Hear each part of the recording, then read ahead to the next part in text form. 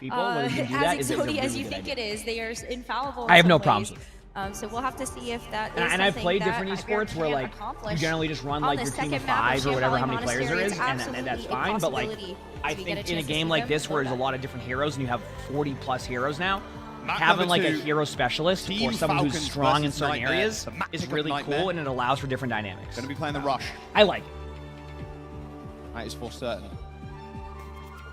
See if Humming can also be a big difference maker. Again, I would expect them to do the same thing. Nightmare being confident here is going to be their best tool, I think. To win I the do Team not Falcons. expect Just ignore the names Infected your to be on screen. ball. He's probably just rolling They're around in just the spawn. characters. and nothing more. I think it's going to be Mauga They versus like to Mauga. play up to teams as well. And they really Seeker's do going believe for an that they early can. pick. Doesn't matter who's against them. Yeah. Some of the prodigies of Overwatch, like Proper, star-studded backlines. How do I feel about Hazard? Oh, extremely winning fun. Tank players. Extremely fun. It doesn't matter. They will play up to their opponents. Infected just hovering the ball currently. I'm not sure he's going to stay on that. There's going to be a lot of DPS pick. sub people who Just were go playing for some BAP right because they click, were I'd imagine, fatigued out from the all spawn the... Yeah, true, you're right. And then switching to That's a good one. No shot this gets anybody. No. Yeah, that's just... Basically, you just go for a right-click out of spawn to make a play. That's it. Nothing more, nothing less. That's the whole idea. And pay attention to how Nightmare decide to approach this. Rotations are going to be really important, as well as the level of aggression that you can actually put into these team fights. And so Nightmare, something that they were able to showcase yesterday, is just no hesitation, full confidence being able to go in and take these brawls. Okay, God, hello, how's it going? Good off angle here by Stalker as well. Said Hazard might be... Quite a nice place to be if you're infected. Unironically, your new main main once you release it. Heck yeah. Hazard's Hazard's fun. Yeah, we get some blaze in the chat for Anonymous. Thank you, Anonymous. I appreciate it. Okay, so... Pretty similar comps here. It's a mirror comp. This is normal. We expected this from both teams. I'm a little bit surprised by the... Okay, yeah. But it looks like Nightmare are just going to ignore him for the time being. I think that's the correct play. You're all in the Mauga. Infected and Harm been there, popping the Fielders out, so good map control by Nightmare. Only problem is they didn't get as much card time, which is what they're doing now. That was a weird... What do they hit, like 7 buttons at once, trying to switch carriers? Good job. Good job by Nightmare taking away the map control. That was a pure map control situation. Falcons are going to be on a little bit ahead on ult charge, so there's a chance they get the free kills here, but a great disengage by Nightmare into a kill. Wonderful. Great job. I mean, Zera might try to... Yeah, no. Smart. I still think that was the correct play by Zera not to do that because they already got the kills on the support, so now as long as they don't, like, feed, they should be able to at least get the spawns and then push the point, so... Yeah. Good job. Perfectly played.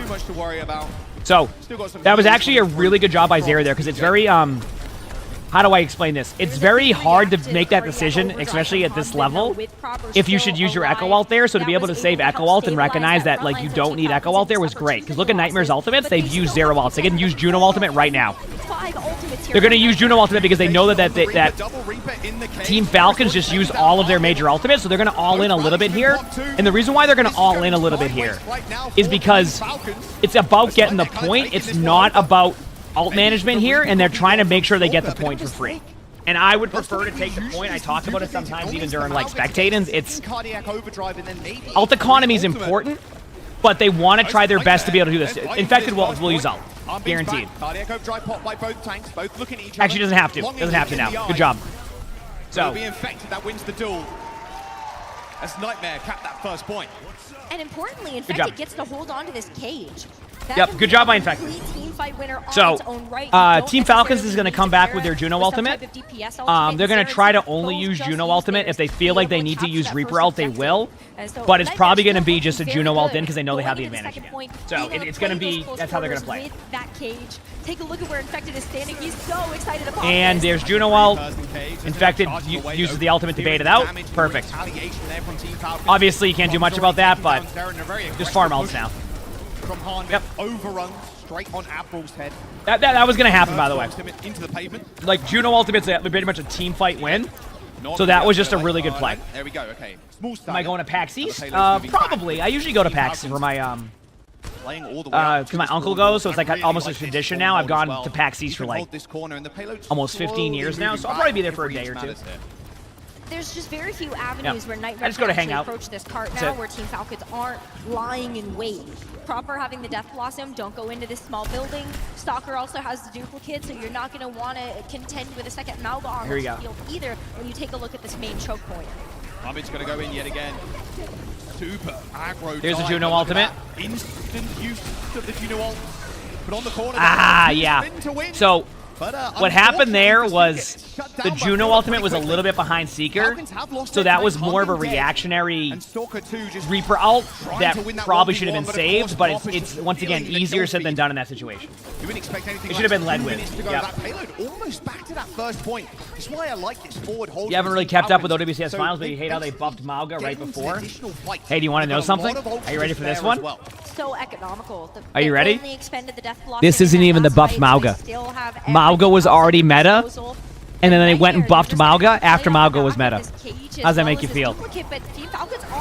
So this isn't even buffed Mauga. I mean, Owcs just taking it to him. The rally's been popped from both sides, but there's the cage. Everybody's trapped in this small room right now. A duplication onto the Mauga from Stera. Yep. They should be able to stay alive. This isn't even buffed Mauga, by the way. And look at that. Even Field is getting into the mix. Straight up melee mode on the brig. Team Falcon's going to shut down Nightmare yet again.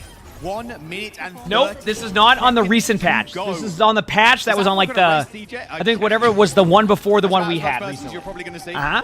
Listen, it's the I think it was right? like the Because, they as told you said, teams that they were gonna every lock it on a challenge, certain you patch. So wanna yeah, make this is a sure different you patch. have a full actual attempt at this, and maybe if you're fast enough, you get a second one. But So the Mauga meta is only going to continue. They don't have anything to be able to throw at this next fight, and their goal right now to get as many Yay. ults as they can out of Team Falcon. Yeah, they just want to. I mean, there's not really many ults they can get out of Falcons. That's actually a really good play by Infected there. I was gonna say that might get a kill or two. As well as Stalker. Just build ults. In Nightmare's comms right now, they just got to be like, it's fine. We had to get through those ults. 40 seconds to What's go. going to happen now is you're going to see a very, very good play by Falcons. Hanbin's going to run in. Proper's going to TP and go for an ultimate. Nightmare does have Juno ultimate, so they need to not make the mistake of overcommitting past their Juno ultimate. Look where Proper's top left hiding right now. So they're going to send Hanbin in, and then Proper's going to go in right behind. Proper. Straight into the back. That's a lot of damage. Can't air overdrive pops as well. 16 seconds. Oh yeah, sorry about the early ad time in it. It's like the first match gets hecked for a second. I'll try to get the timings going right over the next one. Don't worry, they just... Wags, thanks for the gift and stuff. Thank you, appreciate it. Thanks. To stay in the fight, and Nightmare are going to get held in the cave. Team Falcons put up a heck of a fight. Keep in mind, first point is a very holdable spot here, so I wouldn't doubt it. Falcons shrug it off. No problem for them. A very aggressive hold. I like the Reaper duplicate more and more. The more that I look at it, the If more you that get I multiple think about Death Blossoms, I love it. How much to win the whole?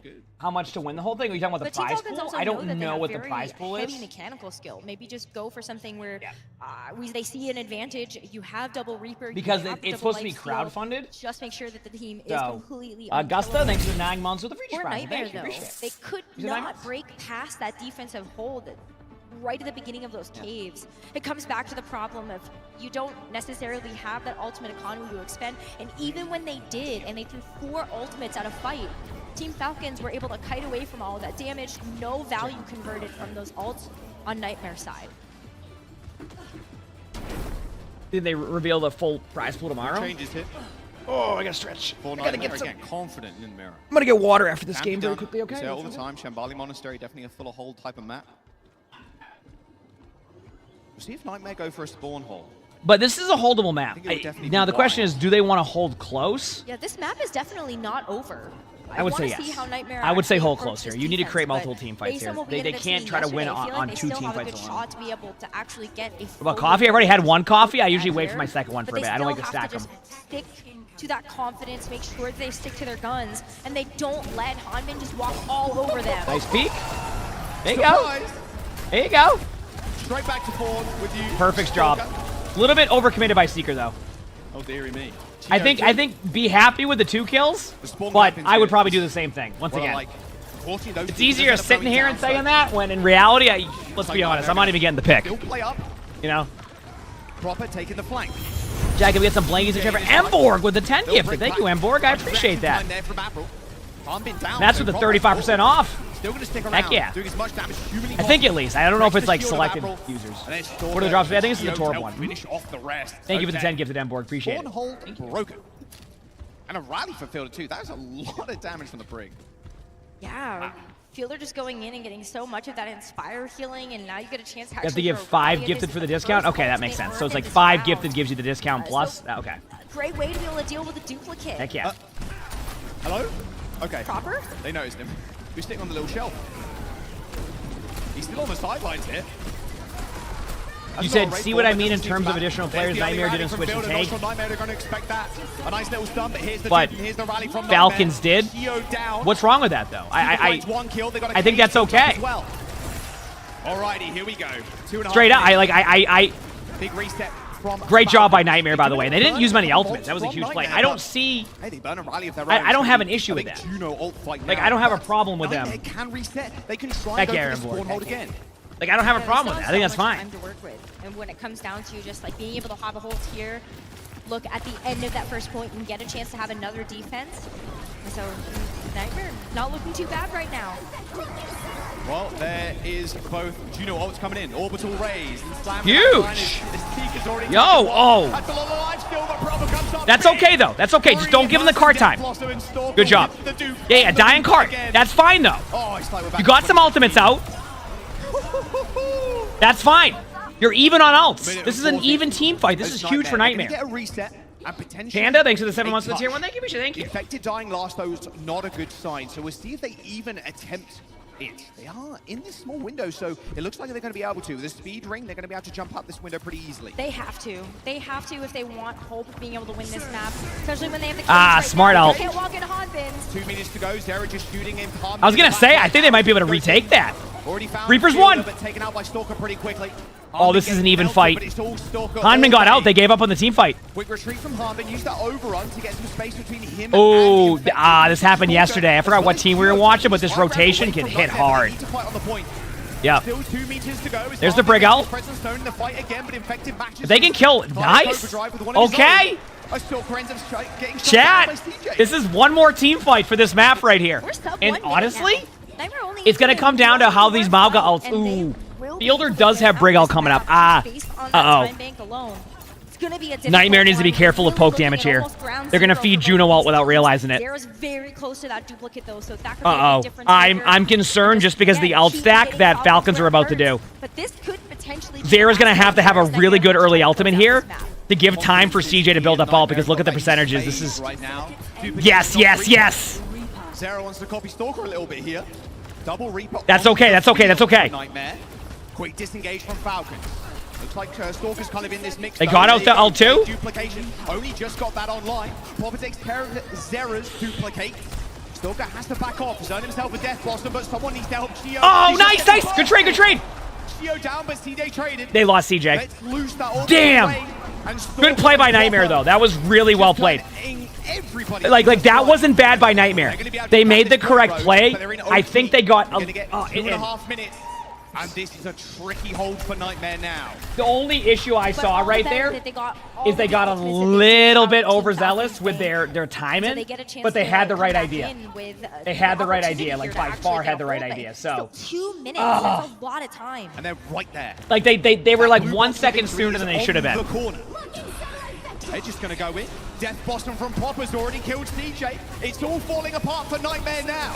Infected lobs down the cage. Proper's dead, I think. In here, but he needs it's not over yet. The payload as well. I think they win this team fight. Jump in to try and save Popper, but it's not to be. Tiga handily dealing with it. Hanbin thinks he can win this fight. I may not be able to as well. What? Hanbin? Excuse me? What did I just see? Good play. Just gonna rump this payload what else can you say? Good play. He's called the GOAT for the reason. Hey, good play. What else can you say? But you know what? I mean, I got nothing on that one. That was just an unreal play. Great job by Hanbin there. One thing I do want to say is, if I'm Nightmare though, right? If I'm in that situation that Nightmare's in right now, is that a confidence loss for the team? I think that's a confidence booster. I mean, what else they were one team fight away. Like Hanbin to be able to have a couple picks away from winning that map, no problem. If I'm Falcons, I'm Falcons. If I'm holy cow. If I'm Nightmare, I'm going, you know what? We just brought it to them. Clean up a little bit here, we can win this game.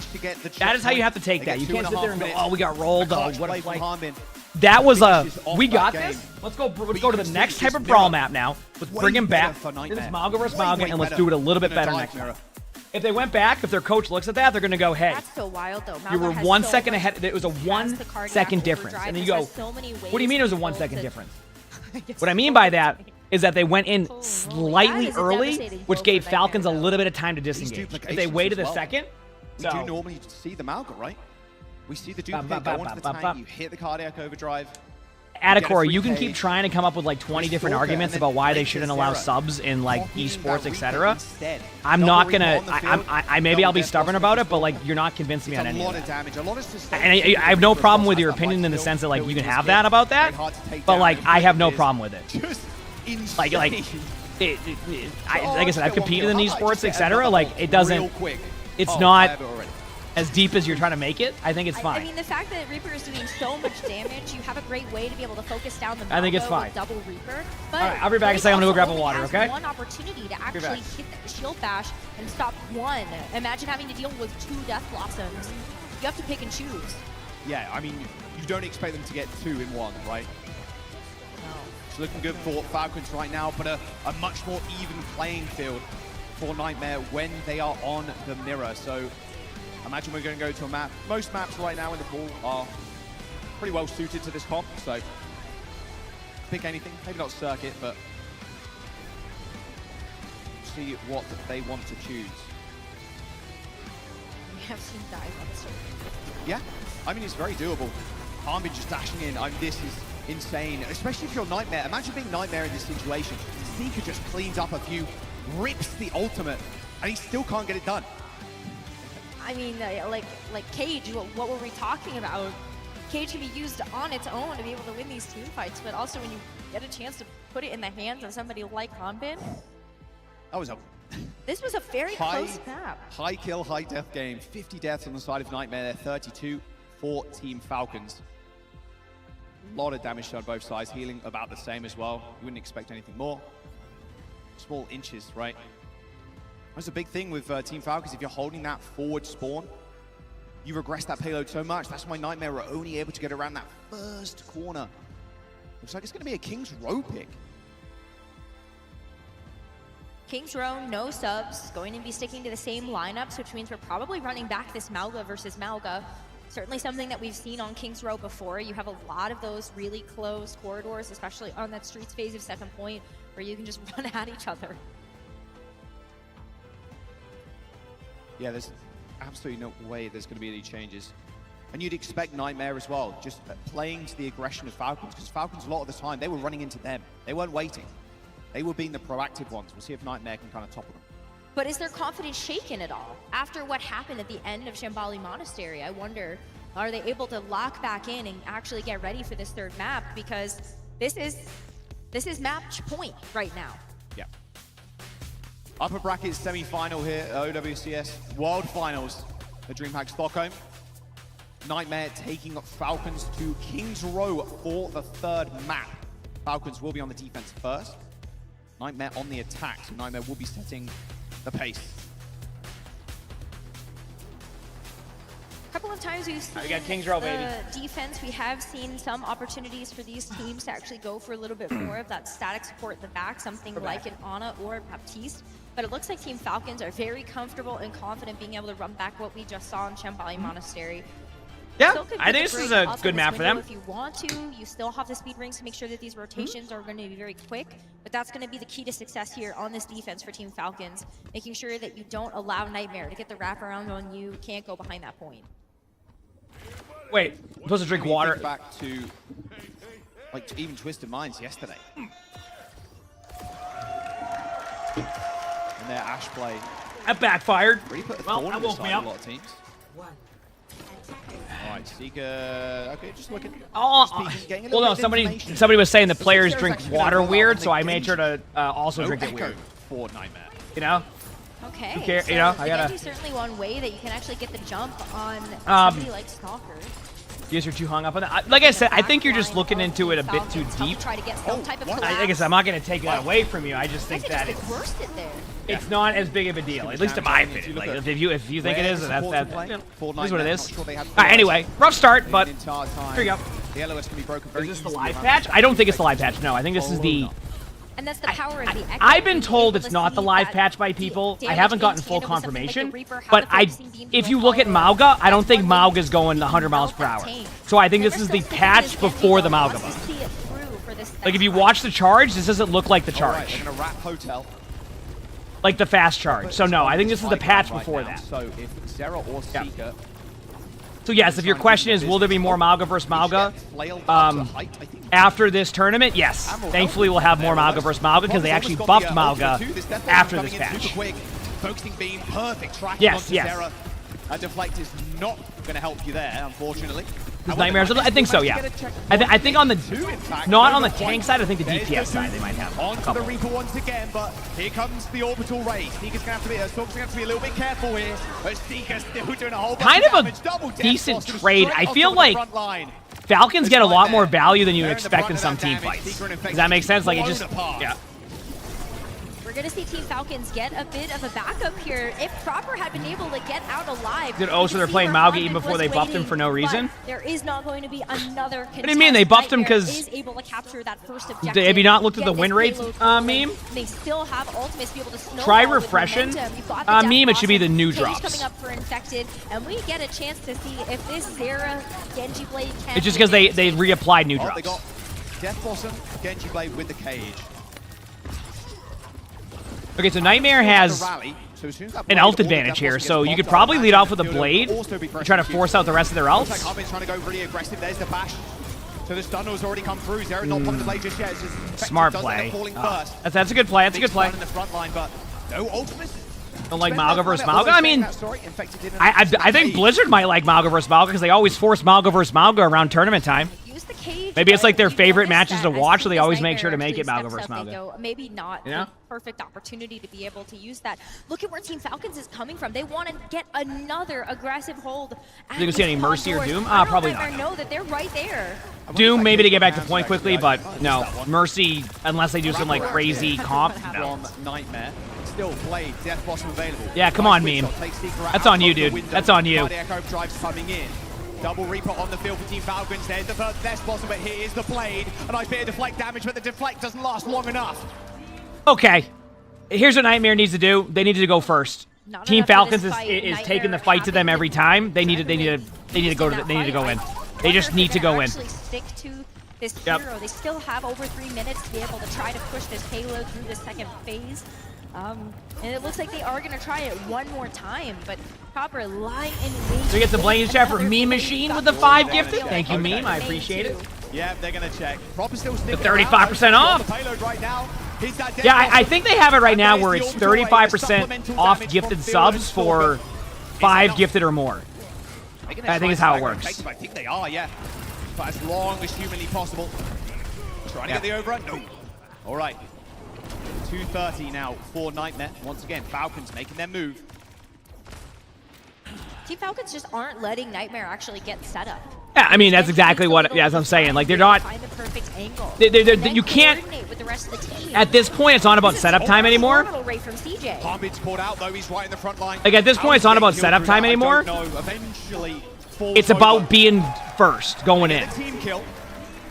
Just so you know, chat, Team Falcons wanted that right there, by the way. They obviously wanted to try to win that team fight, but they were okay with that sequence. 1.5 more times. I mean, you know, you're 3x in the payload, but how they were okay with that sequence. That's what they wanted. It's going to be easy for Falcons to get a re-engage on their terms. Yeah. Like, they wanted to get an ultimate out. Because now they're going to fight exactly where they would fight regardless. So it's about getting ultimates out and then coming back quickly. They're already here. That's the firepower that you need. Cage doesn't catch it. Cage got someone, but they're up top left. It's a Reaper. I was going to say, you can see the line. No! They were a second behind. Proper escape. Houdini's out of there. Because then we're getting stunned for Seeker. I mean, it's actually winnable. Team fight right now as he takes down the tank, the juggernaut in the front line. I think they might actually get this, yeah. Good job. They're going to get second. Nice play. Overwhelming presence of Seeker prevailed. Okay. Maybe the cage, not the actual nail in the coffin there for Proper, but perfect opportunity there for Nightmare to... Oh yeah, if you ever see like 20 people saying the same thing, don't worry. Chat's going to also say whatever hero I'm playing in quick play I'm really good at. If I play quick play for more than an hour, they're going to say I'm warming up the old wrist one more. So don't worry. You'll start to see. And don't worry, you can join in if you want. It's fine. Good up. Straight in the back line again. Orbital Ray. This is that's fine. They got Orbital out, so they're going to have Orbital again. No cut Fielder in half, but Death Blossom with the Orbital Ray. I'm not sure how much DPS that is, but it's a lot. And now Zera's going to No, switch. you'll see it all. Seeing the Dragon Blade just not be able to cut through what it needs to on the defense. They have an opportunity to bring this Echo and still time to actually get a duplicate up before this map concludes. But Team Falcons now, they've got this cage. They're going in with Stalker on the dupe again. Wow, instantly getting taken out though by Seeker. A couple of headshots there, takes care of the dupe, so no free death blossoms. Cage comes in from Infected. There you go. I mean, Seeker's good ultimate by Infected. They've already taken down Heartbeat. I'm going to be honest with you, Chad. This was a great team fight. Oh my. I'm not even joking. Nightmare should not lose this next team fight. If they lose this next team fight, that's going to be a tilter. In the near future. They just need to, the moment they have an opportunity here, hit that Juno ultimate. The moment Falcons even remotely show they're going in, you hit that button. There it is. Perfect. Now use the ultimate, get out. Yep. Amount of damage coming out from Nightmare right now, impossible almost. The Team Falcons already fight on it, and the Death Blossom, the cherry on top of this cake. A little bit ambitious there. Under a minute now. Team Falcons at least reached a small milestone. Ultimate. Somehow Team Falcons are staying in this fight. Abril ends up falling over and proper. He turns the tide of the fight once again. 45 seconds for Nightmare to try and finish this map. So the Reaper ult. That was the best chance they were probably going to get, though. You have this enormous respawn advantage for Team Falcons. You don't have much left in basically, if you're Nightmare. I think it was designed, oh, they're not going to touch point, but then I think pretty happy with that. I think he forgot about Mauga. Opportunity here to get a wrap on Team Falcons, but they did push it 69 meters. That is nice. Juno ult's awesome.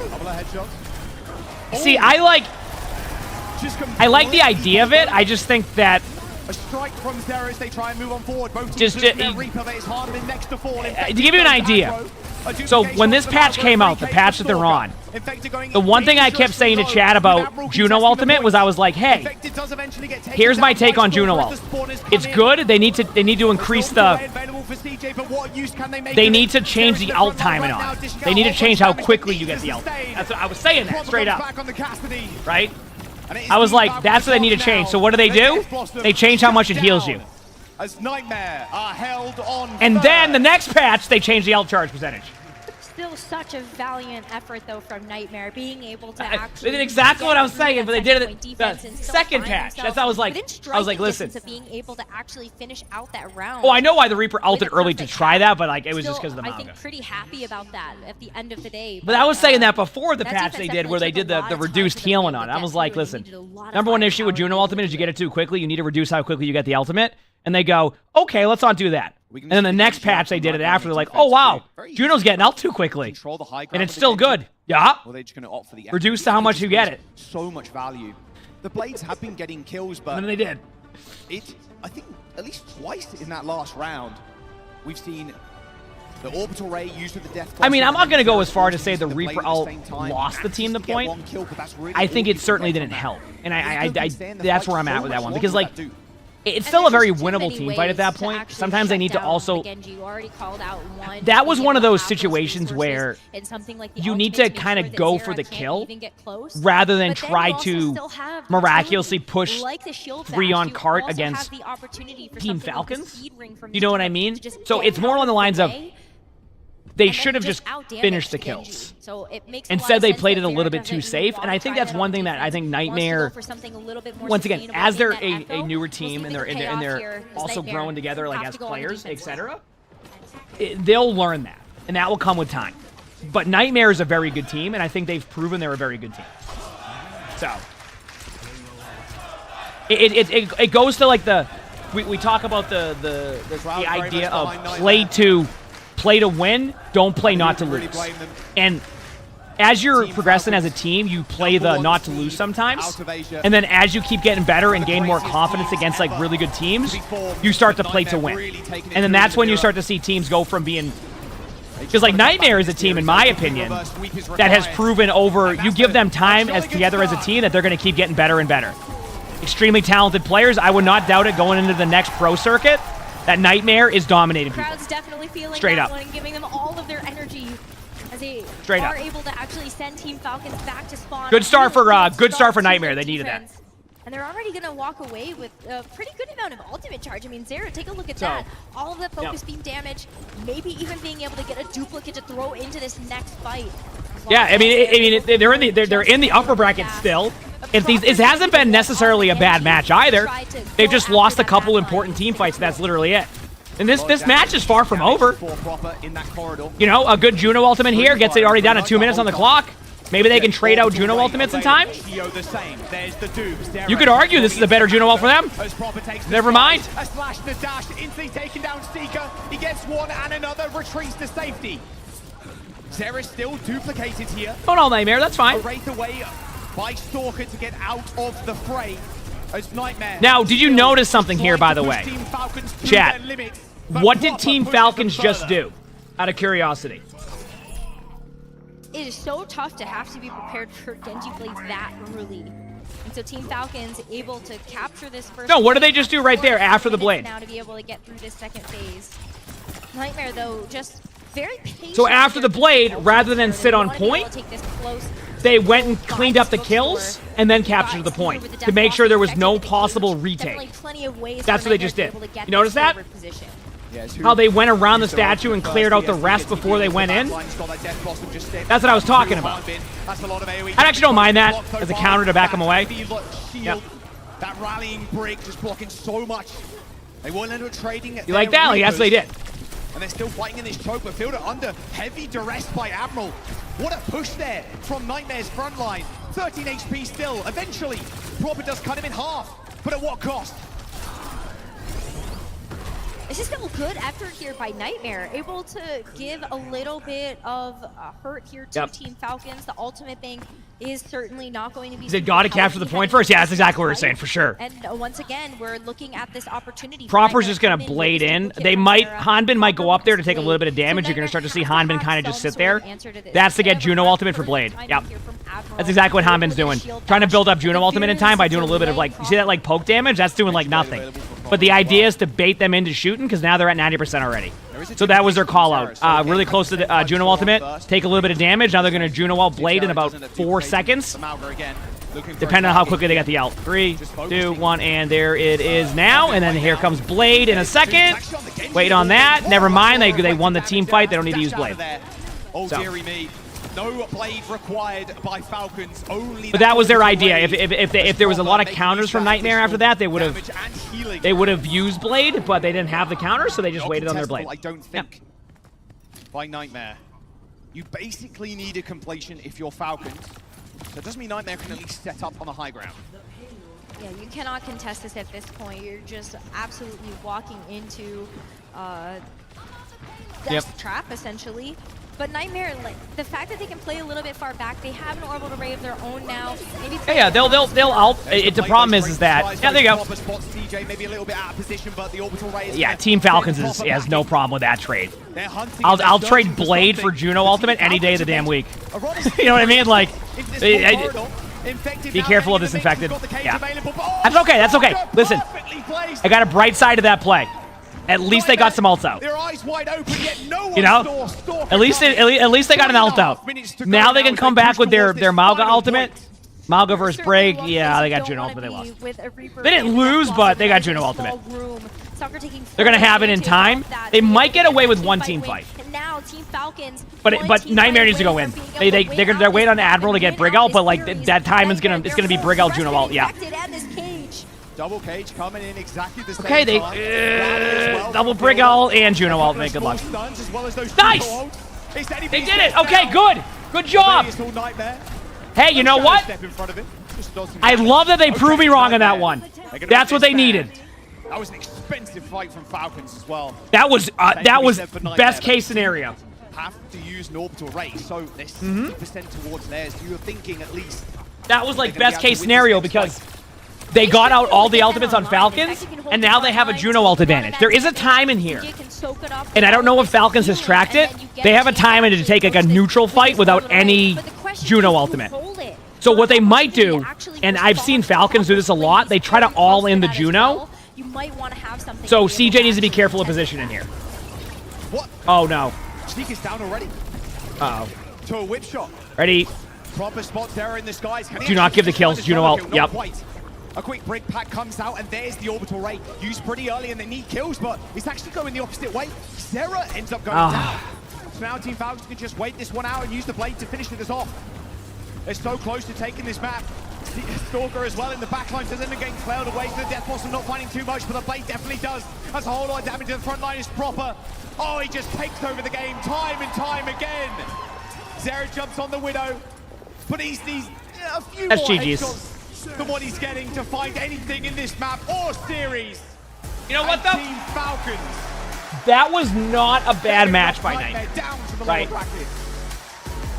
That wasn't a bad match at all. Like Cage is a I really defensive think Nightmare mechanism needs to be look at able that, to stop that look back, Widowmaker and realize that it had nothing to do with their lack of, like, it wasn't a But skill what is issue. play from Team It was just Falcons? teamwork in the end. Nightmare's And such that, a valiant you build effort off of that. again You to be learn able to off of make that, it and that so is close on a Shivani learn and Series, moment that you and can even take into just the a loser couple bracket. minutes Okay? away from being I able to really take think Team Nightmare can Pro and can extend bounce this back from series. that because they're You going to still get realize chances that it to came win down to a though, couple and plays, I'm like excited to 2 see or what 3 they bring to plays the on table each in that map. lower bracket. That really changed it. That was on a close game. There was a minute 30 left on the they do look clock, good. and if they used their Juno That's ultimate there, it was going to be special. 45 seconds left going into the last team fight. Very, The very game close. before that came down to the Coming down last to the team wire. fight. The only map They that was got kind of a Kings stomp was the Rising first Nightmare. one on a dive versus Definitely dive a team matchup against a don't team that's wanna unreal tussle on with. dive. Falcons do end up So- moving forward though. I look at that as the exact opposite. I think they actually made that really close. It just doesn't, like, you have to look at all the small things that made it happen that way, right? There was a couple small If you things look at the that scoreline, basically made it that way. It's pretty one-sided. Kind of wiped the floor with them, but I think it's a very different tale, actually, when you look deeper into that match. Yeah. Then we're going to jump over to Danny, though. He's got Proper on the stage for a small interview. Johnson Necro, thank you very much. What's up, everybody? I'm here joined by Proper from Team Falcons. It wasn't actually close. I mean, I'm just gonna slightly disagree. Like I said, one team fight. Came out of one team fight on Shabali. Dominant performance. Came out of 2 team fights on Kings Row. Question, And honestly, why are you guys so it good? might have What even makes came Team down to think Falcons about when they so could have good? capped the 자, point 오늘 there. 스윙 There's little 축하드리면서 things that 첫 they 번째로 clean 굉장히 up 쉽게 on 한번 가보고 that's a 싶네요. much closer series. 너무나 항상 좋은 Right? 모습을 보여주고 계신데. So go 팀 back, 팔콘즈가 왜 watch 이렇게 the VOD, 잘하나요? learn from some of the mistakes they made, look at what they did good, try to reapply it into their next matches. To put it simply, we're just That's how better I'm than gonna the see it in that opponent. situation, right? I agree. Do you guys agree? Yeah? All right, your next match is definitely going to be an interesting They're in one. 3 The different maps. winner So first map of wasn't Toronto close. Defiant and Other 2 Crazy maps were a lot Raccoons, closer whoever than the wins that score match will is be. going to be your new next opponent. Who do you think is going to win and be your next opponent? 자, 다음 경기가 이제 크레이지 라쿤과 토론토의 경기가 있는데 거기서 승자가 이제 팀 팔콘즈와 경기를 치르게 될 겁니다. 프로포 선수가 보셨을 때 누가 이겨서 다음 상대가 될 것 같으신가요? 그래도 한국에서 한 크레이지 라쿤 팀이 더 유리하지 않을까. 한국 지역이 제일 세고 토론토는 안 될 것 같아요. To put it simply, I feel like it is going to be Crazy Raccoons getting the win over Toronto. I feel like the Korea team is definitely better, so I Show you think the they car do now? have the Is upper that water in hand a when it can? comes to Yeah, that match I actually versus have been Toronto. enjoying. One final I don't really question. necessarily like Of the course, taste you of were it completely, but I awarded like the having Flex the carbonated DPS water because it makes me MVP, feel the full role when I haven't even MVP. ate yet. So, do you have anything you want to It just say helps me to feel a your little bit fans? more 자, full. 마지막으로 이제 이번에 롤 MVP를 받게 되셨는데 팬분들에게 한 말씀 부탁드리겠습니다. 사실 롤 MVP Well, the next Super Vibe thing's at 3 o'clock. 받았다는 Yeah. 소식 들었을 때 되게 기분 좋았고 저 뽑아주신 팬분들 다들 너무 감사드리고 좋은 보답으로 더 노력해서 좋은 모습 보여드리겠습니다. First of all, thank you guys so much for giving me this amazing award. I really didn't expect this, so huge thank you guys so much. All right, Chad, do you want me to go and play a game of MVP. Hazard, I or at least queue for a work game of Hazard while we wait for the and matches try in to between? live up I think that's to the play that here. award as well. Thank you guys so much. Everybody, give All right. it up for Proper one more Because they're going to talk for about That's it the 55 interview. minutes for some Take it reason. away. Thank you So so much, Danny, and of course, congratulations to Proper and the entire squad. They take I'll catch up the VOD a little As bit, expected, but- however, if we look at this match as a whole, I do think Nightmare they did hold their own. They did win fights, they did fight back, they didn't just roll over. So Can don't the let the match match score was fool you on this one. going into his little bucket. So aggressive, so oppressive. This is really hard to deal with for any team. Yeah, I think it was His fascinating little for Falcons, bucket. of course, because when it comes to this meta, like, how can you win outside the Juno ult? And I think that is what Falcons really excel at and what they do so good. we only in this watched meta. the Because when you Super get a Vibe stream. Watch the last. Did we end up trying Juno, any 4v4? Orbital What do you Rage, mean? it's such a good ultimate. Okay. So, I mean, that is going to be pretty much a headset free off. fight win for you. And if you trade Orbital Race, yes, it gets more detail. So what I'll do, chat, is I will queue us up for a Hazard game. You know, just to have it going while we wait on the matches. Does that sound good? Take my headset off and keep charging it while we wait, and then we'll play some Hazard. And then let me know as we get closer to the match time. It's just based off of the downtime they've had right now. Based off of the downtime they had, I'm not. They're gonna sit there and talk for like 45 minutes. I'm serious. They really like to take their time in between each one. So, yeah. Baby, it's the British press. Thank you. Appreciate it. Thanks. Thanks, everybody, for all the love. You said Karq tried to have naps during yesterday's yap time? I mean, you had plenty of time. Karq could have got a full night of sleep with how much downtime they have between each match.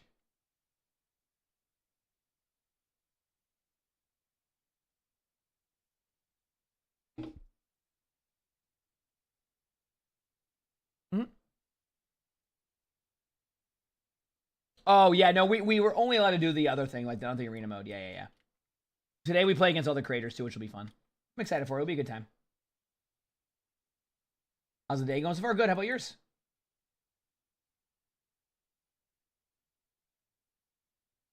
How about yours?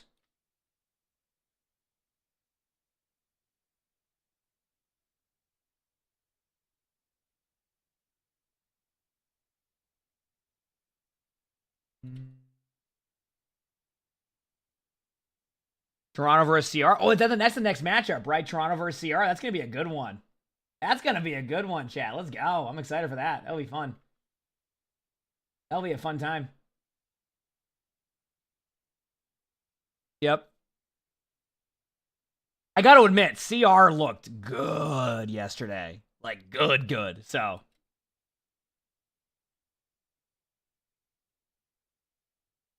Literally just found out about this new hero. New hero's good. Like I said, we're just waiting on in between the matches. So as they get closer, we'll get everything going. Okay. I even have sleep. Yeah, I went to bed at like 8 p.m. Woke up at 3:30. So what is that? 7.5 hours of sleep? That about right? That's solid for me. Yeah, I'm 7 to 8 hours is my sweet spot. If I get that much sleep, that's like I'm happy. So. That's how I am with that. If I get that much sleep, I'm happy. We're good.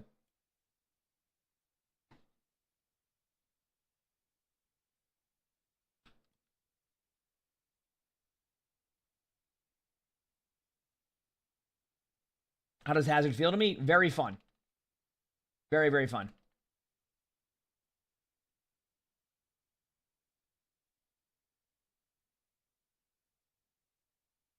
That's why I'm just going to play Hazard in between games so we can kind of just, do our thing, chill, etc.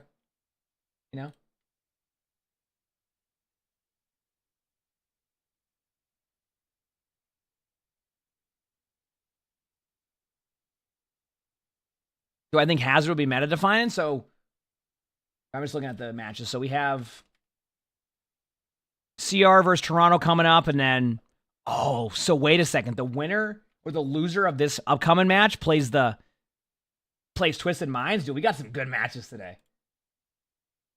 Because Twisted Minds, in my opinion, looked really good yesterday. No idea if Hazard will be meta defining. It's always hard to predict that stuff,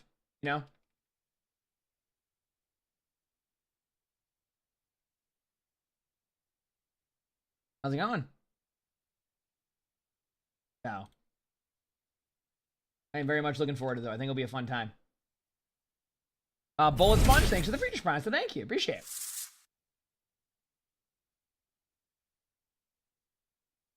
Yeah. Meantime, we'll just queue up, do our thing.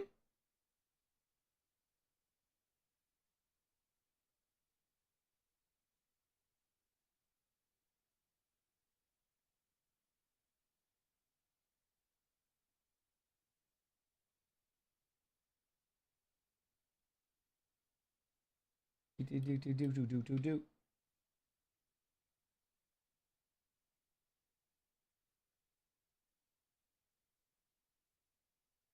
Do you get drops from watching the stream? You do get drops from watching the stream, yes. Mm-hmm.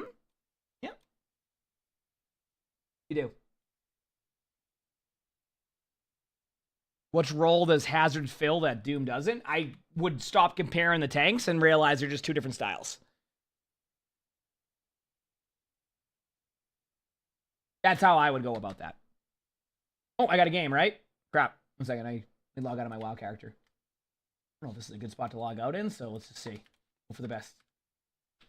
Okay. We got a game on Hazard. Let's go. Like I said, we're just doing this in between the matches. If you're in it with me, I gotta do a Mystery Heroes challenge, the new hero. I'll just do it when the new season's out. That's a good time to do it. So like the week after the new season comes out.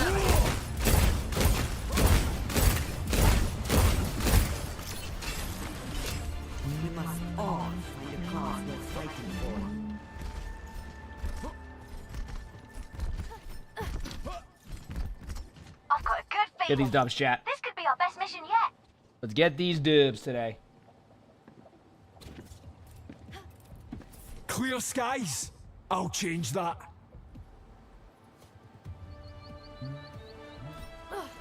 Five, 4, 3, 2, 1.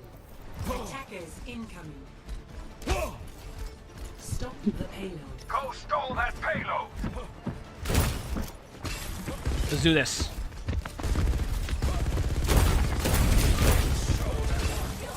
Ravage Raging, thanks for the 6 months of the tier 1. Thank you, appreciate it. Thanks.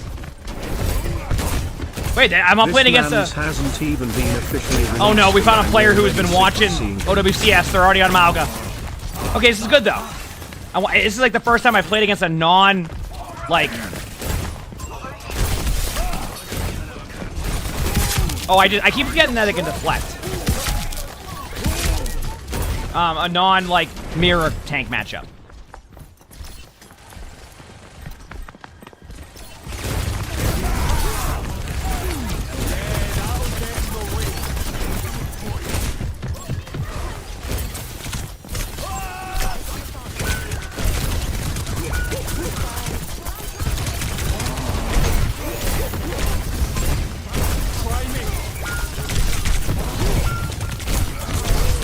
Damn. Team kill.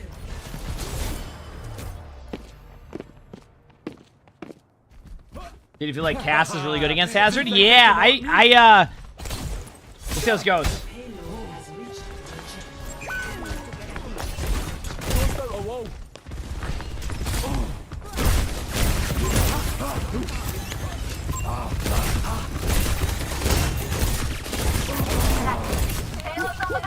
Let's stop it.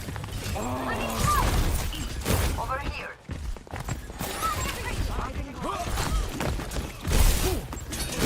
Take your shot. Wait for it. Let me know if this is troubling you.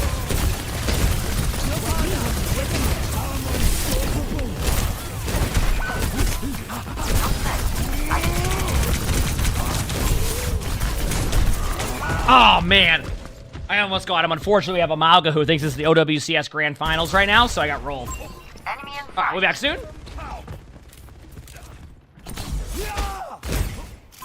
Eyes on a target. Itchy nose, itchy nose. We'll be back soon.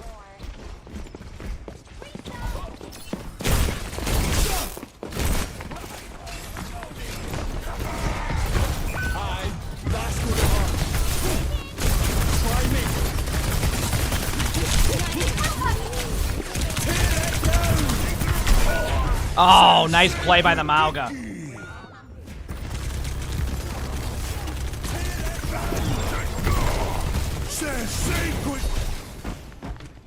Ain't much about that one, chat. I'm not staying down.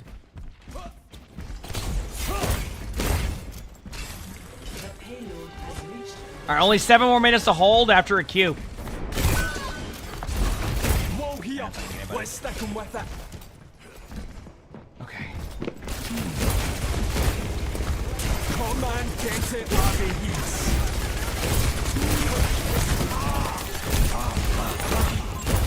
This guy's been playing that. Oh, have you played against them? They just like go Malga.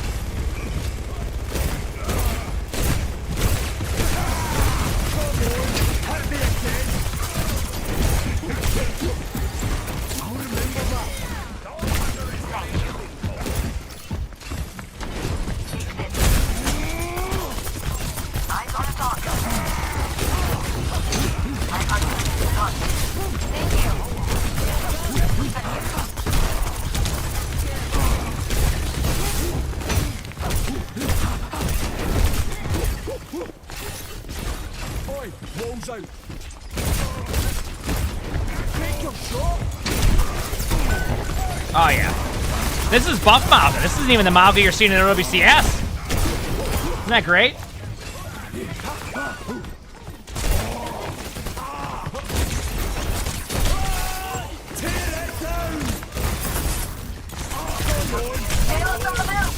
I feel like... Okay. I'm gonna...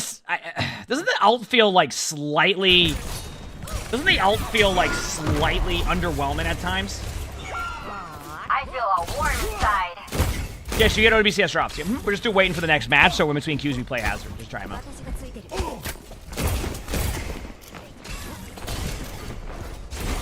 Aye, that's gonna hurt. Come on, get it, laddie. Uh-oh, the payload is moving.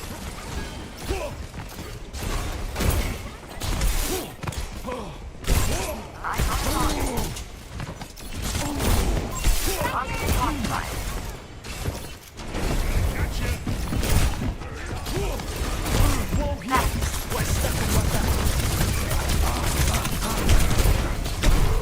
How does that still wait? How does that still stun me? I'm not even. Wait, let me see this. Maybe I was in their range.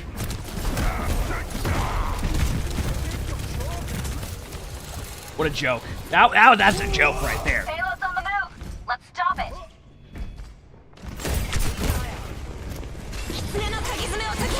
That'll cut them off.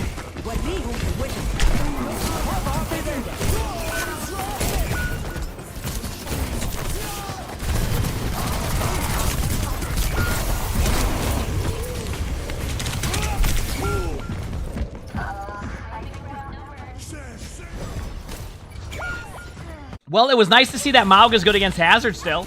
That was nice. Alright, I'll check on the OWCS. Oh, they're building tables. They're building desks right now, chat, so. Okay.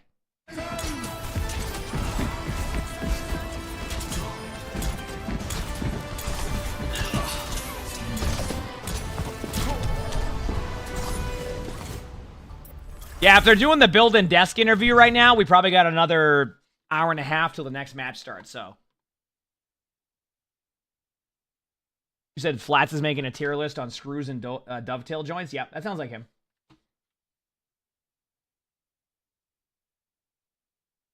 So, basically what I'm saying is we're not missing anything right now.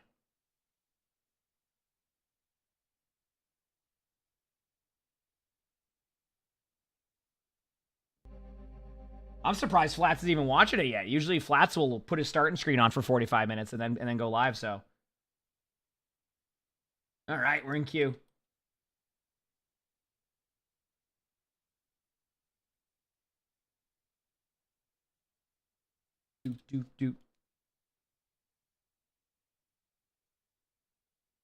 It's starting soon. That is true. That's my bad. That's my bad.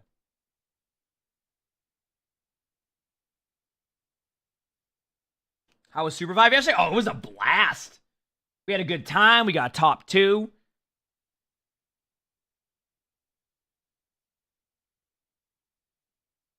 Do you love that I roast him so much? Nah, that's his fault. He calls me a dinosaur to chat all the time. So that's on him.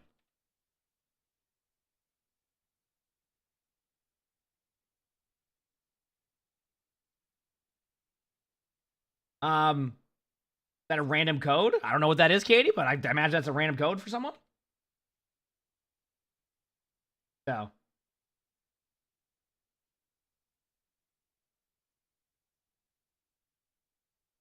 How long do I think a start and soon screen should last? However people want to make it last for. I don't care. Whatever you want. Doesn't bother me.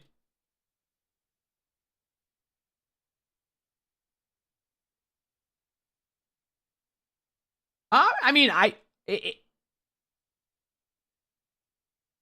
weird that the CD key for Age of Empires 2 doesn't work. Dude, remember CD keys? Remember installing stuff with CDs? Remember when you'd have like 27 discs?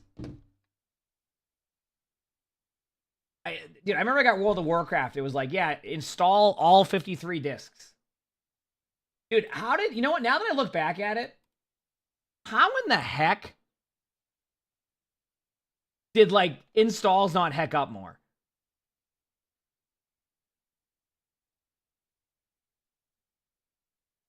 You know what I mean? Like when like waiting on like the next disc to go in, you know? Let me know when it gets closer to match time, by the way, chat, if I miss anything, obviously. Let me know if I miss anything.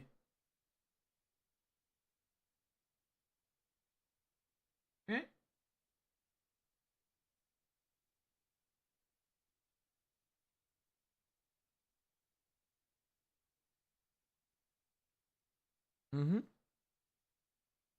You just spam Jared Goff. I imagine you're a Lions fan by your Jared Goff spam. Did I miss the best stool being built? Yep. You talking about the stool, the best stool being built, or the stool being built? Yeah, that's great.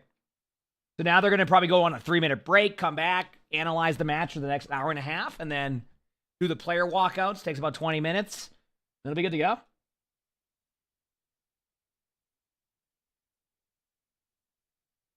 Oh, I got a game pretty quickly. I'll take this. Let's go, baby. Okay, you don't put me in a new Junk City. My hope is that I either play against a Sombra or a Mauga. Either or, I'm going to have a good time.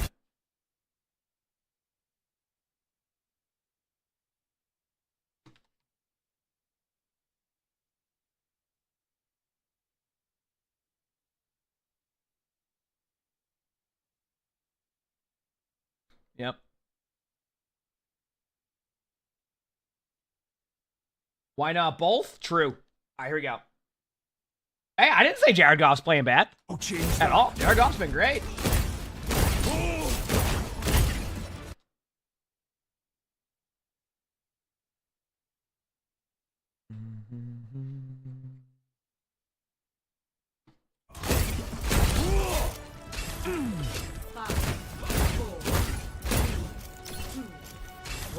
All right, here we go. Let's do this. I think Hazard's just like Hazard. Hey! Wait a second. I don't see. Yep, we're good.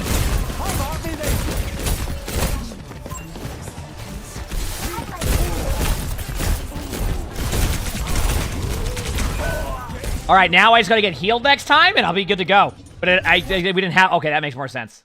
We just didn't have a support there. All right, let's have it then. What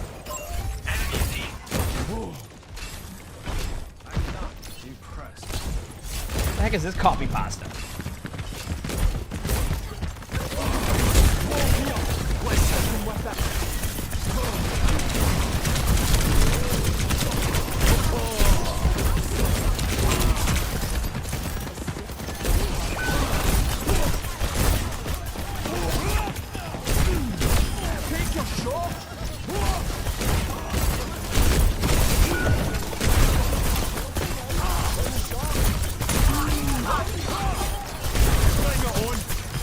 Got him.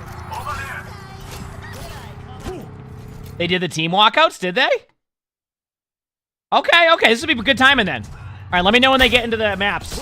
Honestly, credit to them. They actually kind of got through the stuff a lot quicker today. Over there.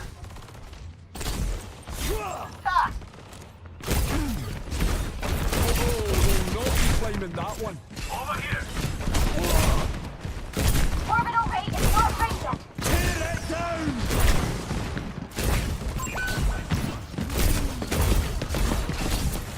Come on, get it. Tear it down.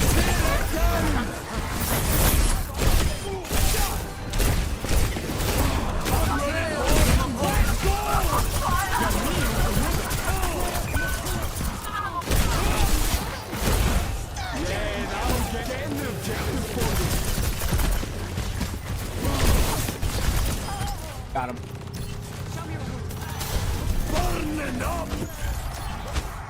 I mean, honestly, I hope they fixed it. You gathered some Dunkin', all is well now. You have coffee, 420 donuts. Heck yeah.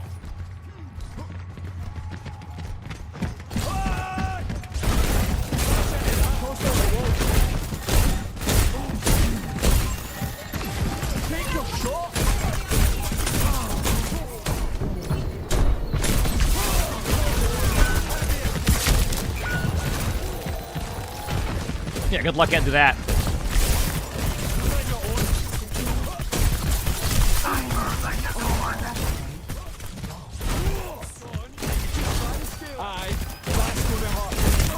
There we go. I mean, I don't have anything specifically yet for the new tank on that, so.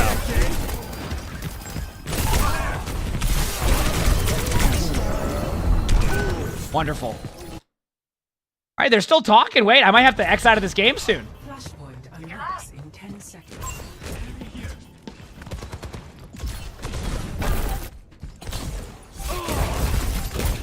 Because this is a good matchup coming up. We got the 1 hour reward. Let's go.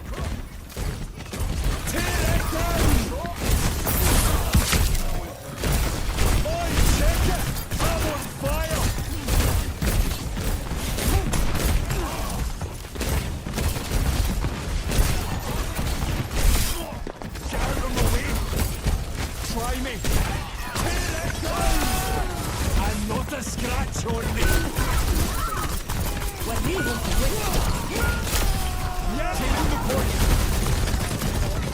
About to start? Okay. 1 second.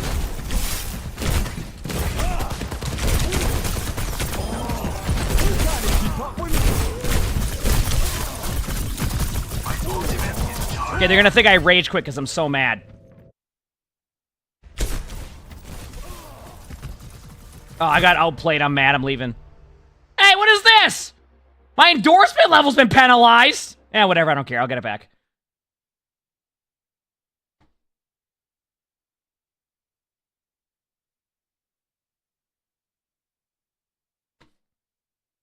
They can play a nice defensive backline, and then Shu can just shoot people. It doesn't need to do healing, because Jumbin's got that covered by himself. Of course, on your screen there, Kasaurus warming the team up, making sure they're all ready to get into the game. All right, what recipes does he have? We figured out yesterday that Kasaurus is just holding a recipe book for all his favorite meals. On the Florida Mayhem. A champion, can they make it happen again? Here's some map comparisons for you as well. Toronto Defiant, like 83% win rate on Clash / Flashpoint. But I mean, across the board, Crazy Raccoon, 80%, 81%. I think you saw the word lasagna. Oh, it's his favorite lasagna bake that he makes. Is his world famous lasagna bake. I mean, they've been a dominant force all year, and I expect nothing less from here now. Well, let's go ahead and get into our match. Crazy Raccoon versus Toronto Defiant. Only you know what, one chat? can walk away the victor. I don't know if I'm just dumb, but lasagna's like okay to me. Lasagna's like okay to me.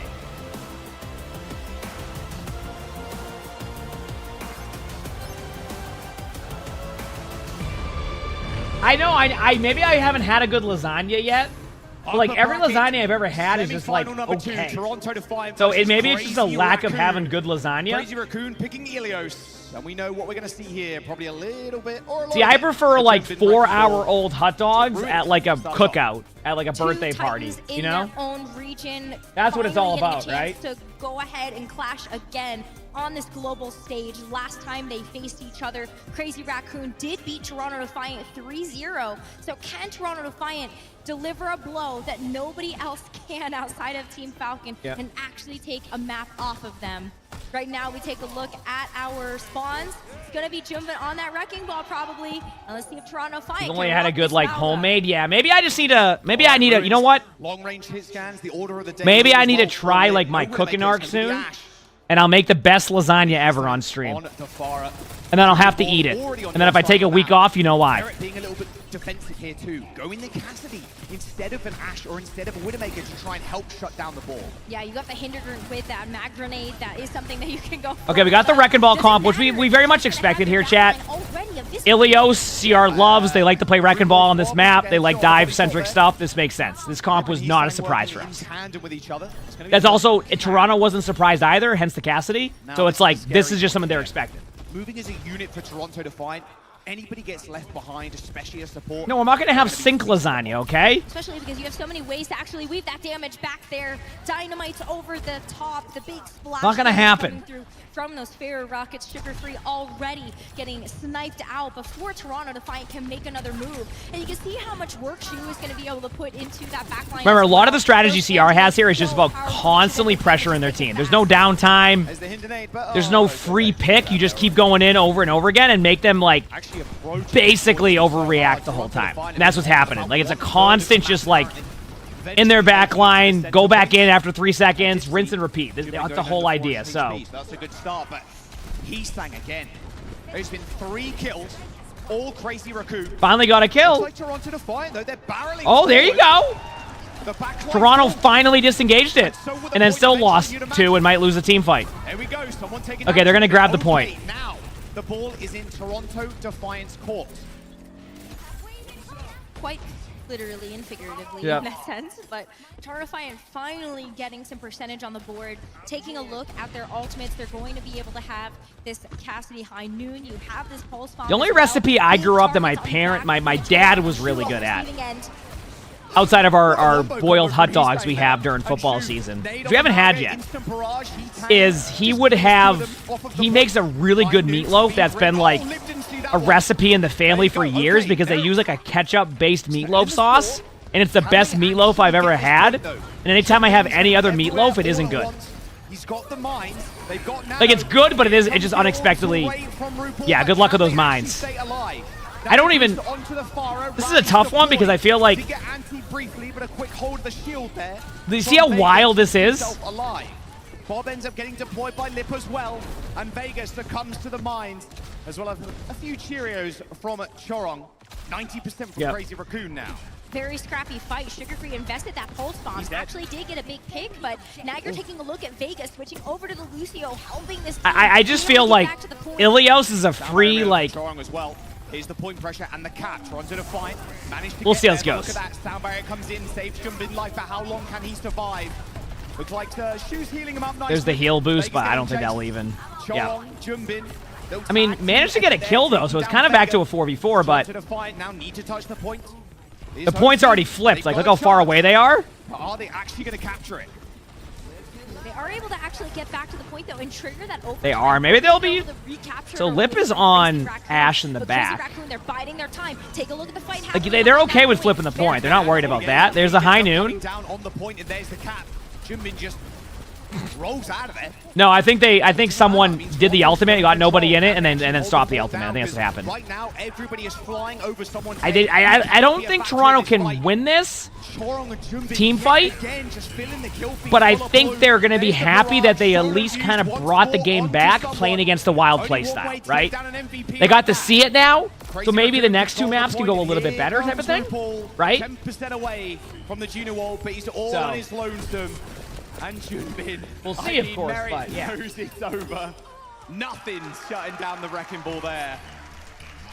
As Crazy Raccoon handily take that first round.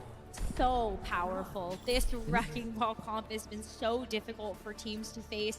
Very difficult to get practice against some of the best as well. Well, yeah, because you can't play against it. Exactly. So it's in with a that's why you almost need to like learn on the fly against this comp, which is what they're trying to do. Because this is a ball map, though. They're going to run ball on this map too. Practice against this wrecking ball. They can run ball on all three rounds, unless you're saying the map specifically, which is true. Yeah. Pull out the Malga, pull out all of these other tricks up their sleeve, and so. Yeah, I mean, you get a chance to run the wrecking ball here again. Toronto Defiant cracking the code for just a couple of times, but you have and need more than that to be able to get over that line. Like the way they play this map, CR, is like, remember we watched Nightmare play it? Watch how CR plays this. There's no stopping. Like they go in, and there's no like, they don't set up like 3-2-1s with like the whole team. They just run around the map and do whatever. Like that's the whole strategy. Because it like works. Like you're just disrupting them constantly, so... And then if you play too passive, waiting for them to go in, they do nothing. It's great. Toronto to find a little bit more staying power in that back line to deal with Lip and T-Sang. Yep. Nice roll there from Merit, dodging out of the nade. Good start. Okay. Good pick by Sugar-Free. Ooh, there we go. Good start. Backline dead. Lip still in the action. That's a really good start. Sugar-Free's got the recall. They're chasing him down though. Yeah, Lip dead. Okay. Toronto Defiant here to stay on the point. They're going to cap first this time. Look at that.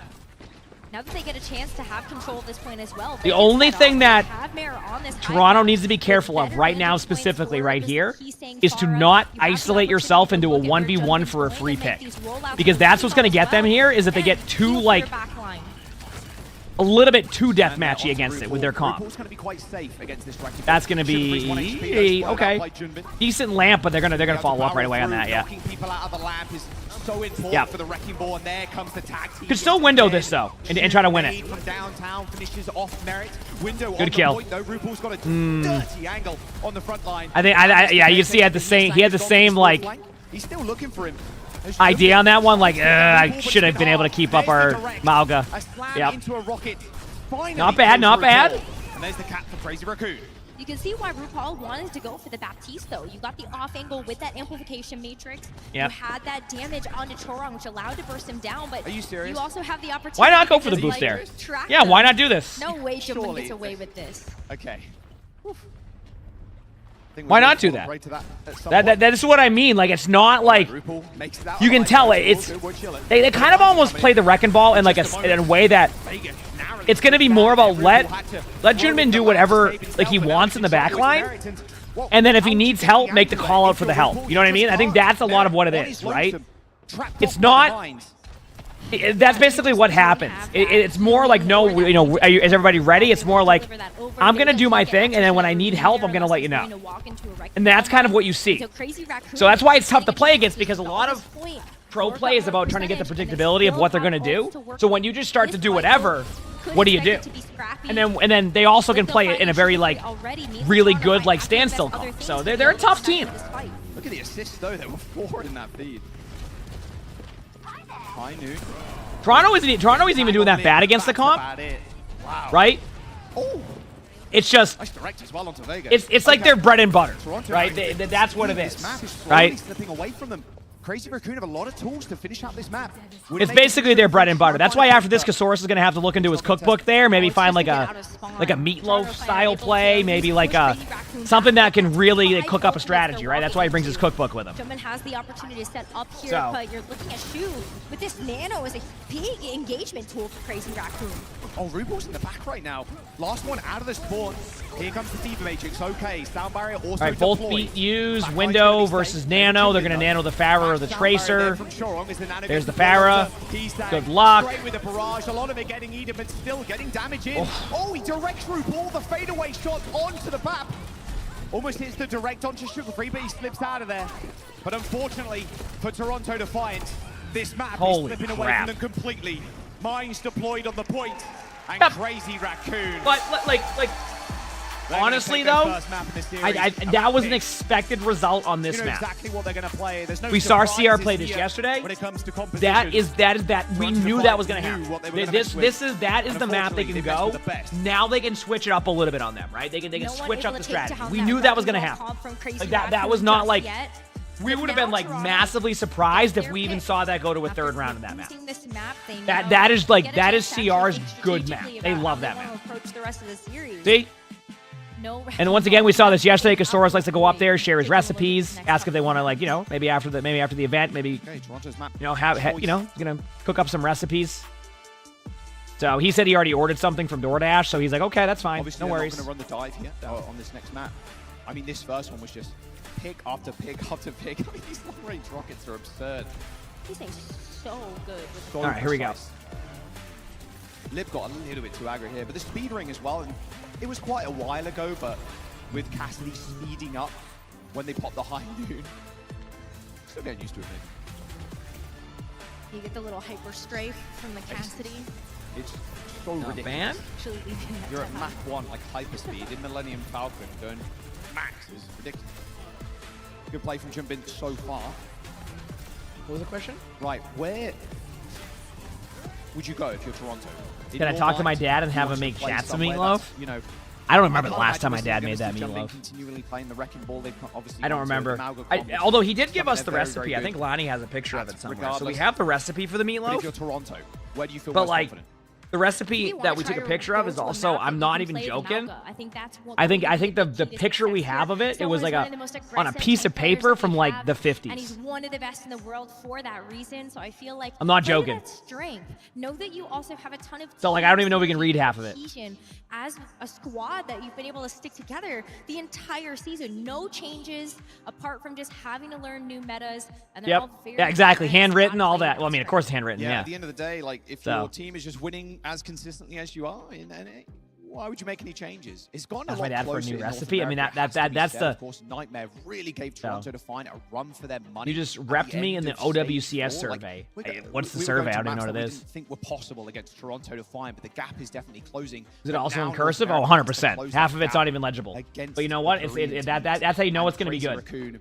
It's not you don't understand any of it. It's a good time. Like you mentioned, you just got to rely on that cohesive strength of the team. They've been working together so long at this point. No chops and changes. They've been confident. That's how you in know their it's game. And Sugar Free, I met him earlier backstage, and he was like, "Look, we are confident going into this. We know Crazy Raccoon is super strong, but we're not scared of them. We want to go in. We want to feel ourselves. We know we can be the very best. Absolute We've got classic. I agree. on our roster.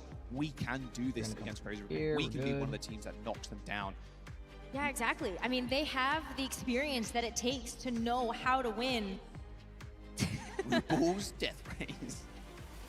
Not sure if that's a positive or a negative for RuPaul there. I read it as definitely a top tier recipe. That's what I'm saying. I would too. Looks like we're going to Hanaoka? Clash. Okay, I'm interested now. This is our first Clash game, right? Toronto find a lot of success on the Clash. Your grandma's recipes wouldn't have any instructions. It was just the ingredients. It's like, good luck, have fun. Here. Not a lot of teams, even when Clash. All right, I see what they're doing. Picking it up. All right. Stage 4. So we'll see if Crazy Raccoon, what they actually want to play on this. Hanaoka. What possessed them to pick Hanaoka? They do scream. I have an idea. I can only assume. Two reasons. One, probably going to be something like the Mauga. No matter what, CR is going to be under practice on Clash, no matter what. How many times have you Two, Toronto might practice it a lot, feel comfortable with it. And three, their team comp, you can't really run a Wrecking Ball comp on this one. You can try, it's just not going to go as well. So this is definitely a power move by Toronto. They're basically challenging the idea of like, hey, CR, do you have the practice on this map? Do you have as much practice as we do? Good luck. Especially as this so we'll see what happens. Their best map types. Let's see if they can throw a wrench into these Crazy Raccoon plans. DBE, thanks for the 1,000 bits. Thank you. Appreciate it. Set up that wrecking ball. Thank you. Yep, there it is. So they've already forced them into the comp they want, see? All right, Toronto, what do you got for us? Thank you for the 1,000 bits, DBE. I appreciate it. What can you bring to the audience? A lot of shares for Toronto to find. A lot of Toronto to find. All wrong. They picked this because it wasn't the other maps. Yeah, there you go. Crazy Raccoon as well. Well, yeah, I mean, that's what I'm saying. Like, obviously this eliminates push from CR2. So, like, you look at, how are they on push maps? What push maps are they good at? So you have a lot of data on that. They're not going Lifeweaver. They just sit and spawn as Lifeweaver. No one's going Lifeweaver right now. I think Lifeweaver's only about 35 more micro buffs away from being, like, a meta pick in, like, pro play. These rotations are going to be so important. A lot of times we do see these teams try to fight. When they do the next set of Orisa micro buffs and Malga micro buffs next season, maybe we'll get a couple more Lifeweaver ones in there. So, well, that's not the start that Toronto was hoping for. How does Lip, like, instantly delete somebody there? All right, that's first point. Well, that was... like overrun. You got this. It's okay. No one wants to win the first point anyway. Everybody knows the strategy on Clash is to lose the first point, win the next point the whole game, and then at the end finally win on the middle point and never go to their side of the map. I mean, if you're quick enough, you can finish these games in under 3 minutes, but it does take an awful lot of pressure and an awful lot of damage, but damage they got in spades. Well, they're not following the strategy just yet. Rough start. Okay, everybody knows the strategy is to give up the second point, get the benefit of your spawn that's 2 feet away, and then reverse sweep it. They're going to take this second point as well. Toronto to fight, now fighting on their last, of course. It's worth keeping in mind, last point does take a long time to cap. And there's 3 checkpoints too, so there's a chance to finish, but I can't imagine we're going to see that. I'm going to be honest with y'all. This ain't looking too good right now, but Toronto will have the ultimates to stop them here. It makes it so difficult for these teams to go 5-0 in Clash. But Crazy Raccoon have ults. They can open this up with the Orbital Ray. They have these things duplicate. Orbital Ray does end up coming in perfectly called there. Look at the positioning of someone right now. He's shooting people in the back, but Lip. Oh my. Okay, everybody knows the strategy is to lose the first tick on this map. Is to lose the first tick on this map and then come back with your ultimates to steamroll them the rest of the way. Eventually ends up running out. All right. And here comes the respawn advantage, like you were saying. Oh, no, they got back in time. Yeah, lose the first tick. Yeah, then you steamroll the rest of the way. Wait, maybe not. Flash stun comes in from Vega. There's the spin. There's the win. A lot of damage coming down onto someone there. And he sank. Another small spin. Yep. I mean, this is just there we go. All part of the plan. Give him the first tick. and then come back with your Reaper ult. Get ready. You'll see. You'll see. It's all a part of the strategy. Actually, yeah, there it is. Merit does have the Death Blossom, looking for a teleport into the back to be able to get this. Yeah, oh yeah, that's looking good. Okay, looks like, okay, Merit healed them. Overdrive's going to see him through a lot of that damage coming in, but Liv's already claimed 1 life, maybe a second. Jimin takes care of Sugar Free, and the numbers are dwindling. Now for Toronto Defiance. Oh my god, he's saying... It's just all right, everybody knows the plan is to give them actually 4 ticks, and then be able to regroup on the point, to then reverse sweep the rest of the way. All right? Toronto Defiant are going to be able to clutch this fight out. See? There you go. All a part of the plan. But Crazy Raccoon, all a part of the plan. 4 points already. They just need 1 more. They're already setting up for the end game. He's saying he's going to have See? another duplicate, another Death Blossom for Lip. Oh, what, they have Juno ultimate? In the back, and what does that ult do? Except win every team fight. You kidding me? They also have the advantage when it comes down to their just positioning.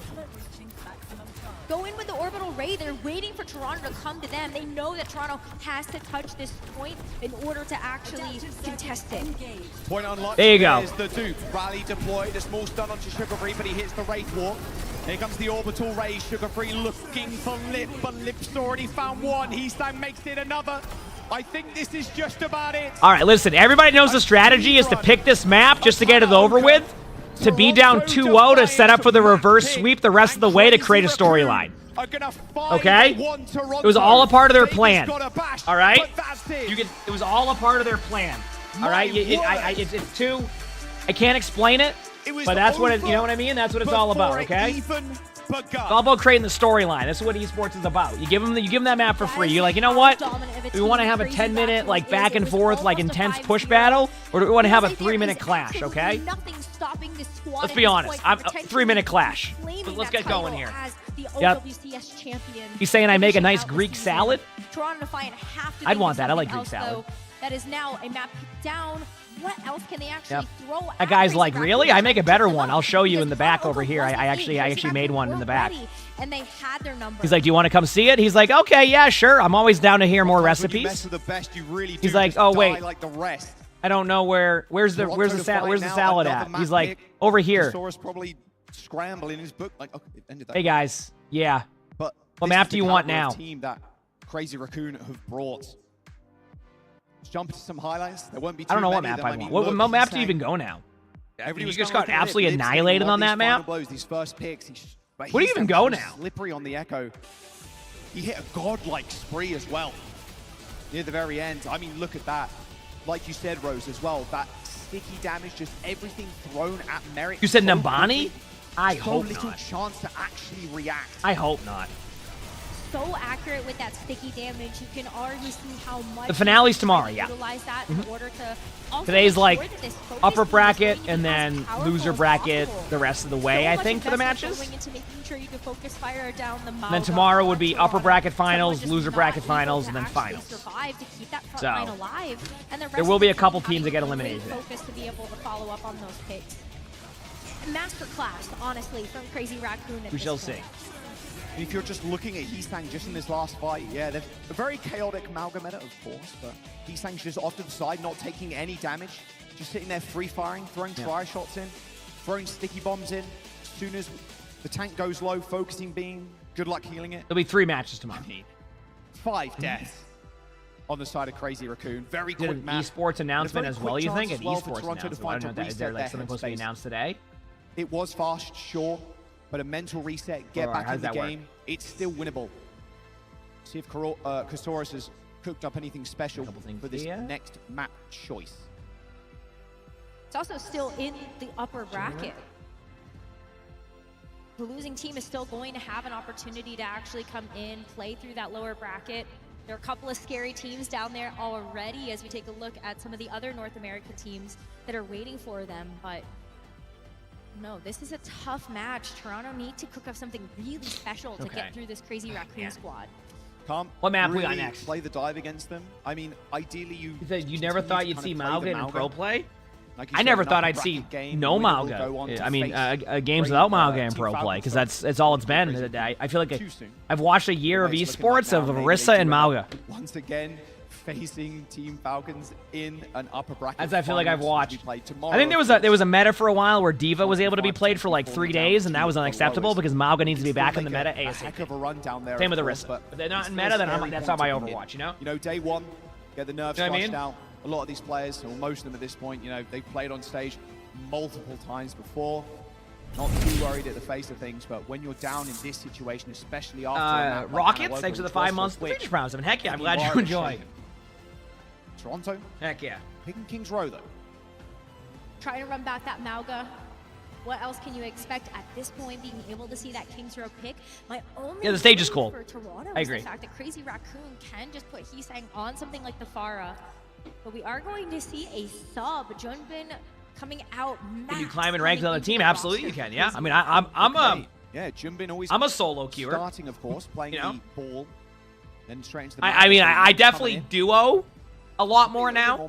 So I'd say about 30% of my games are probably like duoed or like stacked with friends, and then about 70% of games are about solo, maybe like 55%, maybe about 30% solo or 40% solo or 50% solo or maybe 60% solo or 70% or 80% solo. Of course, NRG shock. 90% solo, 100% solo. It just depends, you know. I'm leaving room for error and all that, you know. I'm leaving room for error, just in case I'm completely off on that. You know. Max versus someone. And this is kind of a clash of titans. It really is. And Max and Junbin were like the next upcoming stars last year. They were like, why is Max subbing in for some of the very Junbin? Best to play Overwatch. Yeah. And someone, of course, winning the Overwatch League last year. Justine, thanks for the 3 months of the tier 1. Thank you. I got a sub anniversary. Thanks for being helpful, emongg. Worth picking up now if you haven't done already. Contributes to the prize pool, of course. So it's really like, although someone hasn't been around for, you know, since the dawn of time, like Apex, but, or at least at the high level, it's still like, I would put it as a veteran in someone versus more of a, I wouldn't say rookie, but close to being a rookie in Max. As close as you can get at this point. Dude, how does Blizzard always manage to have names of things that end up being names of games?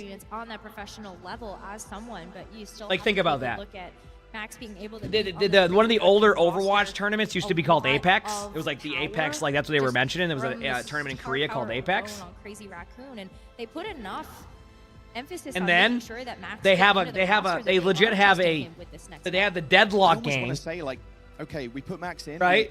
Just the deadlock game, again, like we're just chilling. We give Junbin a little bit of a rest here and see what Max is going to bring to the table. It wasn't that they called it that, Nod, but they did sponsor some of it. You know what I mean? So it's just funny how that goes. Pipaloo, thanks for the tier 1 for 3 months in advance. Thank you. Thanks for 3 months. The rest of the players into the lobby now. Of course, Max is joining. He just has to boot up. Front-facing baby chick. And join lobby, and then we'll press play, and then we're ready to go. Yeah. I did too. I watched it quite a bit too. Yeah. For Toronto, that was years ago. Of course, Kasaurus there, parting some words of wisdom, I'm sure. But very focused and determined. I mean, Toronto Defiant have been all year. Oh, no one's saying they took names that way. It's just funny that it happens that way, is what I'm saying. Everything. They were just, okay, go into a match. Okay, what's it going to be? How's the game been so far? Yeah, go next, you know, next. It didn't feel like there was any challenge, but like I mentioned before, they've been okay. Top of this they've been series, okay. It's like challenge now. I think people expected a little bit closer of a matchup so far in the Toronto CR matchup. I would say, and I think Toronto expected that too.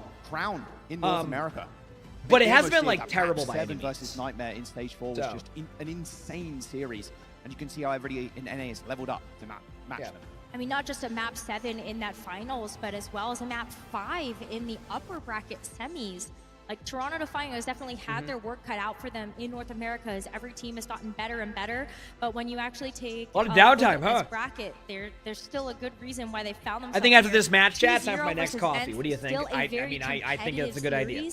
At that, after this match, it's coffee able time. To go pretty toe-to-toe with this Mauga, but now Toronto, one final chance to see if they can bring themselves back in this upper bracket. Maybe grab a series. snack or something. Kings Row, our map number 3 in the upper bracket semi. Breakfast time yet? I have a thing called an egg witch. Maybe I can microwave that. It's actually pretty good. Lonnie found reviews on it, and like it's like a microwavable thing, and it's actually pretty good. It can be full. The lower bracket, if Crazy It's called an egg witch or something. Could finish out this series here. It's pretty good. On Maybe I'll make one of those. I have one left. It's like, no, it's like right. Max on the defense. It's like egg is the bread, and then something in between it. Or Max on the offense. Sorry, we'll get those flipped around. You said your wife and you went on a breakfast date yesterday. New bagel shop in town. Oh, that's always good when you get those new shops that are good. Stock standard here, exactly. Sounds like we'll be high in sodium. It depends, right? Sorry, you mean it's high in electrolytes, right? Toronto setting up on this high ground okay. With this Mauga, of course. It's high in electrolytes. Crazy Raccoon, actually, we're getting the graphics sorted. Don't worry. But yeah, how do Crazy Raccoon actually want to approach this with Max the roster? Do they actually go for something like this Mauga? They're hovering over the double sniper. Oh, man. Something that Lip and he's saying could absolutely stay on.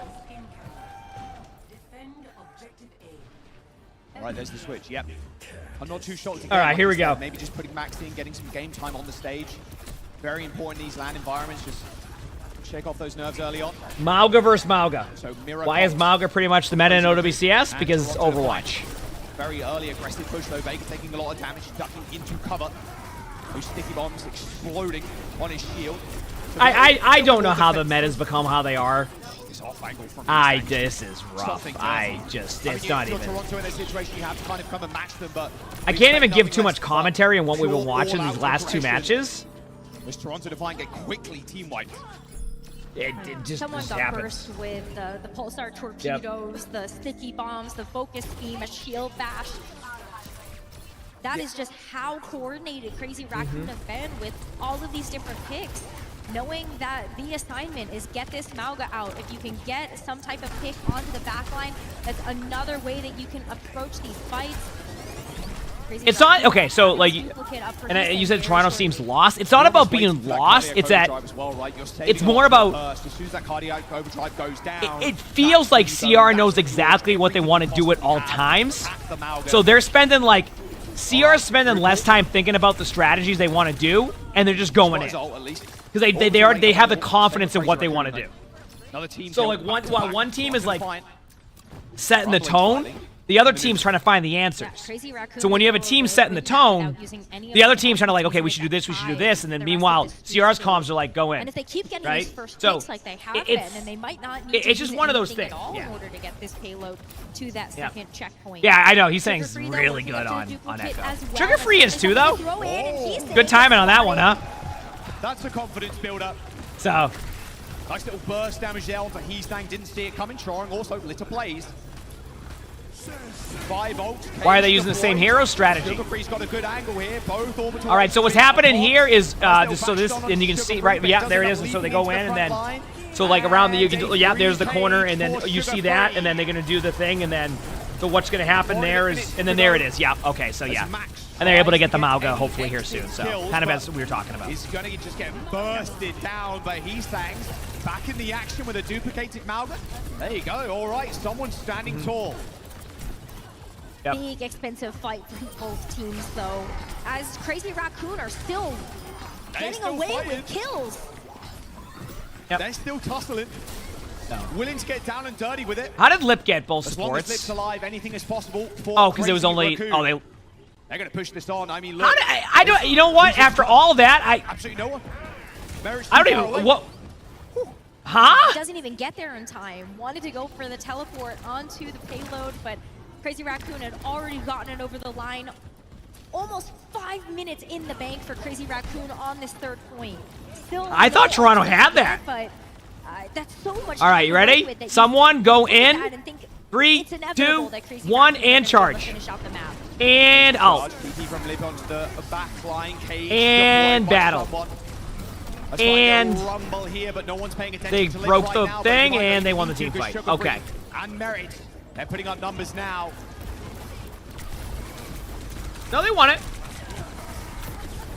Big fight win here for Toronto as they try to dig their heels into the sand, working up to even more. Okay, so next up is use Echo Ult to go Mauga or Reaper. Take this front to back. Force out, hopefully their brig out. And Sugar Free is going for it. There it is. Yeah, even hits that dupe as well. You saw the focus. Why not charge in? There you go. There's the brig out. That will force out brig out. Oh, what a bash. No kill, though. Oh, Heesang gets him on the exit. That's okay, though. That's okay. Here's why it's okay for Toronto.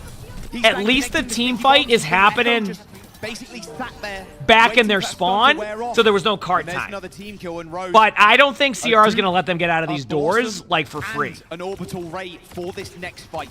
There's going to be orbital ray versus orbital ray. Merit can TP into, so maybe it's possible. Also still has this death boss Good sight of the Echo. Launch onto this point, but 3.5 minutes still. Oh, Death Blossom straight on top. Merit's going to try and match him, but the damage is already done, I'm afraid.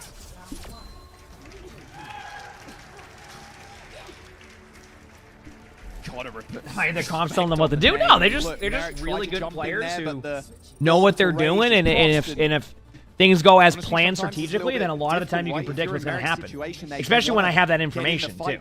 Right? Like I'm literally looking at like all the information in the world in front of me with the spectator view. I can see what ults they have. I can see how a team fight will go. You know?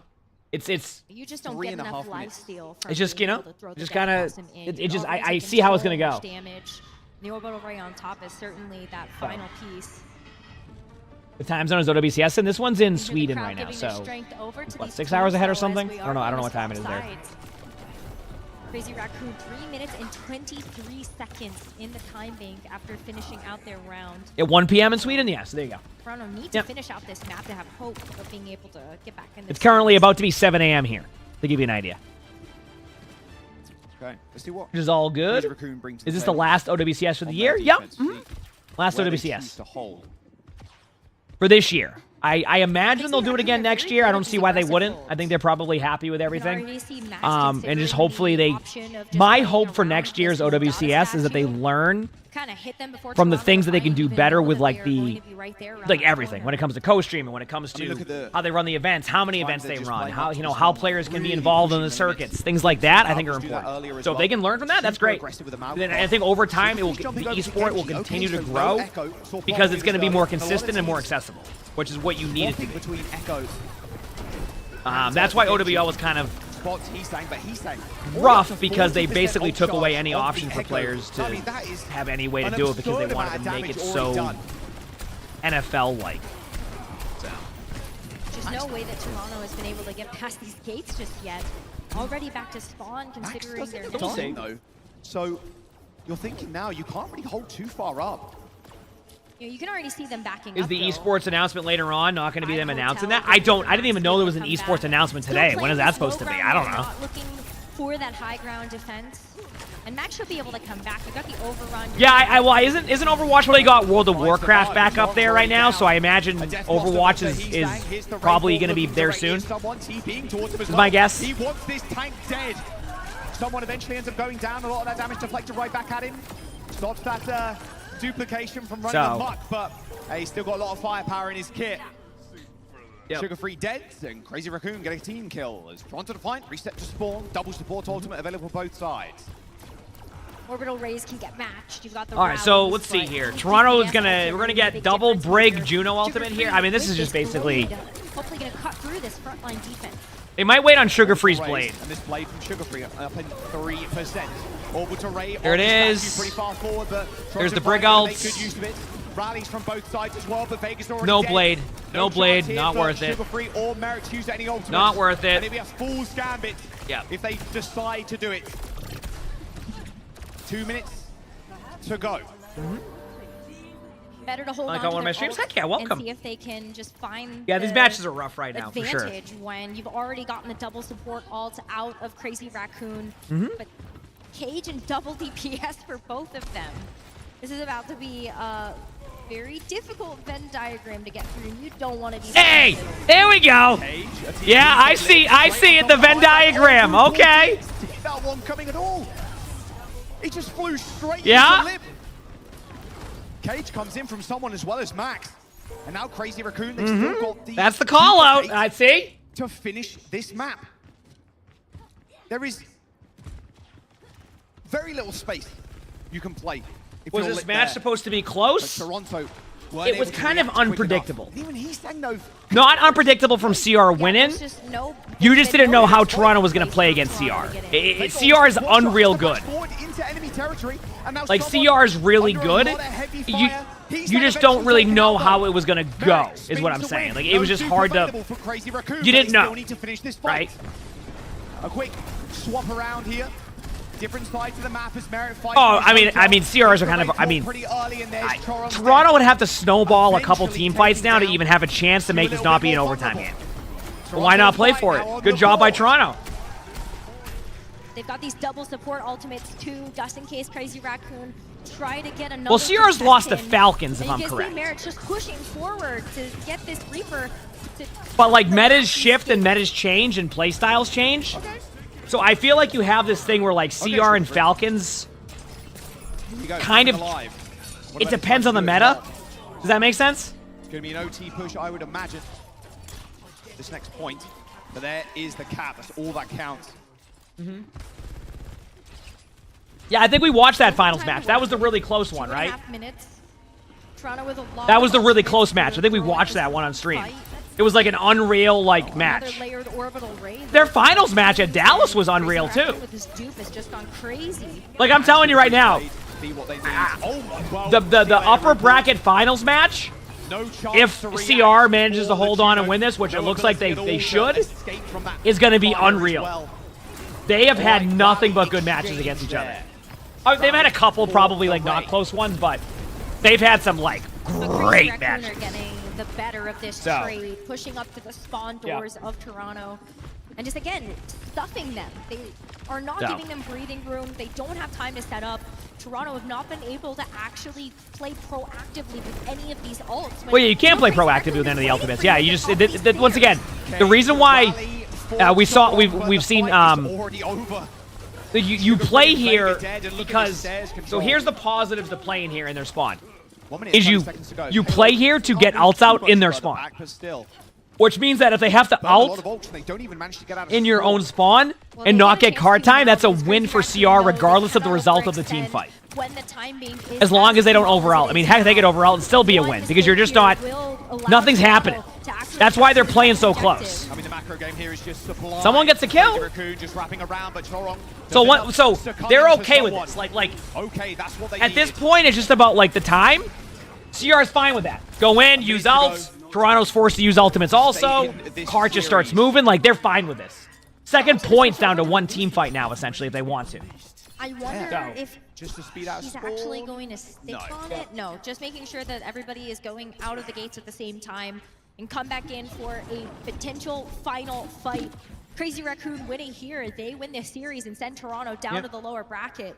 Have this duplicate to play around, choose Orbital Ray as well. But Toronto, they have to throw everything at this next fight. They can't get picked off. One save through Paul. Doesn't go over good ult. 50% HP, so focusing being not as deadly. That's probably it, because they're about to counter with their own Juno ultimate. Even if they blade this, they... Okay, never mind. Good disengage by Toronto. Now they have Brig out and Blade. They cannot let any picks happen before that. There's the Brig out Blade.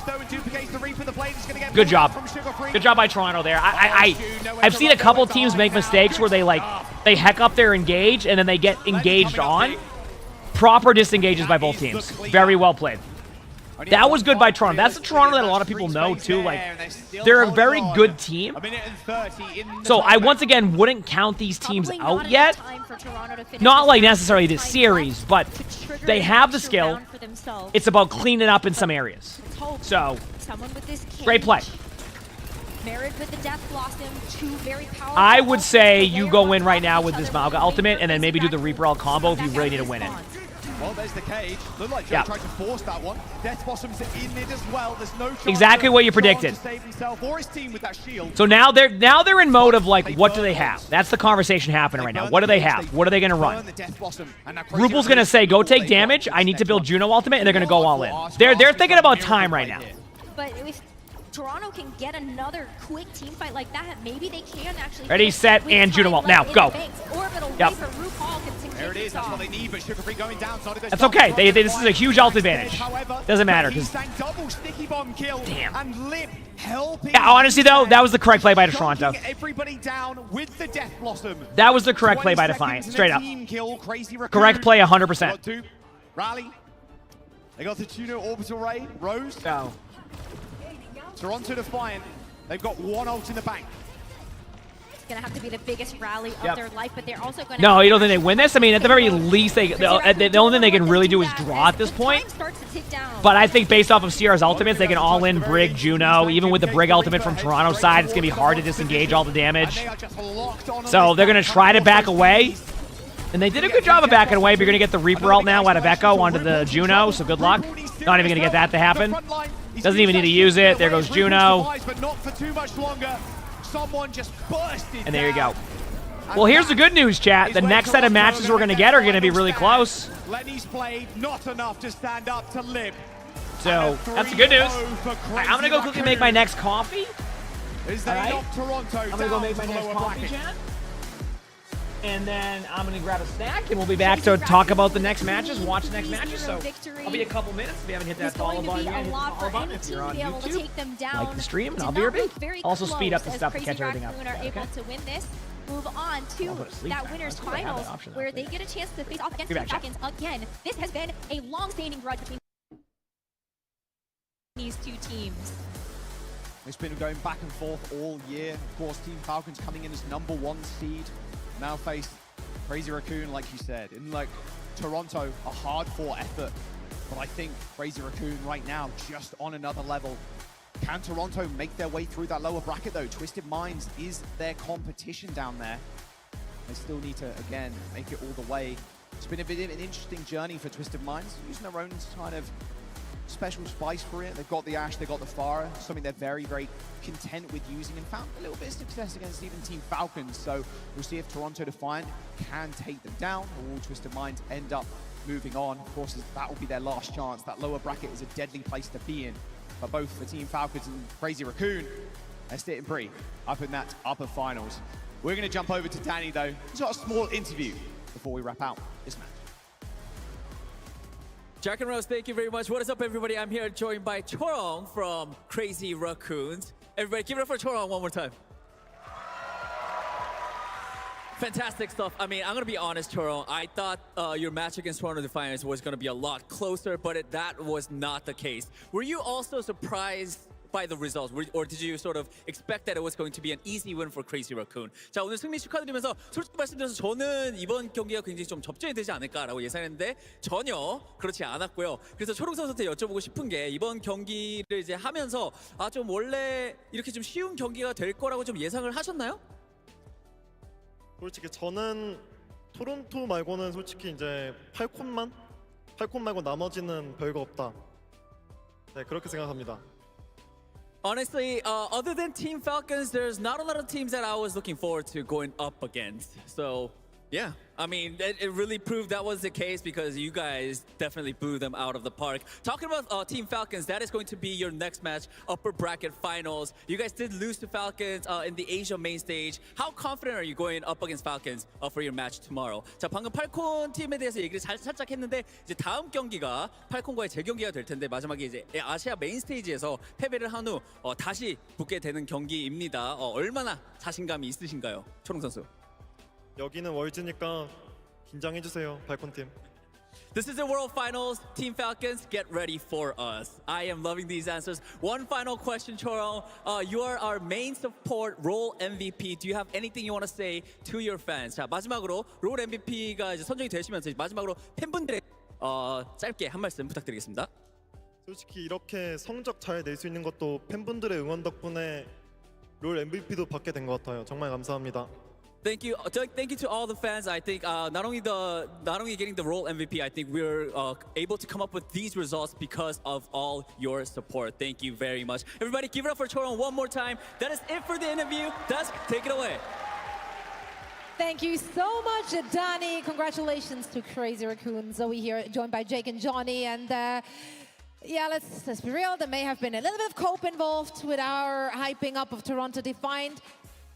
We're just doing our job. You're so smug. I hate it. You're so smug. I can't with you. But you were right. You know, yeah, we're doing our job. Obviously, Toronto Defiant, they have been a phenomenal team. They're phenomenal players. but this does not seem like their meta, Jake. No, I think, you know, for them, in their best moments have been with Merit on the core hit scan. Like, that's been his bread and butter. That's when he's able to just focus on his game. The team's able to build around him. That's where they've looked their strongest. I think in this, like, really heavy team fighting meta, this isn't really their best look. They make it work. They look good. But, I mean, even against ENCE, it was pretty competitive. And I was wondering after that match, like, you know, is ENCE actually, like, pretty competitive? Are they good at this meta? Did they push Toronto pretty far? Is that good enough? But then when ENCE kind of fell flat in their lower bracket match, I started to get worried for this matchup. You know, I felt Crazy Raccoon are just an unstoppable force. And this is a meta where they absolutely pile on the pressure. I mean, like, I like what Chorong said, get ready for us. I think Crazy Raccoon could stomp the entire tournament. And I mean, we love a good success story like that too. End the season with absolute dominance. We've seen those players do that before.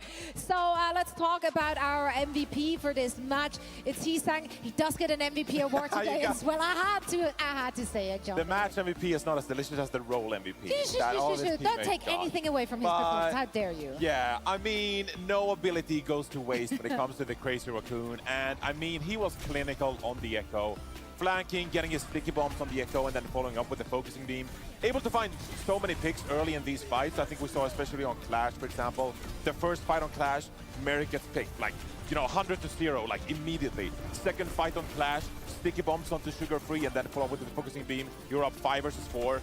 Hee-Sang just gives you an unbelievable advantage in these Echo duels, and especially the way he's able to engage with these sticky bombs and then follow up and secure the kill. I mean, you're essentially playing 5 versus 4 in like so many of these fights, right? It's so impressive. He's one of the best Echoes we have in the entire game, and he's going to be one of those players you have to look for when it comes going up against Falcons. Can he be a true impact player? Of course, if we're looking at the match, we saw once more Crazy Raccoon. They don't need to show their cards. They're not showing their hand. They're giving us very little to work with, where you can say like, maybe this can be abused in some way, shape, or form. It's like, no, they're just solid. They're just clean. It's from strength to strength for Crazy Raccoon. I mean, they play this ball strat that like no one else in the entire world would even attempt, and they look unbeatable on it. I mean, they make this look like the meta. I assure you it is not. This is only good if you have 5 of the very best players in the world as a comp with almost no defense in the entire strat. But, you know, you don't need much defense when you're just permanently killing the enemy, permanently keeping them in the respawn. And that's honestly, especially in this Mauga style, I think this is another strat that Crazy Raccoon are going to be really good at. They love these comps where everyone can get aggressive. You know, one player opens up the fight, and then the pressure just comes on thick and fast. Another player always following up with that aggression. And, I mean, with that level of trust and confidence in the team fights, they look really good. Normally, this is a support meta that I would say favors Falcons, but I really like the way Crazy Raccoon approaches this. I honestly couldn't predict the next matchup we have between Falcons and Crazy Raccoon in the upper bracket. It's going to be a clash of the 2 juggernauts going into this tournament, so I'm looking forward to see how they play against each other. Yeah, we'll have to wait to watch that one until tomorrow, giving teams a little bit of rest as we look like your rank matches. We got to see the Western teams as well in the lower bracket. We do. We see a lot in the lower bracket. I think it's really funny to see the evolution this year in the Dallas Major, of course. We did have EMEA really coming out on top of it. This time it's all NA, it seems. Of course, Twisted Minds still in the running for it. If we're looking at the brackets here, Twisted Minds opinion on Hazard? Oh, super fun here. Super fun. How do you see them stacking up against one another? You know, honestly, I think Toronto are probably pretty happy to pull this match in the lower bracket because I think Twisted Minds are relatively exploitable, right? Like, they play a certain strategy. Yeah, they play the Ash comp. Preference, but I think Toronto, of all the teams in the tournament, is incredibly happy to just get into a counter-picking war. Honestly, these are some good matchups, though, chat. For Merit to play a core hit scan where he's going to like Toronto versus Twisted Minds and Nightmare versus NRG. Is be a tough test for them, and I think those are some good matchups. As a team, they absolutely thrive when they can punish their opponents on the strategic level and counter-pick them. And so, to be honest, I think Toronto should be sitting pretty in this, but Twisted Minds, I mean, they've popped off in matches, right? Like, regardless of the strategy you bring against them, DPS has like viability of playing like Genji, etc. To get by these it's big land you play like Soldier, that Widow, Lab Ash, have been delivering, and so you know you can have all the great strats in the world, but you've got to deliver on match day. And for Toronto, there has been some shakiness. Yeah, and we will be seeing those 2 teams clash a little later today. First, we're heading into a quick break now, and when we're coming back, it's going to be all NA. Energy Shock will be taking on Nightmare. You want to stick around for this. There you go. See you after a quick break. Shock first, Nightmare? Okay. Because chat, if y'all were afraid of mirror comps, I don't think you're going to see that. I think we're going to see Queen versus Mauga. So it's definitely worth tuning in. It's definitely worth tuning in. I'm gonna eat my sandwich, chat, so normally I'd queue up. But I was gonna quickly eat my my sandwich once it cools down for a second. My egg witch is what it's called. But we got some good matchups still. 3 minutes, perfect. That's pretty cool, Vern.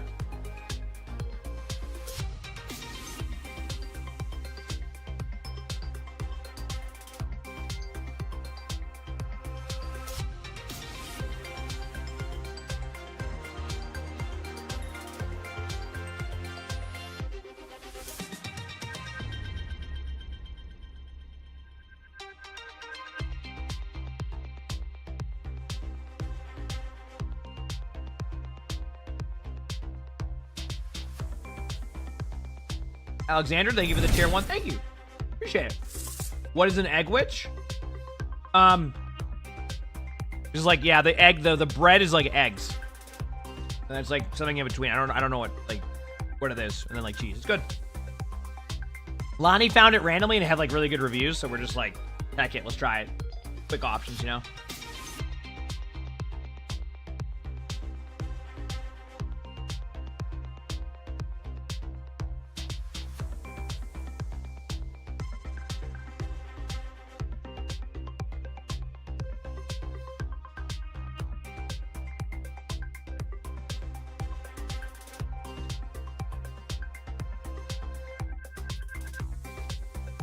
You're hungry now? Yeah, it's my first time eating today.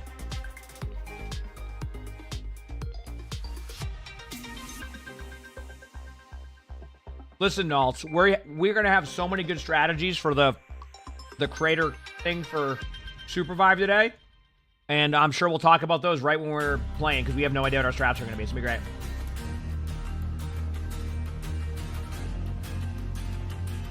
It's gonna be a good time.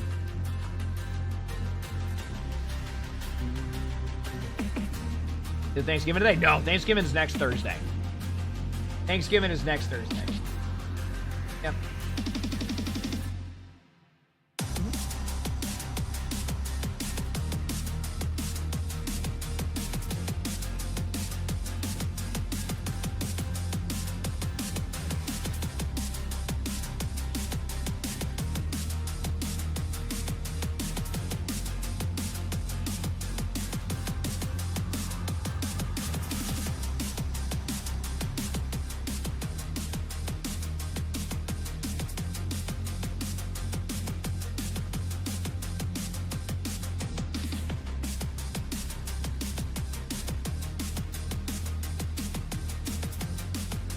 No, I'm not making lasagna.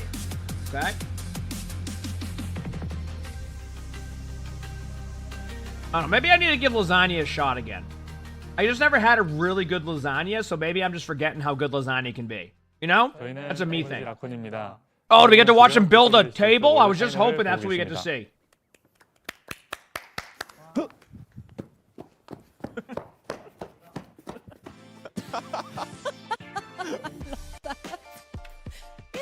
Sometimes they do be like that. Welcome back, everyone. We are getting things ready and set up for our first match in the lower bracket today. We will be saying goodbye to not one, not two, but 3 teams today, which is honestly sad because we've seen a lot of great stuff from all of the teams remaining. Can't pick up the trophy if you still got other opponents left, right? It's all about the elimination games for me. I think this is where the rubber really meets the road. Jake's like, this is sports. Teams get eliminated. It's the brutal reality of sports. There'll only be one winner. It's kill or be killed. It's a dog-eat-dog world. Yeah, because I haven't had lasagna in a long time. Maybe it's time to give it a good opportunity.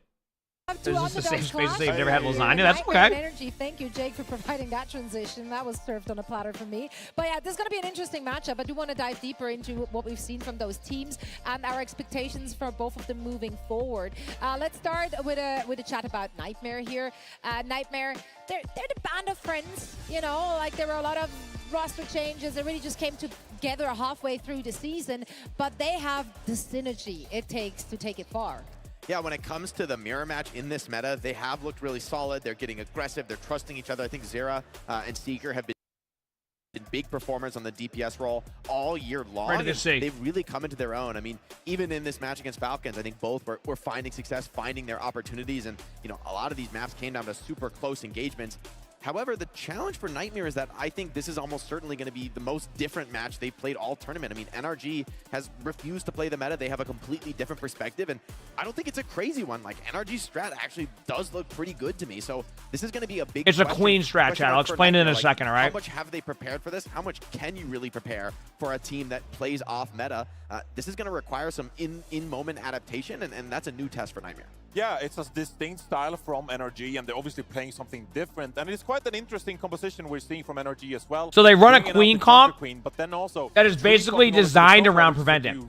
So you go Sombra to EMP the cage, and you go Queen to out the... But also yesterday, that they like Juno to ultimate out for the enemy Mauga to use the overrun to get in. Yep. And then Tree likes to counter, utilize the hack, and then Sisters as well, where we saw he's in the earlier. It's a really cool strategy. Likes to flank, get around, try to find picks with the sticky bombs and the focusing beam. Sisters actually, he can go aggressive on like that, but he's also equally fine to. So it's a bit of a different approach. And the focusing beam on the Mauga. That's why I think it's going to be a fun matchup. Hack onto the enemy Mauga. So that's why I think it's going to be a fun matchup, in my opinion. Stola actually struggled because.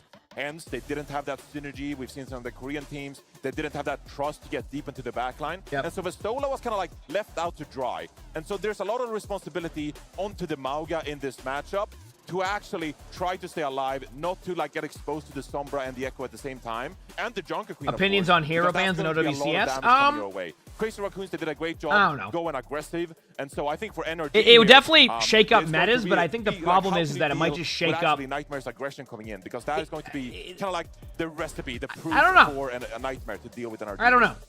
Yeah, you know, the ultimate cycle is really a lot different. I will say that in the Sombra. I think a couple of key interactions to be aware of. And here's my take. When these comps do match have you ever noticed? Number one, Mauga's cage fight. If you get that on the that Queen, it what's the way to actually explain cancels her ultimate. It stops her. Have you ever noticed casting the ultimate? And you cannot cast ultimate while you are caged by Mauga. So that like either between that and the rally, you know, threatening. Whenever Mauga or Orisa isn't meta, there's a lot more variety to the meta. Really, have you noticed that? Wildly powerful. It shuts down a massive amount of healing coming in from the Brig and the Juno. Imagine a year from now when I'm streaming in my new house. I know. I mean, it's less than a year technically if everything goes as planned. On the flip side, the Sombra EMP does break Mauga's cage. I think it's one of those things where they need to find a way to make these heroes be just like picks that are like okay picks, and that's fine. Like sometimes you're gonna have heroes like that, but they really like the idea of having Mauga and Orisa be like front and center. Something like a rally, you feel invincible. Mauga's cage so hard to fight into, but EMP can often really deny a lot of the utility of those ultimates or shut them out entirely outright. So teams maybe due to popular demand, that's why they do that. To how they play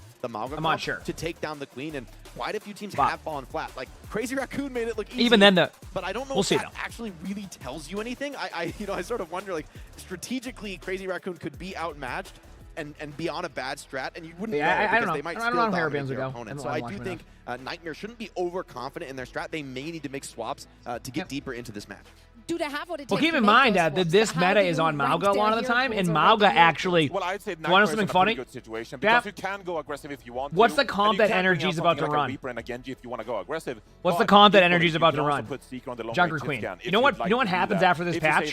Okay, well you're gonna play Sombra. So this patch is a previous patch than the one we're on. You know what happens in this patch? Maybe a cast. Mauga gets buffed, and then Junker Queen gets nerfed. And so that is kind of game we're going to see here. Does Nightmare, do they stick with the aggression and go in? Let that settle in. Are they going to say, well, NRG, if you're so happy sitting back and maybe like trying to put pressure on the Mauga, then we're happy to sit back too and trade that aggression maybe with, you know, I'm just going to let that settle right there. Or Nash, for example. I hope this is going to be one of those close games. Queen gets nerfed in the upcoming patch. Mauga gets buffed. Counter-swapping or strategy. So this patch already happened. We're playing on that patch. These players are playing on the previous patch. There is a favorite, though, if I had to make you Mauga gets buffed when after these this. Teams have clashed in the past, and then Queen gets Nightmare nerfed. has been the stronger team, right? They've come together. They've won some clutch matches in recent memory. However, I think strategically, I'd rather be NRG right now, right? Like, as NRG, you're the team that has been playing against this Mauga comp all tournament long. You've been scrimming against it. You've kind of seen exactly what this strat can do. You really are aware of it. But for Nightmare, I mean, they probably have scrimmed NRG, but they've had to split their practice, right? They've been playing a ton of mirror. They've been really focused on opponents who are going to mirror them, and they've, looked good at that. But now they're playing an opponent that almost certainly they haven't focused their preparation on. And so this is going to be a real test of not only the coaches, the ability for them to give guidance throughout the series, but also for the players to just feel what is not working, what needs to change, who should swap. I think you're right. This is just maybe some DPS swaps can come out, but I think just as easily we could see something like It's just said Mauga, a Arissa, little bit more Hog. play. I want the heroes to be viable. You just don't want them to be front and center. Because I mean, it's been proven that people don't like playing against that. Definitive answer. Nightmare isn't going to have this solved. They're going to have to feel their way through this. That is pretty nice, DB. Yeah, I'd love to that see some more new looks. I do feel like we've seen a lot of different kind of flavors from a lot of the teams thus far in the tournament, and we're only halfway through day 2. And speaking of things to look at, drops. I once more want to remind everyone to, connect your back they look at win rates a lot. Your Twitch account. Win rates is definitely something they look at a lot, which can run into a bit of a problem. Thing. And it's not just us you can watch. No, you can also watch our co-streamers covering all the action. They have guests over there. They're having a good time. Everyone over there, like we can see them right from our stage. They are streaming all day long, and drops will be enabled on our co-streamer streams as well. And I mean, those drops, they're sick. Today is the day of Torbjorn, but also like the actual red Dolahest. So it's like, the real red. The red is the iconic Dolahest. That's what you want. What is it? What is it? You want a meta rotation of Diva, Doom, and Hog? In your own words. I like that sounds like he doesn't know. That's what I'm getting. And lore behind variety stuff. Has anyone ever played Overwatch on the Steam Deck? I've never played on the Steam Deck, but I've played World of Warcraft on the Steam Deck, and it was great. What do you think? I mean, that's a fantastic. I had so much fun. I was in the airport. Can we get some blankies in the chat for DBE with the 100 gifted? Right. Well, thank you, DBE. I appreciate that. Quite pretty. I like the yellow and blue, don't you? I know. Put some love. Thanks, DBE. Seriously, that's very, very kind. You and that was 35% off to go with it. So great arguments. I still don't know what the. Thank you, DB. That's very kind. We'll definitely, you kept the 69 there. It just says 169. That's also nice. To solve the mystery for us. One mystery. But thank you. I appreciate it. You said the comments. No, I'm pretty. Is going to move forward. Listen, I've always said this about things, and this is just how I am. Today, let's find out and send it over to. And I maybe it's because and this is I don't mean this when I say this, so as chat knows I'm on the spectrum, right? So my reaction to things doesn't necessarily align with how I'm feeling. Does that make sense? So make some noise, Stockholm. I am pumped about that. That's amazing. I love it. But the problem is that my facial expressions and the things that I do, they don't quite match things sometimes. So I could be super deadpan but super pumped, right? So I've gotten better at showing emotion. It's just harder for me to show the emotion in a way that is the same as I am very appreciative of it. That is awesome. It's harder for me to showcase it, I guess, than relying on Callum's younger queen. I've gotten better at it, showing my emotions and showing them on my face. I've gotten a lot better at it, but all right, folks, this is it. I am ready to go. Make sure you guys go and fist bump, take your seats as well, and let's get this. It's the same thing with tone. I had to growing up on the spectrum, I had to learn about tone, where my tone may not match that. So I've gotten really good at that. My tone's gotten better over the past, I'd say, 20 years because I've learned that my tone is. It's basically like anything else, where you you have to learn stuff. So. All right, we got Shock versus Nightmare. This is gonna be a good one. This is a good matchup. I'm excited for this. Thank you very much, Golden Boy. It is time to get this one started. NRG Shock and Nightmare. By the way, all of NRG Shock basically live with. Orhanias, thanks for the 23 months of tier 1. Thank you. Yes, but chat knows I am super appreciative of all the love and support that people give me every day. I don't ever lose track of y'all letting me live my dream that I enjoy doing every single day. Where we're looking at who is going to be that second best team. That's how we do things. We have a good time. But yeah, thank you again, DB. That was seriously very kind. I appreciate it. Confirmed a definitive answer with this match. And because NRG Shock got eliminated by Fluffy Aimers, of course, in that stage for these teams. I appreciate it. I just want to see a good match. That's all I want. I just want a good match. And that's all I care about in this match is just a good match for everybody. Yep. Do I see myself playing Hazard? Oh, I mean, Hazard seems really fun. I definitely will. I definitely will play Hazard. Maybe we'll do a fun thing at the beginning of season 10. Maybe we just put X amount of hours into playing Hazard and see what we can do. Some of the Sombra things that they've been doing, right? With Tree playing that. Maybe something like that. Maybe a couple days after Hazard's released, after we kind of get through the initial patch of whatever December we'll have. Maybe we get into that. Opportunity against those Maga. Hey, no worries. Have fun playing Zelda. Do your thing, DBE. Like I said, thank you, and have some fun. That sounds awesome. And make it a little bit harder to get that wombo in that brawl-style composition. We're headed off to Oasis first in this series, folks. And again, it is do or die from two of our most colorful North American squads. NRG Shock coming to this tournament. We hope to see a little bit more from them after their upper bracket run. Nightmare looked very, very good. Remember what they did to SSG? That was wild. Nightmare was awesome yesterday. All right. See if they can kind of continue that. Exactly what we expected. By the way, chat, we have Mauga versus Queen. So we're not going to get a mirror, like we're not going to get like a Mauga versus Mauga. We're getting Queen versus Orisa. I mean versus Mauga. Let's go. Really shot in NRG's win in that upper bracket there, coming out as a player to watch in a game like this. Looks like we might actually get the somber look out of the gates. A chance to test the signature NRG composition against Nightmare. Here we go, folks. Off to Oasis for the first map in this first of 3. Yeah, they'll play that. Oh, and I saw somebody earlier say that's why you don't rage in rank. No, I've just played for years on that, and I've learned that it's all about one game at a time and just having a good time. That's different. That's just learning that, like, I just want to have a good time. You can't deny his escape. Didn't I play a tournament? Yeah, Tree's really good. That was before Tree could play in pro play. Yeah, Tree's really good. Tree, I think, just turned 17 back in, like, May, and the rules were you couldn't play, so he didn't play in the, Tree didn't play in the first stage, even though he turned, I think he turned 17 when before the stage, but due to the stage rules, he wasn't allowed to play. Like, you needed to be like 17 by like March of that year or something. So that's why he wasn't in the previous one. Brig doesn't want to be packing the Juno constantly. No, Juno can't heal. Yeah, same with like Infected. Yep, that was the same thing. For a long time, it was the same thing with Sugar Free. Like Sugar Free, like only a couple years ago was able to start to play in like OWL and stuff. Even though he was always really good, like you could tell he was going to be a pro player, but like it just was due to the rules they had. The rest of Nightmare trying to get them, and Scissors is behind them getting the damage, and he finds Speaker first, and here's a dupe of a Mauga into the stop from Infected. Straight away, Cardiac Overdrive popped by Scissors now, just trying to control Infected where possible. Admiral's already down, and this is an orbital ray committed to the fight by Nightmare that gets them really limited value. Oh, it's going to be a huge EMP there, right? As they can move. Yeah, it wasn't bad at all. That was a good EMP. Great EMP there from Tree. Yep. You see how deep so Nightmare's going to try to react to this strategy. It's definitely different. Not a lot of teams are running the Queen one. I mean, maybe I'm wrong and there's a ton of teams running it, but not a lot of teams are running this like Queen comp from what we've seen, at least in the tournament. So like getting used to like the cooldown flow. That's how like, so the comp that Nightmare's running, the comp is designed around the idea of stacking ultimates, going all in, making plays. But what do you do when you have these ult strategies, right? When you have these ult strategies that gets countered, right? Like Shock's comp is the equivalent of a counter swap, right? You see that the kill participation on Infected, as soon as he gets hacked, it is everybody focusing firing on that Mauga and just deleting him. Look at this. They're going to actually play close up here. They're going to play with this Rampage right around the corner, trying to get an early pick. Caleb's going to wind it up. Okay, they're going to push all of them into instead. This is a little bit messy now. Infected gets a long way ahead of the rest of Nightmare, but it's going to be a rallying play that Admiral's not able to defend anyone else right now. Here's the swing. So you can't use ult here, by the way. Just so you know, if you're wondering why Kellen wasn't using Queen ult, just to make it clear. Just to make it clear, by the way. Okay.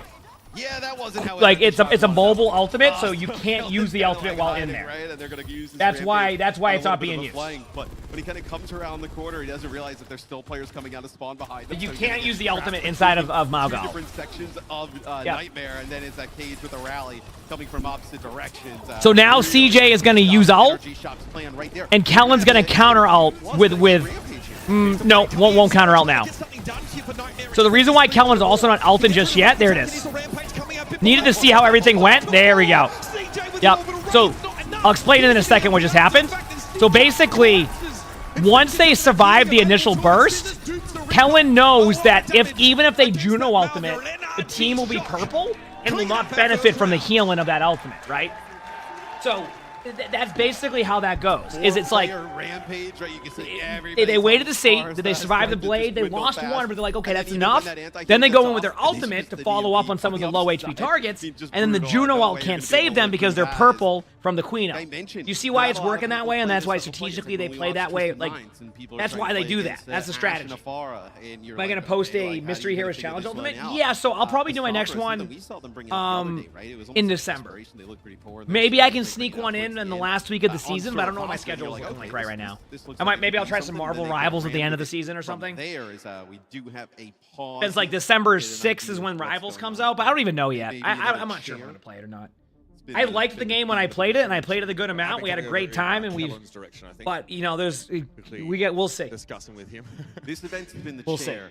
I think when we're building chairs, we're replacing chairs. EWC, I we have a game pause, so give him a second. His mouse died like 4 times. It was like, we haven't paused. No, we had that. We had that in OWCS stage 4. His mouse died. He didn't plug it in, so we had to get another. Oh, he had to charge the mouse up briefly. An electrolyte, you mean? Just plug the mouse. Yep, plug it in. Well, of course it is. It's frozen. You wake up. It's almost frozen stuff. All right, we're back into the game here. Second round of Oasis. NRG Shock making this Queen comp look good. Nightmare say, you know what? We're going to have a crack at that ourselves. Yeah, with the Sojourns here. So you're going to actually just ditch the Reaper, right? With Marvel Rivals, I would just say have fun with it. Like, don't even worry about like how it's gonna be, where that game will be in 2 years. Just enjoy it. I think if you go into the mindset with that, you'll have more fun than if you're worried about how that game will do in 2 years. It could be great. It could pop off. It could be amazing. But don't take away the fun aspect for you when you're playing a new game. Just have fun with it. I'm telling you. Tree on the Cassidy though, that's a pick to be feared. Seeker has a range advantage though, of course, playing from this high ground. There we go. Nightmare has made the swap. Infected does play Queen, so this isn't an issue there. It's going to come down to the practice. So compositions for 2 hit scan players at large right now. It's Infected falling. Nightmare can't keep him standing. Seeker, despite having so much space to work with, has not been able to turn that into a kill. No, I mean, not really. Thanks, Nalt. I got you. Glad you had that one on hand. A little bit of damage here towards the end, but your tank gets bursted down right away. There's nothing your team can really do after that. Some cleanup here. Anonymous, thank you for the gift and sub. Thank you. Appreciate it. Thank you. So they were on the Genji for much of that previous round as well. It's definitely his go-to pick. I mean, he and Seeker probably both have their best heroes under their fingertips right now. NRG Shock in his Queen composition look really well drilled, and Nightmare clearly weren't ready to deal with it in that previous round. Yeah, it's an interesting strategy, isn't it? Orbital rate for them, potentially use it to engage on the low ground, but look at this for NRG Shock, right? You're gonna good pull. Lots of Duke, but there'll be Zero going in and taking out Rack. Yeah, Sis is still holding on the Duke here, hasn't had to use it yet as Admiral and CJ both down. Nightmare without any supports right that's now. tough. There's just a lot of stuff happening. Good job by Nightmare. Huge play. From Nightmare. That was an unexpected turnaround there. From both sides there, but it's really, Zero going crazy on the Genji, like dashing through a few players. It's an overclock there from Seeker. Yeah, now, I mean, didn't even have the Blade the last fight, right? Gonna have it here now. The Rack attacks rally, though, to answer that. Admiral a little bit far behind. That rally is going to be crucial. Zero is playing around it, but see a stun for the brick could be instant death. Okay, so Shock has Echo Wall and High Noon. I don't know where they lead with this, so they lead in with a High Noon to kind of like take away the space. The timing on this rally here for Yep. So they're taking the High Noon. This is to create space for the Queen. Now Kellen's going to probably go in with Queen Ult after this is done, but they're going to have double Queen Ults. If they survive this, Infected's going to come back with Queen Ult. That's exactly what they're doing. Oh no.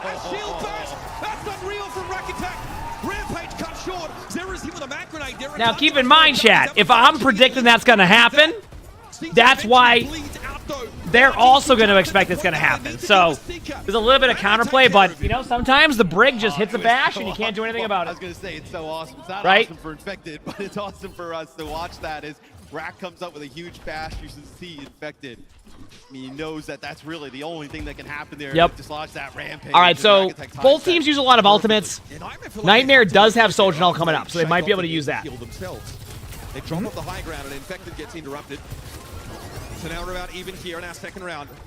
Seeker backs away and getting close to that overclock, is aware that Scissors is looking to poke. I agree that Rampage getting stopped is the worst feeling. But you know what, though? You want to know what the worst stop? And I don't know. Let me just see this team fight here. And I'll tell you what I think is the worst way to lose your Rampage. And I think chat will know what I'm gonna say here in a second. Ooh, only downside here is they had to use. They're gonna win, but they had to use their Juno ultimate. It's orbital rate. No, hinder. When you get hindered, it is the worst feeling as a queen because you know, like it's just so dumb. Like hinder should not heck that ultimate up. The orbital rate, and they can't shut it down with a Rampage anti-heal from Infected. So, NRG Shock are poised. It's just dumb. It shouldn't. Like Brig, you can go, okay, you know what? It's an ultimate. It's a counterplay. You're trading for that. That was a really good play by Nightmare. Really good aggressive play to prevent them from making that really fast play. Yeah, I mean, Orbital Ray is such an impactful ultimate that it feels like if you're going to invest it into a fight, it's a must-win, especially in this type of scenario. That was a really good play. You said has it down for, but you're trading an ultimate there, right? 95 and counting. I won't even get. Have to put it together here. Here we go. With what, an overclock, maybe a Duke. Seeker though wants to get aggressive early, start up, push through the hyper ring and strike attack. This is the way to do it though. Ooh. Help comes. The cavalry arises. Ultraviolet gets. Sorry if it's lagging a little bit. I think that's when they switch cameras. I don't think it's even on me. I mean, Shock had a bunch of ults, so like that's okay. They might have to go Tracer. Chance to stay alive in Oasis.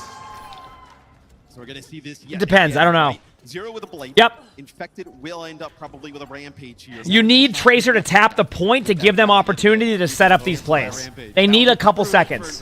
So you have the Tracer to... Oh, they don't realize they just accidentally outplayed him. Not accidentally, but like... But Shock went to go push in, and they went to go push their spawn to prevent them from getting in. And then Nightmare went underneath. Oh, no. Again, just prodding. He's Ultraviolet, a chance to go on behalf. Oh, my goodness, he's done it again.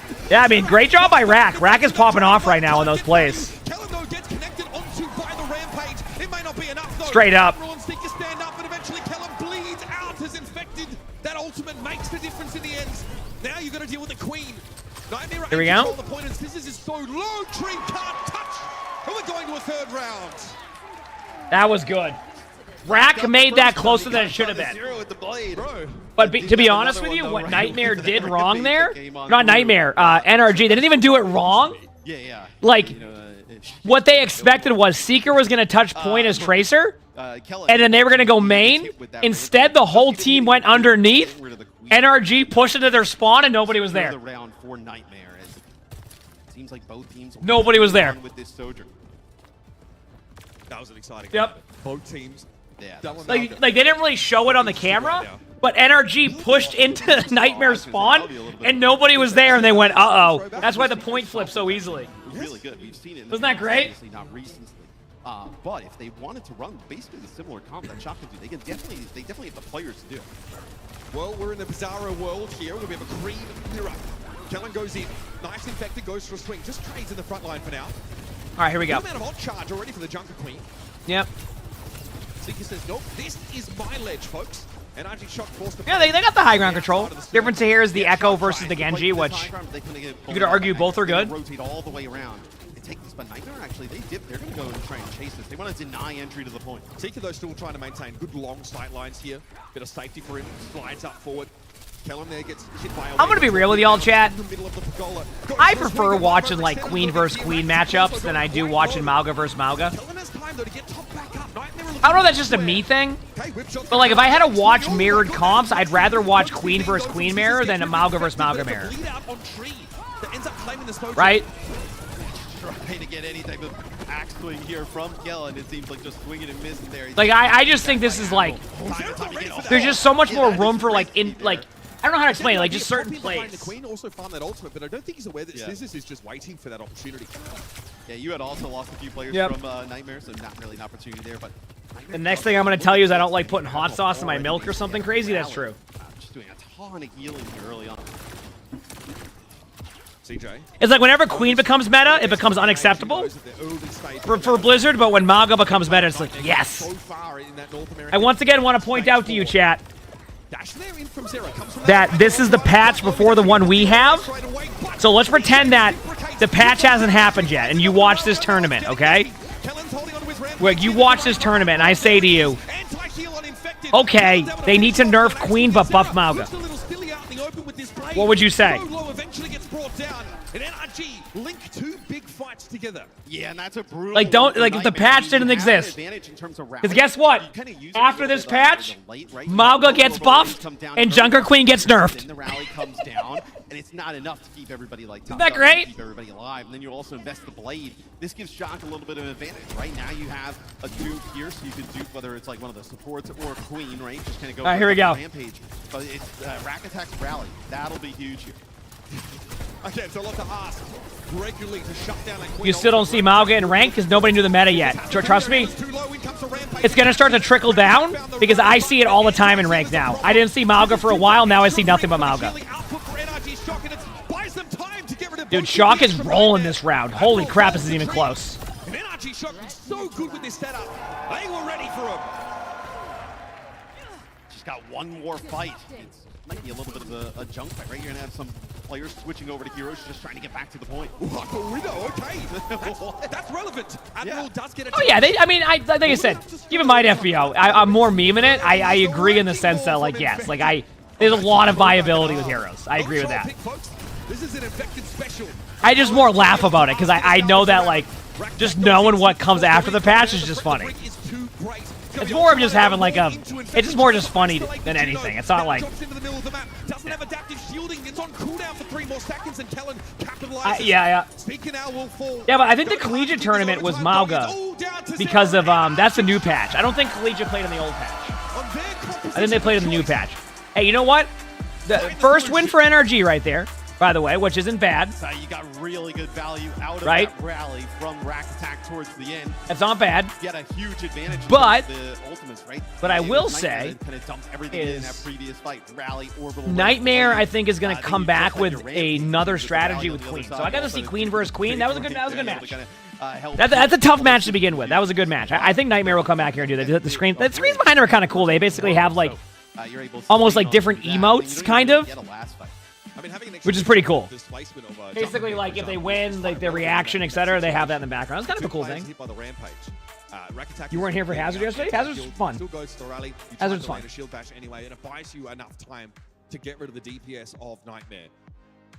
I feel Nightmare looked really good in the... You talking about when I did that yesterday, Clayco? Yeah, isn't that great? We don't have to. But they might consider going back to it on some other maps here, as they do lose out in their form of the mirror. Right, but I think, though, if here we go. Nightmare go to this comp that we're seeing here, right, with that Mauga back from Mix, you're just going to have Shout play the same thing. And we saw it yesterday in Cervasa. We've seen it now for a while. Well, they're bringing the Sombra with the Jungle Queen. And at least early here in this series, it seems like it's given Nightmare some trouble. Absolutely. And despite Seeker and Zera being on their best picks, they get to play Genji Sojourn here. In fact, he gets to play Knock Mauga. Feel like it puts him in a pretty decent position. But that was a good first map. I was happy with that. Switch over to the Sojourn. What map do you go to next now? I don't feel like there's... He looks excellent. The overclocks are really relevant. There's like what's a map you want to see here? But, you know, on a Juno that takes Circuit Royale? Damage from these fights, being able to finish her off as she just maybe floats in the air is a huge deal. Getting her off the table, Circuit Royale? putting your team down to brick heals only is massive. Yeah, I mean, we've been talking about Tree and his kind of like arrival at the upper echelon. Yeah, probably Circuit Royale for a while now, right? So to see him come here to the World Finals, be able to put on a great performance so far, it's what the fans want to see. As we take a look at some of the stats here from map number 1, and although it's NRG coming out on top, it looks like heavily favored Nightmare there. I'm feeling like that might. I'm not even sure if that is accurate. You know, if that is pretty ridiculous here. But either way, NRG looked very, very good. And they came into this tournament saying, we kind of got gifted a chance to compete at the World Finals. They needed Nightmare to beat TSM. And they did. And you said Shambali and Circuit are the same payload route? I mean, they lost it. I don't know if they want Shambali. So, like, not happy with that result here, but they've really come a long way. I don't know. The boot camp in Sheffield. It's tough to say. I think the question is, does Nightmare want to play the Queen comp again? Because that is the number one question. If they want to play the Queen comp again, then that's what you're gonna have to ask, right? I just don't know. I don't know why. I just don't know. We just saw what happened in the That's basically where I'm at. With Falcons and Crazy Raccoon. I do think there's like a degree to which they're not going to do a Nightmare and be like, oh, we don't have to play Malga. Let's play something else. Guess we'll see. I think the map choice here as well is going to be super relevant. Circuit Royale. Circuit Royale. Here by Nightmare.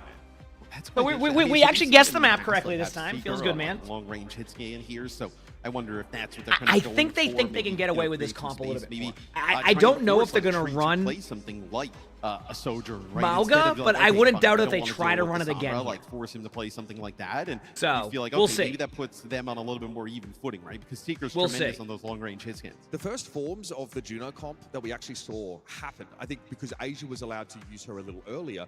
We're on this map and it was in like a brig shell.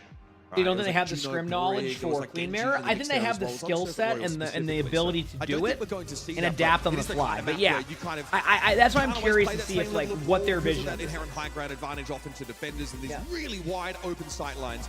You should expect to see some attempts at spawn camp early if these guys are going to be. Did you miss Sigma on Circuit Royale? So I'm curious to see what I do too. I still get to play in a rank though. I think like at least in top 500 ranked right now, it's like a given not to ruin that matchup. Probably is. Like one of the worst, most players just go Sigma versus Sigma. They'll have the occasional player who goes like Mauga. Like I know Flats likes to go Mauga on the map against Sigma comps, but they'll actually have Tree not playing. But like in ranked, you get a lot of Sigma versus Sigma because it's just a fun matchup on that one. So Nightmare hovering in this American comp, and one of the reasons we do see BAP sometimes is because there's the expectation of Pharah, because you know you don't always have the DPS that can answer it. I do think Echo is probably enough, but at longer ranges, there's a lot of expanse to. Oh, you want your crunchies, bud? Which can leave you vulnerable if your opponent is playing hit scan. He's tricking me? Going to start on the Sojourn here, so it will be the Queen, Sojourn, Echo look for NRG shot. Yeah, and I wonder if Nightmare decides to make any changes, like once they kind of see what Shock is running. All right, here we go. It's kind of, so they did want to run the Mauga comp, which is why. Still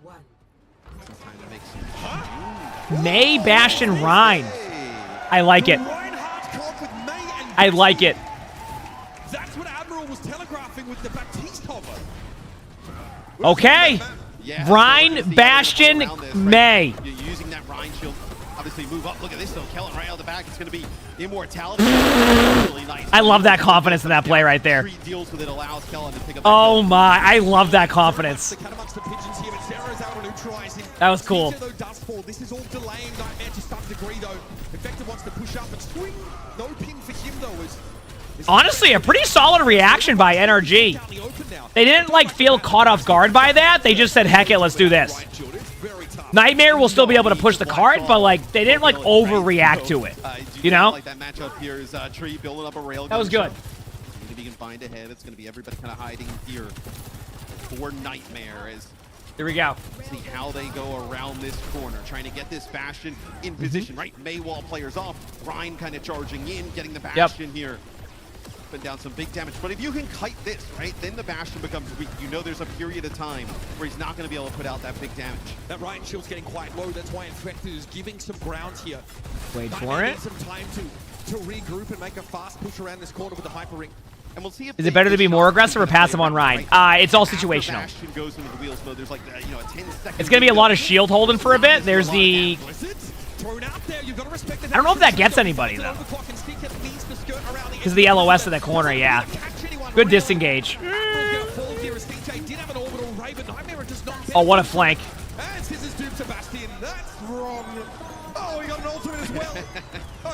Oh, my. Scissors just popped off. Holy crap. And honestly, look at the ults now. Uh-oh. You see the dupes on the Mauga over and over again. You get the dupe of the Bastion there. Sick stuff there. Good play. All right, so is this going to be one of the defensive side? I don't know how it works. If you counter Juno ultimate with a Bastion ultimate, could that kind of counter it? Like, let's say they Juno ult in, and then you just use your Bastion ultimate on top of their Juno ultimate. They technically couldn't push in. Big slam alert!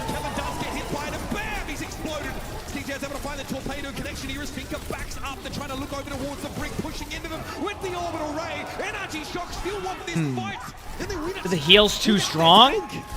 Well, I mean, how much damage does Bastion ult do? Inside of Orbital Ray. Not really needed there. Yeah, Rack is popping off. You have changes here for Nightmare. They're completely done with this. You're gonna have so like go over 300, so you can technically out damage the heal if you stack it, right? The Queen's still pretty good. You're also getting very close to Blister. You probably don't have an opportunity to build something else. I'm just wondering, like, you could technically play around that a little bit to where you can immediately like Bastion ult, and they'd have to disengage their own Juno ultimate. They switched off Rhine. Yeah, it wasn't working. They tried something. I like the idea, but... Okay, Juno ultimate in about 2 seconds, but they're going to have Queen ult, so... Great play by Admiral here. This is to prevent the play. So what they're doing is they're going Kiriko to basically, when they go in with their Queen ult, they're saving the cleanse for that. There it is, but it's too late. Yep. I gotta give credit. That Blizzard was necessary, by the way, chat. It's last team fight. Damn. So the reason why I actually like that play, Oh, this Nightmare comes out is because, like, what makes NRG so good is, think about this. They went Kiriko to be ready to counter the Queen ult. So what does Kellen do? Doesn't do what they predicted. Just sits on the ultimate and says, nah, I ain't doing this until they use their cleanse. Eventually, just because of what's going on, they have to use cleanse. Right? They have to use cleanse. So cleanse is used, right? Infector's like, oh, they are right? Cleanse is used, and then boom. When I get back to university. Queen ults in and wins. Oh, buddy. So. What is going on with Still holdable for Nightmare. We saw, I forgot what team it was, do this yesterday where they held close for quite a bit and bought a lot of time. So if I'm Nightmare, you gotta hold close. I just think you need to create multiple team fights, or at least you need to buy time. You need to play like super close, I think. He was just never able to break on through because once Bastion is back we'll up see and now. standing, the damage threat's not really scary. But then also you're working down the Rhine shield at the same time. I don't know. So do they hold close no with Queen? I don't think so. They might just play it at the corner. Damage, so you just charge them down, right? You feel totally fine. And even if they lose this, it's been a great match. Beautiful lack of Mauga. Oh, yeah. I heard you personally. Oh, yeah. That's one. Oh, I know what you're saying. Cussed in the back. Might just see a life grip on tree here out of spawn and then a switch back. But I'm open for a bit of magic. I mean, we've seen. I mean, look, we've seen Lifeweaver on defense here, but I mean that's. I mean, we've seen it. We used to see it a lot actually with the Farah comps. Give the Farah a platform so she never has to touch a lot. From Ents a couple times. Yeah. Okay, not a lot. A lot for Lifeweaver. I'm editorializing. Oh my goodness! Come on, man. Oh, Nice shot by Tree. There's the server admin. Well, there goes that strategy. Yeah, there goes the whole close idea. At the start. Oh, you give him that. Nice headshot there from Tree. I mean, they're not like. I mean, you would have played probably the corner, right? But do I think this comp can work against Mauga comps? Yeah, well, Queen's been winning against Mauga comps. So what NRG isn't running here, they usually run Sombra, so yes, it can work. So you run the Sombra to basically EMP the Mauga ult, and then you use Queen to ruin the Juno ultimate by purple on them. So yeah, that's what Shock. That's why Shock's team comp is very interesting to watch. Good start there for Nightmare. After having that like rough pick, that's a good start. That's the idea behind the strategy. So yeah. Still have to deal with Seeker's Sojourn at range. An inherent advantage for the defenders here. So Nightmare able to recover after. Should a Nightmare stick to Mauga? They look better in Wymera because they're NRG wants you to play that comp. So they're trying to basically change up how things go. Like, yes, you can argue that's what they should do. But even, disrupt the shot there for Poke to see the torpedoes come through. It's just not as easy for them to be able to. Trying to get Kellen into when you don't play against the comp, sometimes you have to like. Oh, that's tough. That's it. That's GG's. Should be GG's at least. Yeah. Nothing to be done as NRG claim a comfortable second map. And that's a brutal loss for Nightmare. You pick that map, you think you have a little bit of a comp at the start that can take advantage, maybe catch Chuck Hyde disguise. Razor Rider, thanks for the 9 months with the tier 1. Thank you, appreciate it. Thanks. Go any better for the Shock dealing with that Bastion comp. I mean, so great. Nightmare. Just to kind of circle back on that one, what I think needs to happen is, I actually don't know yet, because maybe they try to do their Mauga comp like you said, but there needs to be like a hero there that can make whatever their play is, maybe, you know what, remember when they ran Mei? Is there a world where they run Mauga Mei? Because thinking about it now, while the Sombra can heck up like the Mei ult too, I wonder if there's a way to be able to use that rotation to get them to waste an EMP on one of the ultimates, right? EMP is going to ruin one of the ultimates, but maybe there's a way, like around, like maybe there's a way to make that work. You get what I'm saying? Yeah, exactly. And obviously so much poke damage. That's what I'm thinking here is like maybe there's a vision they have where they can maybe incorporate the Mei instead of one of the DPS to either force them to run like an Echo based comp without the or run like a Sojourn Echo and not run the Sombra, because the issue, I don't know what monitors they use, I'm sorry. The entire time was I think the issue is that they're so afraid of them just running EMP and like doing the 1-for-1 trades that they know the comp won't work. So why not like shift it up? They ran Mei with the Rhine comp, so maybe being able to run that here could work. Because they're probably theorizing the same thing, right? All they've been doing is practicing Amalgam errors all day long because that's what teams have been playing. So like they haven't had the opportunity to play against these comps as much. So maybe there's a way to like incorporate something like Mei, put Mei in there, and then maybe that will work out, right? You do have to be aware that this is something that attacking teams can do, and it costs them nothing. We'll see to play Widow for a couple seconds out of spawn. To find is there any way a Sigma comp can stop Malga comp? Judgment. No. It's a big pick, but did you see anything from Nightmare that's like, oh, because you're going to get rushed on. Sigma struggles to get threatened rushed on. They were able to stabilize, they were able to stabilize, right? Right after that, I don't think there's like a, oh man, they would have. Yeah, I'm using a 480 Hz monitor. Nice. It feels a little bit worse, right? Yeah, I would have felt way worse, right? But here on circuit, you can get back right into that fight, which they did. They bounced back. Yeah, big difference here. I mean, that's pretty dominant showing. Only 8 deaths over the entirety of Circuit Royal here for NRG. That is. You think the surprise Widow was excellent? Lost. Is the final tomorrow? Yeah, finals tomorrow early too. Like I got to be live at like 2 a.m. tomorrow. So I'm gonna be streaming until 7 p.m. tonight, and then I'm going live at 2 a.m. And then we're watching all the way through until the finals. But that's okay. They are unfazed. And then I'm streaming Monday. Monday we'll play a bunch of Hazard. So Monday we'll play a bunch of Hazard, and then we'll we have a sponsored stream at 1:30 on Monday. It feels like two teams that know they played each other, and one knows like, hey, we succeed against them a lot. I think that's the current and plan. like Shock does not seem bothered by what Nightmare's throwing out. And again, these two teams, they don't see themselves playing each other in the first 2 games, so they are going to scrim each other a lot in the lead up to the tournament. Like you're not going to scrim your first round opponent and your likely second round opponent.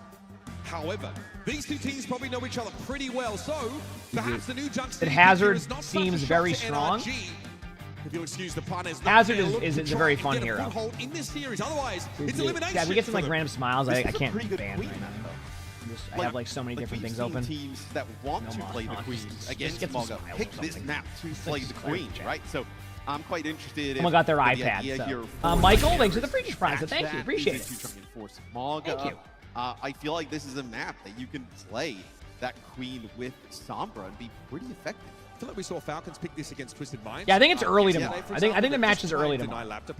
There we go. Thank you. I appreciate it. That's when they started to take the series and run away with it. However, both these teams are more. They're just trying to mirror them. It's interesting because, like I said, like I get it, but Wolf Poops, thanks for the Freakish Prize. Thank you.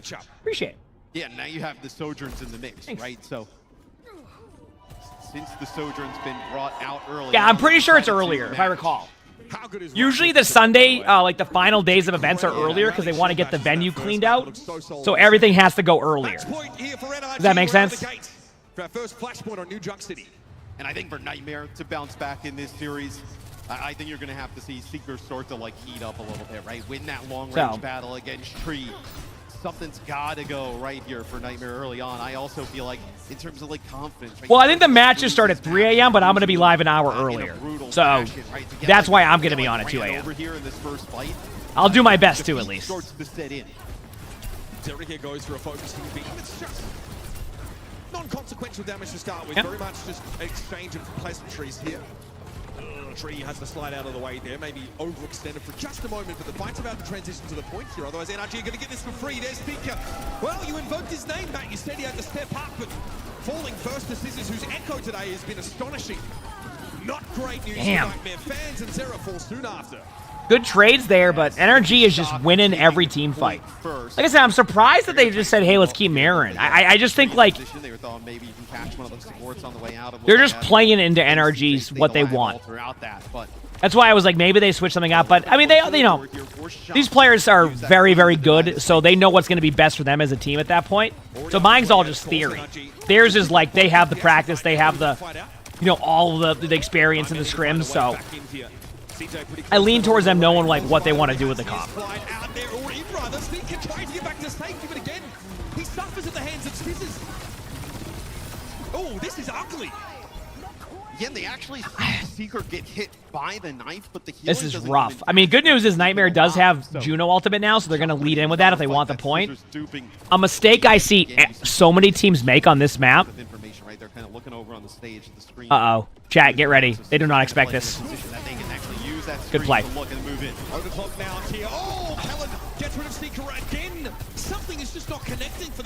The mistake I was going to say that teams make is teams keep trying to force this first point with ultimates.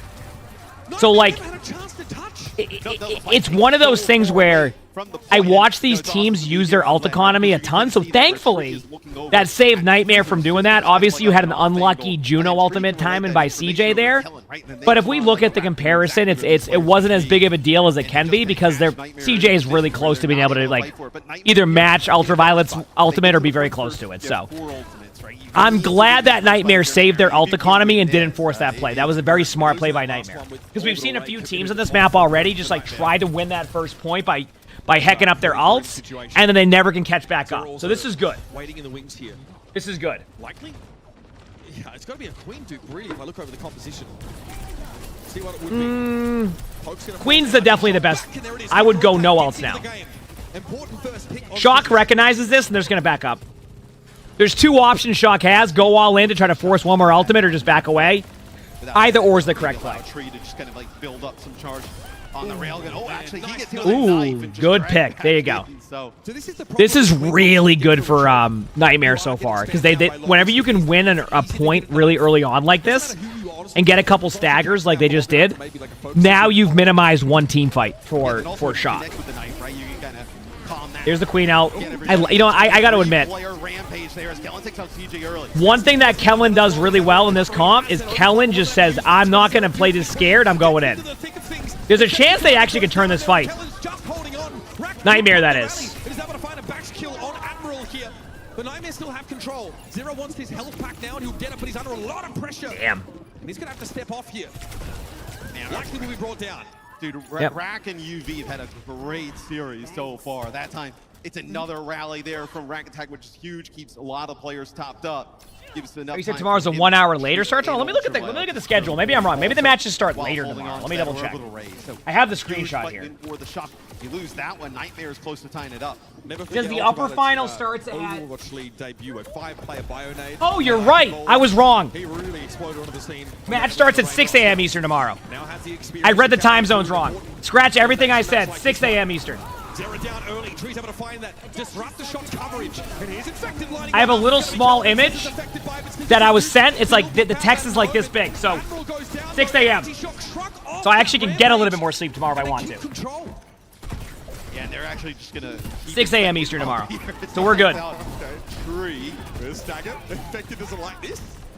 And then the matches end sooner based off of the schedule. Like their finals will go live much earlier. I think you're gonna have to give there you go. Unlikely. Yeah, you're gonna be far away. Yeah, you're gonna be a match flashpoint here for NRG Shock. Just there you go. Like that. My mistake on that one, chat. Good for Nightmare on that. All right.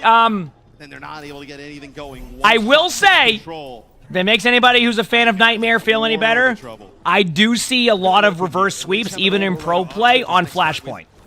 So some good ult management, a couple like individual plays here, they can get right back into it. All right.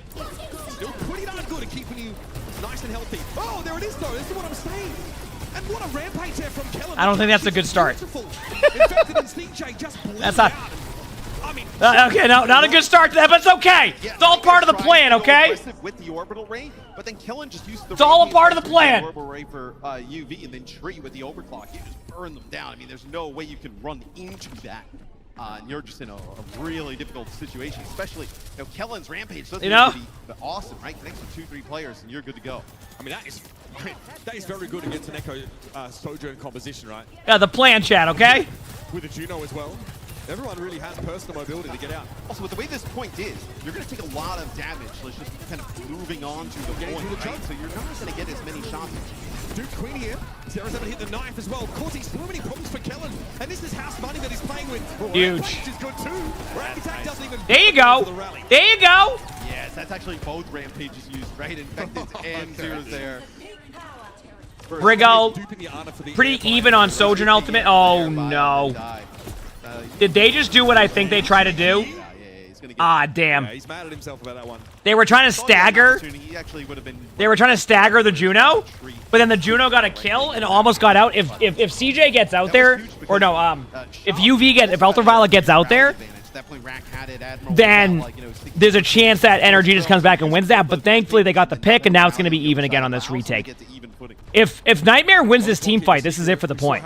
So this is a very important team fight. If they can win this without having to use a Juno ultimate, this could be huge. They have to use Juno ultimate now. Not yet. No, they don't. No, they don't. No, they don't. Do not use it. Do not use Juno ultimate. Because Energy's not going to use it either. Okay, that's huge. That's huge. That was best case scenario. That was best case scenario. That'll be Nightmare taking a flashpoint. Finally. So now they have. Look, that's good honest Overwatch from Nightmare. They know that. Okay, they know that Shock doesn't have Queen out, so we're gonna get a. Oh, but Shock has Sojourn out. I don't know how this is gonna go. I think Nightmare has to almost lead in with Juno ultimate unless they have a plan to give him the team fight. Both orbital rays in action. Daytree pops that overclock. CJ's got to respect it, but still gets the orbital ray off now. Tree just pot-shotting here into the mix of all of these Nightmare players who one by one they do trade a couple, but I just don't think it's going to be worth it. Pick off on Ultraviolet, but Tree does not care. He's the one yelling timber.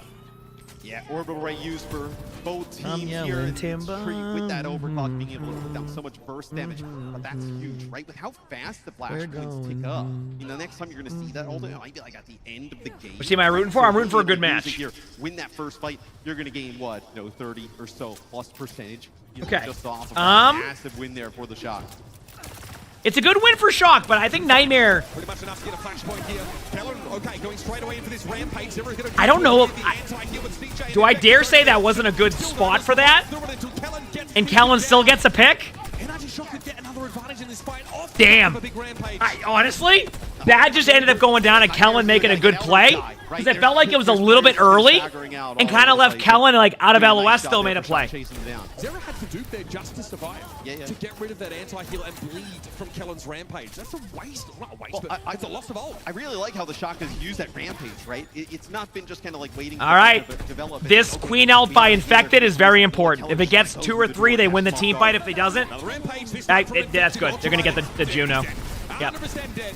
Kellen caught by a knife. He's able to shrug off that anti-heal, but it's a 4-player contingent of NRG. I mean, that was great. That are going to have to concede control of the point for the time being. Yeah, if you're Shock, jump on, get it to 99, die, you come back. There's still a chance, chat.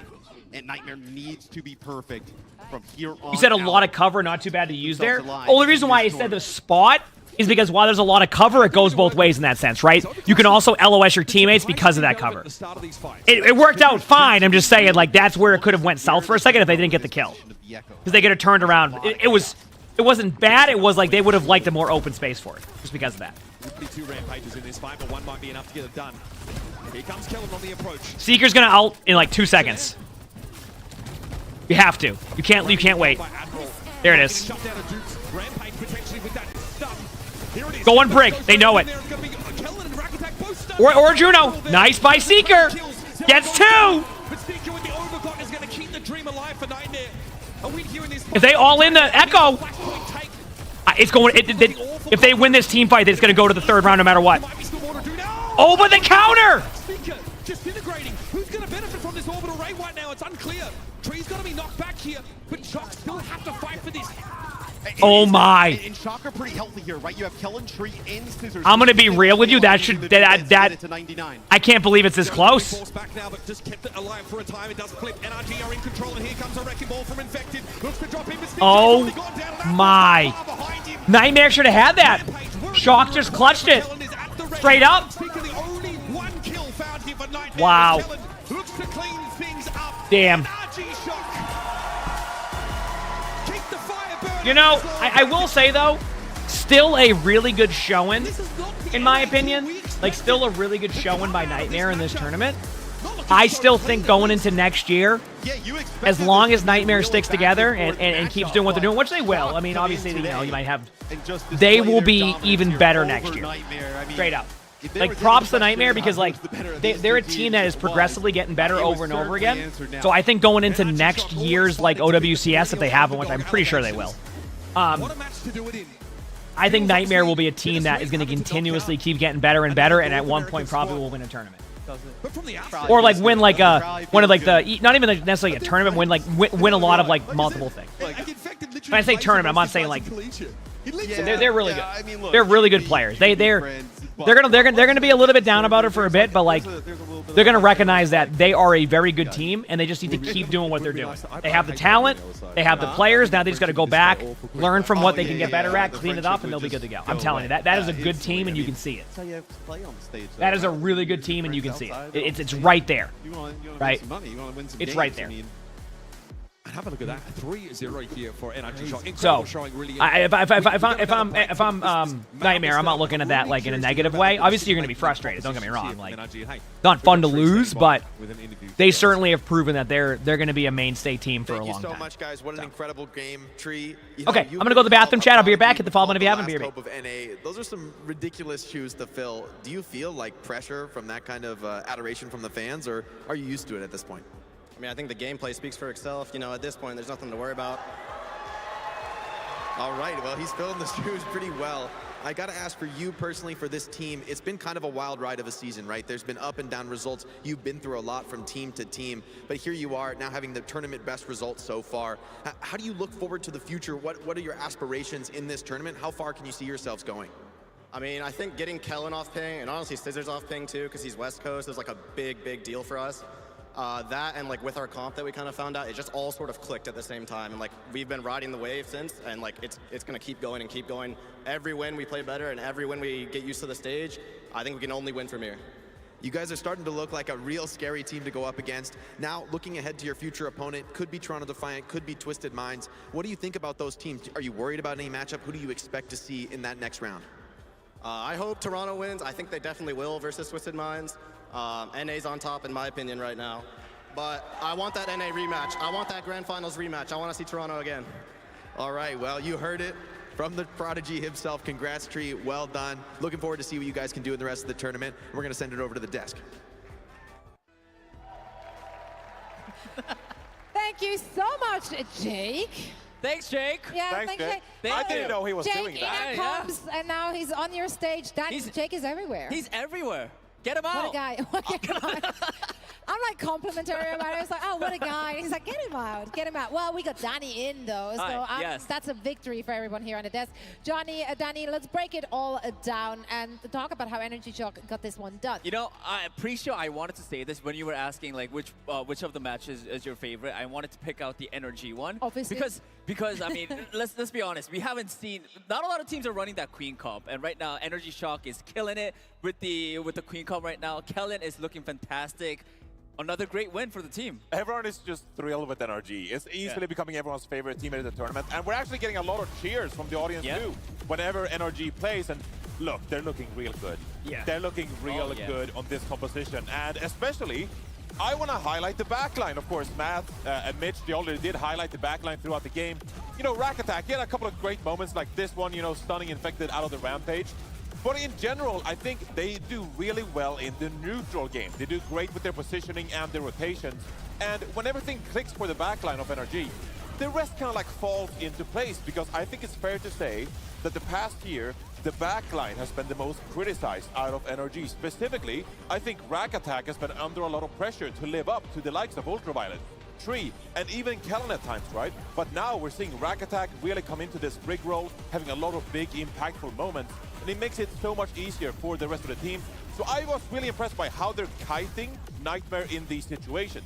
They're sometimes allowing Nightmare to take positioning on the map, and then we'll say, okay, you guys have positioning, now we're going to rotate, we're going to flip the map, and put Kellan in a pretty safe position where he can play with the Adrenaline Rush, get healing from his bleeding abilities, of course, and then everything falls to play. Tree is popping off in the Sojourn role as well.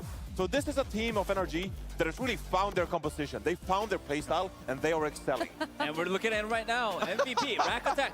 Do it for Rack Attack. How often do we get a break MVP? Are we doing it for Rack Attack? So here's the thing. All year long, we asked the teams to do it for Rakatak, but the real success is when Rakatak does it for himself. There you That's go. how he gets himself that MVP honor for this match. Yeah, I mean, I'm back. An unbelievable performance from Rakatak, and especially here on the brig as well. This is a guy who is so committed to the game. We saw in the Overwatch League last year, just like so Maddie, thanks to 30 months to not be able to get any with of a those tier wins, 1. Thank right? you, And then appreciate again, it's been like a grueling year for this roster who started out. Good morning, emongg. Good morning, chat hyper and a lot nodders. of pressure to fill in for the reputation of the Shock, right? Finally flourishing here in Stockholm, and what a performance here at this event out of all. Yeah, I agree. Yeah, I'm gonna let's take say a it. look at the I'm gonna bracket. say it. I think Energy Shock is my favorite team. There we go. Thank you, have it. Danny. This is how quickly he abandons SSG. Just yes. Who? SS who? Are you facing Cloud? As a shock? Wait, I don't know. I only know Energy Shock. I don't know. SSG is dead, Jim.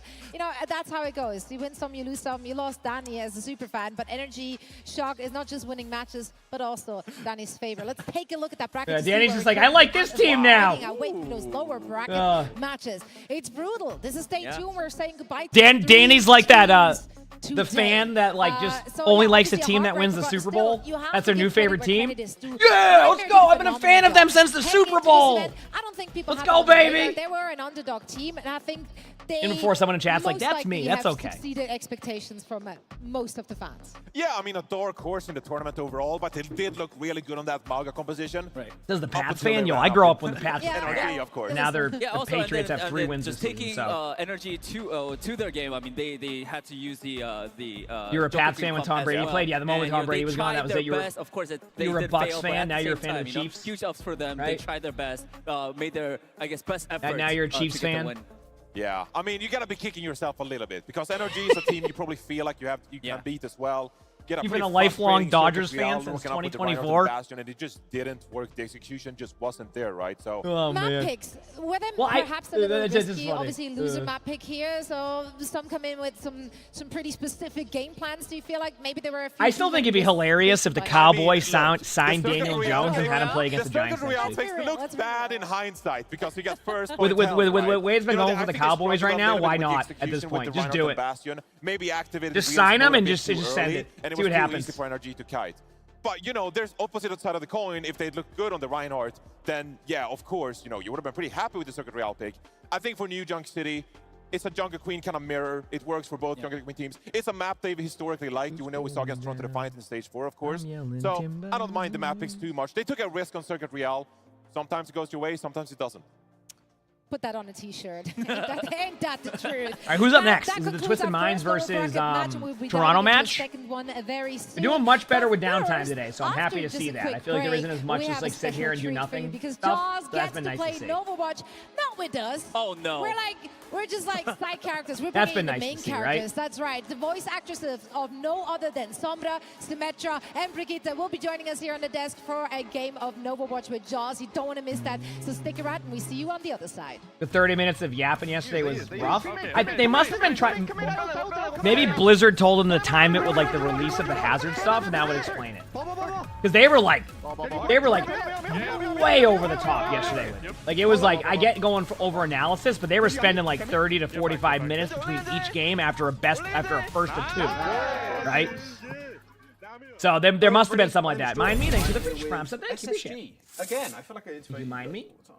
Kind of like I don't know if they set that up. But Backbone, KSA, and Mr. Funny Astro.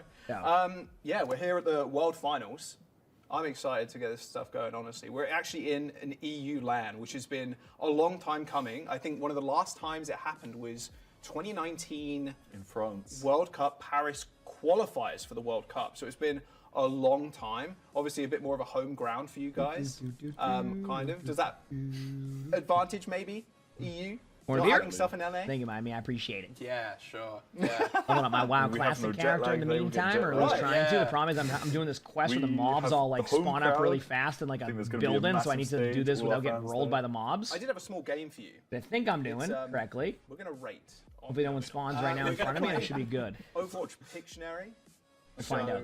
We're going to have one person drawing. Who is the best Actually, who's the best artist? Not enough mana? Well, you know what? Heck you. I want more mana. Okay, well, I guess it's me. It looks like it's going to be you. You missed SSG. SSG's good. I mean, it's terrible. I just wasn't just straight in there. Nothing you can do about it sometimes, and I just get rolled. I'm gonna give And like, I think they'll bounce back though. Like, straight up, I think they'll bounce back. At least in my opinion, they will. This is like, it's just, you know, they've been a team for a while, but going into next year, I think they'll be coming up with strategies. I mean, I don't think they'll make 20 stuff. I don't know how that stuff works. So give me more mana? Well, it's because I'm on my mage and I need mana, and I was just trying to do this quest without getting rolled because it's hardcore. So if I die here, that's it. Like, if they kill me during this, that's it. It's hardcore. So. I'm yelling timber. Who's that one guy who has like the songs and he's like I'm yelling timber. Like who is that? I see him pop on my Instagram all the time when I'm looking through reels. Okay, second one. You know what I'm talking about? I can do some. No. And he's like, it's like, it's time to play the game. It's time to play the game.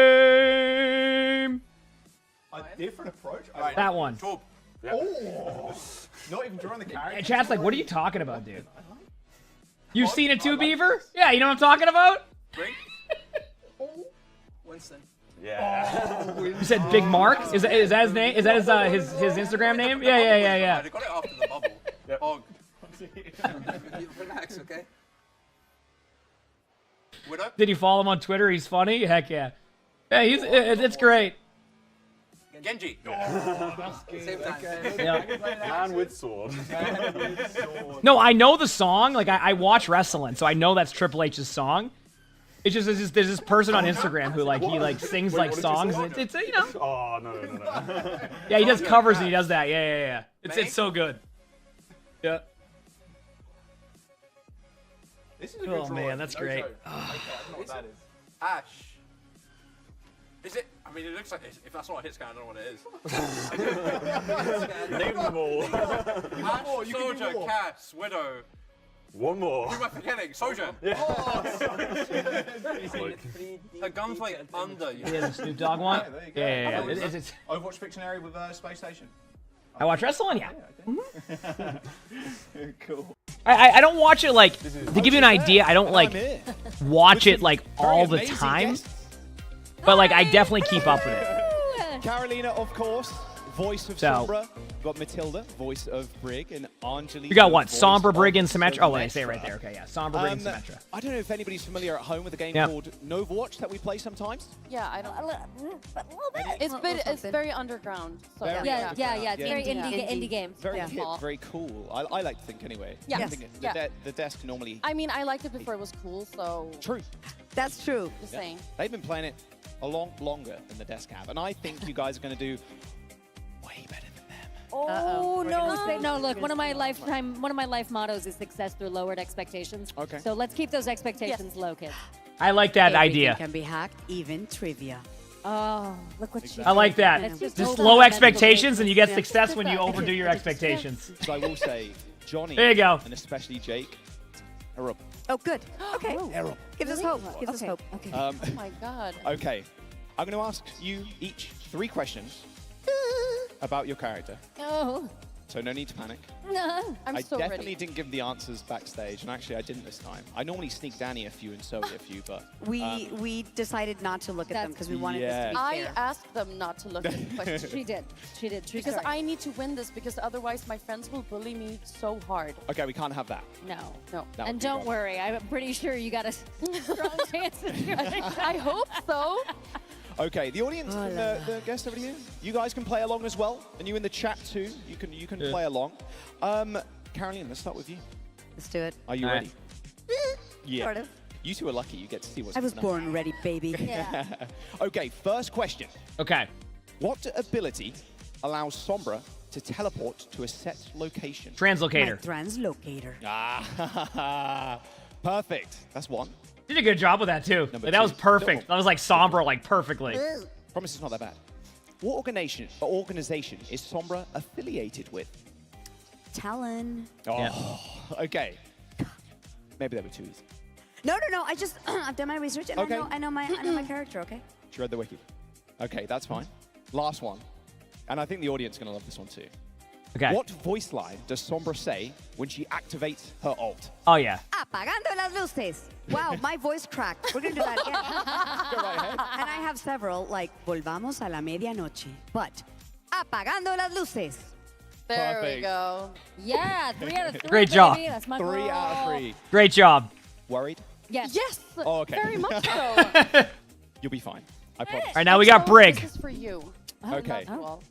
Matilda. Question number 1. Which Overwatch hero is Brig the daughter of? Torb. Torbjörn. That's how you say that. That's how you say that, just so you know. Or like Torbjörn. Torbjörn. I just say Torb. Torbjörn. That's an easy way to do it. And I play a lot of all Torb. have. We all have. Yeah, I think it's hard. Count how many hammer kills on my profile. There's a lot. I promise you that. Okay, second question. Listening. What is the name of Brigitte's ultimate ability? The name?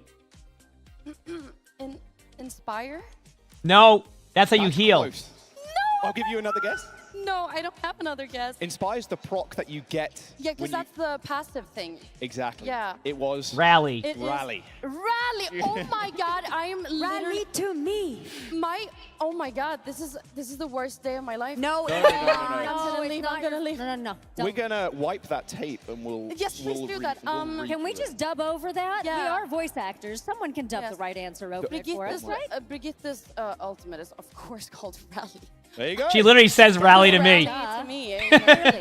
First time. We knew that. Incredible. That's Okay. embarrassing. Third question. You don't look too nervous. So nervous. What voice line does Brigitte say when she activates her ultimate ability? She just said it. Rally to me. Perfect. What about in Swedish? In Swedish? For the home crowd? Alla till mig. Yay! I knew that one. Thank God. Yep. Easy peasy. 2 for 3.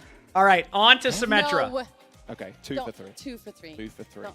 So currently, I like Inspire. Can we get a? Maybe we can do a little edit. it is a very inspirational. It is very Yeah. inspirational. I'm here for it.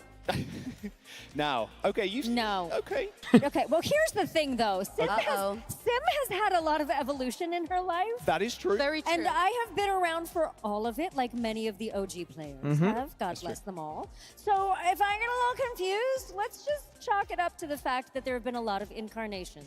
The There's nerfs and the buffs. Exactly. And the, you know. Changes. Yeah, we'll go with that. ultimate- Yeah, I that's mean, what it is. We were just talking The about the ultimate, old. she's had 3 different ultimates. Exactly. Yeah. So. She's had her do voice lines for all of them. Just be gentle on Auntie over here, okay? Because Symmetra was inspired, at least her voice was definitely inspired by a lot of my judgmental Indian aunties. So I feel like you have to be gentle on your own auntie, okay? Well, I promise you these are gentle. All right. Here we go. Question number 1.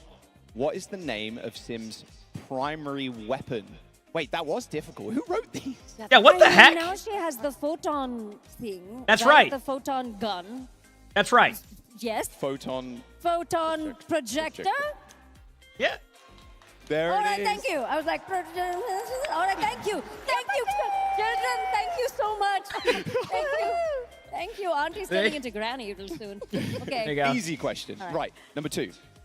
What is the max number of turrets Symmetra 3. can place at once? I have a bone to pick about that one. Okay. I First believe repeat. it's now only 3. Yep. Correct. But once upon a time, there were 6 little babies, and I got to set up a car wash, and I loved them so much. I like how she calls it the car wash. There you go. I love that. Sorry. She calls it the car wash She's too. roaming around somewhere. Maybe They we got can, the perfect Maybe we can have, VA for look, maybe Symmetra. now, in the next incarnation, we've gone from 6 to 3. Let's go the other back- direction. yeah, Let's go into 9. Yep. It'll be Let's fine. do it. Right. The last question. If you haven't seen a theme here. Please get this wrong. For my integrity. It's gonna be a voice What line. voice line does Symmetra say when she activates her ult? Yahi param vastavikta hai. And also, reality bends to my will, I believe, is when she says it in English. Almost a bonus point there. Well done. Right. Perfect. Unfortunately, Matilda, you did only honestly get 2. so embarrassing. We love you. But we, You won in the creativity department because you came up with a brand new ultimate. You did. true. Well, But we do have a tie. Inspire. All right. Oh, shoot. Oh, We it's do have a tiebreaker. tie. No. 2 of you got 3 points. Love Now, you. Tiebreaker. This one is It's getting better. I like it. It's probably better than mine, to be honest. We do have a time. This one is a little bit difficult. All right. But I want to know how many heroes are currently in the game. 942. She's close. I win. No, sorry. No, she's close. 37. No, get rid of the 900. Get rid of the 900. I'm not going to be able to count in my head right now, am I not? I'm just going to guess 38 so we have a different answer. Ooh. A 36. strategically placed guess. It's like the Price is Right. I have to do it a little bit like the Showcase Showdown.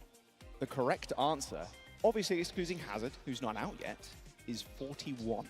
It's 42 now with Hazard. We lost 41? Yeah, and Hazard's 42. People we have to meet. How is that even? We have to. That's what I'm saying. Where are you? Where are you? If we haven't found you, She just needed to get rid of the 900. send a carrier pigeon. We want to find you. Not out yet. He's out in the playtest, okay?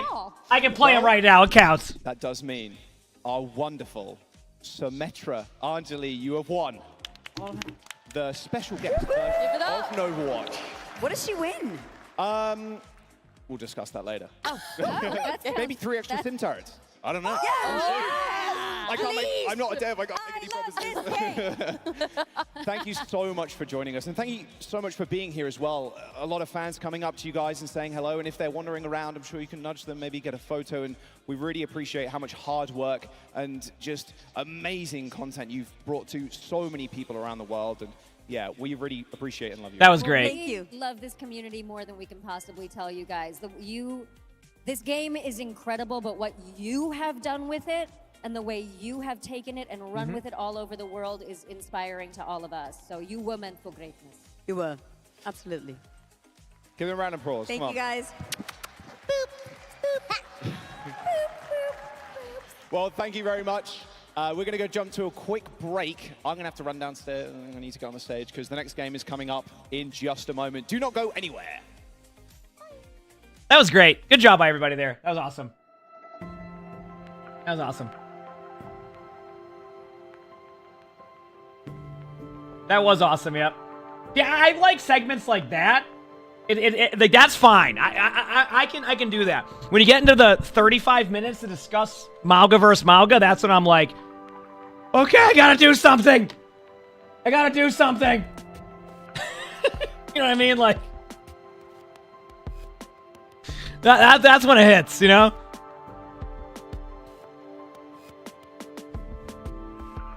So the winner of this match plays Shock?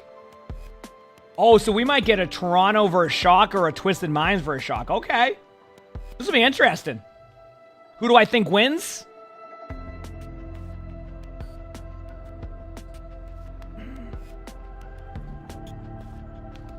Okay, hear me out. Twisted Minds played excellent yesterday.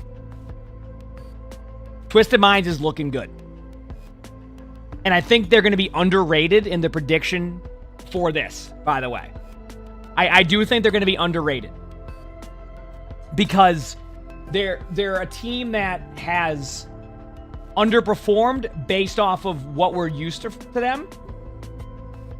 The only reason why I think Toronto takes this is because of the predictability of what they're going to expect out of Twisted Minds.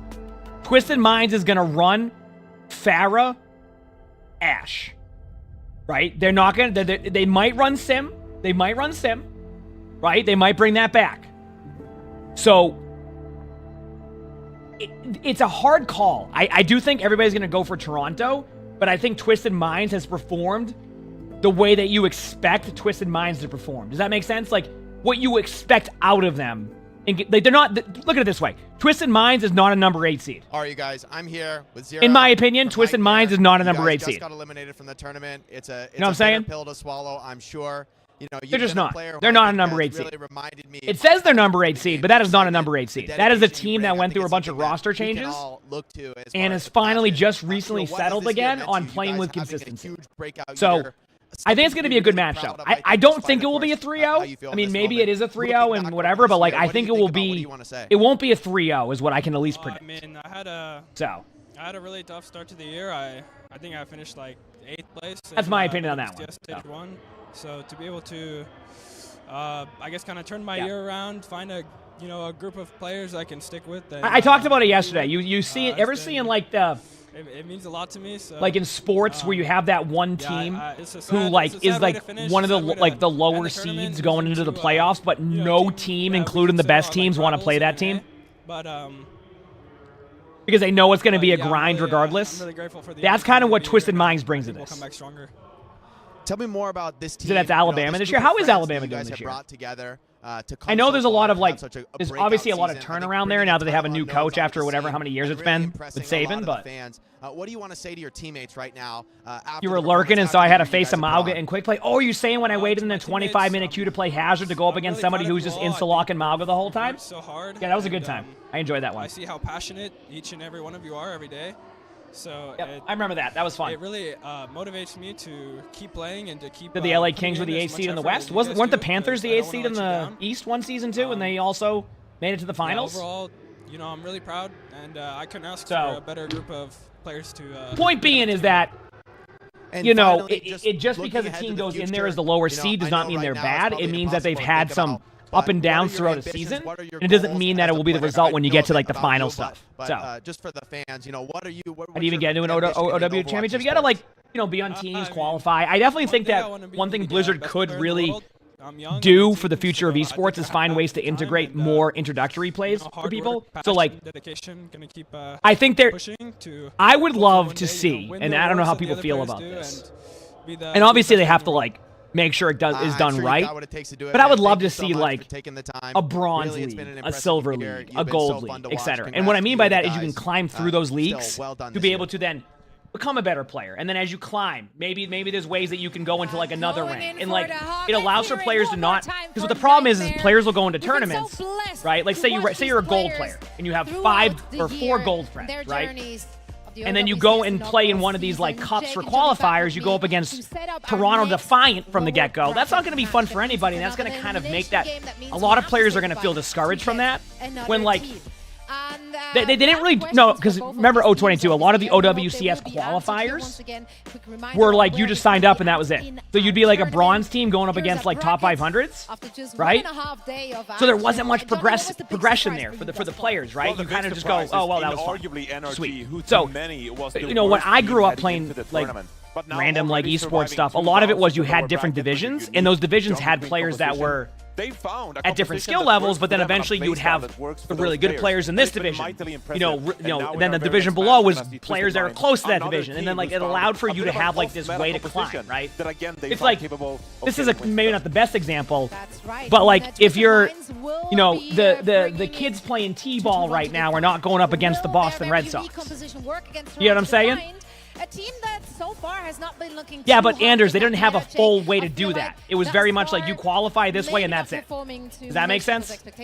I don't think this is Toronto Defiant's ideal meta, but I think they are probably super happy to face an opponent that's very vulnerable to counterpicking. Like the point I'm making is like they've had systems, but they haven't had a direct system that makes sense for everybody. Twisted Minds has made no secret of what they're going to play. I mean, it's pretty obvious they're going to keep running this Ash Farah style, and that's basically what I'm saying. They're committed to it. I think though Toronto Defiant, they have the tools they need. I think. So what you can do is you can grow as a team, get better as a team, and then obviously some players will end up being better than their teammates, and they'll go to different ranks. But it kind of creates this like really good competitive ecosystem where players can do a lot of different stuff. Sorry, but that's one hero shot there. Absolutely. Do I stream playing WoW? Not a ton. I used to do it on my second channel, but I'm just vibing right now. So I think that would just be a good thing. I think OWL really took that away, right? Yeah, I mean, it's what and they ended up like basically ditching the open division and like just being like, yeah, there it is. And if you win the open division, you get $20 worth of BattleNet, but also we can have pro players end up in open division again, and then they have to go to like. It just was a very rough system, and I think there's ways they could take that and approach it a little bit different. How I would build that, I couldn't tell you. That's more on their side, but yeah. Toronto Defiant, they're going to be so confident in going in with a game plan that is going to counter. So I would like to see them introduce a system like that, is what I'm saying. I think that would be really good. Play them because of their sheer it just allows players to progress and not feel discouraged of like, because like the way they did it this year was, okay, we're gonna have an OWCS qualifier, right? And that's it. So even when we're on Team Overwatch and say you're a silver team, you might have played against Team Overwatch and then you're out of the tournament. much firepower. Essentially, like you just don't progress in there. You're just gonna play against all these ridiculously good teams, and then you're just like, well, that was fun. So creating leagues where players can progress, it allows for each player to not be discouraged because everybody progresses differently. So allowing players to play in leagues that they can climb together, get better together, and then some players will, stay in that division and or they'll be done, but then other players can keep progressing because they're able to do that. So, you get what I'm saying? I just think, like, people like, they have contenders and stuff. I think having multiple tiered divisions for players in different ranks is a good way to go about it. Downside is you obviously will have people who will try to smurf that, try to do all this different stuff, but yeah. So. Do you think that there is a You said you're worried if that's the thing, if they broadcast like this and the lower ranked players will be made fun of by the viewers? Well, I can assure you one thing, I won't be one of them. If so, can they compete? I think at this point it's probably a little too late for them to try to. I don't know if that helps though. I like to watch them. That's why I love about the spectating series. While things are scuffed, I love to watch people get better and improve. That's fun to me. We all start somewhere, right? Couldn't perform, but on match, they're popping off. Right? We all start some. We all start somewhere. There's always the opportunity for just individual playmaking to carry you through the most difficult moments. And honestly, even across the meta, right? And they don't even necessarily need to broadcast it like this. They just need to give an avenue that you can get to this by doing other ways to get there. Does that make sense? I really think this is not going to be easy for Toronto Defiant. They're going to have to find a way through it. Probably. I mean, I remember growing up watching esports. Like you'd have like the equivalent of an open division finals, and people would watch it and they'd have fun watching it. So. At the hands of Toronto Defiant, who have been a juggernaut all year long. Let's find out in this second elimination match. Are we ready, chat? We send it over Let's to go. on our stage. Thank you so much. Which team is favored in this matchup? I think Toronto on paper, but I do not underestimate Twisted Minds. And yeah, Lies, I think it is PC only, yeah. But it's really fun. Your first team. Folks here at DreamHack, put your hands together for the Toronto Defiant. So, anyway, that's my take on that. Feuded kings of North America come to Europe, come to reverse their fortunes of Dallas. Here, though, they face elimination. Backs against the wall. Do they have what it takes? That Valorant has like ranked brackets. Yeah, I mean that's what I'm saying. Like something like that would be really cool. Like bronze, silver, gold. You could do that. Yeah, that would make sense. So like even if like the gold team wins in that division, the bronze players can see that like it's capable to get to that point, and then you can climb up. So yeah, I think that's totally cool. Is it going to be enough? Truthfully, I think Blizzard could solve that by just having an in-game tournament system, but I don't think they'll have that anytime soon. As much as I wish they would, that could solve a lot of things, but go ahead and make some noise. We've been asking for that for years. Twisted Minds versus the Toronto Defiant. Come on, Stockholm.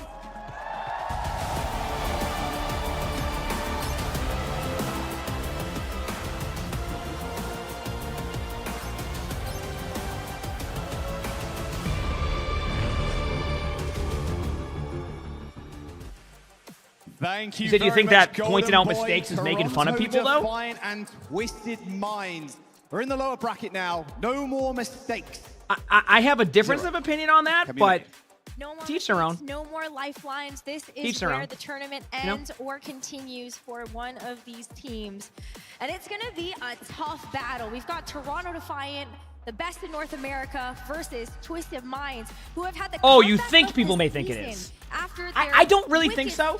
And OWCS EMEA. I don't necessarily think so, but I understand the concern of that one, Creamery. I think like I mean they're up against there's just squad. I don't think it will be that bad. Off meta. Twisted Minds have their own variety. But who knows? Like NRG, right? They're running I only can. But they're running the Malga. I can only. But they're running the. I can't predict that. I still think it will be good. Obviously, there's like certain things that could be an issue, but. And when we cast them even yesterday, Rose. That's certainly not a spam bot, chat. Can we get some more Torontos in the chat so we can have the spam bot go away? Because I don't want to minimize and ban because I have 7 different things opened up. Into the front line, we want to just kill you as fast as possible. Lab just been setting up Quartz just stupendously. I just don't want to land one rocket, and a headshot from Quartz. I'm just having people spam that so we can get that out of the screen. Can they actually topple Toronto Defiant is another question entirely, though. And Toronto Defiant, there we go. Thank you, chat. Suffered a huge Thank you for the blow Torontos. To the hands of this just insane echo composition, as well as even having to deal with a fire. Now the next step is to see who accidentally overspams and gets timed out for 60 seconds. That's going to be the favorite one. Can they actually find the key to success? Versus Twisted Minds are going to be running something very, very similar. One way to find out: first map on the docket. Only thing I'll say to that, Creamery, is it's the approach you take, and I think that's there it is. Yep, saw that coming. It's the approach you take on that, Creamy. I think sometimes it's how you approach that type of feedback. Maybe the way that you go about it isn't. When it comes to running the, everybody has different ways they respond to feedback, and everybody has different ways they can react to feedback and how they accept feedback. So it's a lot of, you know, everybody's different with how they're going to react to that. Does that make sense? No slouch on the hit scan. So it's remember every single time I say Merrick's name. That's just how that goes. Anyway, here we go. Match time. Here we go. It's time. Railgun Kalat, one of the best highlights in Overwatch esports history. Sugar-free, TPing with the sim. They're out the gate. Lalia, thanks for the 4 months of the feature match. Thank you. So, Twisted Minds, we know what they're going to play, but Toronto bring their own kind of flavor here as well. TVNT Rose going to be happy with this matchup as well. Came into the team as the D.Va player, did so well. You can earn drops if you're on mobile. Yep, as long as you have the screen open, because your account's going to be in the chat, which would count as the drop. Yep. You absolutely can get it on mobile. Just put it on the charger and you'll be good to go. As long as it doesn't like get rid of the screen or whatever.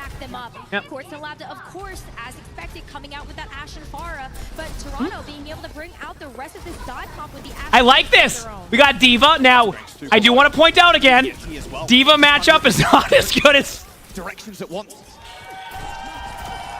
I'm not a huge fan of and I love playing D.Va, but Winston is just so good against D.Va nowadays. Because Blizzard has managed to make D.Va more paper mache once the armor's gone, and D.Va can't chip away at armor, so yeah. It's gonna buy Toronto so much time. RuPaul is already built up to a nano boost. Anyway, able to give that over to someone. Like someone, and just make sure that Winston's going to be really. There you go. Yeah, you can do audio only and lock the phone. There you go. But that this works. is also why we get him to getting a chance to see RuPaul on one of his own best heroes. That mechanical skill going to come in so handy versus his Slap Defara.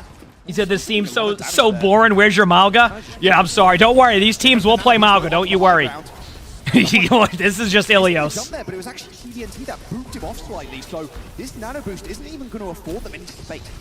No, it's completely wasted here. Which buys a little bit more time for Toronto to figure out the next move. Good nano. That's going to maybe get the Ana. Yeah, definitely going to get the Ana. Uh-oh. Okay, got the Ana still.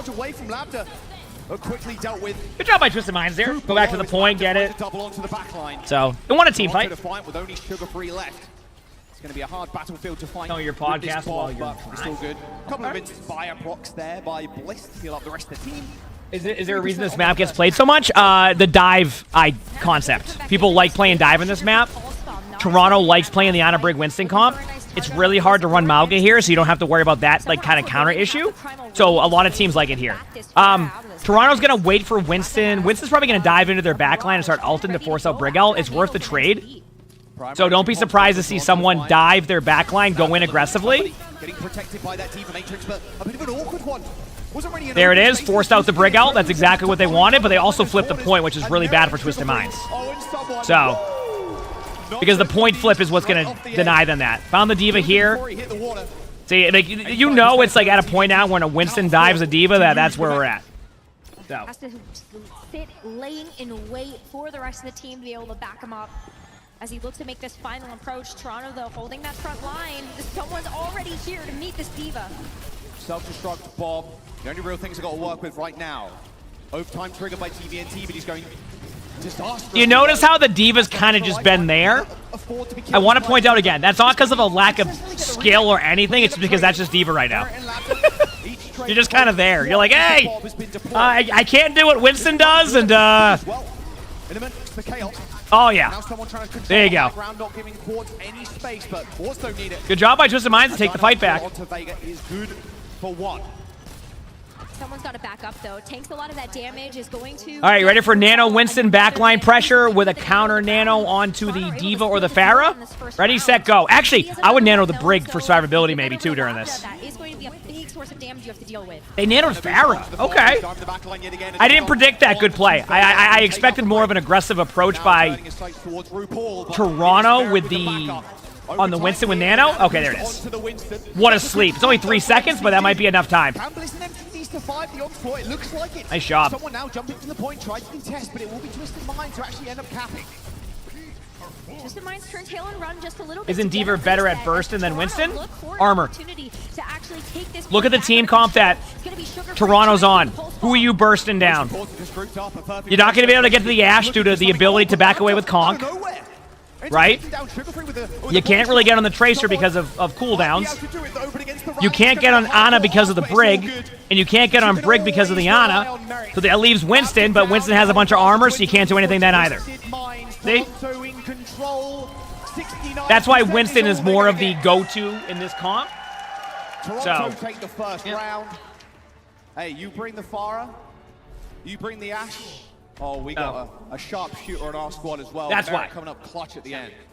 Mara is still one of the best hit scans in the entire world, and that is the display of why. Being able to snipe out that Pharah from the skies, you have such great sight lines and great advantage. That's exactly what I said. The Diva, in my opinion, the Diva Winston matchup used to be a 50-50. A little bit more of like, if you time your bubbles correct, you can play this. Diva can burst you if you kind of make a bad play, etc. Blizzard has now shifted that to make it 70-30 in my opinion. 70% in favor of Winston, 30% in favor in Diva. Diva needs to wait for way more opportunities. Winston can kind of create more plays now. That's how I feel about it. To use it. So, yeah. Is there a screen in front of the teams the audience watches? Yeah, there's a screen. Yes. The players can't see it, but the crowd can. It'd be like probably above where they're stuck. There from that Juno, and you look at this Mauga being able to. What about 69-31? If that makes Chad feel better. That Tracer might no Hog on well. Yeah.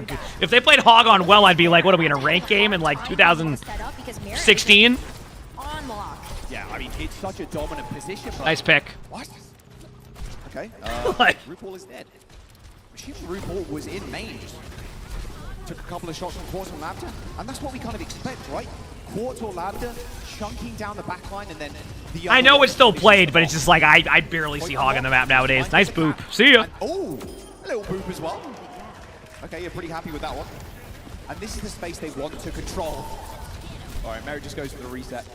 As soon as you have Mary, I know you see Hog all the time in Silver Bronze. Absolutely. So hard for I know. I watch with my spectators here. I get to see all the comps. It's cool. Where Quartz and Lambda position themselves. Says something about your ranked teammates when they go Hogger. It's really not a bad pick. I'm just memeing it. It's not. If you can hit your hooks and you're in a ranked game, it probably is going to work. Take the next approach. We've got Vega on the Lucio, so a little bit easier to get in, but even before Toronto get back to this point, Lambda has sniped out another player. Pretty annoying fighting the Pharah at that angle. Yeah, I mean, this is why this comp is really good for Twisted Minds here. What Twisted Minds decided is it's not really worth trying to counter what they're doing, so why not just go Mauga here, play Mauga more as a survivability tool? And if you peek out, then you might so like you use Cardiac Overdrive to help your teammates and like basically peel. So you notice how normally when you watch the Mauga comps, it's about aggressing in. Twisted Minds likes to play this type of comp, so what they want to do in this situation is kind of slow play it and use the Mauga as almost like a third support. I know that sounds kind of weird, but basically you use Mauga as like a peel tool. And it gives time for their teammates to pop off. Here from RuPaul, able to gift that over to someone. That's why if you look at Mauga's ult charge, it's at 65%. If we're watching Mauga versus Mauga right now, Mauga would be on like the third ult rotation already. Almost ready with their own DPS ultimate, so a lot of ways to be able to fight this. Orbital rate, wow, that is an extremely defensive orbital rate, but someone just gets blown up, even in primal rage.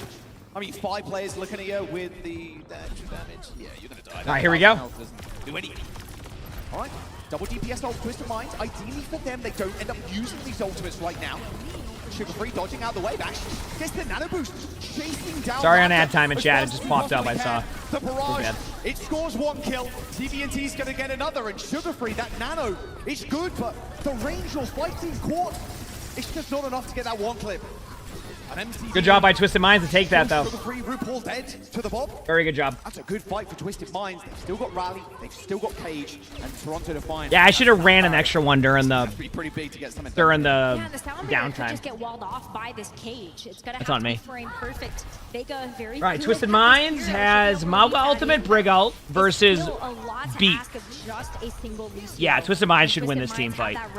Whenever they make their aggressive beat play, you just counter with your Mauga Ultimate as a defensive tool, and then you just farm some kills. Yeah, because this comp plays a little Eva is okay here for Toronto, by the way, because it's better against Mauga. Or Pharah and Mauga.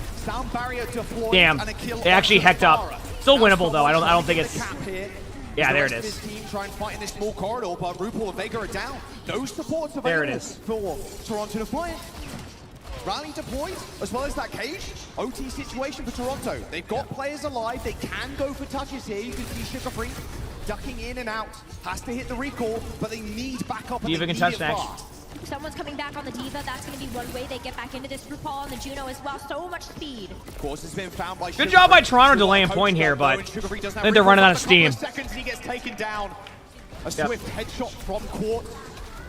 This doesn't end up getting booped off the map, but I think it's too little, and it's way too late. All right. Twisted Minds takes that side of it. Now we're on to Ruins. Tying up this map. On to Ruins, chat. Pretty decisive one. One of the best arenas for that Ashe and that Pharah to function when you know you have these great corners to play around. A little bit more exposed, though, as we head over to Ruins to settle the score on Ilios. And maybe Toronto hovering over a couple of changes. Remember that Toronto is one of the most flexible rosters of players that we have. Someone able to play any single tank in the roster. Sugar Free and Merit as well, just so capable on those flex DPS and hit scan respectively. Cringe, thanks to the tier 1 for 3 months in advance. Thank you. Appreciate it. And the 2 months of that. Appreciate it. Emongg is Emongg is Merit's Emongg. going to do the same thing. Yes, okay. Getting the Widow duel. Merit versus Quartz. Even a lot of the Korean players, especially when Quartz started really blowing up, especially in EMEA, saying he's one of the more scary hit scan players to actually face. His aim so crisp, but Merit definitely on the same caliber. They can go ahead Widow versus Widow. The server admin versus server admin. With that Widow 1v1. Let's see what happens. They're able to go in and give Merit a little bit of support to be able to take out that Widowmaker in Quartz. Yeah, I mean, look at this positioning. Quartz knows exactly that. Sugar Free can be there to kind of subdue Quartz, and then Merit gets a free angle. TBNT is easily taken advantage of. Nice play. Good patience. Good job by Toronto. That was a very slow approach to everything. Like, nothing happened, and then everything happened at once. Good play. There was a whole different battle happening in the front line. TBNT was like 10 HP. And then you get that huge slash through from Sugar Free while Toronto had already taken over the point. Ooh. Oh my goodness. Nice shot by Merit. Like, that was just good. Go on, my son. One more. Good cover. Little things like that you don't even realize. Like, when Merit went up in the air there, Merit's only isolate, like, it's basically isolated on one side, so the grapple, like, Quartz can't get Merit unless Merit's on the other side of that. Well, that was like just a clean, like, sequence. Eric's going to be acutely aware of that. Looks like TBNT. Now we get a huge Mauga battle. Or at least try to. Ooh. Body shot from Merit.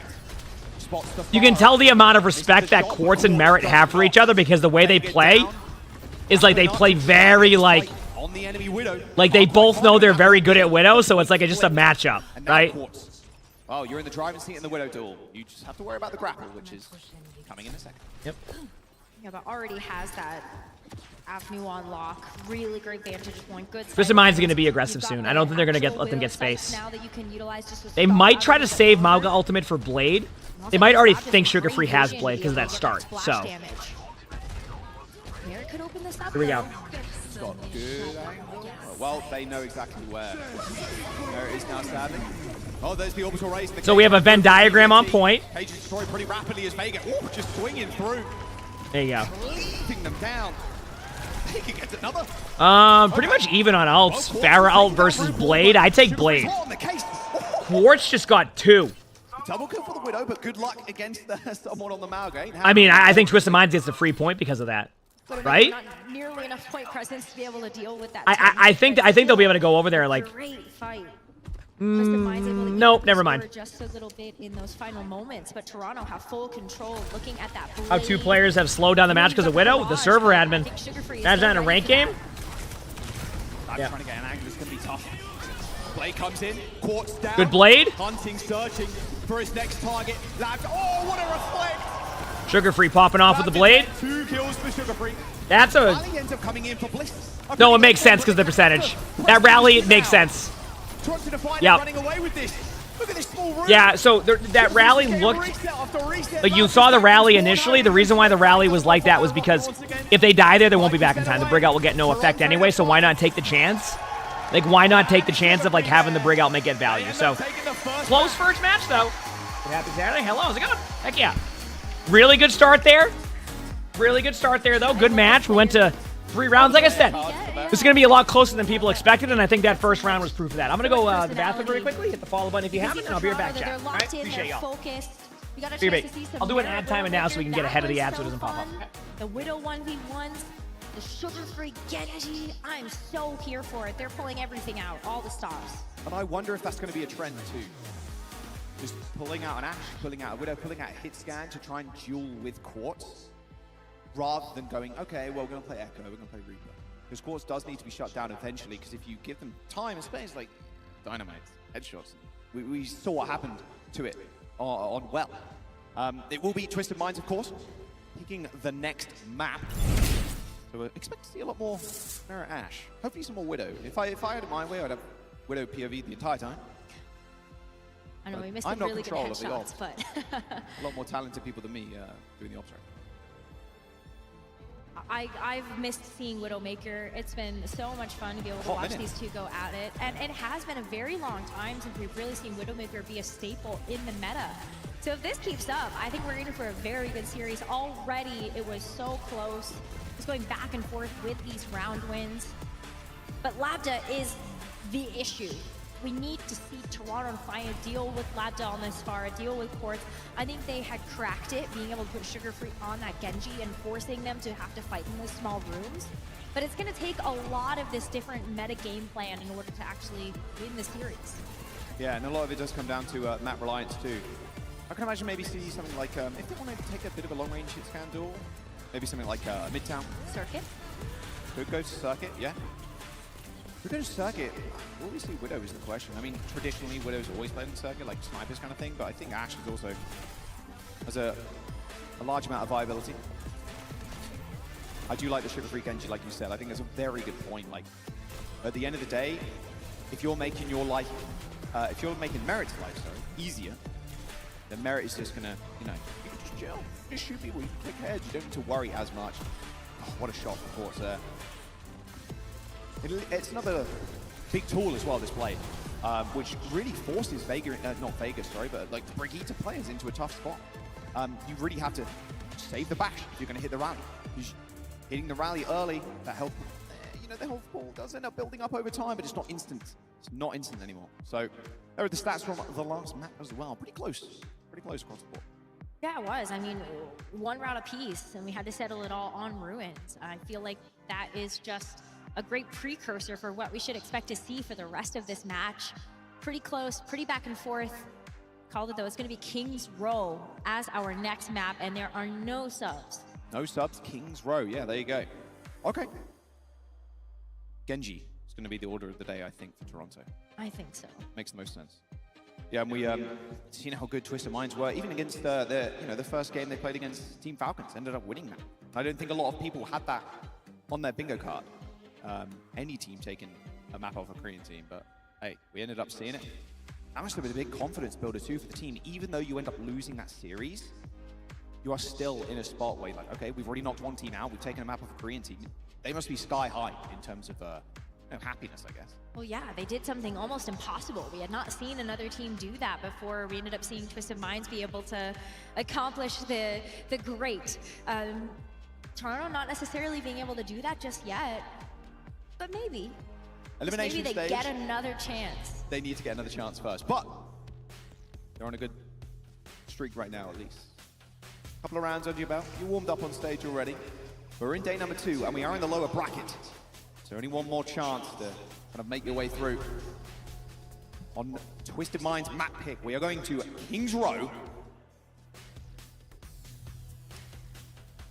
King's Row so far in the World Finals, we have seen them mostly play Mauga. Just every single team looking at the Mauga. Maybe we got a chance to see something a little different as Toronto have to lock into their defensive composition.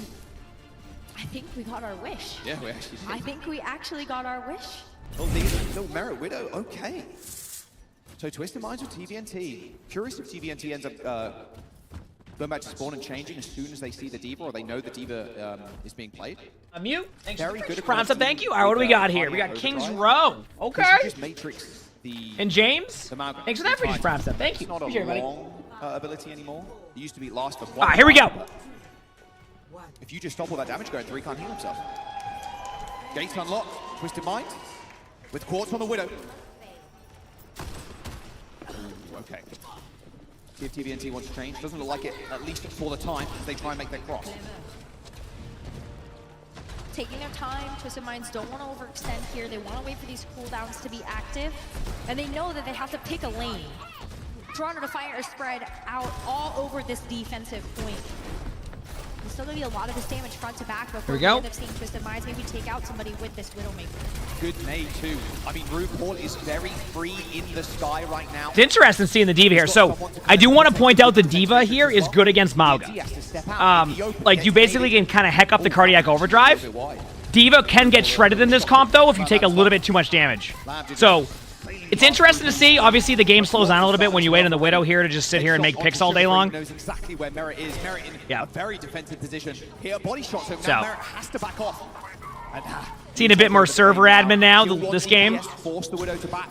Yeah, good luck holding on to the point. I'll be honest with you. I think Twisted Minds wants him to play Widow.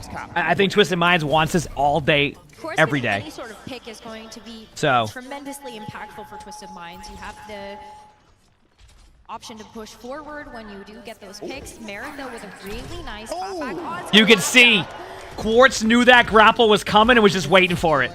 Saw that one coming. Hit them in the head, too. You can see it. That's why he kept aiming up and down, because he knows the grapple spots. Yep. This is this is a relatable game right here, Chad. This is my rank game. Get a kill, get a pick, get something.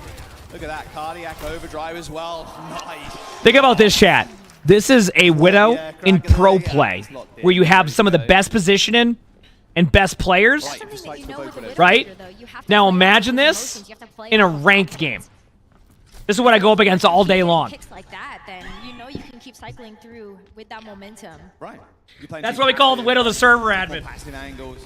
Doesn't put as much threat on the enemy team.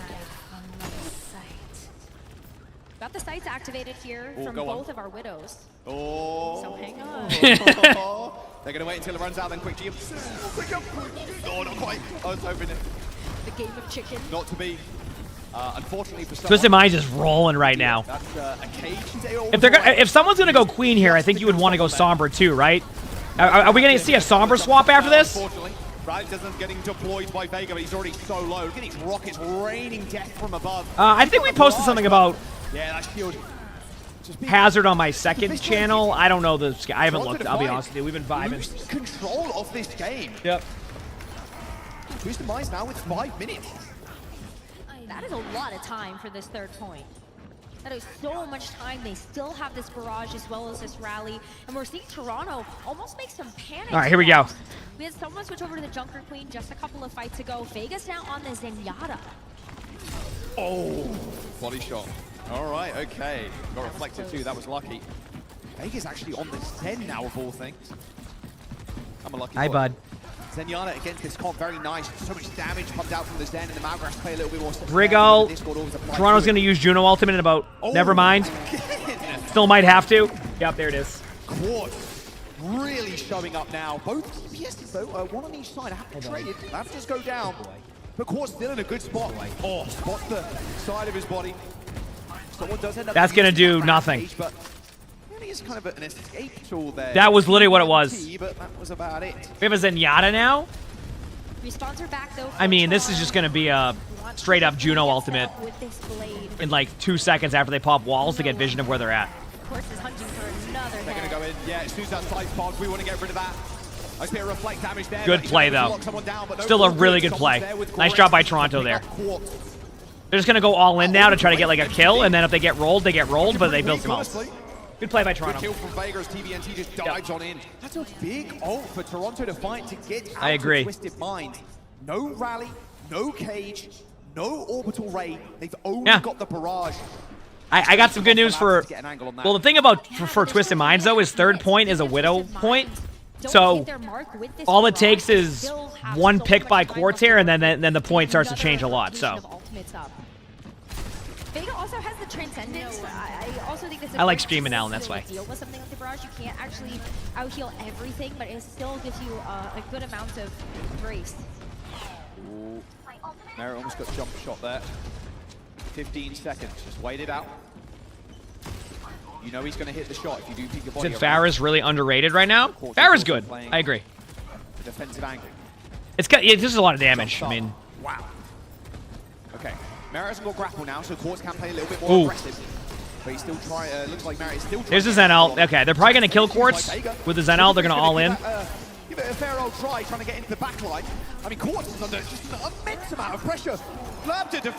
So chat, too, though, remember whenever I'm playing ranked and everybody says dive the Widow? That's all you got to do, just dive the Widow. Why aren't you diving the Widow? He's still alive, so Quartz survived that. for Merit to kind of settle the score, kill Bliss or MCD, but they're not going to give him a chance. Quartz almost acted as bait right there. You were talking about Lada being able to get an angle with that barrage, and that Quartz survived that, chat. I want you to know that. Twisted Minds with an orbital. And it wasn't because of a Juno ultimate. It wasn't because of a Brig ult. Be able to finish out the map here. I just want to point that out.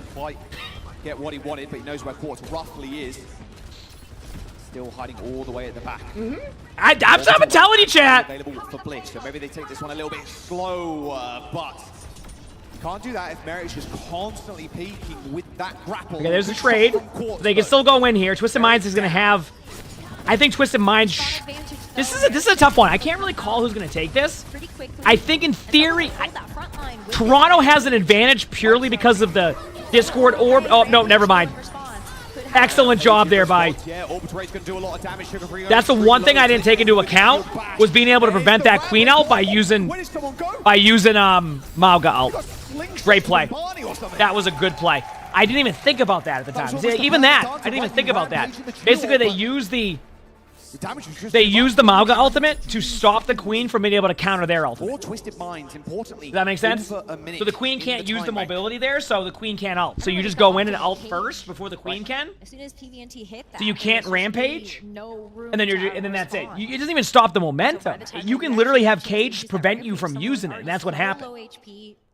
So by the time the Queen could actually use it, it was already too late based off of the survivability of the rest of the team. That's a really big deal. Just based great on play. how close this series has been so far. Great play. Very, very slow as well. Slow and tempered.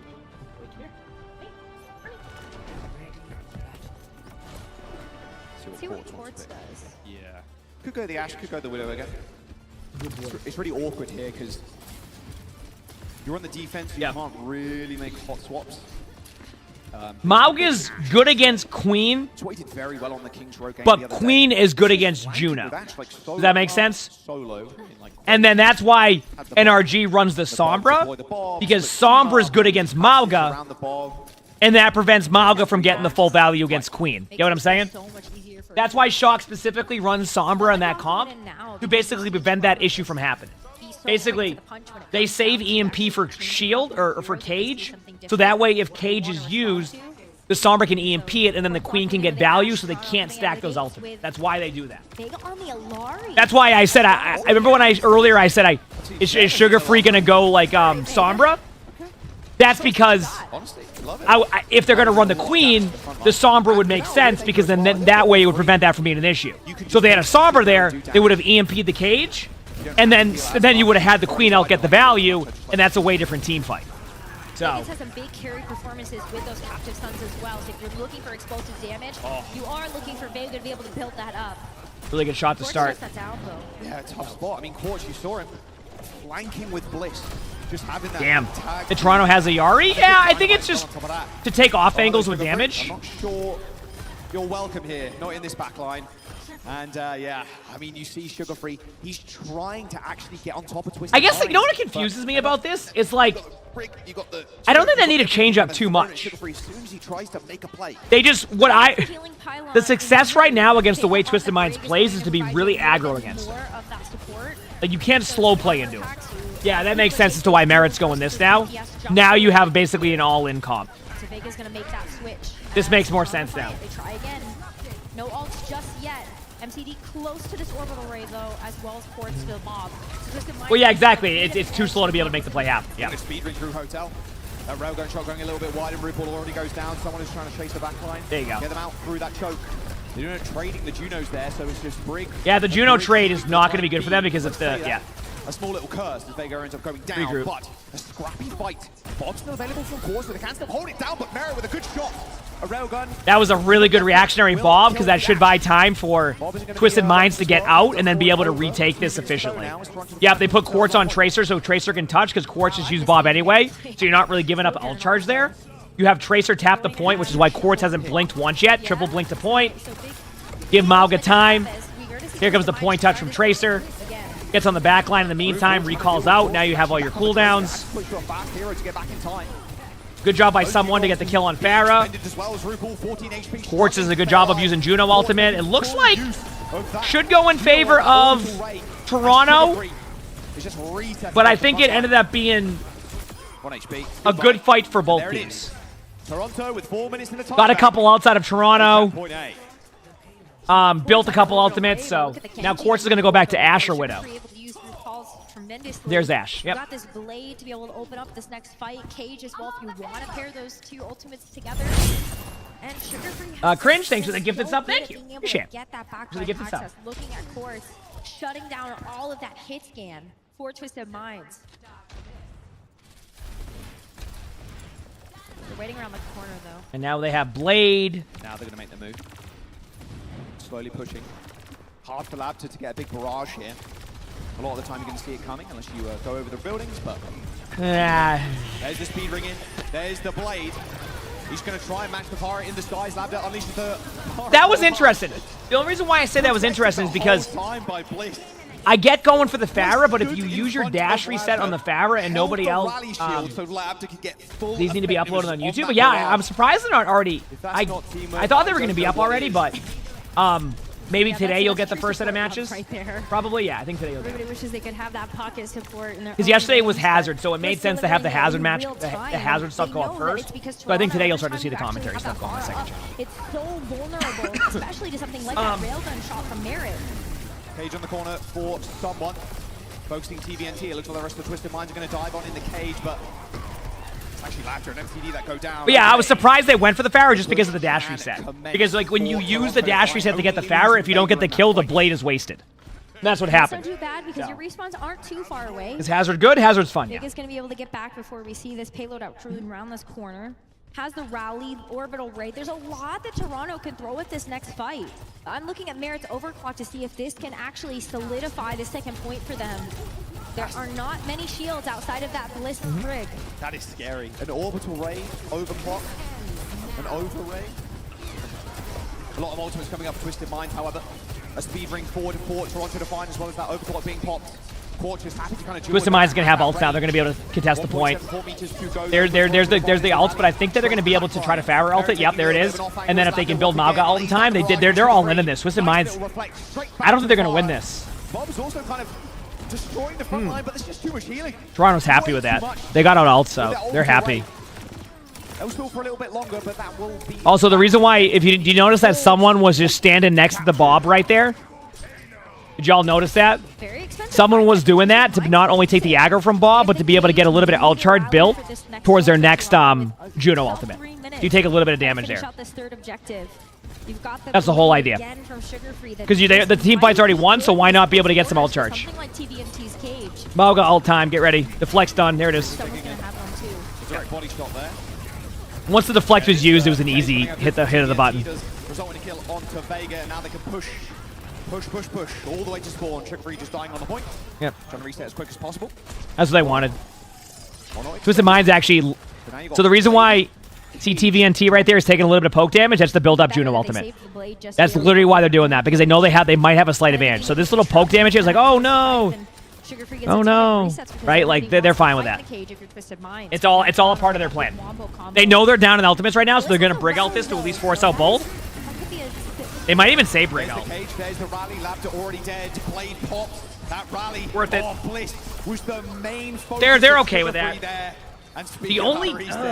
Oh, there was a ton of them from Sugarfree. And like you're right, I think Toronto could snowball this. The Bob alone is going to be able to prevent some pressure on him. Altogether, we hit the rally that overheld the... We'll see, though. Disgusting amount of healing and damage, but not enough. Totally backfired. You gave MCD has ult. Complete free reign with those slashes. There's the Bob. Here's the Bob from Merit. Yep. Oh, and Lapta's already dead. Yeah, because I mean, what is Lavda going to do in this spot? Now you're gonna have. Ooh, this timing might work out for them. Nope. We're gonna get Juno ultimate in about 3 seconds from Toronto. There it is. And then Brig out if need be. We're going to the other half here. And now they can just play in the rain. It's all Toronto there on that push. There you go. Yep. Good play. 1 minute and 3 Good play. seconds. Could not be closer on Kings Row. Yeah, those time banks are so similar. Twisted Minds finishing in a minute and 19 seconds. Very little wiggle room between these two teams. And also very little time for them to be able to look at these next rounds. Toronto This is so going to be close. up to bat first. Remember when before the match I said smaller time Toronto is going to have a slight advantage, but Twisted Minds is going to play a lot better than people expect? I'm looking at Quartz and Merit. Have we been wrong about that yet in this match? It's been a 2-to-1 Koth or a control, and both teams capped with about a minute and change left. See? So, Twisted Minds opting for the same thing. can they draw? Even technically, yeah. If both teams got no ticks here, absolutely both could draw. Yes. Don't think we're going to see Vegas swap over to the Alari, sadly, but it's not enough time, really. You like to get it box? Actually working. Could pressure the Forest somewhat, pressure the Juno, pressure a lot of things. Like, look get at a we're headshot watching here, the a game. body shot, just kind of combo with your other DPS, but way more of a risky pick. Brig, so much safer. Oh, can they draw? Well, they can draw a map, yes. Really tough one. It would just mean that that's why it's the reason why it's called first to 3 and not best of 5 is because of that aspect. Does that make sense? So instead of usually if you're watching a tournament, they'll call it best of 5 because there's no draws available. But because you can draw in Overwatch, they have to call it first to 3 in case there is a draw. They stick to it as Sugar Free also looks for a good That's why. opening for this deflect. Look at it, just running on the back. Nice pass to Bliss to try and get out of harm's way. Yep. Look at the completely split. Labja trying to play a little bit of defense right now, but TVNT is split from the team. Labja in this close quarters, though, doesn't get taken down, but he takes one with him. I still think, I'm going to be honest with you, I actually really like that play by Toronto. I really like that play because that enables 2 fights. But here comes Quartz as well. And it's a risky strategy for Toronto to fight. Hey, that's fine.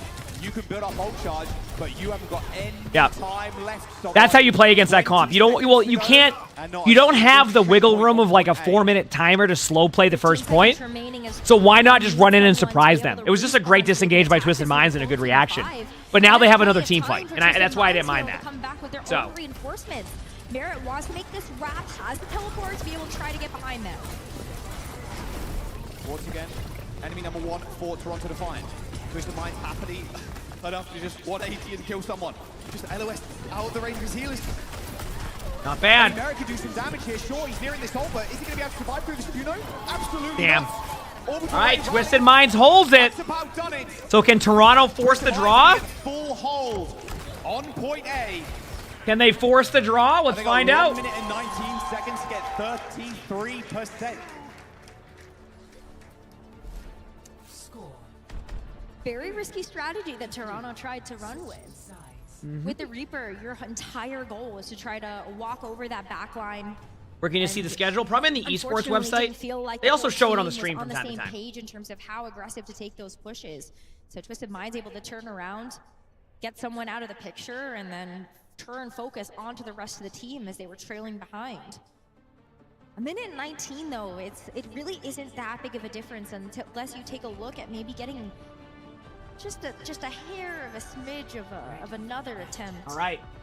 It's like 1.5 maybe, depending on how long the fight ends up going. Yeah, I mean, that was just honestly, Twisted Minds disengage was so good. It's a risky attempt. Cats are great. Thanks for the 13 months of the Phoenix Press. I can't disagree with that one. All right. Same kind of thing they ran on the first defense. Oh no, oh no. Sorry, chat. And this is the thing with the It didn't even show me that it was going to be... Getting a pick fairly early with the Widow, very quick for Twisted Minds to reset. But if it's like halfway through a fight, good luck. You'll see what I'm talking about in a second. One of you to come back. It kind of forces positioning too, both with Bliss and MCD. Usually it tells me if there's going to be a thing, and it did, yep. All right, here we go. With a shield to help MCD cross. Is it a draw? It would be a draw, yes. Yeah, but Toronto is still there it is. So much responsibility on Merit to be able to get these picks with the Widowmaker. And with Twisted Minds on the attack, they can see this and just switch courts over to the Widow as well. So Merit has to get these picks. Right. Full wraparound into the choke. Was spotted, of course. Widowmaker shot, leaving behind a tracer round. I mean, this is good, Twisted Minds is going to make it one team fight. The Farah, slightly more predictable movement when you don't have your little thruster back. Ooh. Body shot's good for a little bit of damage, but slowly but surely. Now it's one fight for Twisted Minds. Well, it's always going to be one fight. They don't want to take it aggressively. The comp they're playing is a slow comp.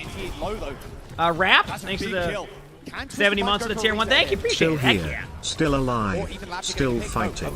Glad to hear that. Let's go. One more shot on this. Of course, he's going to switch over to the Widowmaker, though. Has to land a shot. He's hunting for it. Sugar Free right now. Ooh, nice Venom Mind pick. Sugar Free can just jump on him whenever he so chooses.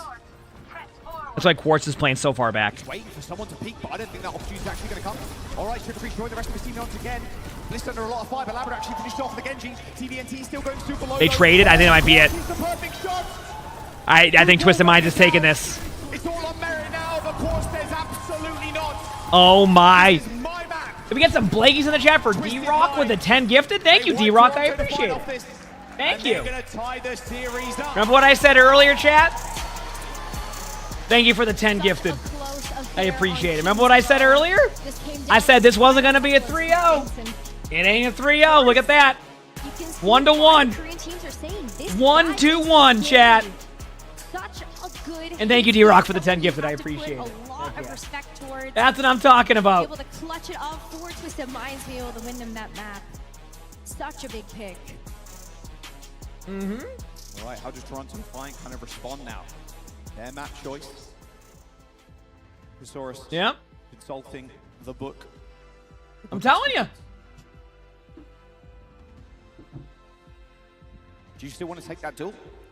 I mean, at the end of the day, you can trust Merit in the 1v1, but how will they stop Labda also kind of getting away with murder on the far is a big question for me.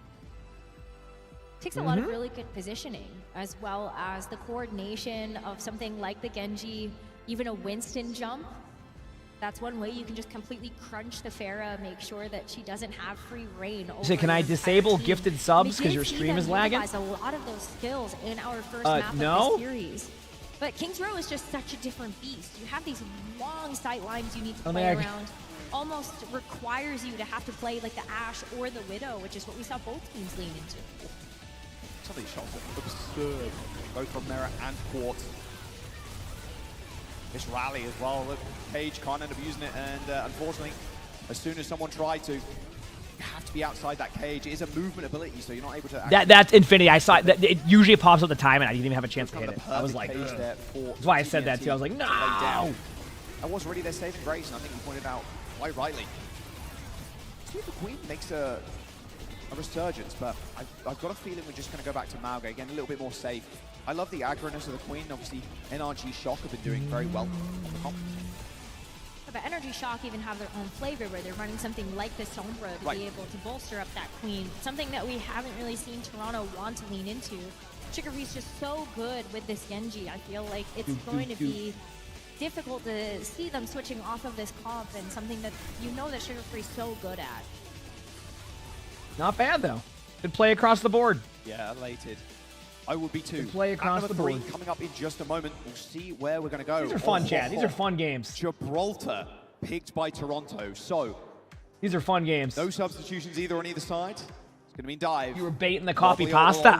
Probably a lot of Ashe as well. That makes sense. Gibraltar! Is this our first Gibraltar of the tournament? Still play the Mauga here. This is, right? It's possible, but dive still rules this map. They want to run dive. Yeah. That's why Toronto picked this. Toronto wants to run dive because they feel more confident against Twisted Minds in a dive meta. The only downside to that is what, chat? What is the one downside to this pick? Keep in mind, I think it's a good map selection. I think it's a good map selection. But the Widow, yes, this is a map where Quartz could, in theory, go Widow. So much more difficult.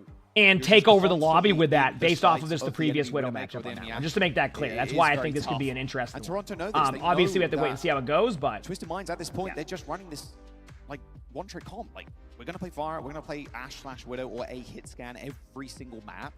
So why not take it to a place where Fire is not as good? Yep. We can play someone on the Winston.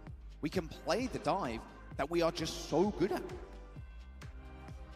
Something that's so fun to watch when watching someone I appreciate play it. Winston Yeah. is just how That's awesome. aggressive That's a you can long time actually ago. get with these I still play games with Tim from time to Doesn't time. give time for any of those Tim two plays a players bunch of to stuff set now, up. though. If you He want comes to actually Overwatch and send plays Shuri on the sometimes, Genji, which is cool. then someone can follow up with that damage with the Winston, even provide over some of that support with a bubble. So lots All of right, we ways got to a be able to keep Gibraltar. those DPS safe while making sure It's that getting your cold in there, DPS by the way. I don't know if you realized it, Chad. It's getting cold in there. Just, Callie, thanks for the 2 months of the Freakish Prize. Thank you. Someone at the event turned the AC up real. But it's a little bit cold on stage. Have you They got the stepped hoodies outside? going. They got the hand warmers. You can see it. Very cold. I like it personally. I don't. Okay. I like the snow. Do you not like the snow underneath your I feet? like looking at the snow. Oh, okay. From the window. Yeah, I don't like living in the snow. That's a lot of work. Have you Yep. tried shoveling snow? No. I live Someone turned the AC up. So we got like an inch of, not even an inch, like a centimeter worth of snow, and that was it. You know what Toronto was just doing? They were waving to the AC guy. I'm loving Sweden so far. Vegas has happy, been just nice. chilling without a hoodie. He's good to go. Same with RuPaul. Smiles on the face all around from. They don't show up, but they have heaters under their desk. Court's very much And they were warmed up, waving at the warming AC out, guy hoodie on. for turning it up Getting for into him. Gibraltar in just Right? a second. Have to keep the hand warmer. Oh, 100%, yeah. You ever play with cold hands? It's the worst. Ain't no one wants that. All right. Map number 3. You said, is someone with Toronto Twitch Turbo Defiance more valuable to the streamer and or a sub? Twisted Here's my Minds. take. Going head to head. If you watch one specific stream, like one specific stream, like that's all you consume Twitch with, then a sub, of course. Because if you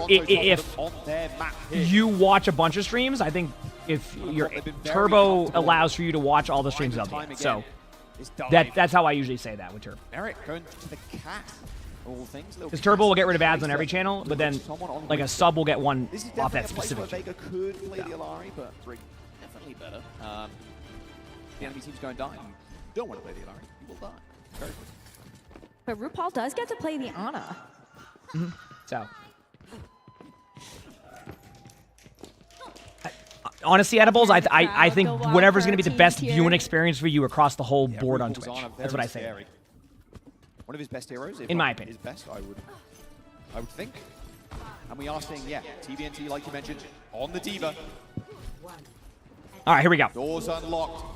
Habta on the May. I wonder if this is just a quick wall off, potentially. So remember, they run on the Diva because they don't really want to play Winston. I get that. I mean, I would play Diva in this situation too, rather than Winston, because I'm not good at Winston. Lapta just has limited opportunities to. Horse use his actually isn't even bar, playing so with him. Maybe makes a little bit more sense to So try to go they're running May for this cast to May, play get more the like a slow bunker and style. freeze How do I with like your Super 5? Oh, fire it's great. and then We have another also sponsor have section that today too. high ground It'll be fun. access to the wall. You can still get the ad revenue from Turbo? Yes. They need this under the car wash. Yep. That is where they will be strongest. Oh, what a nade from RuPaul. It's the backline and quad. Wow. Oh, MCD and Bliss. What a nade. Bright Good play. purple. Yup. There you go. What a nade from RuPaul there. That's exactly what they want. They want Twisted Minds to force themselves into car wash. RuPaul can set up with a nade. TVNT needs to eat every single one, or they fear just getting wiped and maybe even held on this point. Diana's just so unbelievably strong here. And your defense matrix is still a limited resource for everything else. You have this. All right, here we go. It's time. You got Diva. Like I said, the Diva against the Winston. I'm not. MCD antied again. RuPaul being rather cheeky, was actually hiding. Well, what they're trying to do is they're trying to. Twisted Minds wants to run like a bunker style map control comp. Toronto recognizes this and they want to just honor grenade them as much as they can to force plays. That's why Twisted Minds is running this, because they just don't have the ability to run Winston the way that Toronto does. So they need to get a little bit creative to get through the first point. To get through the first point. To get healed. Oh, that's a big wall. So. Almost to help Merritt get a kill there. There's the stick, hits the shield, does some damage, but that's it. Sugarfree still holding onto this payload though, as Twisted Minds try and find the wraparound onto the high ground. Yep. Now they got the high ground, but they have to watch the honor grenade. They fell down and disengaged, but that should actually be a free kill, I was going to say. That's all they needed. Now they can get the car control and then isolate them out on the retake.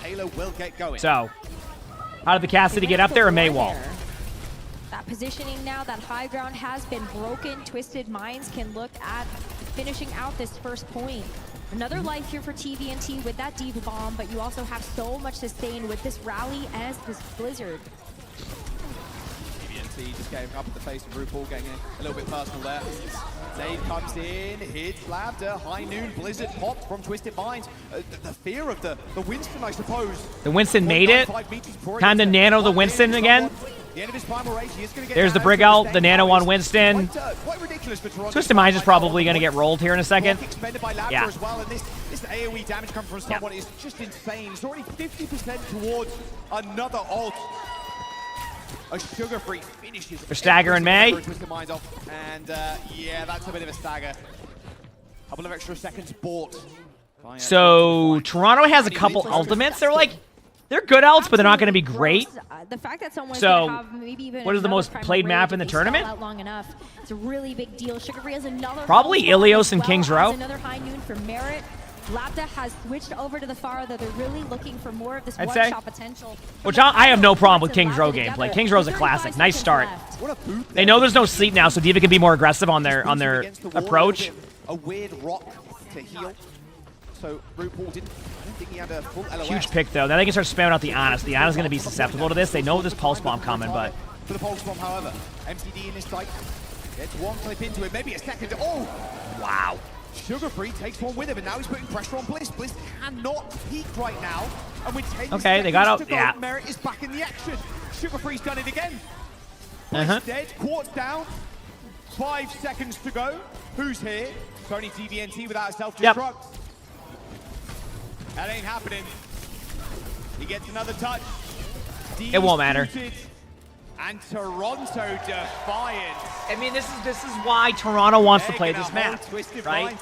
This is why Toronto wants to play this map, because it's a dive-centric map. Twisted Minds has proven they have not... They don't have the comp yet to play against dive, and they don't have a Winston. So because they don't have somebody who can really go in there and play Winston, they're forced onto D.Va, which, as I've explained to chat, D.Va is much weaker against Winston now than at any point. So because they're weaker against Winston, this is the results you're seeing. It just forced Twisted Minds into these really awkward positions, putting Lambda on the It's just the D.Va is not the same as before because Blizzard has made sure D.Va isn't as good. Pressure from this Toronto comp, in pretty much every way. But then even at the end of the day, when Lambda goes, okay, maybe I just have to play the Pharah, it was a little too late. Yeah, Winston is still S tier in certain scenarios. Obviously, Maug is going to be a little bit ahead right now based on just the comps, but Winston's really good. Yeah. I mean, think about Lambda and the May pick at the very start. Like, Winston ignores armor. Exactly. He ends up throwing it down to try and stop someone who was primaling. He leaves on a pretty small cooldown when you're primaling, so he just jumps out. You can't pin down Sugar-free. Well, I mean, to be honest with you, you also have to remember that someone is a very rare type of tank player who has like a hero pool across the board. So it makes it a lot easier for Toronto to be able to make those changes. 10 seconds till the gate unlocks. So Twisted Minds, they're running the May again. They are running the May again, and someone has the ability to play pretty much every tank at a high level. To get this attack. Yeah, the May much better on the defense. You have those no idea how Hazard will perform in matches or scrims yet. It's still too early to tell. But that doesn't change anything from the hero being extremely fun. Someone just kind of scouting a little bit. It's like, okay, they've got the May again. How do we actually want to approach this? Sugar-free on the Tracer, and so we're still seeing a run back here from Toronto. Merit on the Ashe, though, is certainly one way that you can try to break through with just some really good damage. I'm ready. Stagger out in the car wash. This is how you have to play the May comp, but RuPaul's ready for it as well. Look at him. Big name in the back. Oh, TVNT. Basically, they're playing like a hold underneath as long as they can to deny cart time. This is a common strat. It can work, but I don't think it works as well as it used to in like 6v6 Overwatch because you had multiple like cooldown rotations. In 5v5, the problem, that's pretty much how it goes. Only lose someone, and now they're on the last corner. Match point in their sights. Someone's gonna have primal for this as well. Dude, why is it not showing me? If you want to try to contest the card, you're just gonna bat everybody away. Look at where RuPaul is sitting too. Hit him with the nade. Does TVNT know? I don't think he does. Oh, Quartz does. A 4-man anti might just do it though. Bliss and MCD struggling to stay alive. Same with TVNT. A D-Mech and a primal rage. That's GG's. A very angry someone you have to deal with now, and that's not gonna happen. Toronto Defiant now on the match point. One map away from knocking Twisted Minds out of the competition and EMEA as a whole. So it's being held in Stockholm. So I guess the next question is what map that one. does Twisted Minds choose There's next? anti-nades. His honor play in general, just ridiculous. I don't know. You can see exactly why they wanted to go to this match, this map. They just want to stress it. That's why I don't like tournaments. I like tournaments. They're fun. What are you talking about? They're a great time. Well, you couldn't for the Farah, so trying your hand at the May, but I'm trying to think. I'm just like, I'm so tickled by the fact that RuPaul went out the way that he did. We have what? Clash / push so and then funny. Flashpoint. I want to hear right? what the desk has to say about it though, because Ooh, this that's has kind been of a interesting. great match so far. So I just Desk, what do you realized think? technically the next two maps What do we think indeed, Necra Johnson? kind of go into favor. Are they doing a break, they said? Because is this time for me to go to the bathroom? Do I have a bathroom break, chat? Currently leading, and they're doing exactly what you said they're going to do. Axo, thanks for the feature prize. Thank you. Appreciate it. There are too many Janes. What do they say? They're just talking to the casters for a second? They're taking a break or something? Jack. My bad. Yeah, I don't like get with it. I don't know. S names are pretty hot right now. Just saying. Okay, I'm gonna go to the bathroom very quickly. Either way, Toronto Defiant. Also This is my pretty hot time. right I'll be back. now. Give me like They're 3 doing minutes. Exactly what you said heading into this match. The fall, They're happy to counterpick. They're happy to take Twisted. I'm just saying the rest of the map pool actually kind of favors Twisted Minds. Not like Toronto can't win, but like think about it. You have Flashpoint / Clash, or sorry, Flashpoint, and then you have Push / Clash, right? That's definitely Kings Row. Yeah. You only have those left. You have Push. And Clash / And then you have Clash and Flashpoint. They can only play those modes. That puts Twisted Minds in a tough spot. I feel like you basically have to pick Saravasa here for Twisted Minds to make the Pharah viable on that mode. Maybe they can make it work on the Clash. It's possible, but I would be surprised at anything with a Saravasa pick, which means you may need to face down a Coliseum map 5. And just strategically, this is the weakness of being a team where, you know, your composition is so telegraphed. Yeah, I feel like overall Toronto Defiant has kind of established themselves as the team in the driver's seat in this series. They're doing a great job of adapting to whatever Twisted Minds is bringing, but we have to highlight Quartz. Just an unbelievable performance here on Kings Row as well, and Labda is doing his job on the Pharah, the rest of the backline, trying to survive long enough for Quartz and Labda to find these picks, right? But it's been a dominant showing so far from Quartz, and I think he has to be the go-to player for Twisted Minds if they want to come out of this series on top. Like you're saying, Jake, there's not a lot of great Pharah maps left in the map pool for the last 2 maps in this series. Now it needs to be Quartz just continuing to put pressure on Toronto Defiant and rack up these frags. Because as much as we talk about the meta being the great neutralizer, the greatest neutralizer is just hitting headshots, and that is what Quartz is doing right now. Yeah, I mean, this has been their strength as well in their match against Team Falcons, right? When Quartz and Labda were able to just free fire when they were uncontested, they shut down the opposition no matter how good they are. So if they can take it to a Korean team, surely they should be able to take it to Toronto Defiant as well if they're having a really on day. I mean, individually, yes, I think the fragging power is there, but so far, at least any time that Toronto gets their way, gets to set the strategic tone of the match, they're just bringing such a hot pace. There's not much time for Quartz and Labda to work, and that's exactly what you have to do against these greedy backlines. Let's take a look at our map stats here in the series so far. Toronto currently in the lead at 2-1. What are we seeing here, Reinforce? Yeah, I mean, this is, you know, it's a Gibraltar first round hold, so not too much information to actually yield from this stat card itself. I actually do think the more interesting conversation is talking about, like, where do we go next for Twisted Minds? And if we take a look at what they did in Stage 4, when they were still playing Labda on that 4, of course, they did like to go towards Runasapi. And it's also a map we've seen Sauna from Virtus Pro example. He's played the Pharah on that map as well. Now, it's a pretty good Genji map as well. So I have no doubt in my mind that Toronto Defiant, they're going to be very comfortable wherever they're taken. But Twisted Minds, they got a bit of a choice, and Runasapi is a map they've gone to in the past. Yeah, we're giving a few minutes to, you know, settle in before we're heading into the next map. We have a Twisted Minds interview ready for y'all, so let's enjoy that and see what they had to say. Hi everybody, I'm Danny. Here with Matt Mr. X, I'll introduce myself and Twisted Minds. Let's go! We're going to do an interview with Twisted Minds, but we're going to do it a little bit different. Since Sweden is known to be the land of put together furniture, we have decided to host a little competition here during our interviews where they're going to be able to put together this stool, and we're going to see if it'll survive Danny Lim. Yeah, I'm going to be sitting on it. Hopefully I don't die. So after stage 4, what's been the prep like coming into this event? We've been scrimming for a bit time now. That's good. Yeah. Practice is good. Really good, yeah. And you guys have had one of the wildest years I think of anybody. Like the ups, the downs. How do you think it's, you know, made this team better, or like even evolved you guys as players? I mean, of course, it has been hard, but I think it's sort of like built us as a team. Now, whatever happens, I feel like we can be ready for it, since we already went through a lot of stuff. You've gone through basically everything the team could go through within a year, right? So you guys play Falcons early on. What's your thoughts on that match? No, excited to face off? Yeah, we're excited. It's gonna be easy to win against them. 오, yeah. confident. Yeah, very easy. Hey, Of course, bro. Like this. FC 선수. Yeah. FC 선수는 지금 우리 스톡홈에서 이 팀만은 내가 꼭 이기고 싶다, 좀 보여주고 싶다 하는 팀 있나요? 저는 팔콘이요. 파큰 선수. 왜냐면 저희가 첫 경기이기도 하고 개막적이기도 하고 그죠. 또 아무래도 바로 작년에 이제 같은 팀을 했던 한빈 선수도 있고 뭐 어떻게 보면 세계 최고의 팀이기도 하고 그래서 좀 팔콘을 이기고 싶어요. 팔콘 아니면 이제 NRG도 이제 전에 같은 팀 플레이했던 뭐 켈란 선수나 어택 선수도 있어서 켈란도 있고. 아무래도 전에 같이 팀 생활했던 선수들을 좀 이겨보는 게 목표인 것 같아요. I gotta ask, how stressful was that last match in like EMEA and that whole situation? The one to like qualify to get in. We got told after the Virtus Pro match. So you guys are probably super excited after the first Pro we were match. celebrating. Then we see the team chat message saying that we need to win one map with UB. So now we have another thing to complete. We have to win one map against SSG. Yeah. And then I guess that went from happiness, we've made it, to, oh man, we have 24 hours to like figure this out. For me personally, all right, I'm back. I knew we wouldn't win against them. I think they're the better team. But All right. Oh, they're building something. I'm confident that we will at least take one map from them. Yeah, like especially Junkertown. I think that's my best map.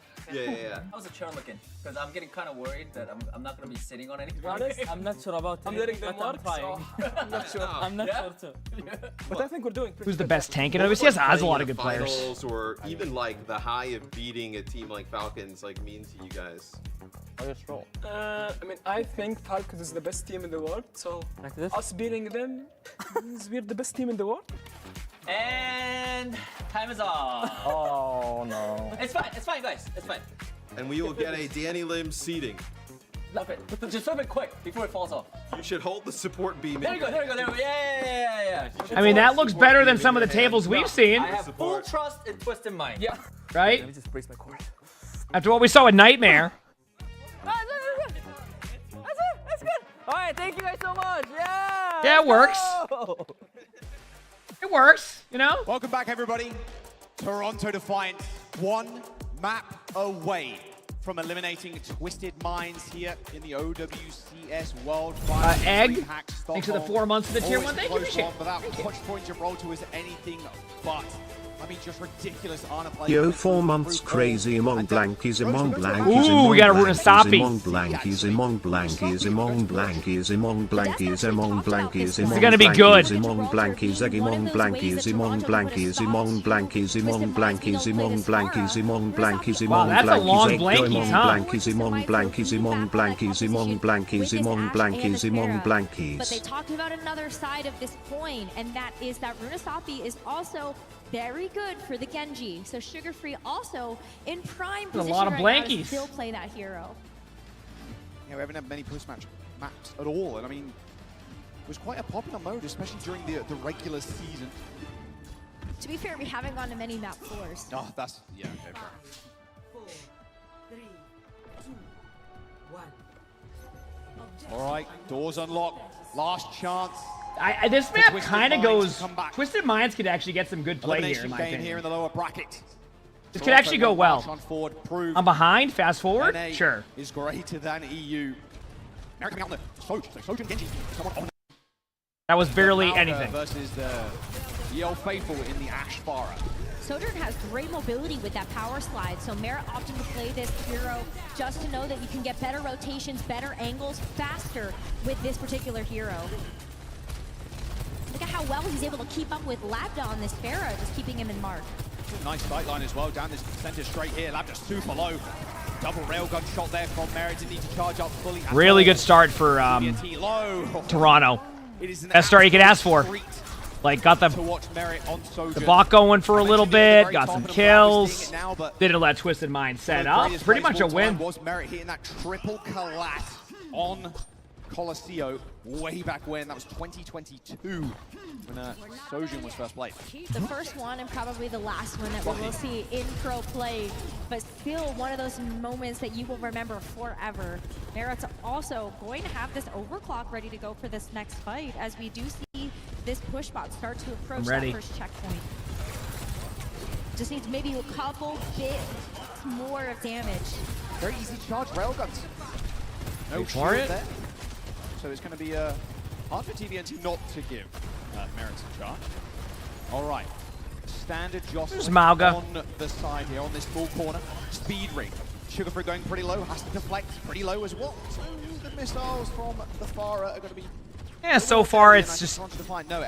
So the reason why teams don't push past this choke right here is because it's really hard to like push the corners. So you kind of wait for the right opportunity, which is what they just did. A lot of teams get stuck at there. Like, not stuck there, but they sit there.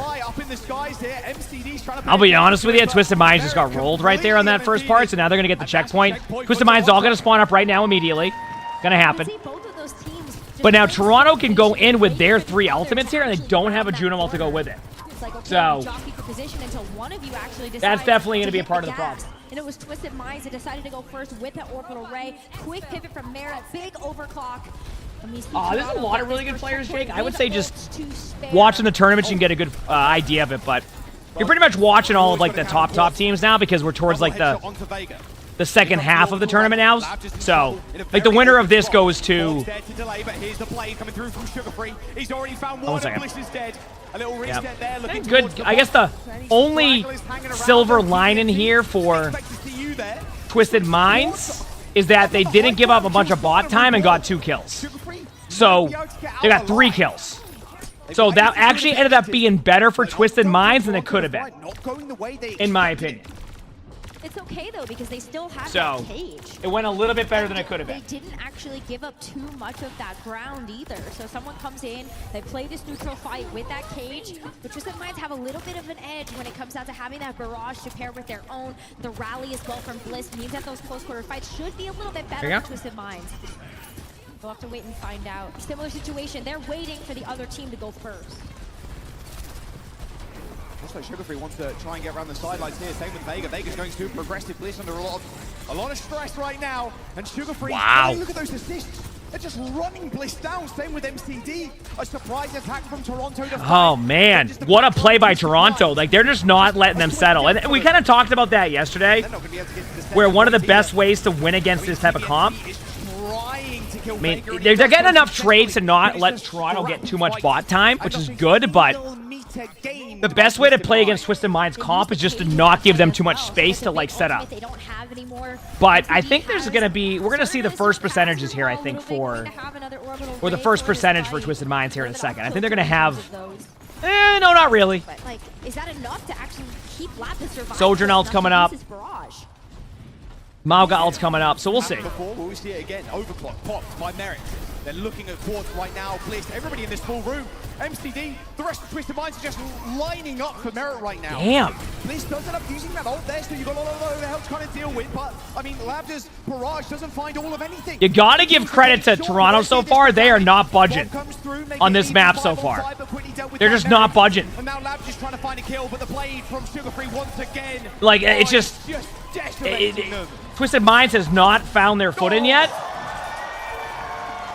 Sugarfree popping off. And not a single emotion on that face. He is purely locked in. Gotta be locked in. To lead to 0. Well, he can't celebrate yet because the job isn't done. They are getting close to finishing out this map, though, and what a statement if they send Twisted Minds home this way, completing this map. Twisted Minds have used their, do you know what? They've used the orbital ray to try and gain space. Vega down, here comes the charge. MCD under a lot of pressure. I mean, like, they're like, they get a pick, lose 3.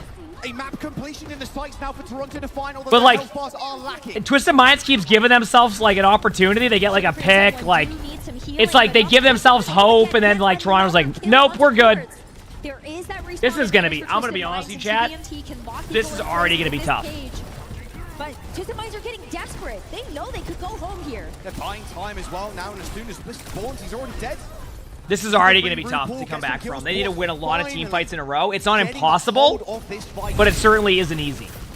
Squeeby, thanks for the 42 months with the tier 1. Thank you, appreciate it. Thanks. Mauga, I'll... Let's go Defiant. We've seen crazier things, but can Twisted Mind pull off? I mean, Mauga's just the meta for this now. That's why. They It's on a have to dive play map, so... perfectly, and it all starts now. Winning this fight at this midpoint and finally starting to make some progress in their own territory. Here we go. Boy, do they have their work cut out for them. This cage, this barrage might not be enough. I mean, RuPaul is just going to use the orbital ray. They are going to win this mid-fight unless something disastrous happens. Those pulsar torpedoes from RuPaul hitting everybody. It's just the same thing. They can't get a team fight when they need it. Like, these are the team fights they need.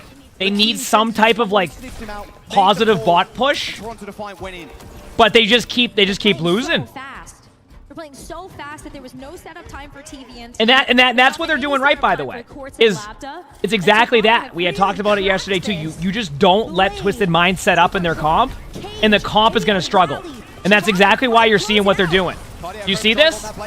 They're not letting them set up. Even then, they're okay with that. They're just not giving them the opportunity to get into their what they need to do.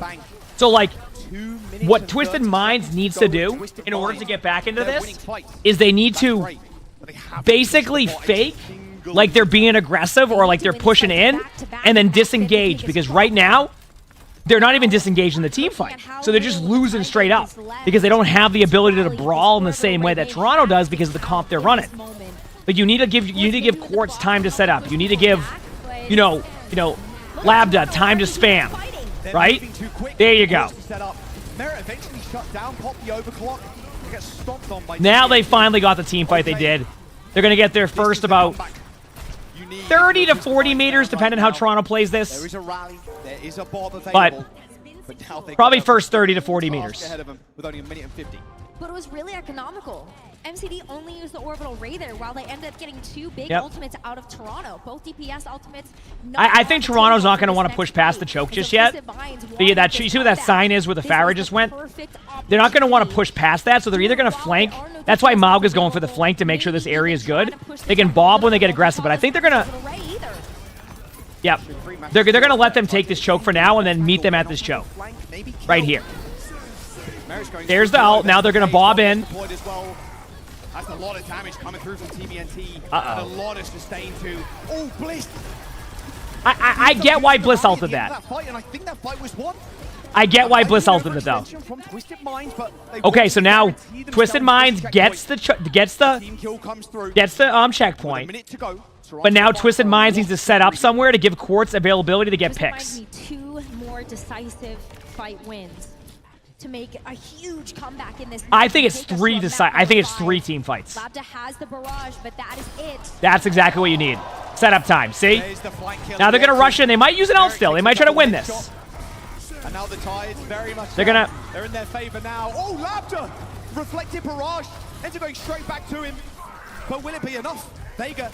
He's in a sticky situation, but it's all good. You got Sugar Free with the backup. The Messier there. If they get the Juno, that's gonna be rough. 20 seconds to go, and Bliss is turning tail and running, leaving TVNT on an island.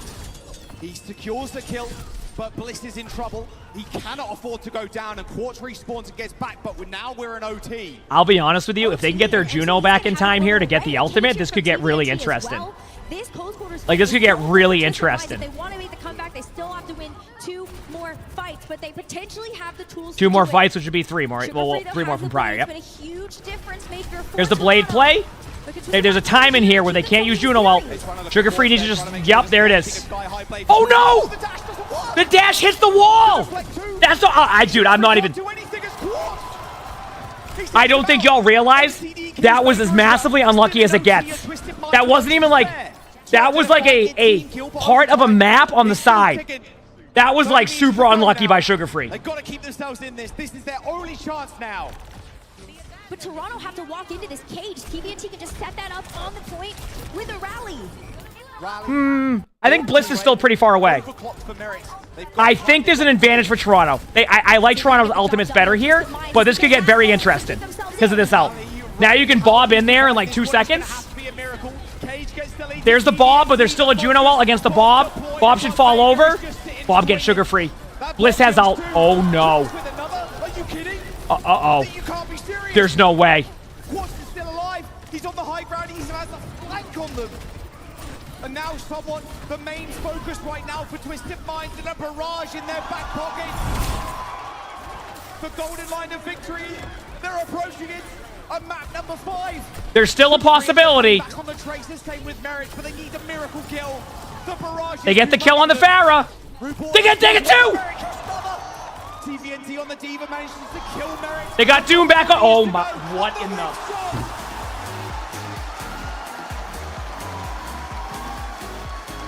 We're going to the last map. We're going to the last map. What a game! What a game! Dude, I don't even think you realize how unlucky that was for Sugar Free. Listen, I know you won't be able to hear this, Sugar Free, but do not blame yourself for that. That was an unlucky clip on the side on the high ground. I want to point that out. That was massively unlucky. It was like map geometry, where like the map had like a little ledge to it. So when he went to dash into the Pharah to get the kill, when he went to dash into the Pharah to get the kill, it hit the wall and he couldn't get the Pharah. For Twisted Minds. That's what just happened. Ridiculous comeback and holy crap, we're going to a last map. What a game. That was like, you could see it. It like hit the side of the wall on the dash reset, so his dash went into like the wall. But normally when you do that dash, you slide off of the wall, so like it wouldn't matter. Like normally you just go past it. There was like a little like edge right there. Yeah, I can't wait for the patch note, next patch. Fix some issues on Esperanza on a roof. Could get knocked out if Toronto end up picking a map that much favors their comp. I'm telling you. Dude, oh man, because that would have definitely would have gotten the Pharah with that dash. Choices left. Holy like crap! If you're Toronto, you try to continue to put this Pharah on the back burner for Twisted Mind. Oh, not Esperanza. Sorry, Runasapi. Sorry, I forgot what map we're on. Listen, I was making sure chat was paying attention. Runasapi. Excuse me. So what do we have left? Available. Jumped in highlights from that last map. That is a what map do you want? You got to go Surabasa, right? With the amount of Flash and Clash? gained initially, and the control of the battlefield too. Merit at the very I end wouldn't go. a lot of that time. No, Eventually, New Junk City. TVNT was consistently able to It's going to have to be New Junk City or Hanaoka. Because they already played Hanaoka earlier. It didn't go well, but they clearly like the map. I think it's going to be Hanaoka or New Junk City. Sure, they've got that far, That's what they're deciding right now. anything could happen on push. Hanaoka or New Junk City. And sometimes all it takes is that one fight, that lack of confidence, to just have everything fall. Because New Junk City isn't as good for that comp. But listen, Toronto lose one fight, it's like, okay, wait a minute. if they go New Junk City, I can tell you what might happen. Also, Shiny, thanks for the 16 months of the tier 1. Thank you. Quartz is going to go. Quartz is going to go sim. Just joined. On the first point, because a lot of teams like to bring in the New Junk City to prevent the Pharah Ashe comp. So what they do now is they go sim on the first point and then switch over to Ashe after. So they can get to the point quickly, get map control, and establish positioning for their Pharah. So you get the sim to be able to TP in, and then keep the sim there to get map control. Then you get the speed ring to get ahead of the other team because they're not going to be able to do that play. And then they have map control for the Pharah. So it's going to be. I think that's what's going to. We'll see. This is a level up. Or they just go, hey, you know what? Even though we had a rough Hanaoka. It's been kind of crazy to watch. Even though we had a rough Hanaoka. Stage of EMEA. Let's go back there again because we still think we're really good at it. Dallas in a very weakened state because they just can't have their full team there. And now, everybody having so many months now to work together. Oh, I know it's Toronto's choice. That's what I'm saying. Sticking as a unit. And really just showing up in full force, despite the fact that maybe it is a little telegraphed. Oh, you got your drop stick? Yeah, we got one more match after this, They're too. still making it work for themselves. The winner of this match plays Shock. I think we should jump into, quickly here, the winning comms from that moment. You can see how much it meant to the players. Let's take a listen in. Yeah, you should do low graphics still. That would be that for that FPS. Yeah, that makes sense. They couldn't believe they won the map. It's not even like that wasn't really a I can't believe we won the map. That was way too close to the end for how it was looking.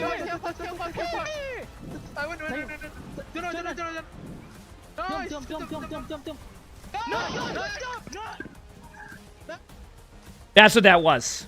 I mean, you saw the look of someone's face there, just wondering what really happened. These push maps, they can really get away from you. We have seen it a lot, actually, in the previous stage 4. Bruno Sapi comebacks, they can happen. But to happen in a loser bracket situation with your life on the line is a completely different story. This is so tense. Both of these teams tying up the series 2 apiece, and the final map going to be deciding everything. This is what we want out of a World Finals. Question is, where do we go? It's obviously Toronto's choice. Going to New Junk City. I knew it. Okay, so a lot less far. Did Toronto do their homework on this, though? For Toronto or Did they come back? Oh, yeah. It was intense. We know how much Does Toronto do their homework on this, though? I'm telling you, we saw this yesterday. Okay? They've won them both. The Mauga from TVNT. Kings Row as well. Just a very, very solid, insane, so, not even solid, first match we saw from Twisted Minds. Okay, the players are showing up on stage getting ready still. still. At the very end of the team comms, oh, no, okay, we're good. It felt like he could not believe how close that was and how clutch. The first time against Falcons, they went the Farrah comp and didn't go. What he gets a chance to do when he's the second time Twisted Minds played the map, they went sim, and the other team didn't expect the sim comp, and then they ended up winning the map because they didn't expect the sim comp. So the next question here, okay, is do they go the sim comp again from the get-go? And is Toronto prepared for that? Because that is the concern I have for this map. 5 points, but quick as in tempo of the actual map. That's the concern I have here. Over to the Mauga. It's going to be a Mauga clash. We'll see. I want to know what Merit's going to do. Is it going to be the Sojourn again? Very effective on a thing. What a good match, huh? Very easy to charge your railgun shots, and especially they bring on back that Sure first 4. point Don't worry, we have a whole other tournament with Sure 4 later today. Merit's been an absolute monster on the hero. Wave, thanks for the 6 months of the Swedish run, so thank you, appreciate it. Can he stand up to Quartz? Quartz just came in a little bit more clutch at the end of the day. 2 players on very, very even footing with each other. 2 different styles of play, though. If Quartz wants to actually play the Ashe and Merit wants to try to go for the Sojourn, then you are looking for these really, really big attacks, but I cannot believe it comes down to this. All right, let's jump down over to Golden Boy, though. We're going into a map number 5. Let's get this underway. All right, DreamHack Stockholm, you ready for Game 5? Oh, no. I'm gonna need a little bit more from you. Are you ready for Game 5? All right, folks, here we go. You're gonna see that countdown on the screen, and you gotta give these players all their energy. Let's do this. Show the countdown. Count down with me. 10, 9, 8, 7, 6, 5, 4, 3, 2. And now it's going to go into another timer now for the map to start. Here we go. It will all end here. New Junk City. One team going home, and EMEA's last hope in Twisted Mind, facing off against the Kings of North America in Toronto Defiant. This series has been so back and forth. I cannot believe we're going to settle the score on this. Are they going sim? Final map. And what a brawl it has been between these two We'll find out teams. soon. On the one hand, you have Twisted Minds that have leaned heavily into this Ashe and Farrah comp. And very few teams have been able to take them down. They're not doing it. They're going back to what they started with. Now, keep in mind, against Falcons. There looks like potentially hovering over something like that Sojourn, just to be able to rely on. Chat, what's that right there? What do we see? But all these DPS are so powerful, and they require so much What is it? of that respect. There's the sim. There it is. Now, are they just going to TP out and switch? Probably not. I think they're going to stay on sim. This is what they did yesterday. Called it. Now they're gonna have map control. This sets Labda up. See, they're already there. Okay, this is a look we've seen from them before on New Junk City. Very hard for someone to step up here. we have, because it plays so tricky with the symmetric teleporters as well. Knowing you also have those turrets to help amplify that damage, someone's gonna have to be very careful. Couple trades. They did lose their Mauga though, so that's a problem. They might lose it still. Good job by Toronto. So what made that good for Toronto, by the way, was that they just ran right in and didn't give them time to do the spam. Quartz might swap off of Sim, might keep Sim for one more go here. But the reaction by Toronto was great. They were prepared for it. They knew what they wanted to do. They basically saw the Sim and just charged in, hope for the best. It was the correct play. Now they're going to try to deny them the space here so they can't get setup time. Quartz is going to TP them in. Where they TP to, I couldn't tell you. They want to do a TP strat. They might just debate with it and just go in after to get them to commit, which is what they did. But they were ready for it. Well, RuPaul's already started himself with a bang. Yeah. Lapped it down. 50%. Now Twist9 need to make a decision. I think the decision is going to get made for them, I think. Nice bash away there from Vega, just trying to stay alive. Vega doesn't end up falling. This might be able to get another one. What? Okay, Blizz does do. This isn't good. Although Blizz is going to die eventually. I mean, that's okay if they stagger the brig, because now they can TP back and be back. That Vega ended up falling there because the rest of the team fight was already won. You hold on to this I think they might be able to get map control for a second. I think Toronto needs to actually pop an ultimate here to be able to buy time. Flashpoint, you're gonna have 5 ults in the bank. So much setup here for Merrick to be able to sit behind the rest By the way, Twisted Minds will commit Sim ult here if they have it, and the reason why I think they would do that is because they're going to switch off the Ashe eventually anyway, so they're going to try to use some ults here. I'm a little bit concerned with the ult. Oh no. It's okay. It's okay. It's okay. Someone's there. He's picking up the pieces. He's putting them together. This should be a point for Toronto to find now. Sugar Free gets a couple of resets, and there it is. Twisted Minds is fine with that because they wanted to get ults out, so they know that committing some of the ultimates will at least even that out. Quartz is going to go Ashe now. In that last fight, though, for Toronto, they knew that being able to win that first flashpoint. Tracer. Okay. Oh, there we go. Ashe. We're going to see Twisted Minds be able to hold on to this barrage and maybe have this cage. He said map geometry hates Sugar Free. Dude, I'm telling you, the map is rolling them right now. Good play. Yeah, Quartz pushing over to the Ashe as well, so that coach code's going to be good reaction. I still think that's the correct play by Toronto. As I've said, you cannot let Twisted Minds get into setup. That is where, as a team, they are comfortable. So engaging them there before they get set up on the map is the way to do it, because once you get to this part of the area, it's very open space. So Lab is going to be able to farm damage, right? That's what we just saw. It's going to be so hard for Pharah on this map to be able to make this barrage actually find value. So it's okay expending it now.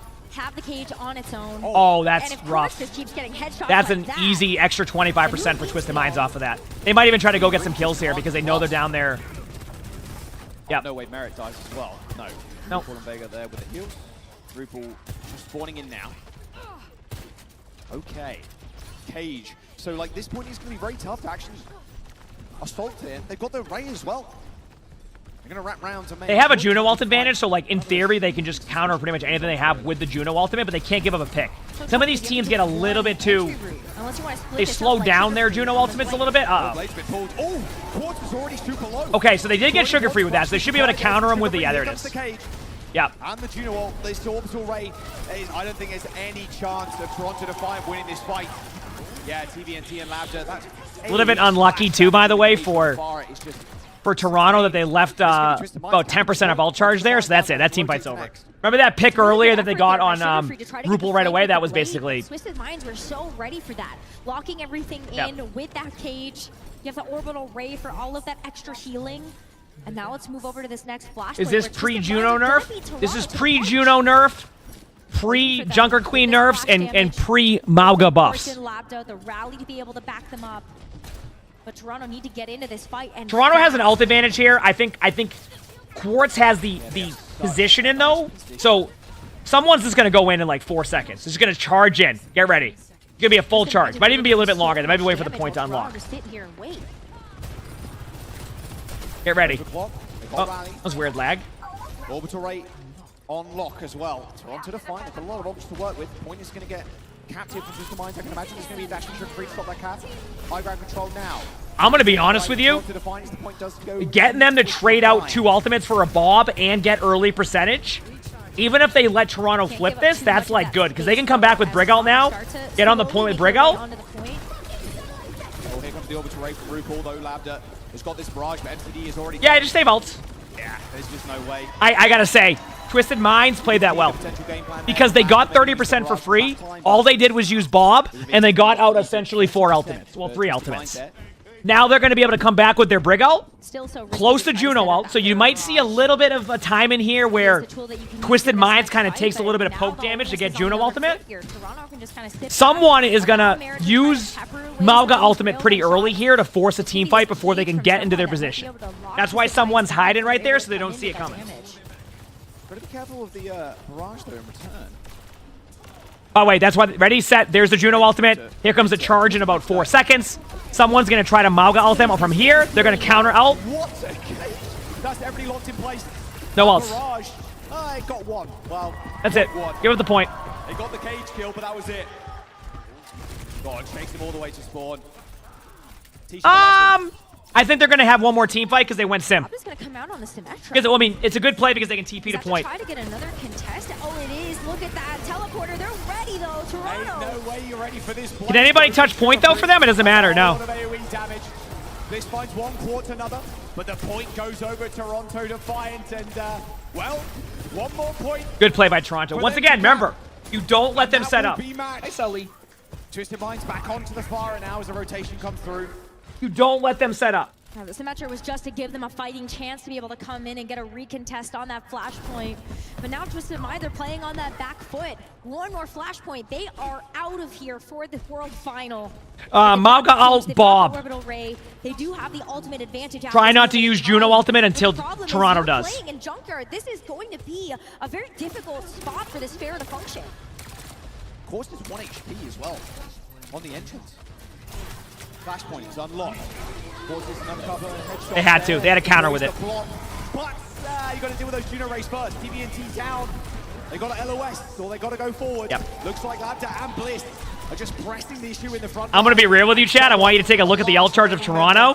This is about to get real interesting. Team kill is Twisted Minds cap the point. This is about to get closer than this. real interesting. Another first capture for Twisted Minds as they want to try to even. I just want a good match, Cringe, on that one. I just want to see a good game. With another barrage, but again, running into the problem where this is just so much open space for this Pharah to have to fly through.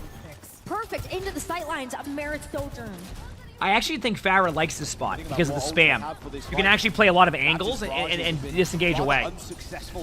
They're going to go in with someone's ultimate. They're trying to act like they have the ultimate, so they're going to play a little bit safe. They might even flip the point. Hi, buddy. Sugar Free's low. Here's the ult. And they cap the point. Wow, look at that. Well, Toronto ult charge is getting up there, but Twisted Minds has had a little bit of a slight advantage, but Toronto made a good play. A disastrous situation they find themselves in. These flashpoints tick up so fast, so every single second is going to matter. They know that Brig ult's going to be used defensively. Toronto's not going to give them opportunity. This Pharah ultimate becomes really important by Labda. Oh no. But Merit, that is huge pick rough. That's going to delay them further. They have to back off. Sugar Free was hanging around now. Well, unfortunately for Twisted Minds, he has played. They have overclock. They've got a lot of ults coming up. There's just no room for error now for Twisted Minds. They've got one more shot at this to keep themselves in this series. Otherwise, they're going to go home. I love this by Toronto. They've got to find a pick. Oh, but it's RuPaul that goes down to Quad. The Dynamite's good, and Merrick can't find anything. Someone from Twisted Minds has to cap the point. Still 3v3 though. But are they actually going to get there? Quads and Labda are already dead. Someone's just fighting in their spawn with the help of Vega, who's got the rally. They're going to head back to point. For Twisted Minds, but that's about it. It's TVNT. TVNT is there, but how long can he actually withstand on this? I mean, all he needed to do was get the point to begin with. Just hide underneath, and now you're going to have a Juno ultimate against Brig ult. Two support ultimates in their pocket as well as they start to. Toronto has good ults. El Chino, thanks for the 54 months to tier 1. Thank you. Thank you. This Pharah ult's they're going to decide what happens here. Good job by Sugar Free. There you go. There you go, Sugar Free. The redemption. The redemption. After the last map with the unlucky play, what a series. What a series. What can I say? The redemption arc. After having the unlucky blade, it came down to that. It came down to the Pharah ultimate, remember? So if Sugar Free doesn't deflect that and get the kill, That's going to go in favor of Twisted Minds into the last fight. Sugar Free hits a sick deflect, goes right into a blade, wins the game. What a series. I mean, what else can we say besides what a series? That was awesome. That was a great series. And guess what, y'all? We still have one more match. We got Toronto versus Shock. Is it for top 3? It is, right? For top 3. So whoever wins this match is going to be top 3 in the tournament. So, top 4? Oh, top 4? Yeah, top 4. But I'm saying whoever wins this upcoming match, right? They will advance. Because you have Shock, Toronto, has continued to excel. Falcons, and CR. So the winner of the next match is going for top 3. Yeah, that's what I was saying. That's today. I'm going to be back a second, chat. I'm going to go grab like a snack, and then we'll continue on with some more games, okay? I'll be RB. Hit the follow button if you have it. And what a game. What a game. And who better to finish it out with Sugar Free's blade? Just the cherry on top of that match for them. This roster has been so fun to watch the entire season. And Toronto, this could just be another big chapter in their book as they look to get even further in this competition.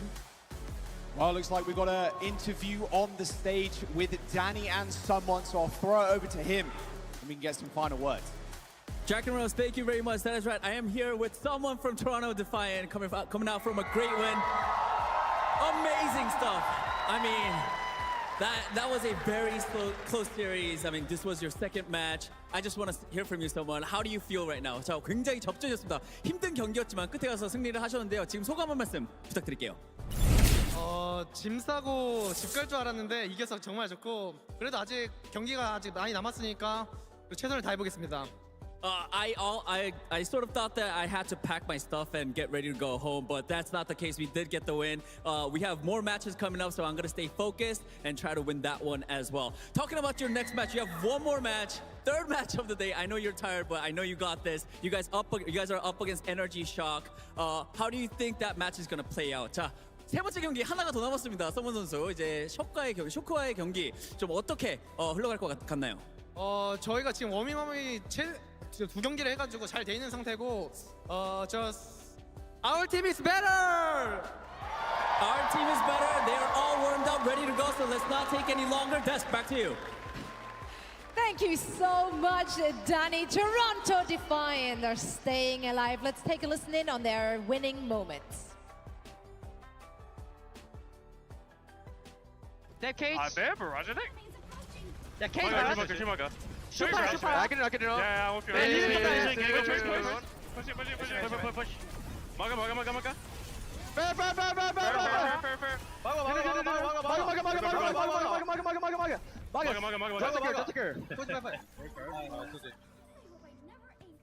Fucking best. Easy.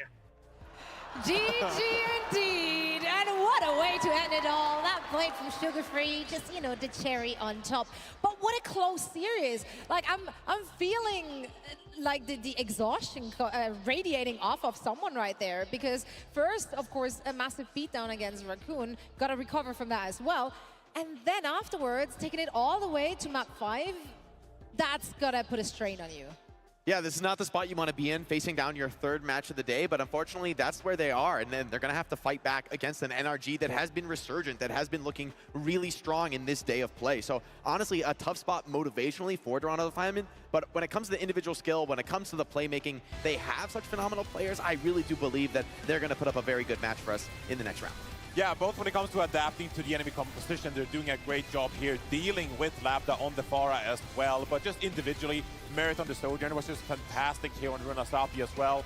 And when it comes to Sugar Free as well, I mean, I feel like he just provides the X factor. The Genji has been so reliable from him all year. He's the North American MVP, of course.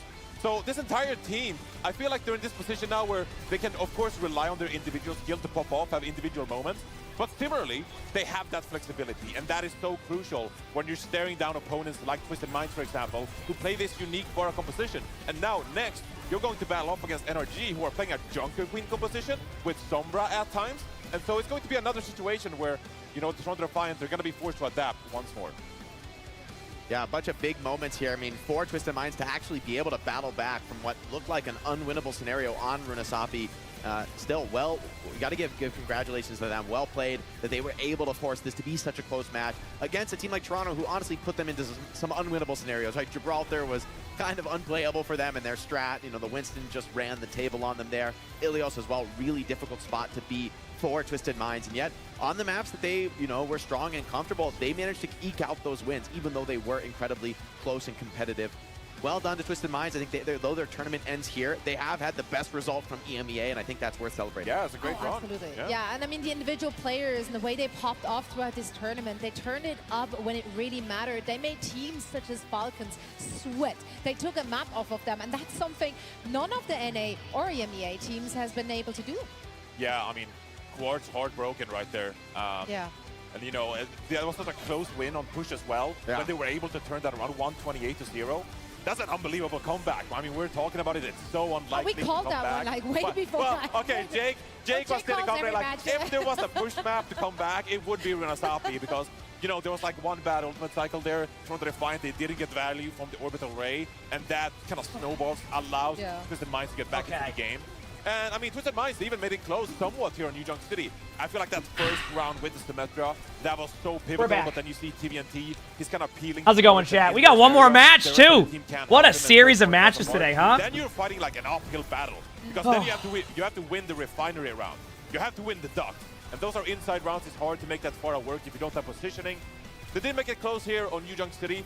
I got my Thai food from yesterday. I had a little bit left over, so. And you know what? Like they I'm having stuck to that. their identity. They stuck to what they felt. They What a just game, though. That was excelled and wonderful. looked best at. All right, I'm gonna mute my love mic while I when eat the the food, team chat, just so we'll let this decides kind of to chill die for a minute, on their okay? very own hill. Yeah, that's what you got to do, I think, for this team. I think they made the right moves strategically in this tournament, but the opposition was just too fierce. I feel Sugar Free was also such a key, pivotal player on the Genji in this matchup. I mean, traditionally, we think Genji doesn't have the best matchup against Pharah, but Sugar Free's use of the deflect was a real game changer. I felt constantly throughout this series, he was deflect killing onto this Pharah, whether it's the barrage, places like this, or sometimes getting that final blow with a deflected rocket. And, you know, when a Genji's playing that well around the deflect, it's such a mental thorn in your side because you're constantly sort of questioning yourself, even wanting to constantly put pressure down on the enemy. You have to think twice when you're facing that deflect. So well done by Toronto Defiant to close this out.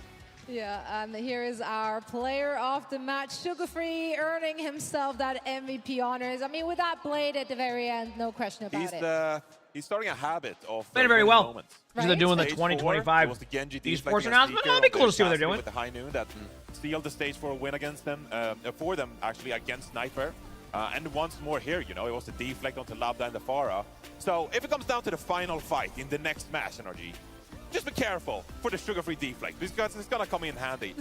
But you know, equally as well on the Tracer, he's just a phenomenal player. And he's the X factor for this team. Really, I do think so. When Merit is on that hit scan, yes, you can look towards the Merit to be like the impact player, securing so many picks on the Ashe, for example, or on Sojourn. But if you have to play Echo, if you have to play Genji, that's when Sugar Free can go aggressive with blades like these and make a big difference. I mean, the Tracer was ferocious as well. I think this does put NRG in a pretty tough spot where maybe Toronto can kind of bring that same formula, right? Taking us to Gibraltar, to Ilios, to maps where the Tracer Winston comp can really thrive. And I think that would be their comfort zone against NRG. I was eating some food, chat, so. I feel NRG looks really good against this Malga comp. Oh, have you, Jello? I'm sure that's really good food, yeah. The way they execute the Sombra is going to be really tough to match without a lot of preparation against this team. So honestly, strategically, I kind of like where NRG's at, and they should be sitting pretty given that they've had a match to rest and watch. That's right, because Toronto now has to play. Yeah, I didn't really start having match today. Thai food till like 2 years ago. Right there. A Thai place opened up around here a few years ago, so Landon and I finally tried it. We really like it. Now you gotta come back. It's a good option to have, well, when you don't know what you want. They have a few minutes, like, of course, Thai food to is just collect really good. themselves and get ready for the Alice, match thanks for against the Energy Shock, who have been sitting 2 months with the pretty Finnish bronze, so waiting thank you, for appreciate their it. next opponent. I'm just eating some food, chat, waiting to see what they, Toronto you know, can make that nouns, all that stuff. So run my mic's muted for like a through couple the minutes, so I lower bracket. apologize. What a story that will be for these players. For now, we're heading into a quick break, and when we're coming back, we're not just having the last series of the day. No, we also have a special treat because no other than Sean Miller will join me here on the desk to talk about all things Overwatch esports in 2025. You don't want to miss it.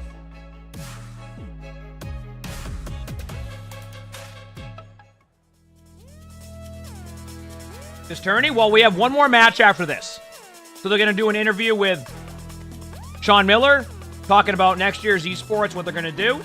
And then after that, we're going to watch the NRG Shock match, and then we'll play some Hazard until we have the Supervive stream today, which is a pretty big prize pool. So.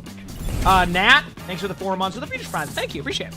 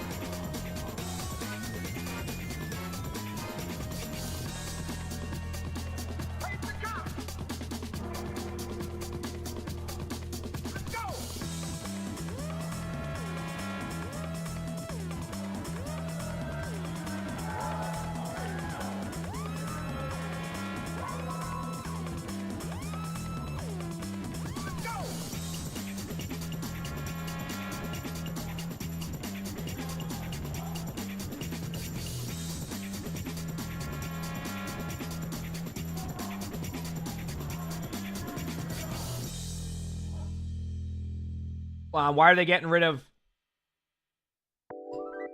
Yeah. Supervive's available to play now, yeah?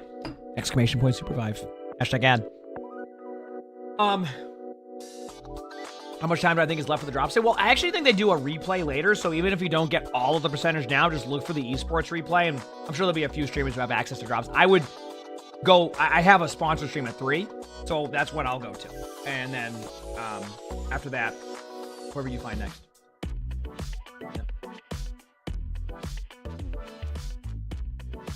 I'm seeing some food. And also, you said that they're getting rid of OWL skins? Well, OWL doesn't exist anymore, so they're just getting rid of, like, all that stuff because it doesn't exist anymore.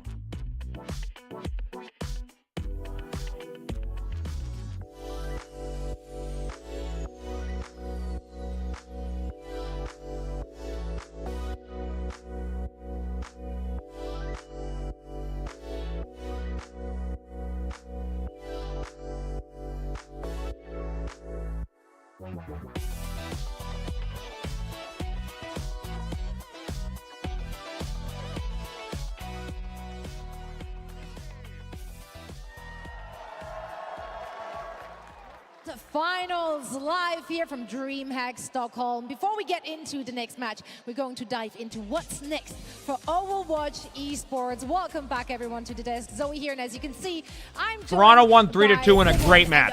Clara, thanks for the the 3 months of with the Overwatch Esports, and you're here bearing some good news. But first things first, how has your day been? How's your DreamHack been? Have you been in Stockholm before? Never been to Stockholm. Such a beautiful city. Banger match. Lenny Blade. Life is good. Life is good. Life is good indeed. We got good Overwatch, and I'm hearing you got some good news regarding the future of Overwatch as well, so please do share. Thank you, Zoe. Yes, it's been such an amazing final so far. Our inaugural year has been everything we were hoping for and more. I mean, just earlier this year, it's crazy to think that we launched an entirely new esports program and meant to be more open. And the result has been this awesome year of crazy matches, amazing storylines, and just all this passion from all the fans. So it's just been so cool. Yeah, I think I speak for everyone when I say this open eco system has been really, really cool to watch throughout the year. We get to see seasoned veterans again. The players we know and love from years and years of Overwatch esports action. But now we also get to see the young guns, that fresh blood, those fresh faces coming in, and they're taking it to those veterans. So it's been a real blast, John. It has, for sure. And we're going to keep it going. So I'm thrilled to announce that we are officially coming back in 2025. We're doubling down on what makes OWCS so That's right. Let's make some noise for that. That's good news. Good news. We're doubling down on what makes things so captivating. A rewarding experience. We're going to streamline the competition next year, and we're going to make it even more accessible for everyone. That sounds good to me. Before we dive deeper, we have a little video for you guys, so let's enjoy this one together. In 2024, the inaugural season of the Overwatch Champion Series set the stage. challengers emerged, stepped up, and were crowned champions. And in 2025, OWCS is back. Welcome to Overwatch. With more streams, more live events, an easy-to-follow format where the best teams thrive, where rivals get relegated, and rising challengers become legends. Get ready for the 2025 Overwatch Champions Series.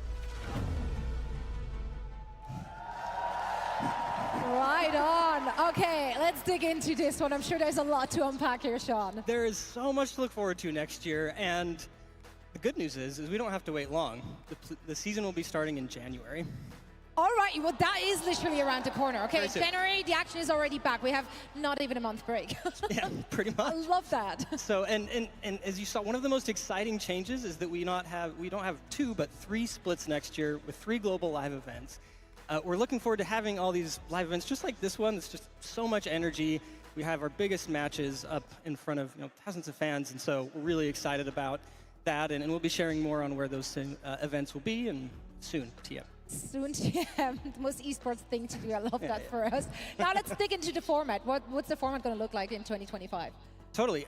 So, as I said, 3 stages, 3 live events, and each region split will be more consistent across the globe. So, NA, EMEA, and Asia, 1 global qualifier at the beginning of the season, followed by a regular season between each split, and excitingly, there will be promotion and relegation. Oh, which we'll talk more about. Okay. And next year's region split will also be more consistent, as I said, than in 2024. So really excited about all the things happening here. All right, so more matches, more broadcasts, more Overwatch. Does that sound good to you, Stockholm? That's right, that's right. And you mentioned relegations too. Keep on going. Let's talk about it. Let's talk about this. Relegations are fun. Continue to make, as I said before, Overwatch competition just more accessible to everyone. And the way that we want to do that next year is through a promotion relegation system through Face It. So at the end of each stage, the top 2 Face It teams will compete against the bottom 2 OWCS teams, and the OWCS spots will be on the line. I like that. I think that's cool. So really exciting stuff. That is so cool. Yeah, I'm so excited. I like that. And even if like your sights aren't necessarily set on OWCS, Face It's going to have tons of amateur competition across the board, with prizing, other incentives to reward everyone that plays. So. Okay, so right, just like this year already, a lot of people have really appreciated that there are those different tiers. So if you just want to dip your toes into the competitive scene, you get to do that with your friends or your foes. I don't know who you're playing with, and you can work your way through the system. And now you can actually end up here at the top in OWCS. That's really, really neat. I know that signups are open right now, so people can actually get to do that. And of course, that's going to be. They have to get on with that since January when we're starting the season, and that's going to be a close call to make, right? Is there anything else you can share? We do have one more small thing to share today. Is he looking at the teleprompter? I am thrilled to announce that in 2025 we will have an OWCS Team Partner Program. We'll be collaborating with select teams across North America, EMEA, and Asia to create team skins, icons, That's good. sprays, and more. Very important. Got them with the skins. Hey, we got them with the skins. That, you can learn more about. You can support these in games next year. We'll have more to share. Check That's out good the to blog, have. But That incentivizes teams. I like that. Oh, so am I. And so is everyone in this house. Ain't that right, Stockholm? Man, we're in for so many treats. Sean, thank you so much for sharing all of this with us today. And we're heading back into the action after a quick break as well, so don't go anywhere. Also, if you're wondering, when he was saying, like, keep going, and I don't know, the only reason why, you want to know why he was saying that? It's because the producer was talking in his ear.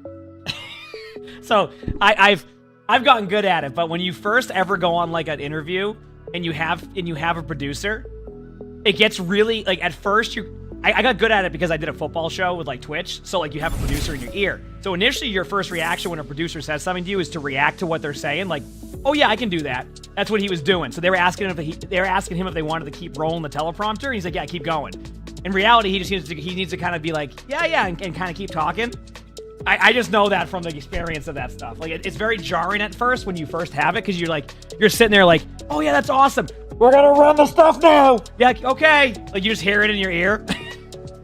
It takes a bit to get used to it, but that's what happened.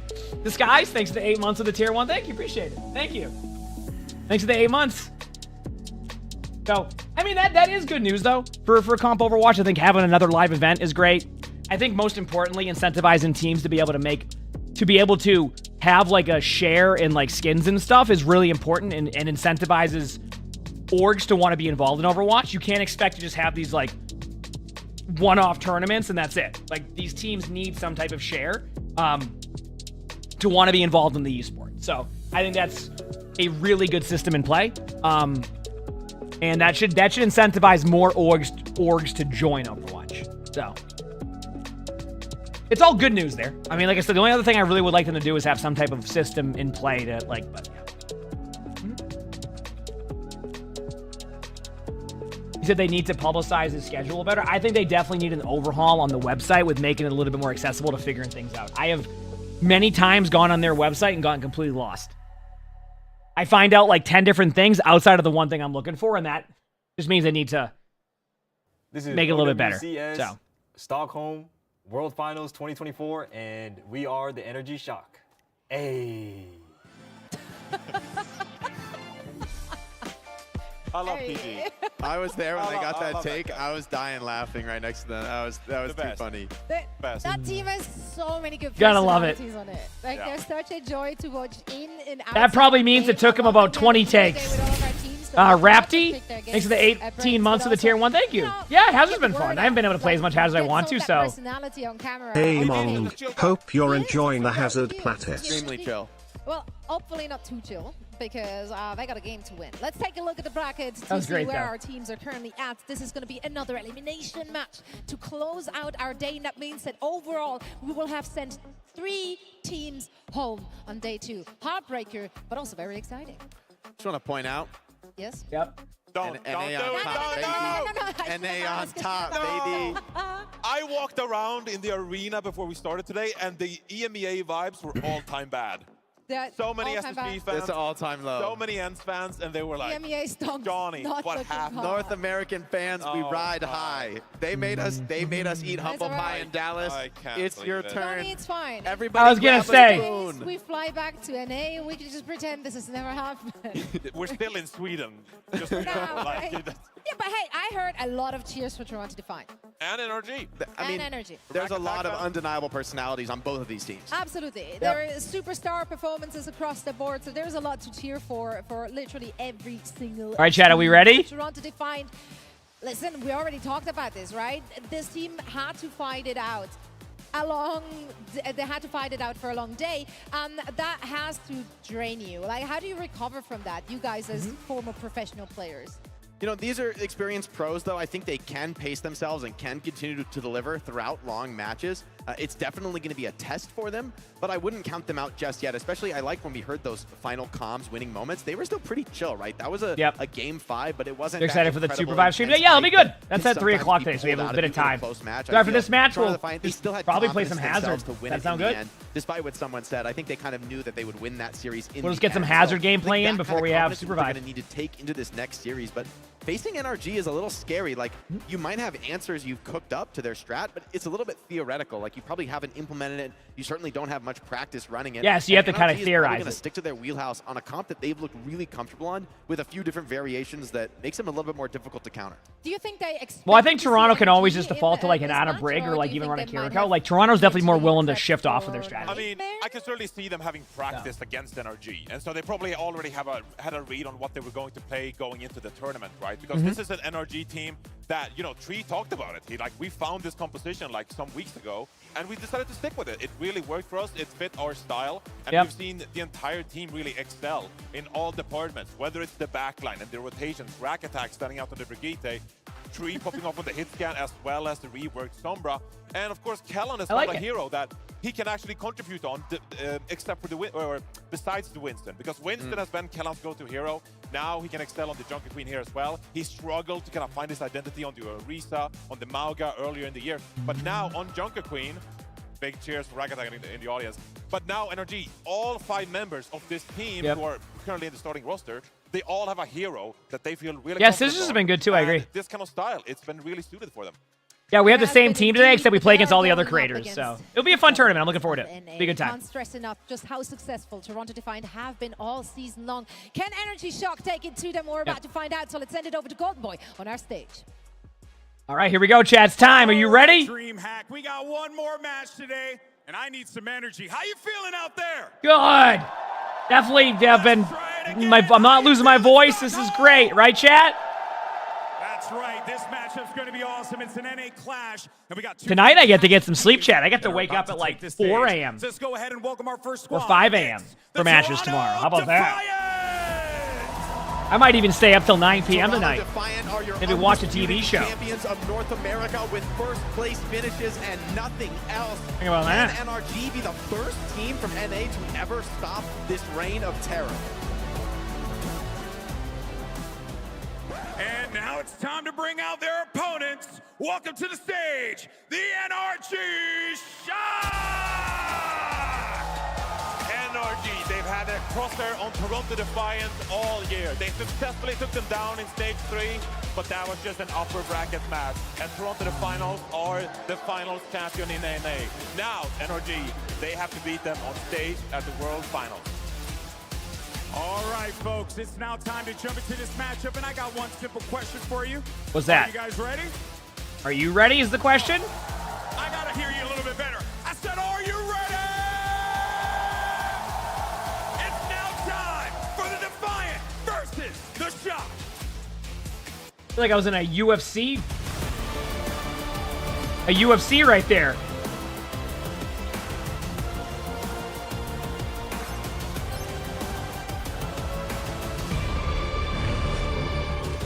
Golden Boy? Oh, Golden Boy's great. He's a professional and is really good at what he does. Always has been. He's been doing it for years. When I say years, I mean years. He's a legend. To take over the world, and for NRG Shock, it's a dream run. Can they keep it going? Yeah, I mean, it would be a dream run right here for the Shock. I think expectations for them were like mixed, I would say, at best, kind of coming into the event. This is a long day for the Defiant as well, right? I mean, you know, they're early, playing all the way through the entire day with not an easy opponent on the other side. I mean, it's been a year of excellence for Toronto in their home region until they took the stage in Dallas, and honestly, so chat, out of curiosity, by the way, since now that we've been doing commentary for 2 days now, for people new to it, have you enjoyed the co-streams? And I asked that because these are how the co-streams always go. I always give it my energy. I'm not sitting here just kind of like going, I give it the full energy throughout all the co-streams. Have a good time. Like it's don't get me wrong, the drops being here are great, and I want them every time. At the same time, I also love doing this. It's super fun. As you know, and I've done this even without the drop, so it's a good time. So if you like these, make sure to come back to the co-streams when we do them. We're always doing them. Right? Maybe even next year we'll step up our game a little bit. Add some more fun to it. I was like, man, we're going to throw them back in time. But again, the Shock looked very different. This is a team of young, hungry players that definitely were a little bit glad to hear when that. they came in here, right? They got picked up halfway through the year. Let's jump in and see what they got for us.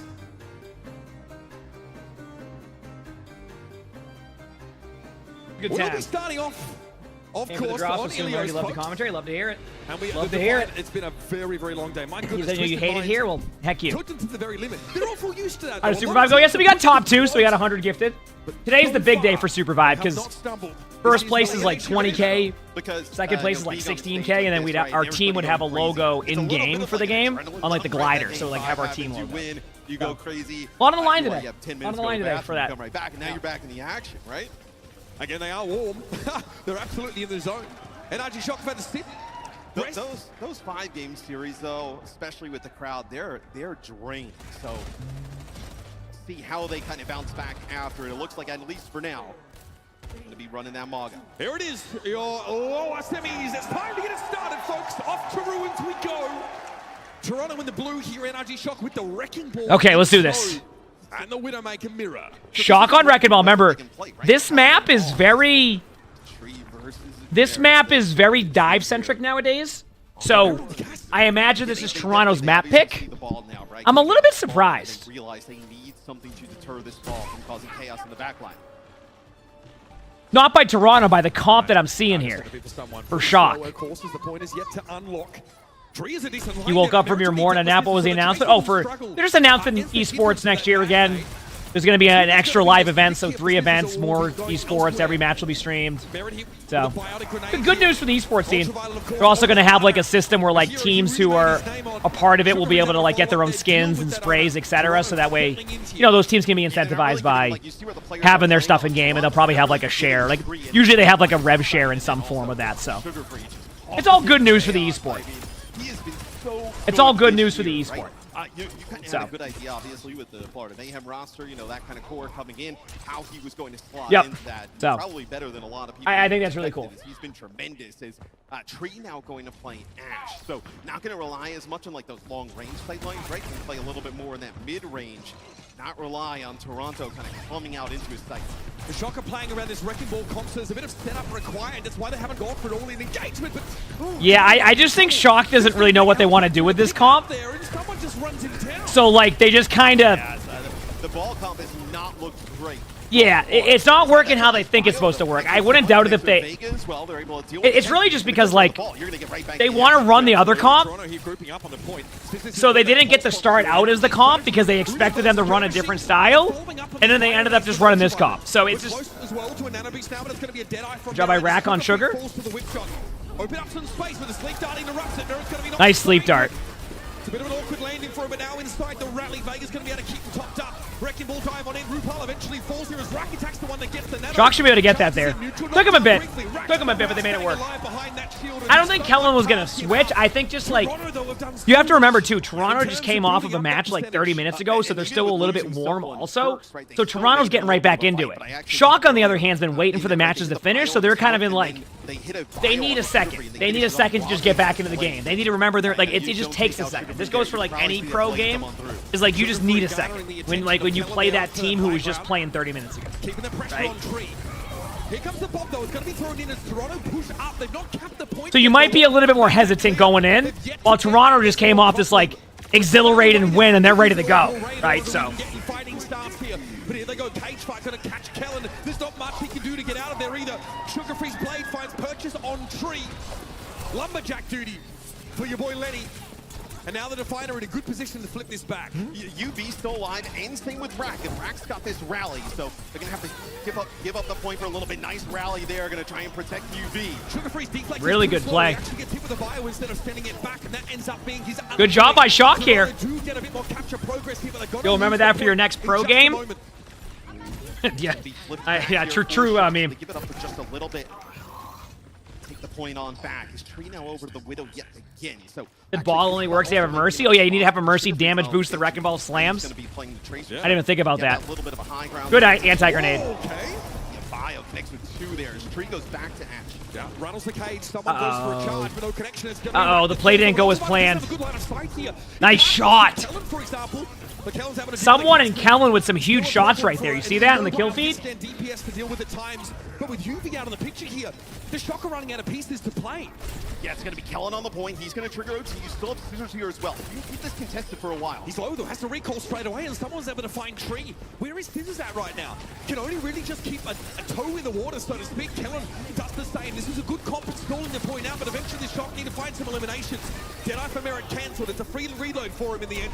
I mean, they nano Tracer for a second. If Tracer can get a health back here, they might be able to trade on Merit in a second. Nope, good luck. A Juno ultimate, that's just a guaranteed win no matter what. So a slow start for Shock, but not a bad map for Shock the first round. And what I mean by that is it took them a little bit to get into it. Now they're feeling warm. They got the game in there. Now they're going to go into the next map, which these next 2 maps are interesting for how Shock has to play it, so we'll see. Because they're going to run the same Wrecking Ball comp, yeah, and Toronto's going to go the... Well, they went Winston comp. Okay, never mind. So, Toronto likes this comp, the Honor Brig. This is a classic. Keep in mind, Merit is not playing Sim. Merit is just going to TP the team out. He's going to use a teleporter just to give their team a little bit more out of spawn. So is Shock, and Shock should make it to the point a little quicker because they have Lucio. So. All right, we got Winston comps here, Matt. But it's going to be a There you kill go. for Ultraviolet. Probably that option with the Kitsuna Rush, but also to be able to cleanse off the Ana. Taking the Bionade, a problem for any composition. windmill high ground. Also offers a little bit more mobility. He's killing up Did no Mauga?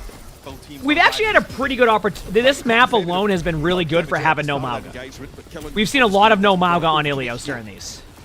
Lucio Kiriko, very different backline. That was weird. Both teams want to vie for this position. Vega copped a fair bit of poke damage there at the start of that engagement, but Kellen obviously doesn't want to overcommit here. Lucio Kiriko, very different backlines for these teams. Why did he just rewind to the same spot? That was weird. This is a backline that we really haven't seen, without Juno in the mix, right? She's been so prevalent. I know even Brig, right? Brig always seems to be in the mix. That they. Am I losing it, or did that just rewind for a second? Ooh, that's a good sticky. Wow. Good trade by Tree, though, but damn, that was a good play by Sugar Free. Everybody's just taking their time. Good dive in the backline by Shock, but I think the Ana Brig's a little bit better for survivability here, which is exactly what happened. Shock have control though, so the Defiant do need to. I mean, Shock's gonna have control for like 2 seconds, I think, and they're gonna back off. Hey, maybe not. They actually have map side and Ultraviolet's back, so it's gonna flip, but oh, maybe not. Yeah. I mean, still managed to get like a good amount, so that's good. Here for the NRG Shock, but now we're in a position where we have Nano Boost into Primal for Toronto. Going to be nasty, this combination here for the Defiant. Okay, we have Nano first, right? So Toronto is going to have Nano on Winston or Echo. Primal, just the survivability with both those. Gamer, thanks for the 7 months of the tier 1. Thank you, appreciate it. Bombs could make this a pretty volatile fight as well. British fact of the month. Golf was invented in Scotland and can be traced back to 1457. Who would have thought, Chad? Not only do you get to watch esports here, you also get to learn about golf. And the rest of NRG Shock just run into Toronto. Rupal also dealt with, which means this fight is mostly done. Yeah, Shock played that quite well, right? A lot of teams like. Actually, I'll be honest with you, Sakio, I think that's pretty good for an esport that's on the restart. So, yeah, I think you look too much into like the actual viewer part of it. It's in a pretty good spot still. Toronto Defiant coming back with that nano. Let me ask you this question. One of the most popular games in the world is Minecraft. Do you see on Twitch, do you see it having 1 million people every day? Doesn't mean it's a dead game, does it? There you go, I taught you something. Mr. Fan, thanks for the 7 months of the Feature Prize. Thank you, appreciate it. Thank you. Same with Roblox. Meanwhile, Scissors goes down. It's going to be a 4-player down barrier. NRG still control the point right now. Rupal is in trouble. Yep. Nice help by Kellen. Good play. Out of that one. The Shock pick a fight in a great part of the map to punish the Defiant. Rack Attacks had a really good day. The match that we casted earlier. That's what I'm saying. Minecraft's extremely popular. Phenomenal that time, using that sound barrier, getting aggressive through the alley, but here comes Toronto. Decent trades for both teams there. Shock gets the point in a second. Maybe, actually, it depends, yeah. Shock gets the point, so good dive by Shock there. Toronto's kind of low on ultimates, too. I mean, they have the Winston ult on the backline, but their backline isn't as easy to go for, right? Like, Ana Brig is a little bit more of a static comp, but has survivability. Shock's comp's a bit more slippery in the sense that you can't, it's not an easy dive. You pretty much can only dive Lucio, or maybe you dive the Kiriko to force out something to make them go the other way. Actually use the dupe on the Winston just to get help. For the sake of safety here, Tree doesn't want to get too aggressive, but he's thinking about maybe being disruptive. He can build a primal inside dupe that would be big, but as Winston, it's hard to do that. You're in the middle of the fight. Tree actually gets knocked out of dupe and is taken down by Rupal here as Sugar Free with the free pulse. That's a huge trade, though. Killing the Ana in this situation, in this part of the map. If Shock could just wait a second. Also, Tree is going Pharah because you can go Pharah from spawn to spam really far across the map to help here. That's why Tree just swapped to Pharah, just so you know. It just allows you to do really good spam on the point from spawn as you get back. They're going to flip here. Yeah, they're going to get back to the point. They're going to be able to flip this, and we're going to go no T. Someone can come in with a primal, though. That's going to be merit with the recall. Not often seeing him on Tracer, but he has a pulse bomb ready to rumble. Good job by Toronto to slowly touch the point. Pulse missed. Someone else. Oh! Damn, that was looking good too. But the barrier there for NRG Shock kept them healthy, and Sugar Free gets taken down. Tree comes back on the Pharah. Rupal's deep trouble. This is going to be a tough situation to extricate himself. Nice play by Tree there. Yeah, the kill on Third round. is massive. Third round. We're definitely going to get the same comp out of... We're definitely going to get the same comp out of Toronto. I don't know what we're going to get in this one. I don't know what we're going to get in this one. We'll see, though. And for the Shock, it's much more aggressive. They want to be the instigators on that map. Now, though, probably heading back over towards this more defensive. He said, bro, there's a huge difference here. It's World Finals. All Minecraft's events with streamers have twice more viewers than this. All right, sure. Listen, Zakiel, if you want to go and argue with people about it, you win. Congratulations. You can let your friend know on Discord about your journey today, and I'm sure they'll be happy to hear about it. That's all I got for you. Right, that's impressive. Kellen, right. Sounds good. All right, here we go. Outings from him, though, especially back on the MyXL roster. Been around for a long time. Went back down to contenders. What do we got here? We got Honor Brig versus Honor Brig. So Shock did change their comp. Toronto, we expected something similar, except they do have the Ash. To me, years have passed. We've all got a bit of grey in our beards. Here we go, folks. It's time for Lighthouses out of side around on Ilios. And RG back to the Honor Brig setup. Kellen looks for the high ground here. Pressure on RuPaul. Yeah, let's see if they can also protect Merit as well, as he takes Tree out right away, but keeping this Ashe alive is going to be crucial. But quick quiz to see if I paid attention to the first half. What year was golf invented? 1457. In Scotland. Well, it can be traced back to that. And also, Merit just doesn't take the high ground right over on their side of the map, jumps right over on the point by the Lighthouse, right? So when the Winston uses the leak to get across, nobody home. Haven't been playing hardcore a while? Yes. Toronto definitely looked like the more defensive team here. Ultraviolet just trying to keep Vega honest there. Need to keep shield up across the road, folks. RuPaul doesn't want to give up that position. It's annoying. It takes him ages to get back there, but Kellen knows he needs to peel the Ashe away. Do I like golf? I want to play it one day. I suck at it, though. Good dive here by Kellen. This is like, this allows for you to at least get their backline away, but Honor Brig is such a survivable comp. So. He'll have to give up his life for it, most likely. Backs away. Unreal. That is an escape. You tell Not bad. Yeah, he's able to escape, and you have Sisters on the point, and he's doing a nice job. It's about halfway. It forces actually Merit to jump down, keep it contested. The Merit's dominated the map here. Tree hasn't been able to do much in this round at all. Switch off the Ashe, I think, rather off the Echo to the Ashe. Still being handled. Kellen's going in. They're going to have to nano Kellen soon, but because if not, someone's about to get nanoed. They nanoed. Skirmishy style. Who they nano? Kellen? I didn't see. I missed that. Okay, they're going to nano Winston still because they think it's winnable. There's the nano. Good play. Nice. Childrenproof found a beautiful stick on Ultraviolet, so the Defiant can keep this one rolling. They never actually lost control of the point, and Kellen, a primal here. What is he hoping for? Maybe a pick on RuPaul, but after the fact, egg on his face, I think. Yeah, he's going to make it back to the team, but you get no value out of that primal. And those types of fights, it has to be so deflating to play against the Defiant, right? Because you get Merit right away, and you think you have an opening, someone gets a nano and jumps right into your backline, kills everyone. Ultraviolet goes down at the start of the fight there. This is Toronto's map. But still a good showing by Shock, because now Shock can kind of dictate. Shock can kind of, there's no one touching the point. Shock can kind of dictate the next map. So here's the good news. A lot of these teams have been winning this map initially, right? It's a great way to start the series. A long day, but they're far from done. Yeah, long day. A lot of these teams have been like the teams that can play that. Keep in mind, Toronto's one of the few teams that can play both very well. So this is going to go in favor of the teams that pick this map if they're a dive-centric team. Actually, it was really nice to see Shock be able to pick up a map on a map that's been very good for these dive teams.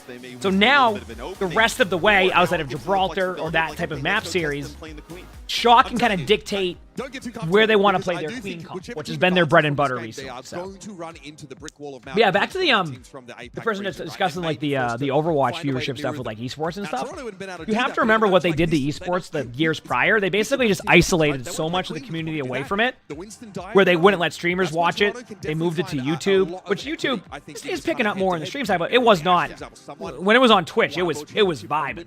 But then they went to YouTube and just they kind of isolated the esport away from the whole scene. Right? I mean, no one really knew why. Because people wanted to make content. They were like, "Can we make content? No." Okay. Can we co-stream it? No. Can we do anything with it? No. in terms of tank to be able to play All right. just about everything. Okay, it's 5 years later now for OWL. Okay, can we like, okay, you can co-stream it now. Oh, awesome. So I'll be going live on Twitch? No! Okay. So where can I go live on? YouTube. Yeah, but at this point in time when they allowed that, YouTube didn't allow multi-streaming. They're like, well, just hope they don't look for that. Okay. Also, here's a list of 7,000 rules about it, too. Oh, okay. And then they wonder why nobody co-streamed. So now you kind of have the restart on that again. So I think if they do everything right, it will grow over time again.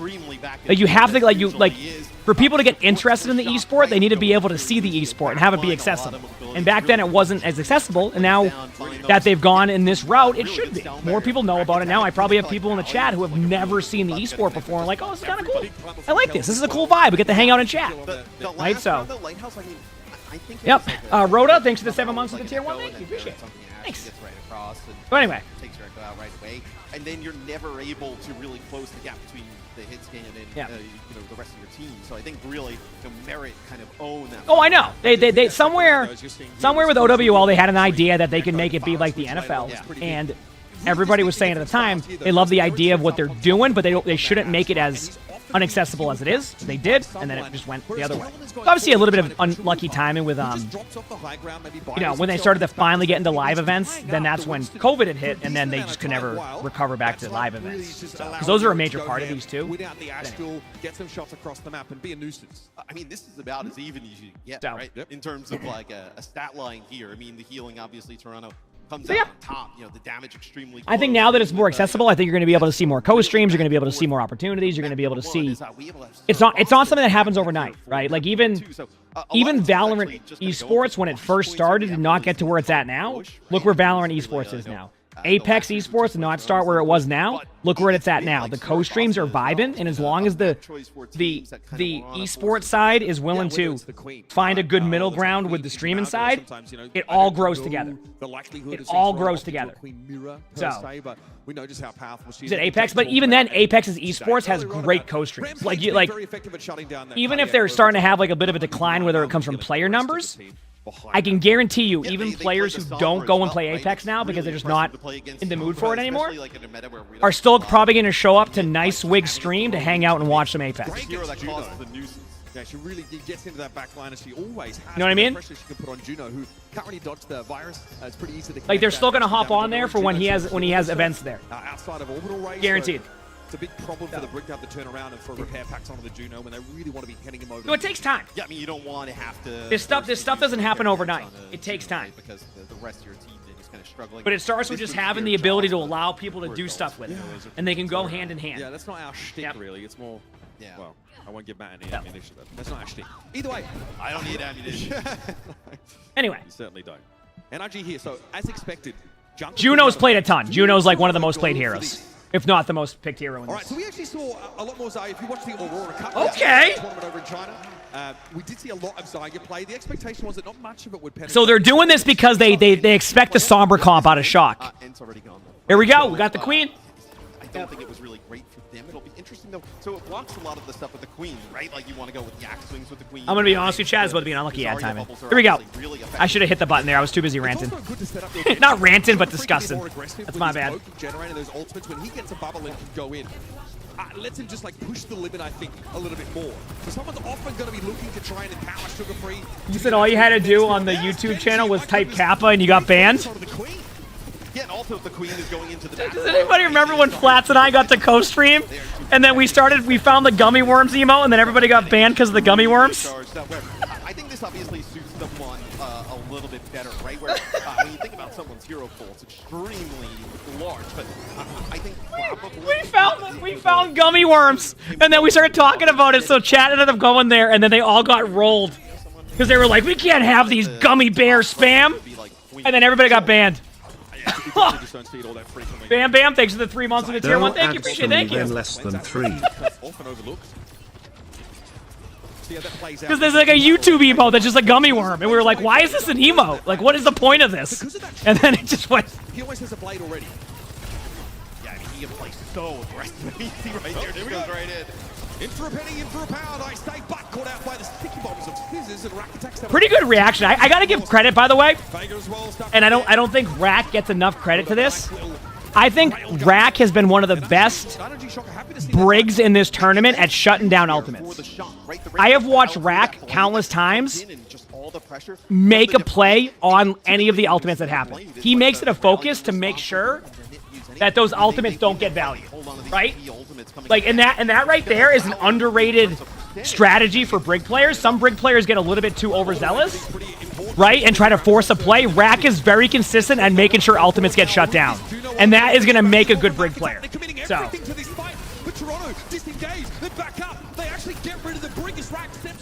really good disengage by Toronto there. Holy crap. This does give Shock another fight, but holy crap. Really aggressive there, Shock, right? And I was like, oh, maybe you're trying to build like a rampage here, use that. I thought maybe we were going to see, look, if you're going to throw an orbital ray rally, maybe throw in the overclock, right? Try and punish that. But Matt's gone postal. Thanks to the 36 months. Thank you. Appreciate it. I mean, what in Toronto, they end up using a bomb, right? Which is pretty disruptive up on the staircase. And then just having to invest the rally. Well, one more fight here to decide his match point. Most likely it's going to be an orbital right now for the Toronto Defiant.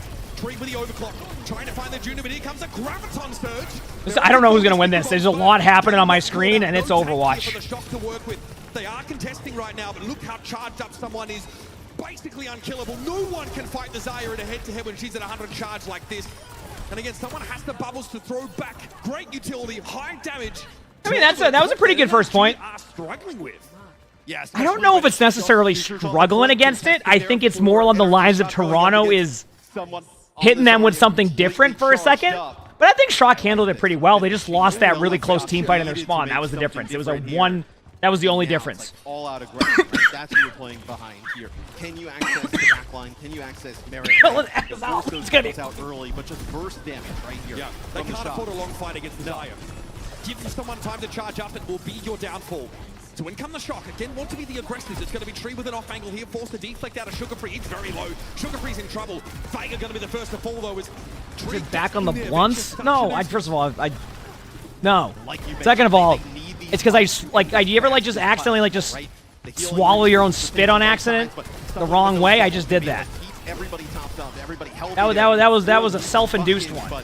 Right there, they deal with that Zarya, push on in. Nice burrow there. I'm good. Great pressure. Look at how they good start there by Toronto. I like the switch to Venture. Very aggressive. This is going to be aggressive on their team now. Doesn't have the bubbles to keep himself alive.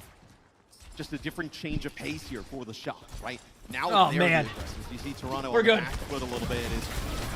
Street trying to get sneaky here. Looking for the burrow. Going to be following it up with that orbital ray. Okay.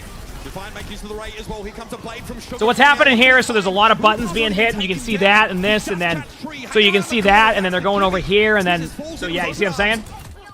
Sugar Free can back up a little bit on this, and it's an easy point take. I mean, that's fine though. Like once again, Energy knows they have to get ults out, so they got 3 major ultimates out. They're like okay with that. You want to win those, of course, right? Like you really want to win those team fights. But they need one team fight now. They have Brig ult, they have Venture ultimate, they're gonna have Blade, maybe Queen ult. So they should be able to take this if they don't get picked off early. It's gonna come down to that. If they don't get picked off early, they can go well. I think Toronto recognizes this. They're gonna be really aggressive with Grav and Brig ult. We'll see how someone can play around this grab if they want to get aggressive around the corner, just kind of like bait shot in, fly in, and then use it. A lot of pressure on someone. He throws down the grab. This is going to stop the Shock in their tracks. Tree first, Kellen down. Vega gets in there with the flail. They think it's winnable. Here, but there's not left to do, and Vega had just reset. Over. Talk about a kitchen sink, Matt. Yeah, and that's the rally there for Raktech, right? You're trying to now they're going to blade inside that Graviton Surge, but the amount of damage Toronto has no ults. I think Merit is on cast now because it's a good Hinda. Like you could do a good Hinda on the back line as they go in for Blade. Play a little bit more defensive. They have to play more defensive because they have to wait on Merit. They still might rush in, 1 bubble use. They know 1 bubble's used. This is Scissors timing. Because that 1 bubble is like... Might be allowed enough time to build it though, as Toronto want the slower fight. That's another bubble use. It's going to happen like really quickly. They can force out bubble. They're trying to force out bubbles, but it's not happening. There it is. Oh, there you go. Good play. That was great. Nice Hinda. Great play. Like, the reason why Scissors didn't go in there to commit for more kills is because at that point, you know Zarya bubbles are probably back up again since there wasn't a bubble on the Juno. There's no reason to try to just give them a free kill. It's better to take the one kill you have and stay alive. Taking that point, tying it up, and then he just goes right to the sky. And yes, that's the gummy bear emote right there. Yeah. With the help of Tree to deal with Merit. Really okay, nice so now they know they have an ult advantage going into this team fight. They're probably tracking Sugar Free's blade right now. They probably have that tracked. So they're going to be playing it a little bit safe for that, but watch, they're probably going to just use their Juno ultimate in about 2 seconds to just take over the map right here. Oh, actually, I was wrong. They went with Queen ult. Now they Juno ult because the ult didn't work.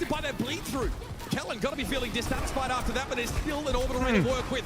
Vega has gone down, but I'll explain it in a second. For NRG Shock, they want to play with inside that orbital ray.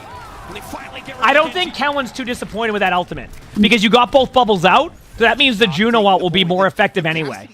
So, like, obviously you go for that, but I think that's fine. That's why you do that.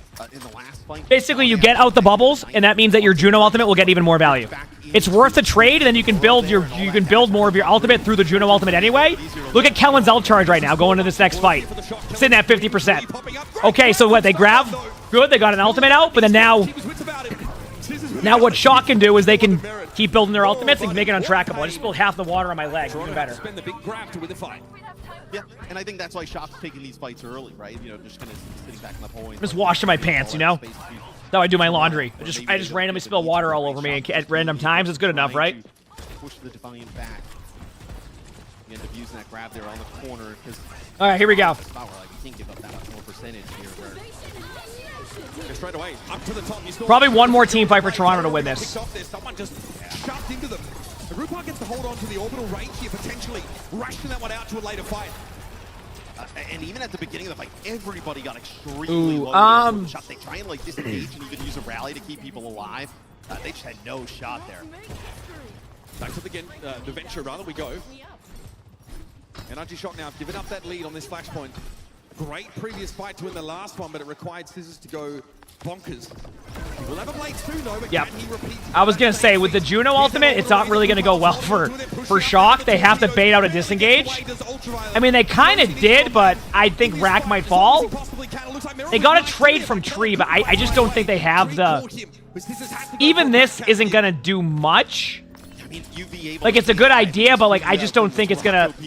I guess you can wait. I mean, there's timing. Yeah, you can, but it's going to be tough to stay alive. Oh, buddy, that's not good. He had to do it, though. Tree's here.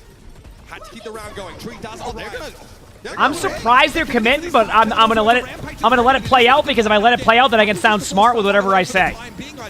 What a great ult. I love that they did that. That was definitely worth it. What a great play. Nebula, thanks for the 6 months of the Phoenix Prize. Thank you, appreciate it. Thanks. Even with a player advantage, right? But now it's going to be Toronto getting on the point with this grab. Solo grab, catch Kellen, that's all they need to do. He tries to commanding shout, but now he goes down with his ultimate in hand. Rupalo dust ball. Caught out by Scissors and Tree, respectively. I mean, I was gonna say. And someone is going to be very scary, fully charged up and very hard to move. The Toronto Defiant look to get themselves on flashpoint point. It's such a weird, like, sequence. For the Defiant is because, like, if Kellen survives that, they just have a free queen out and win that. So, it was okay. I think it was okay of an attempt. Can we get some blankies in the chat for a Faulty Sausage?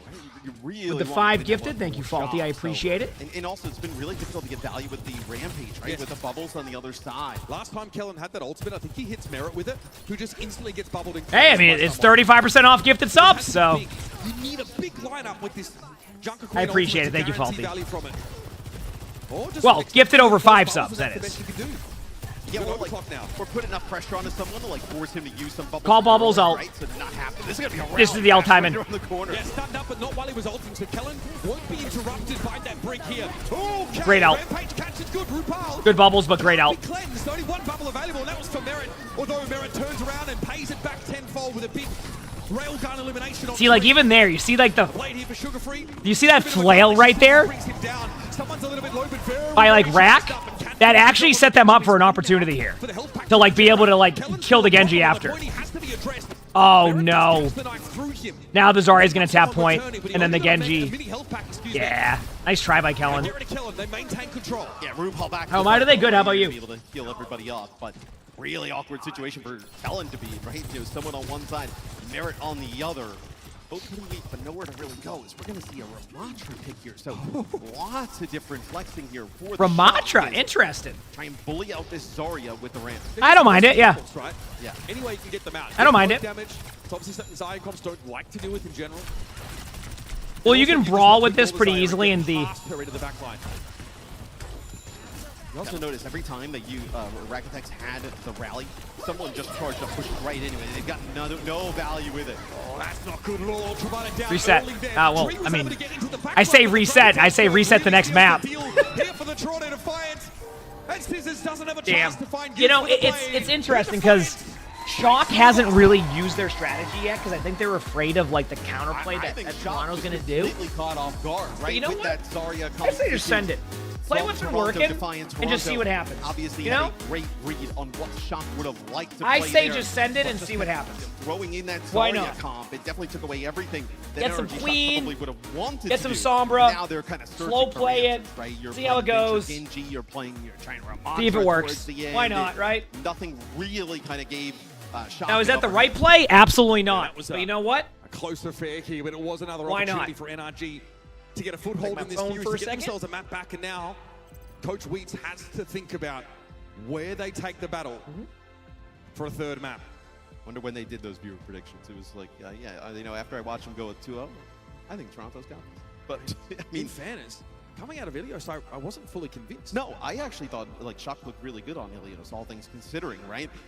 It's just that map. I think they probably thought like, okay, we're going to be able to play some Queen, we're going to be able to play some Maga, all right? But I think that's Zarya on the other side. I think that really, I mean, you see what it did to the Queen really early on. Not a lot of value out of the rampages. They're able to just bubble sugar-free constantly on the Genji, and he's able to just eviscerate the back line that they had no answer for, which I definitely think now probably impacts Shock's map pick, right? Because well, we don't want to go somewhere that could happen again. Do you think the Toronto have now like a bona fide counter to the Tell Mr. X to tuck in half any his map shirt. where Yeah, what she's is he doing? Relevant, you could just play the Zarya into this and kind He's of supposed to, come on. I mean, It's the half tuck meta right now at OWCS. What's going on here? I also think like you see a team like I know a Crazy Recruiter Falcons play it. It's going to be like another tier up, right? And can they deal with it? Get some blankies in the chat for Anonymous with the 5 gifted. Thank you, Anonymous. What a gift emo. We have that. How many times you're going to see different characters there for Energy I'm feeling Shock. it. We're vibing. Felt like they were playing Mystery Heroes at the time. Absolutely. We are vibing. Obviously opening with the I think after this match, I'll make a cup of coffee, and then we'll play some Hazard until our Supervive Obviously, match. Sugar Free How does gets that to play sound, chat? Genji for most of the map, and like we talked That about, sound right? good? More Zarya bubbles means We probably play like 2-3 hours of Hazard, so I can get about 2 games in with my Q times. Sort of medium range with the shurikens, and even look to try and commit onto targets that get low in the backline. I like the Genji, the venture switch, excuse me. You kind of pointed it out that the shop all of a sudden really started to become the aggressors here. Remember the Lunar they wanted scratch? to run up, They they wanted to get the venture in and behind, but even that wasn't enough. Yes, it was able to threaten Rupal and Vega on occasion, but Merit switches off the Cassidy, picks up the Sojourn for, again, just some escape mechanic, and alongside the Zarya here is really hard to beat. But we had discussed, the longer those fights go, the worse it's going to be for NRG Shock. And Toronto's great at just disengaging, kiting, staying alive, right? And then now all these players from NRG Shock are pushed up. The Zarya is all charged up, now leading the charges they're trying to get away from the Shock, and everybody just kind of falls, right? If you're going to play that Venture Genji Junker Queen, targets need to get first. Picking up the hand warmers there. Prioritize the target, just deal with them quick. Yep. The longer they live, especially with that Zarya getting charged up, I mean, you got no shot. Have a look at this. This is Sugar Free having an absolute wild map here. 4.7 KD, of course, mostly on that Genji. And this is much like the rest of NRG Shock are looking for answers. We don't often get to see this in real time, right? Teams trying to iterate on a solution to a comp that they enjoy the amount of variety here they played. Yeah, I mean, this is. They're aware of what it's been a good matchup for that. It's always good when like teams can stray away a little bit from like the Mauga. Like people just kind of don't. Played it off as more of a regional it's just people don't really like the play style it promotes here in a metagame like this. But yeah, like, exactly. there's still good matches. Like, that's kind of fun. But yeah. That's gonna make it here. But against like a Queen, they're just especially like people want to see a bit more of that variety. But it's been the last few matches have had a bit more variety, which is you get a hack onto the back line, right? I think that's been very refreshing for a lot of people watching. Cleanse virus, everything kind of gone. So definitely would have been an answer for that as well. Here is, of course, your Shock head-to-head still win. matchup. Like, in it's DPS. very This is possible. a young, promising prospect coming in. And this year, of course, much of this NRG Shock, right? A lot of expectation for this team that they'd be able to deliver, and they've come so far. But Toronto promised when they came out of the gates and said, we're here to win it all. And frankly, at times, Jambali makes sense. We questioned them. They had a really Jambali's a good pick here because, like, you don't want to force them to go into like a dive-based comp yet. But really looks like they've cleaned up a lot of It that stuff, eliminates especially up against their NA rivals. This would be the second team that they look So to going get past. Shambali also eliminates Gibraltar. I think when this team was built So that way, and what I mean by that is, if Energy wins, now they don't have to worry about Toronto going with like a really heavy like dive-centric map. So going Shambali here prevents that. So like I said, they went a different map and then they won it. Guarantee you, they immediately go to a map like Gibraltar just to play that. That was just kind of it was just kind of a given, right? You're not really worried about that. It's really about taking down those Titans. Recap screen. A lot of talk about expectations, about progress throughout the year, but for NRG Shock, there's I think only it's the perfect one timing on it right now. question left. Play during this. Is this the end of the line for the beloved Shock? Here we go. Just like an answer on that one. 3 people that way that said no. Unreal respect. They've recruited some more people. Okay, I like that. That was quick. That's the network effect in real time. We will see the Defiant here on offense, potentially. That spot, not going Hanzo. That's a scouting arrow. That's an arrow you can scout with that lands on the outside. And when they played the Maga, it's usually been a mirror, but it hasn't looked awesome. So they definitely feel more Zarya playing the Queen. versus the Queen comp. For the Shock to stay alive here in our OWCS World Final. They've recruited more people now. It spreads. It's like a contagion. All right, Sugar Free gets a bubble and goes upstairs. You can see him really taking liberties here. Scissors looks to come over the top. So far, pretty placid start to this map. The card has gotten to the point where these teams now need to fight for it to progress any further. Magranade, they're not finding anything on Sugar Free. Again, he was constantly bubbled. It's a nightmare for a Cassidy to deal with this. And farming a lot of charge up for his Zarya. Someone grinning as he gets powered up. Pretty good start for both teams. Your face, he's got a bubble, may end up getting another bubble, and what do? You can't Ooh, nice shots right there by Tree on the Genji. And someone able to bring Kellen down. He's probably reached critical mass in charge and is able just to bully into the front line. And again, you wait for those bubbles to come back off cooldown. You've got a player advantage. Sugar but again, after the mag grenade came through, and the world is his oyster. And what do you want to play into this? Pretty good play by Sugar Free there. Kind of like watching my Genji. It's very similar. You're probably like, wow. I haven't seen a Genji as good as me in a while, so it's good to see. You know? With that Queen can win out over this comp right now from what we see. I mean, if I was on Genji right now, I'd be at least 15% L charge. Again, we're still watching them iterate in real time on a They have Blade already. I mean, Sugar Free can Blade this right now. He can just pop off. First checkpoint as Kellen emerges from that side room and stakes his claim to the card. Scissors gets a little bit low from that poke down, but Ultraviolet's able to spot you. There's an orbital ray ready to rumble, and I don't think he'll waste too much time in letting it go. Here we go. So Toronto get theirs down first. Ultraviolet reciprocates, but it's too late. Pretty straightforward team fight there. And the Shock are crumbling. Yep. Yeah, I think you got to consider wholesale change to this comp if you're the Shock. Play Reinhardt. You said it would be crazy if this goes 3-0, right? So traditionally wasn't. Honestly, no. Back in the day, because again, you just stave off a lot. I think the problem is that Shock is really good, but developed a strategy that was meant to counter the Mauga comps, and Toronto is a team with a lot more hero flexibility. And like what I mean by hero flexibility, not that other teams can't swap, but they have the ability to swap full team comps and have the same teamwork. And that is huge. Because is it 15% towards my second ult? Sure, we can go with that, yeah.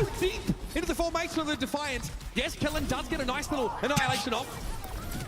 Kind of a smart play by Sugar Free. Just go in, deflect as long as possible. Deflect as long as possible, and then the Bob kills him anyway. So. Yeah, and I mean that's Rakatech during rally as well, right? It just gets burst down. That Zarya so charged up. The damage from the Zarya, the bubble onto the Genji, just dashing on through. So now we'll see the Ramattra again. So Ramattra can stand toe-to-toe a little bit better. Someone is such a good tank, I agree. I mean, it's that hero flexibility that helps that too. When you have a tank that can swap over and you don't have to change your roster to do it, it can help a lot. As in, like, you know, like you can have that synergy. It works both ways. I mean, look at CR. They can literally just... They just going back and forth between their... yeah, like it's... yeah, both Falcons and CR. Switch their tanks out. So... straight into this front line. There is not enough damage for the Shock to have a hope of answering this, and that's a second checkpoint for Toronto. Well, you notice they just ignore Kelly. I just... Right? At the start of that, Tree is playing Cassidy. They bubble Sugar Free. He dashes right in. They get a speed ring, and someone right when that bubble... That was a good play. He is right in Tree's face. 100 energy. You're dead. I mean, nothing you can do there. No way you're going to be able to keep that Cassidy alive. And look at how you keep just rolling these ultimates, right? Now you have a Blade, and then you'll have a Grab, then you'll have Orbital Ray and Rally. I mean, you just cycle these so well now. Forward to the Defiant. I agree. Kelvin is hoping to ignore someone as well, but eventually, as Zaya gets charged up, she becomes a threat that cannot be overlooked. And there's a bubble for sure if he wants to go in for the play, but it's a free pick for Merit at the start of the fight. Scissors is already down. And the Defiant are taking their time with it. They're getting free progress. In comes Kel to try and stop the bleed, and he'll have Ultraviolet. So there's a lot of ults happening right now, and this is where we're at. There was found Tree, cuts him down. Now looks for other back. Nice job by... Has to play on the swing. Kellen with the annihilation. Okay. Love it, is able to... Well, make it hard for Vega to stand up in a fight like this. Hey! Ramattra Ultimate still That's an important team fight. I mean, Ram ult is crazy, right? Once you kind of get hit with a lot of targets around, it's like RuPaul going to try and make his way off the side. Well, he's trying to go off the map so he doesn't get staggered. It comes at the cost so of Shock support ults plus your annihilation. Hear me out. Honest, you have no... Hear me out, chat. No choice there. Go Zarya as Echo, and then bubble your Ramattra, and then hope for the best. Buy yourself more time, right? Because if there is a map completion, you can't allow like 250 on the clock, right? You got to get it down below a minute. Scissors comes out of nowhere, essentially, but still spotted out by Merit. He sees the Echo coming in. Great communication. So, chat, what happened there? Because I think sometimes people don't know this. What happened right there? This is going to let the Defiant get a little bit closer, and Sugar Free wants to close the gap again. What a grab. What a long-range grab, and what a catch from somebody. Easy. Someone stop this guy. That's just a... That is filthy. Yep. 2 minutes 20 on the clock now, and this card ain't stopping for no one. I'll give you the big tip. So, if you didn't know, by the way, when a target is bubbled, you can't use your ultimate on him. So when I think what the play was to go Sojourn, but then the Sojourn got bubbled. So then because the bubble happened, couldn't actually copy him until the bubble's gone, and then didn't know what other hero to go at that point because there was only a Brig nearby and wasn't sure if like he wanted to go Brig.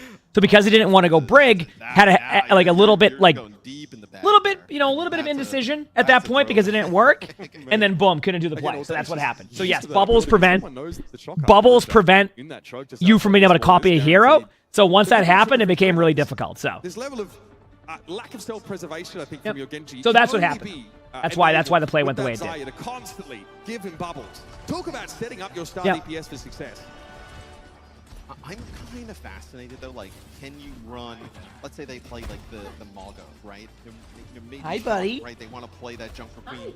They play Junker Queen at a really high level, so it's really pretty impressive from the Defiant to see them kind of just run over them like this. But like against a top tier like Maga based setup, how this looks, right? We haven't really seen. All right, who's gonna win, buddy? That much, right? We saw Insight for a map. Who's gonna win? What do you think? But see them run it. This looks really good, and I'm just curious how it would play into like a Shock playing this Maga, right? Like if Tree ends up playing the Reaper, right? This is kind of like the meta that we've seen so far. As Tree will make the swamp. Gonna go Widow. Did if Shock wins this map, you give 10 subs? The one thing with this Zarya is like you can't really play close. Come on, Shock, let's go! Play around that corner, play up on the high ground. Listen, Shock, I need this 10. Come on, Shock, we get 10 gifted for this win. You got Arnie on you? Heck yeah. I had Sully on me. Again, Sugar Free doing his thing. Already let's go, Shock! As he steps up and sends some shurikens into Tree. I mean, the Genji can contest pretty safely, right, with the bubbles. I mean, the bubbles, I mean... That's true. It's very relevant on defense here. There's the dive there from Sugar Free. Kellen's so low. How? Is he so low? Do Bengals shed a lot of hair? I mean, they shed a little bit, but definitely not like our other cats. You got the dash on through, right? Some like, it's definitely not as like Arnie sheds way more. Very charged up. Our orange cat. Trying to just bully this Zarya. I agree the new tank is extremely fun. There might be a problem for Vega. Ooh, good start! Now Ultraviolet can sit back, get to work healing. That's the safest bet of your life?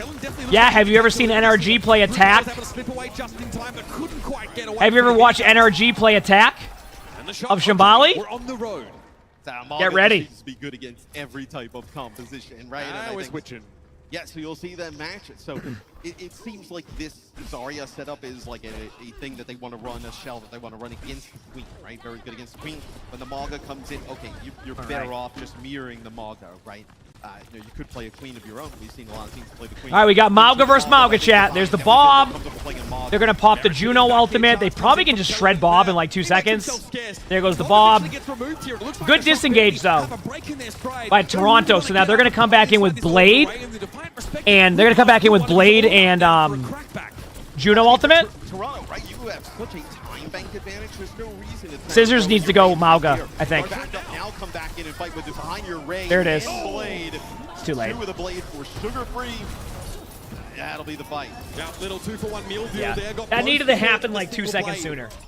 Scissors had the right idea, but it just needed to happen 2 seconds sooner. Focus where they just disengage Hey, buddy. away from that orbital ray and come back with one of their Hi, own. buddy. Yeah, I mean, they're not forced to fight inside. Hi, Sully. They're not, I can see the game. Thank you so much, buddy. I appreciate this. Thank you. It's a really long time here on Shambali. Yep. And look, you back up. I'm here. Shock gets no value really out of their orbital ray. A little bit of payload progress, but that's about it. You come back, re-engage with your own. You're in a fantastic spot. Here's that rally now being popped by Vega. Rakatak has one of his own. Trees hoping to get. I actually think Shock wins this team fight. Unless there's something I'm missing.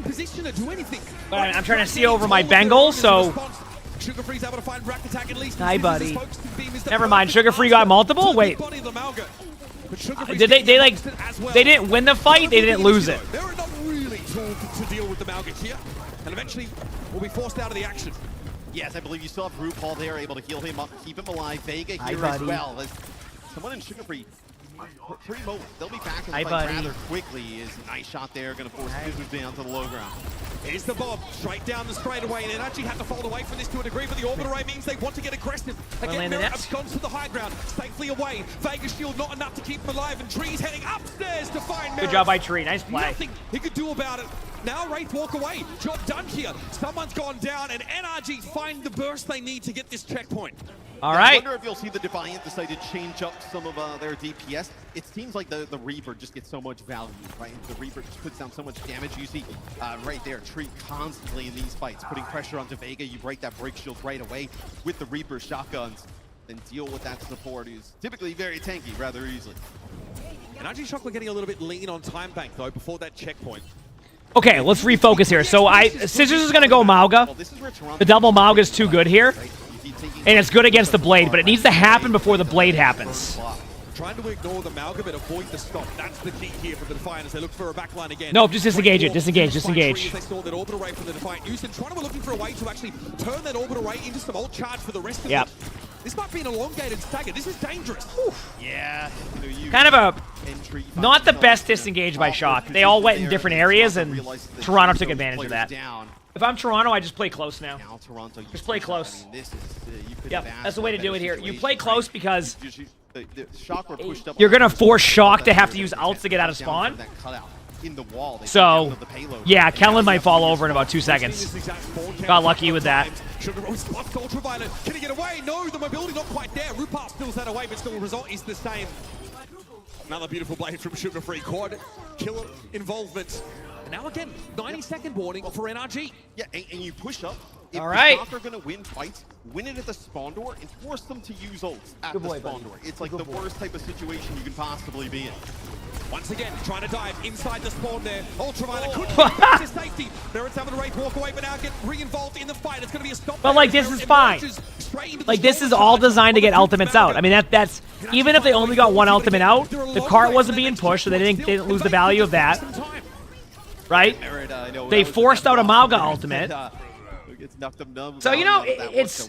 Shock still has a good ult advantage, but, like, Defiant's fine with that. You know? Pushing them back.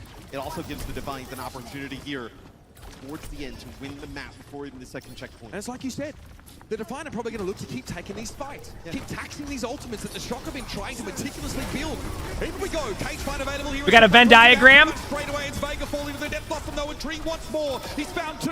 Make it 3. Shading the rest of his team.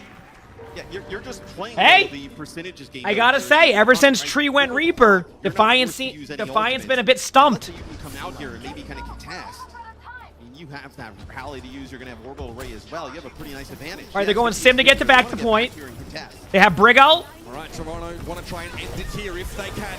Mera going to back away. He's definitely pretty scared. Good Briggle. I like the aggressive play by both teams. Like a raid, Boston Kellen eventually falls. Treek's trying to raid walk away, but Sugar Free is in there with the blade, and he won't be denied. Ultraviolet in pieces. Shock in shambles, and Toronto advancing. There you go. They've got a promise to deliver on, and they're far from done. Defiance officially top 3 in the tournament. So tomorrow they're going to play. Tomorrow they play the loser of Falcons versus CR. Good luck. And you're in a spot there for Shock, which every fight. Good luck. Chat, I'll be right back a second. I'm going to go make a coffee. And then we'll probably play Hazard. I'll let them do the post game here. So you're still going to be able to get your drops. So even though that was the last match of the day, the drops still keep going, as far as I understand. So we'll play Hazard for... We have like 3 hours to play Hazard because I don't have Super Vibe till about 3. So, all right, does that sound good? I'll be right back, chat. Hit the follow button if you haven't. And let's keep doing it. Away the best team in NA, and we wondered how big the gap was between them and their foes. That the rest of NA has risen up around them so much so that, again, they managed to down all of EU's hopes before getting to this match. But it's a dirty business. Not fun to take out a regional rival, but Toronto have their sights squarely set on glory. Yeah, in stage 4, it felt like maybe the gap in NA has shrunk a little bit. And I think a lot of us were surprised. Like, man, like, what's going on? Like, are these teams catching up? Is Toronto falling off? I think they've proven here that the gap in NA is still quite a large margin. Yeah, absolutely. Or that they have extended that lead once more. Yeah. Looking back over this map, right, like, or even this series, so many different comps from both teams, but the Defiant did seem to have an answer to each and every one of them. Even if it was switching back to Amalgam Mirror and putting Mirror back on the Reaper, you saw them just look a cut above in that setup, but having the Xayah option, having great dive in the first map, they can kind of do it all. And it's a terrible situation for the Shock to be in, right? Because they go Maga, you match that Maga. Let's say if they would have went Queen, you would have the Zarya bring out right again. You were never in a situation where you could have came out on top. You head to the stage here for a post-match interview with the victorious Rupal as he advances with his team through lowers. Thank you so much for that, fellas. Yes, congratulations, RuPaul. Guys, give it up for the Toronto Defiant. Wow. Dominating performance there. Now, look, RuPaul, this was the 3rd series of the day for you guys. It's been a slog. You've been, I can only imagine how tired you are. How do you keep that energy up with the squad? But most importantly, how do you keep that confidence going, knowing that each and every challenge is only going to get more difficult as the road goes forward? I think as for energy, we've drank like 50 water bottles in one day, gone to the bathroom like 4 times. The back room, we've ate every single banana. There are no more bananas back there. A lot of energy. And then as for the motivation, I mean, we just want to be the best team in the world, and we're here. We survived this long, long day. We're happy to be here and happy to move on to the final day. Well, you know what? Hey, that's right. That's right. Now, without a doubt, and with that win, you guys are the unequivocal best NA team. But now you have an opportunity here coming from that lower bracket to potentially fight to become the best team in the world. What does that take for the Toronto Defiant to be able to achieve that goal, knowing that in your ways, teams like Falcons and as well as Crazy Raccoon? Yeah, I think we really got to forget the last match against Crazy Raccoons. I actually don't remember playing them. We're just going to look forward to tomorrow and play a lot better, review for a couple hours, have some fun. Most importantly, we're just going to play together as a team and show that we really can be the best team. Awesome stuff, man. And of course, selective memory is very important in this instance. Very important. Hey, RuPaul, I want to thank you so much for your time, man. Give it up one more time for RuPaul and the Toronto Defiant. Massive win. Let's send it back over to the desk. Thank you so much, Alex. Congratulations to the Toronto Defiant. They're keeping their dreams alive. Let's see how far they can take it. We're back here on the desk one last time. Danny Lim is joining us as well as Johnny Soggy Snowden. We're bringing it back. You brought this upon yourself earlier today. This is not on me. We've certified lost. It's been a long day, so, you know, I'm okay with it. It's been a long day, but that does not take away Very soggy. from your... Very soggy. Very soggy. What's wrong with you? I don't know. Many things, but we're not gonna get into that. We're actually will be discussing at the match that we just got to see. I mean, Toronto on top.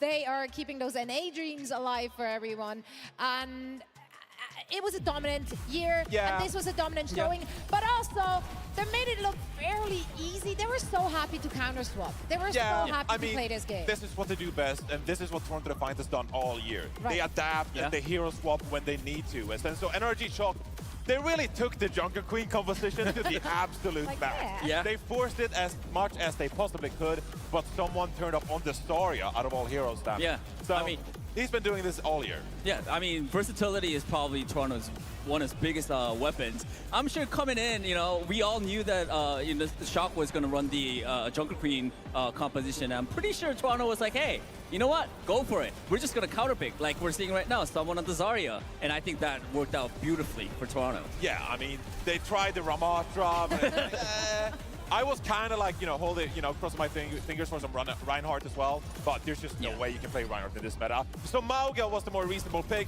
but then you're playing Mauga against Toronto Defiant, who already are better than you when it comes to the macro and the hero swapping. And so Toronto Defiant, they were just the most dominant team. But again, I think we really gotta commend NRG here, just like from a personal side. The fact that they were able to get fourth in this tournament.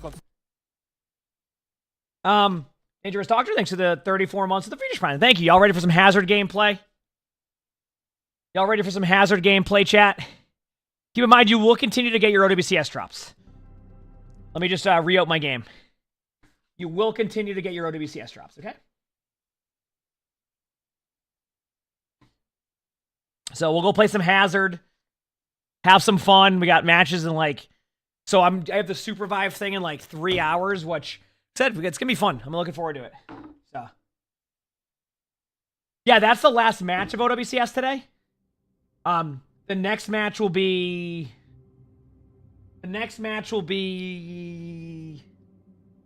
tomorrow at 6 p.m. Eastern. So I'll probably be live at like 5 a.m. tomorrow, and we'll watch all the way through the finals. All right? Sound good? And then I'm also streaming on Monday. I might take Tuesday off. I'll see how I feel. I might just go till Wednesday, and then I'll take a few days off for Thanksgiving. I haven't decided yet. I'm not playing comp. What am I? That's a joke. I got a queue for 800-minute queues against Sombras and quick play as Hazard.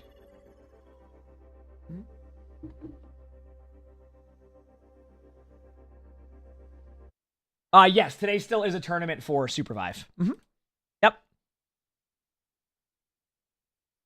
Yep. That's going to be at 3 p.m. Eastern until 7 p.m. Eastern. We're going to be playing against the other creators in the tournament, too. So it's going to be pretty fun. Basically, we're just doing custom lobbies with them, and then first place gets 20,000, and second place gets 16,000, and I forgot what the rest were. So it should be a fun and enjoyable time is basically what I'm saying. I'm looking forward to it. Let me put the sound back on for people.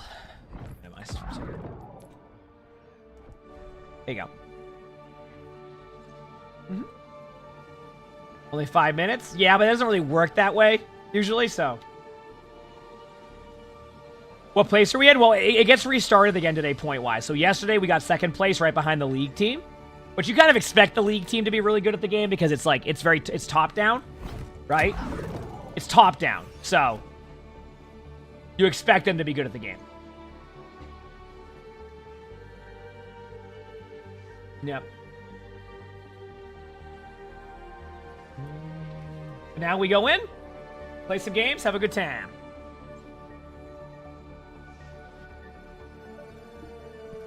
First time watching me live and not the pre-recorded videos? Yeah, that makes sense. I'm trying to do this WoW quest now, since I'm just trying to...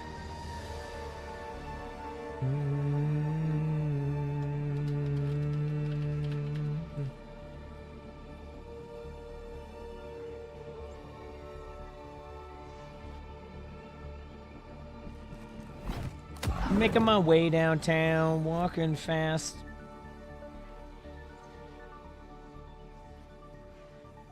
The actual expected was A+.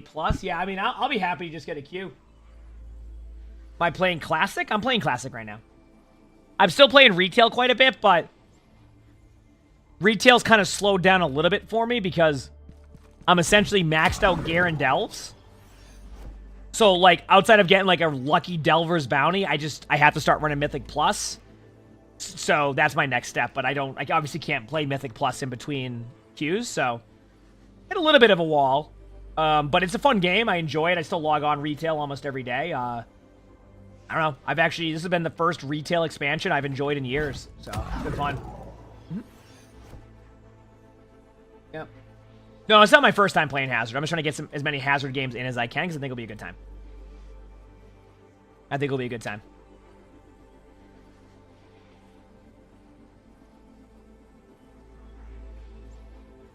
Oh no, you can B-hop with Hazard? Yeah, towards the end of the play you can, yeah. Or towards the, you know what I mean, towards the end of the move, yep. Oh man, take my headset off and charge it for a little bit in case I need it all charged up for the turn. I don't know what the percentage is at, so better do this. You don't like Hazard at the moment? What is it you don't like? Like what's the, what do you find the non-enjoyable part of Hazard that is for you? Like what's the...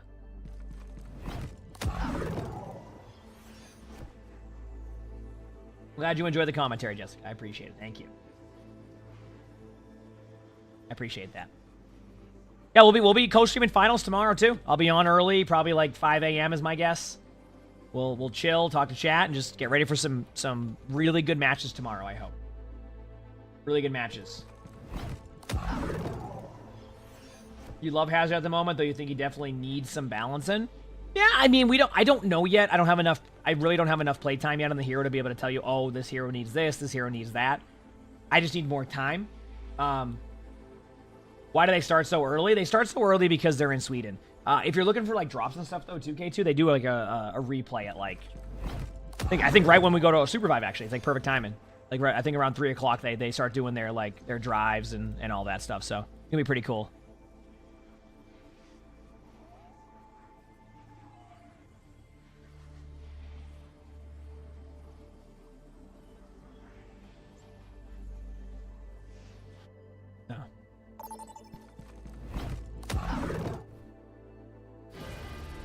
Flats was messaging me. He's like, I saw him typing to me, so I just typed no before he even said anything. He wants to basically just queue up with me so we can get quicker queues and just switch off. I'm down for that. Like have one of us go like something and one of us go the other so we can kind of like get quicker queues. But he was typing to me. I just typed no before he even said anything. I just went no. If you're in it with me, you're in it for life. A mother's work is never done. Suki, thanks for the 300 bits. Thank you, appreciate it. You've noticed... Emongg, I've noticed Hazard struggles against other tanks. Yeah, you're not wrong. You're not wrong. So, yep. Correct statement. Correct statement. There you go, let's do it. Round 1. Capture the objective. I probably should use my...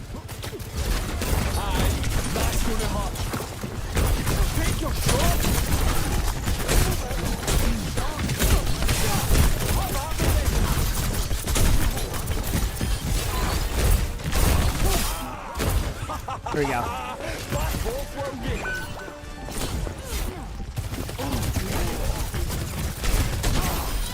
Nothing remains. Cool. Good start. Yeah, that'll get in the way. I learned this. Thank you. Appreciate it. Go to bed now. I still got a whole another 7 hours to go. We're chilling.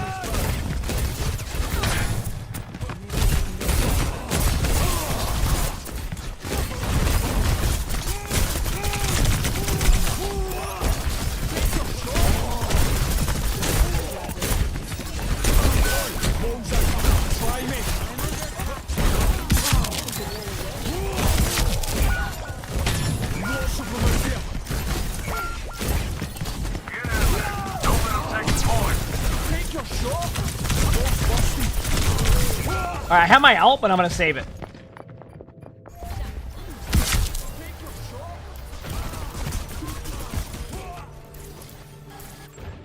Alright, let's keep going.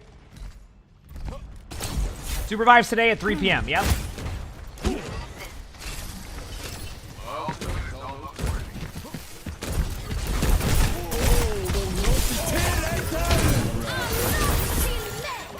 Cool.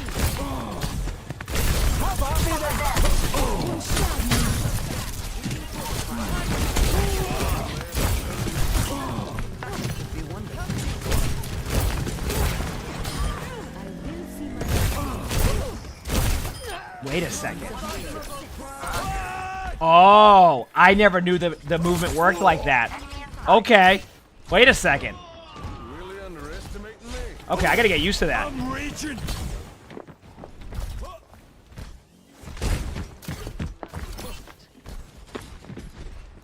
Over there.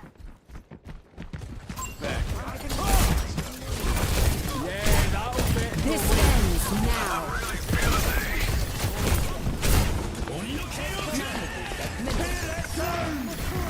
Oh, I know about the wall climb thing. That I do know of.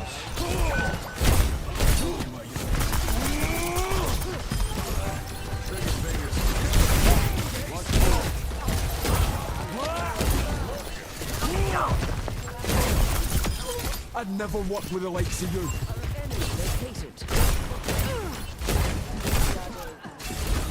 There we go. Huge.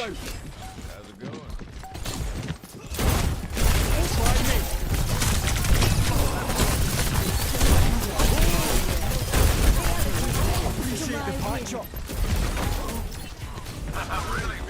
Come on, hit me again. Shouldn't they have tried me? Yeah, I'm a fire starter. Yeah, I'm learning a little bit, you know? Yep. Score 1-0. Yep.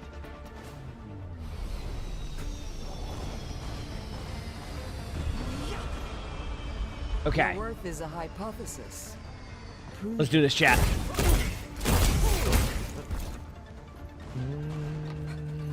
We must all find a cause worth fighting for.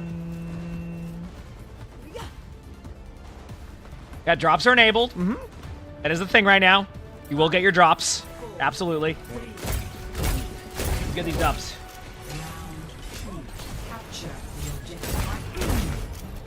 We can win this.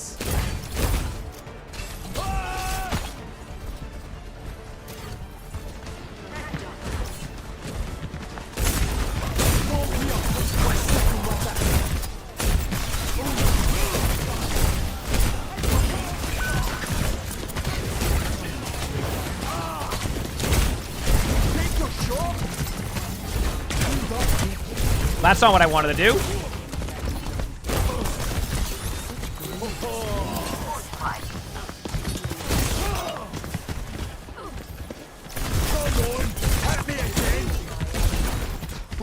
Will not be claiming that one.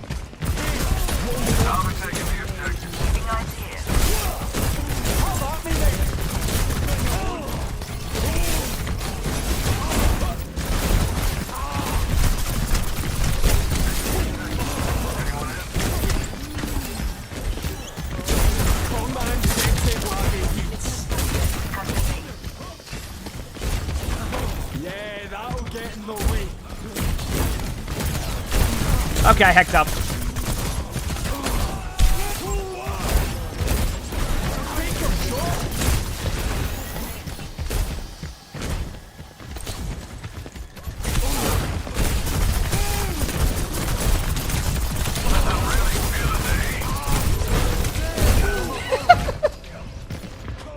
I'm having too much fun. I'm having too much fun, baby.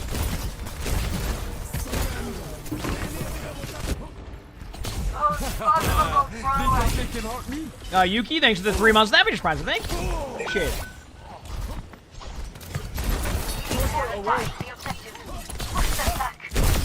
Oi, check it! I'm on fire!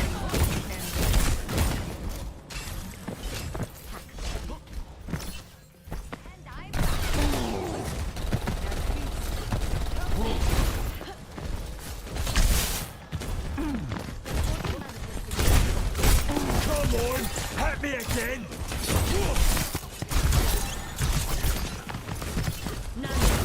Won't he up? Tear it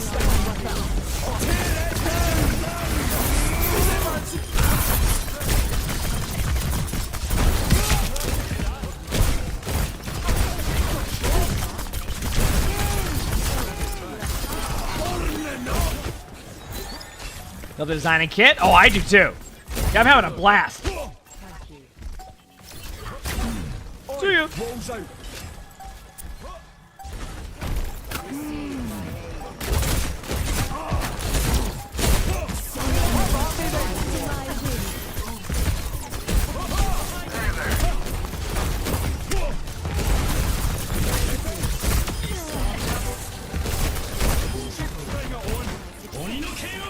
Joyful Soda, thanks for the 6 months with the feature sponsor. Thank you. Appreciate it. And there we go.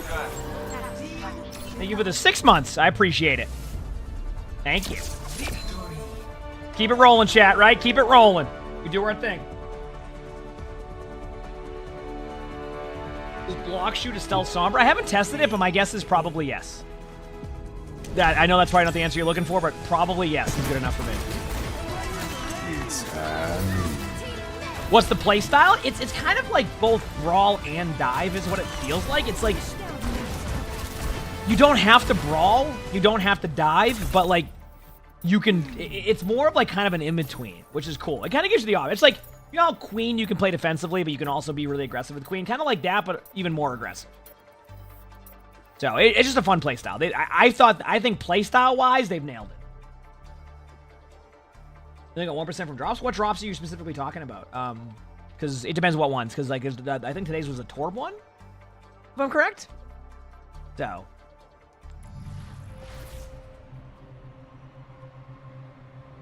I think.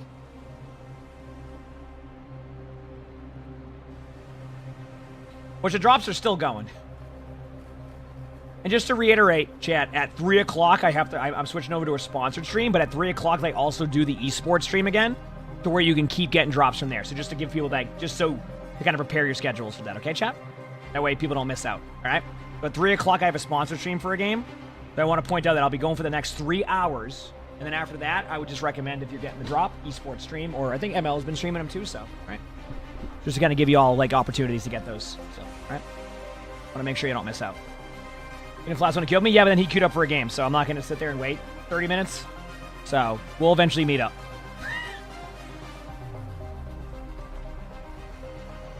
We'll eventually meet up.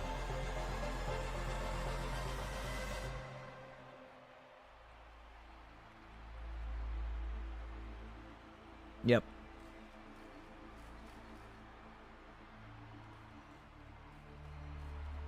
Mm-hmm.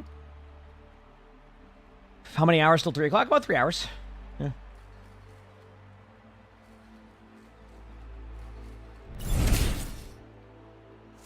Chuck Blunt, thanks for the 58 months of the feature sponsor. Thank you. Appreciate it. And they really keep those prime subs really keep you on your toes. For the ads, it is. Oh man. Yep. So we're gonna grind Hazard for this. Do I like Hazard? Oh, I think Hazard's great. I mean, that's where I'm at. I think Hazard's a super fun hero. I just straight up, I think Hazard's a fun playstyle. It may not be. I don't know about meta. I don't know how it's gonna feel playing against a Hazard, but like Hazard to me has been a fun hero to play, and I think that's the most important part a lot of the time. So.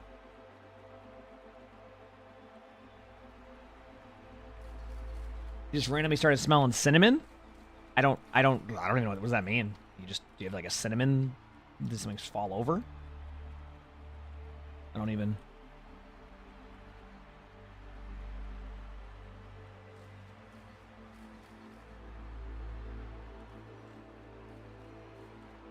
I don't know on counters yet. I will say I played against a Mauga today. I played against a Mauga today and got rolled. Whenever I go up against a Sombra who just sits there and hacks me, I get rolled. So, oh, and Kiriko ruins the ultimate, and Ana slept me a lot. So, yeah. There's gonna be a few heroes that aren't as good. Yeah. Like I said, we'll see how it goes. That's how it's been for me personally. Mm-hmm.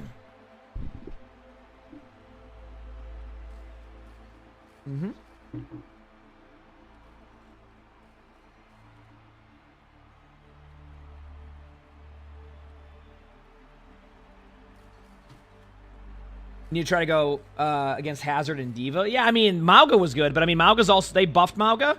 And we've been watching the unbuffed version of Mauga and OWCS. That should say a lot about where Mauga's at in general. So, you know. So typical tank experience? Pretty much, yeah. Pretty much the same. Yeah. Good way to explain it. Yeah, definitely. Yep. Hello, you're new here? Well, welcome. I hope you enjoy the stream. Oh, man. You haven't logged on Overwatch in 7 years? You know, Nalts, I actually believe that, too. That's the best part.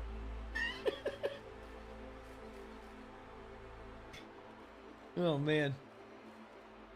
You just enjoy your streams and you vibe.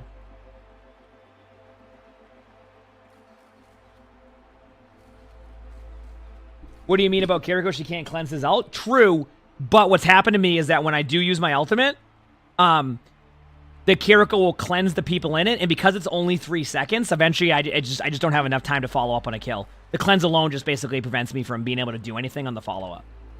So, it's not that Kiriko directly ruins the ultimate, but Kiriko can certainly make it hard to follow up on your ultimate. So, you know. Genji's can definitely deflect the thing. I haven't tested all that stuff. Yeah, that makes sense, Nalts. That makes sense. Did Toronto win? You were busy. Toronto won, yes. Very good game. I mean, the 3-0'd the last match, but the match before that was really good. Yeah.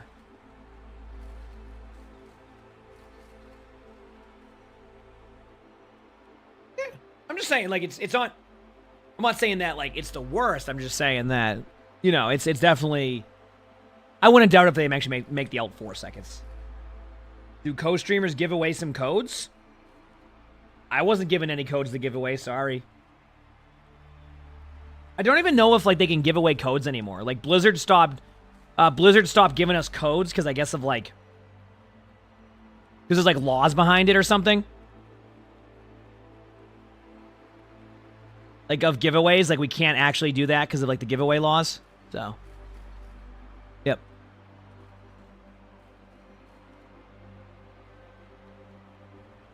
They gave Tim codes when he played for those 2 weeks. I mean, they told us they can't give us any more codes. And they can probably post it in the chat for people to randomly get. But, like, having me give away one specifically, I don't think I can do anymore. You know what I mean? Like, there's a difference between just, like, post it into the chat and whoever gets it first come, first serve.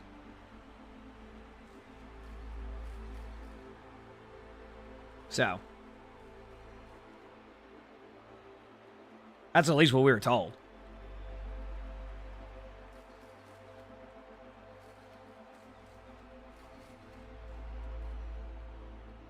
I don't know, Dropsy. That's what we were told. So, that's all I got for you. Sorry. Yeah. That's why we had to stop doing, like, the Twitter giveaways. Remember how for a while, like, the streamers had Twitter giveaways? You remember what I'm talking about? Like, we had the Twitter giveaways, and you can give away, like... all the stuff. That was, we had to stop doing that because they said that we couldn't anymore because of those laws. No. No, it's not Mox. It's PC. As far as I understand. As far as I understand. No.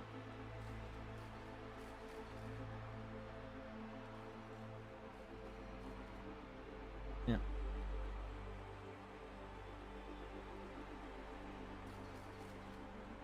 Yep.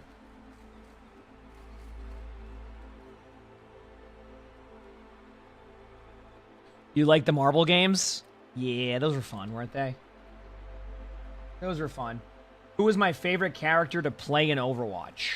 I like playing a lot of different stuff. Overwatch is just fun to me there. I just enjoy playing heroes and learning new heroes and getting better at them. It's always how I've always kind of played. So, that's that. Yeah, that's how that works for me. Oh, man. The tank main, how do you rank up? Well, you certainly don't lose games. Ooh, a Throne of Anubis. Let's go. Not a bad queue time. Not a bad queue time. Time for a nice 2-minute game. Or a nice, solid game of Clash, right?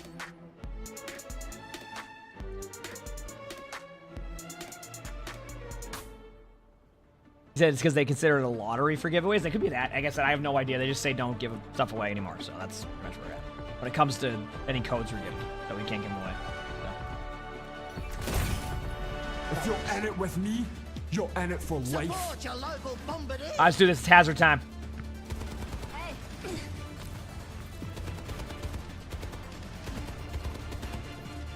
If you're going to die, Do it when I'm not looking. Yes. 5, 4, 3, 2. Let's do it.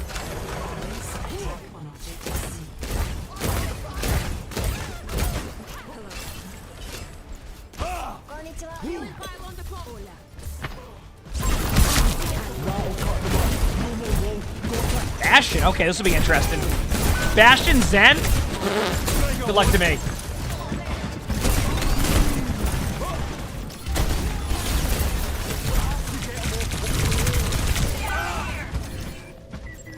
I don't get how I keep loading into the quick plays where I go up against, like, the Bastion, Zen, Sombra, like...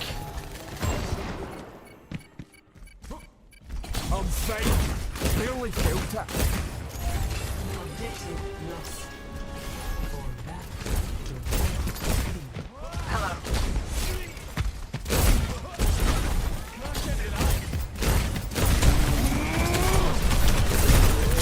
I got...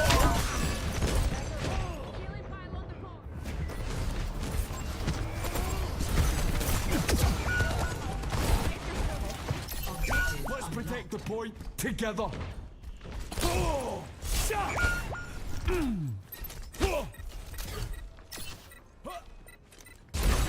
Aye, that's gonna hurt.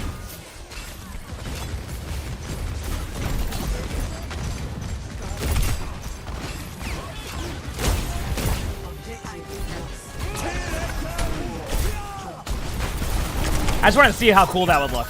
It looked cool, but the result's not going to be cool. I can't do anything against that. Holy crap, they make sure no one has fun. Well, fresh start. Good to see you, you have missed nothing. Don't worry.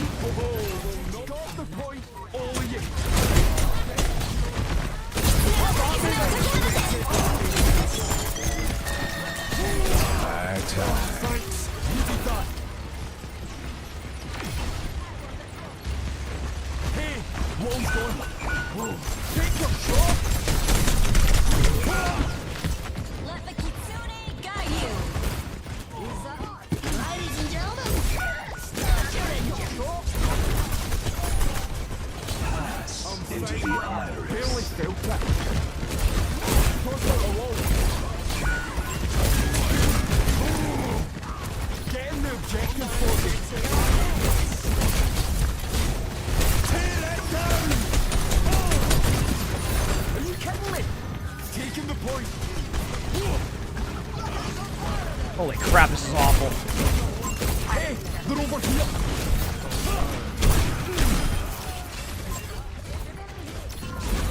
Yeah, that'll get in the way. I'm on fire!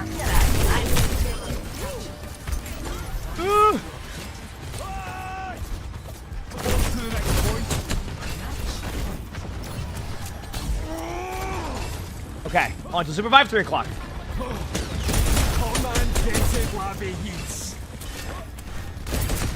It's current 12:15.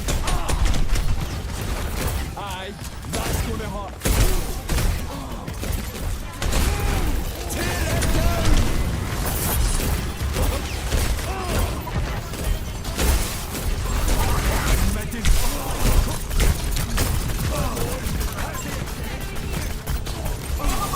My mouse! Bring it on.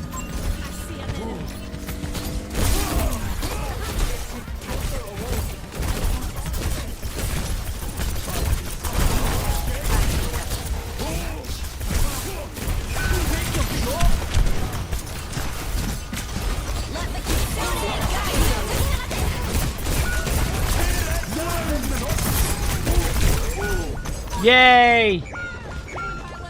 Miranda, thanks for the Phoenix Prize, thank you. Appreciate it. You love the little fox guy in that? Oh yeah, I play Felix too. It's great, isn't it?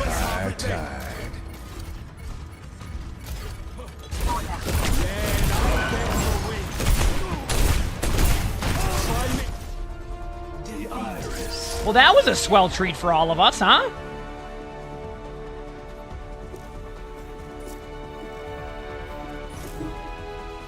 Yeah, that was a good time, wasn't it, chat? How am I liking Hazard so far? It's been interesting. I only get... A lot of the practice I get is through this, and a lot of the time it ends up being... I either play against Sombra or Zen. So, you gotta give credit to the Sombra and Zen. They good time, having a good time. How to make your wall appear like that is a setting in your advanced settings that allow you to do that. Yep. I think it should be on by default. I don't think they should have it as... That should be turned on by default. I think you shouldn't make... The players have to search for that option. I think it should be on by default, and then you can turn it off if you don't want it. Not the other way around. That's feedback I have. Yep.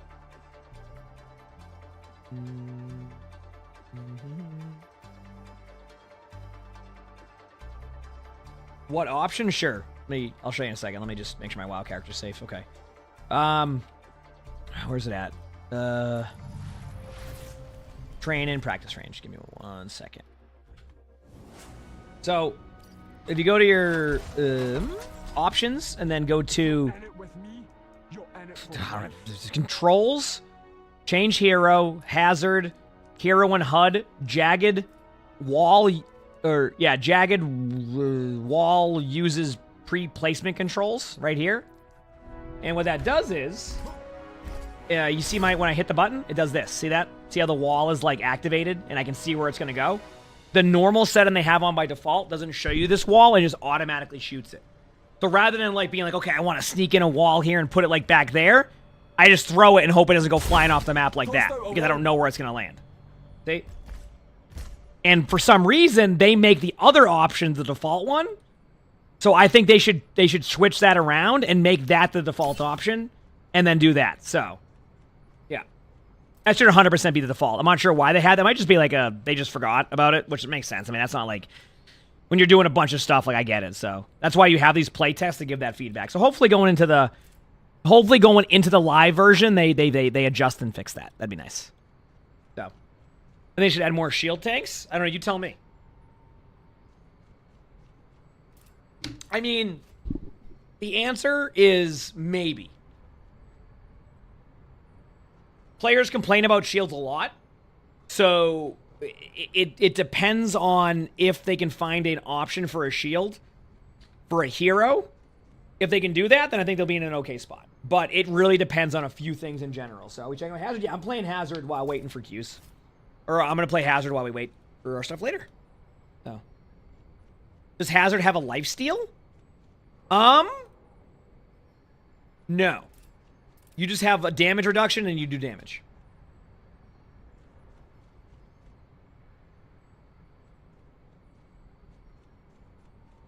Could definitely do with another flying tank like D.Va.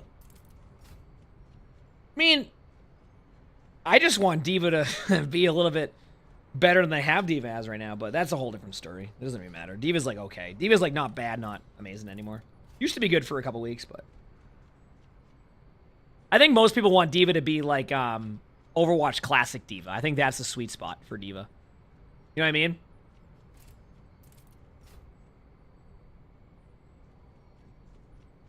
I think that's probably been the most fun play style.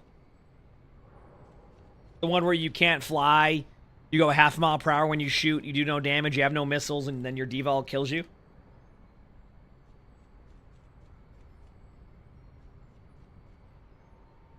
Is it Baby D.Va's meta? Well, in the classic version, Baby D.Va's your only option.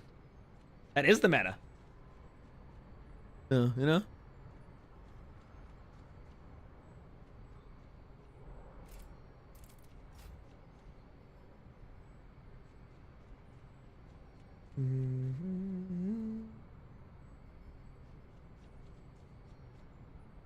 You said DM is fun, is no fun to play against? Yeah, I mean, I get it. Like I said, I don't, even though I have a lot of D.Va hours, I also get it. It's not, I like the overall health of the game to be in a good spot, so like, I'm not always like, yeah, it's the hero I play, I need every other hero to suck, so my hero's good. I'm more like, I like an in-between where you can find a good balance. So, D.Va's in an okay spot. Could D.Va be a little bit better? Probably. But as long as Mauga is more in meta, I think that's what really matters. And we're getting that right now, so that's what it's all about. Yeah. No. Be chilling. Be chilling.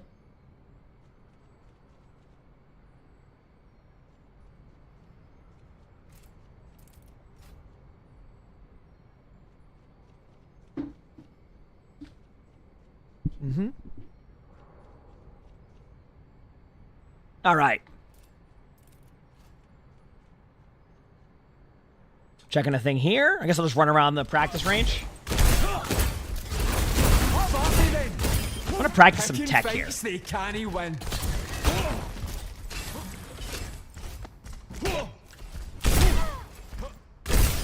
I'm raging.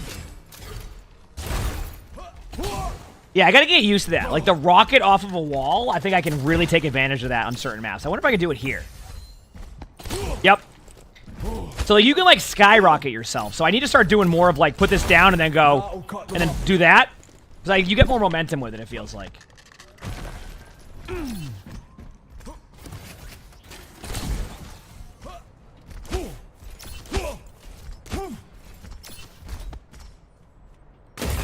They fixed who yet?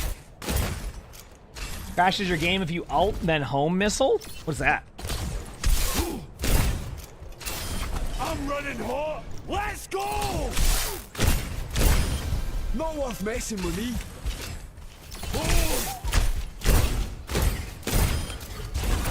Yeah, that'll get in the way. Double skill check. But what's the homing missile? I'm confused.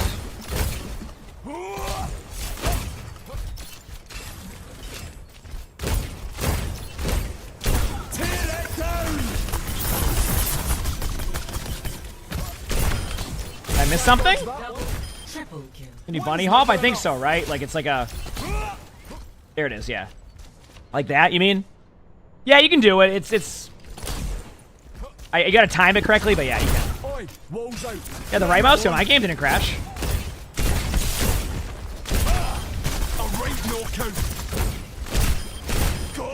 Good.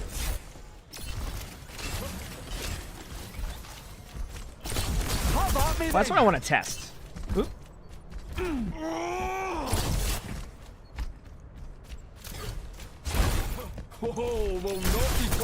So it does aim down. Okay. I haven't been using it as much because...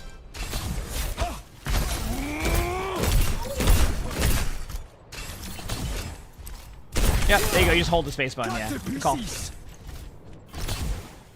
Yeah, so you hold the button down as you go in. That's good.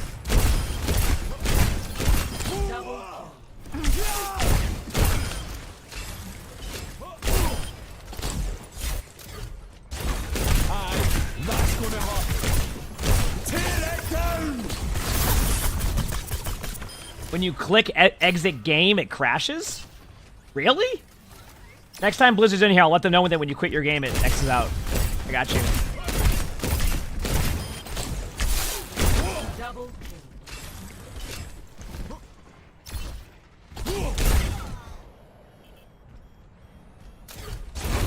Yeah, that'll get in the ring. Quit running, you gutless gout.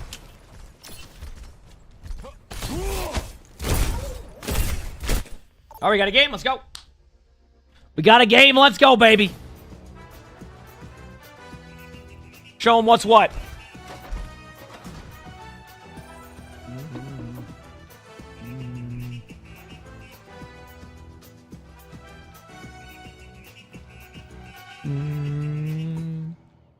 Go get these dubs. Let's go get these dubs. All right, I got this map. This should be a good one. I'm sure I'll play against decent comps to have fun with. If you're in it with me, you're in it for life.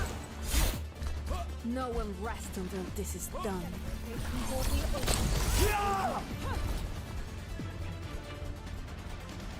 Clear skies. I'll change that. What's some like cool spots you can get yourself to?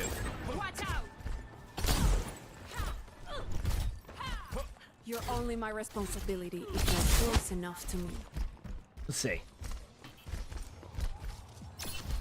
Healing pylon out. You ready, chat? 5, 4, 3, 2, 1. That's gonna hurt. Wow. Look at all 3% L charge. Woo!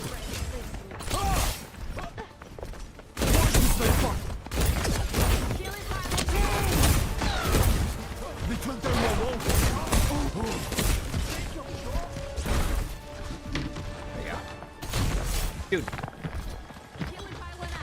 Okay, we're good now.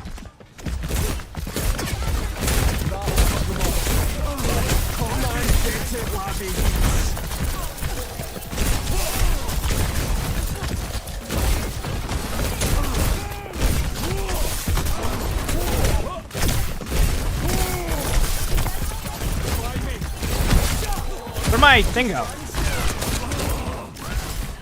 Win?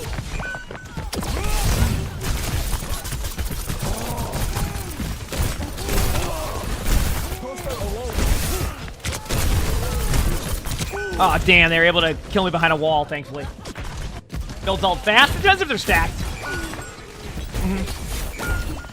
It depends if they're stacked.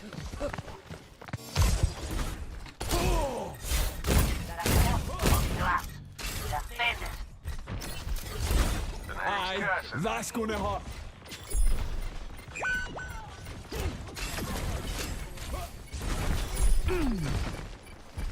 Alright.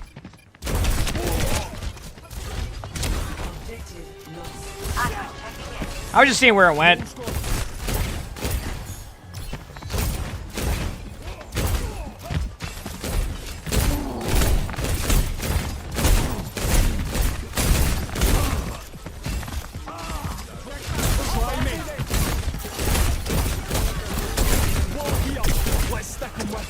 Okay.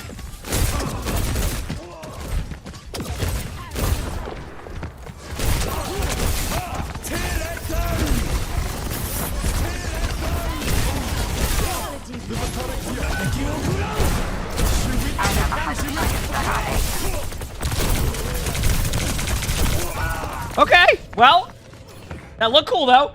Deadly Macaroni, thanks for the 20 months with the tier 1. How the tank been? Maybe like 8 to 9 minutes. How I've been liking Supervive? Very fun game. I've enjoyed it a ton, to be honest. I'm looking forward to the tournament we have later today. Should be a good time.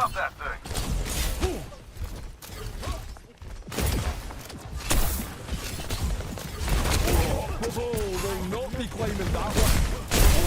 Take your shot.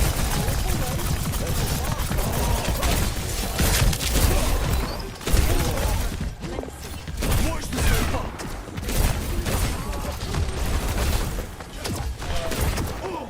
Bring it on. Step right. There's a turret here. Oh. Come on, get it, Labby.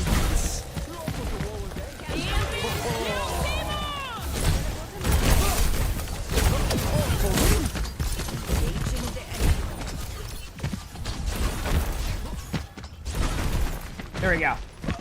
Is it available now? The tank? You can play the tank right now in quick play, yeah. Not going to be in rank, but quick play, other stuff probably, yep.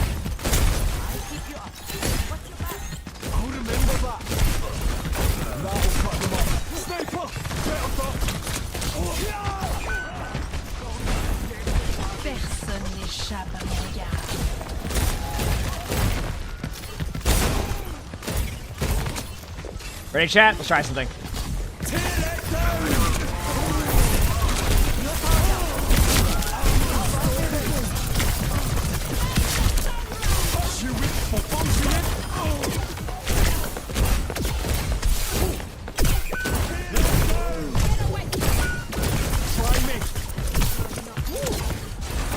Yeah, that'll get in the way.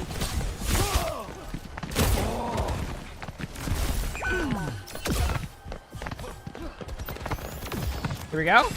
Does that go through walls? Yeah, I think so. Because it's like it rains down from the sky. Hit me again.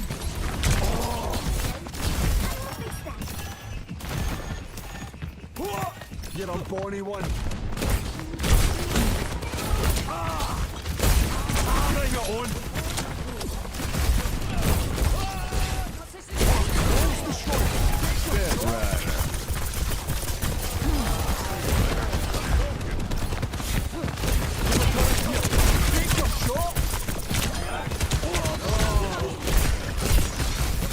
away. Nice.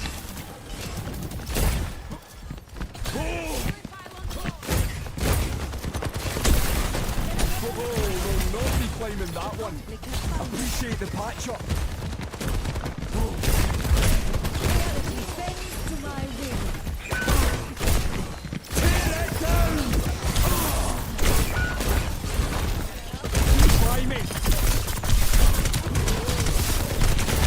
You know, listen, sometimes you gotta try some things, okay? Sometimes you gotta try some things. Alright? That's what it's all about. Going in soon.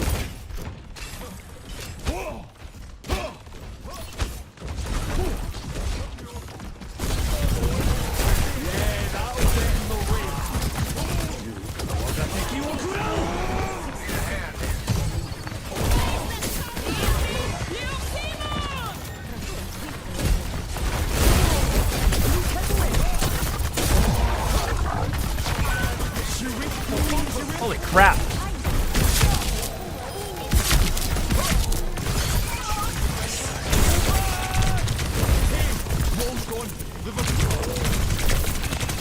No!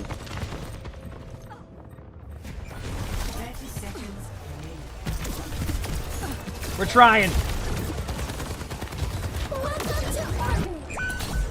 I fooled me once, but that's it. I'll be back in a minute. Tear it down! That'll cut them up.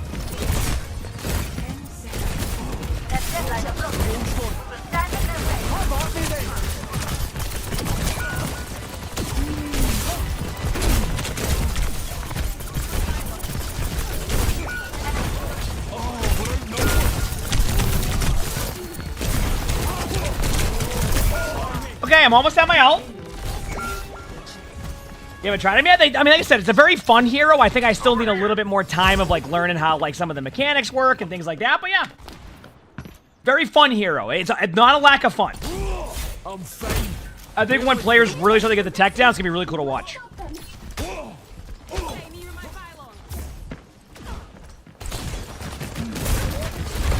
Yeah, that'll get in the way. Try me.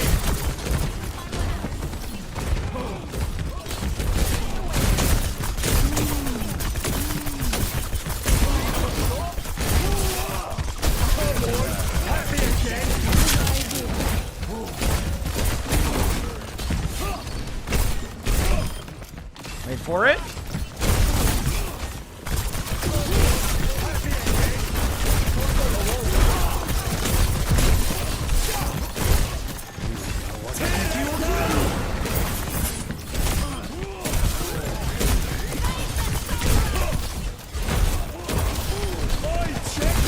I'm on fire. Got him.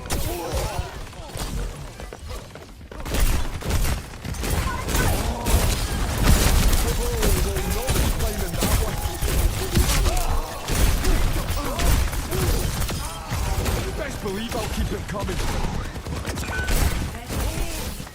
Come at me then. Group up with me.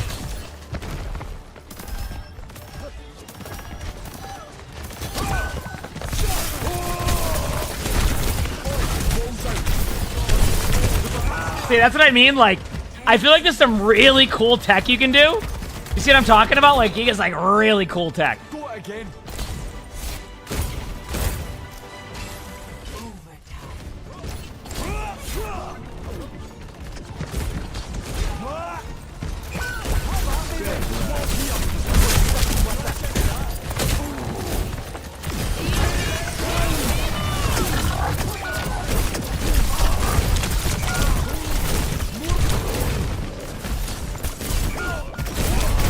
I don't know if I can get the point in time. New character fun. Actually, I want to look at a replay. I want to look at a replay from yesterday. I should have the replay code still. Because I had us play on this map that on Eichenwald that I forgot about it. I want to look at it in a minute. I'll probably have like an 8-minute queue or so. Put my phone very quickly.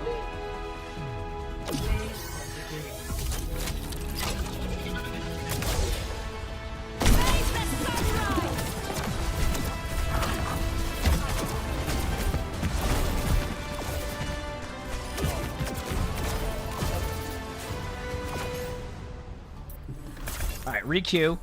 But like, I want to... One second. Forgot to look at this yesterday. It's on Eichenwald. Okay, I do have the replay code. I want to see something. Ready for battle.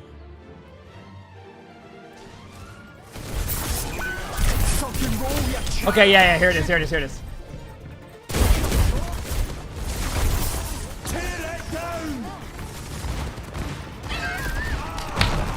Okay! So it happened exactly how I thought it did. I forgot to watch this yesterday. Watch chat. Watch. So watch the spikes in the middle. So I come out of spawn here, and I throw it on the... Watch. Ana gets knocked off. Cassidy gets knocked off. Oh, that's great. Into the iris. From their point of view, sure.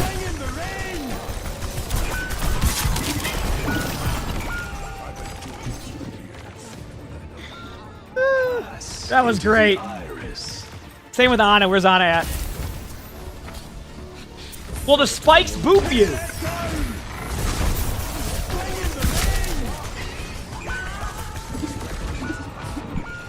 Oh man, that's great. Yeah, the spikes boop you. So like when you go near them, they just send you to the side. And I'm like, how did I get 3? And then I saw the kill feed. I'm like, wait a second. Yeah, I mean that's just gonna be something that people takes a bit to get used to. Like if you don't like really play against that all the time, you're not gonna really know it's a thing. You know what I mean? So anyway, what's my win rate so far with Hazard? I don't know, like 50-50. I mean, I could probably look, right? I don't think it's a question. Where we go?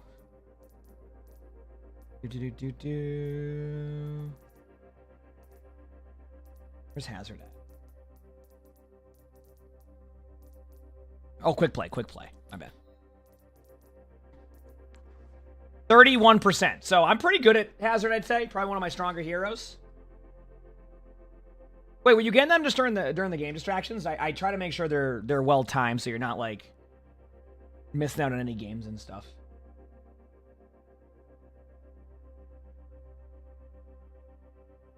I'd say about, well, the majority of my games have got, remember when I said I play against nothing but like Zenyatas and Sombras? That was my experience on Hazard yesterday. Today I've been lucky. I've had 2 games without that, so. Yep.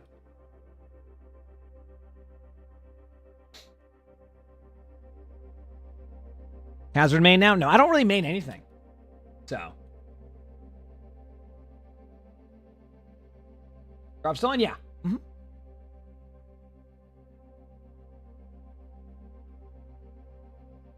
You've been playing on into Hazard? So far, what I gather is you can probably play anything into Hazard. Yeah.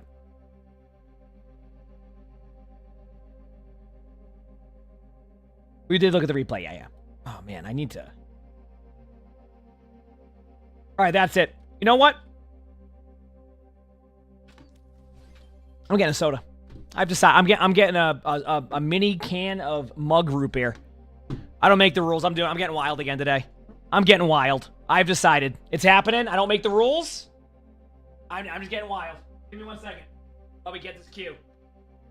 I know, chat. Fight the rebel.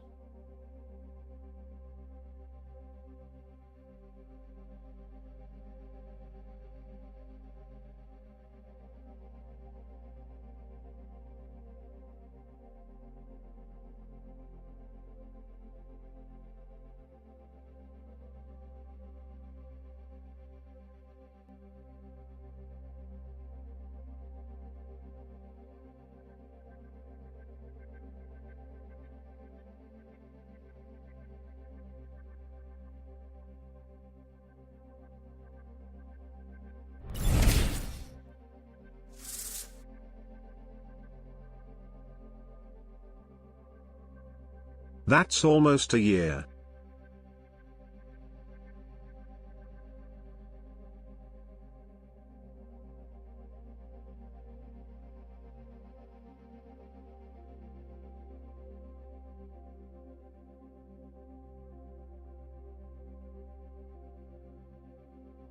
All right. Wraith, thanks for the 12 months with the tier 1. Thank you. Appreciate it. Thanks.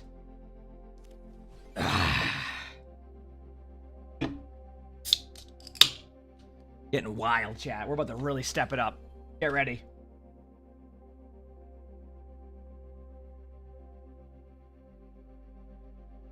Let's go.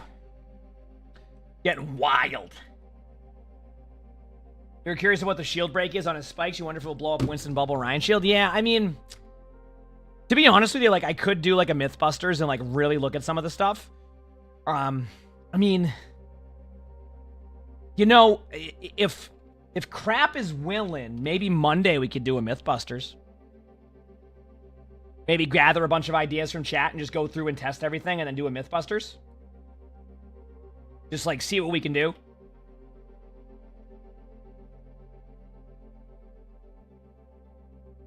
Might not be a bad idea. Kind of go through and check all these interactions, kind of get them all in one place. But we'll see. Because I'm going to be on Monday, so I have a sponsored stream on Monday also. It might change when it goes live, though. Yeah, but we don't... The problem is we don't have access anymore to any of the... Like, they don't let us go. They don't, like... You know how before we would be able to record a Mythbusters because we have, like, a server we would do for creators and stuff? We don't have that anymore, so I can't... There's no... I don't... Yeah. It's great. So...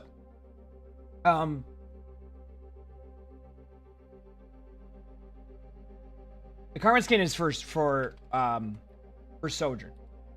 Or Torb, not Sojourn. Sorry, I was reading... I just read Jorn, and then I just randomly said Sojourn. Torb. No.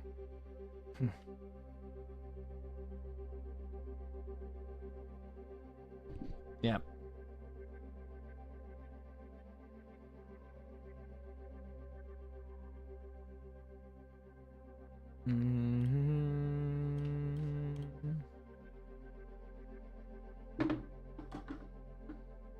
Put that there.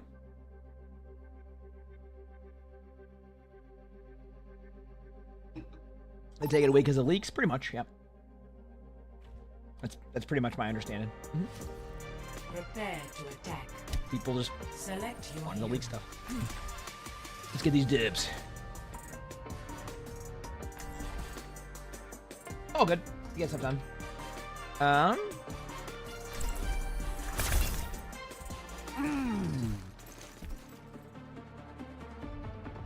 If your aim sucks, would you recommend tank or support? I think both are fine for that. There's a lot of hero options.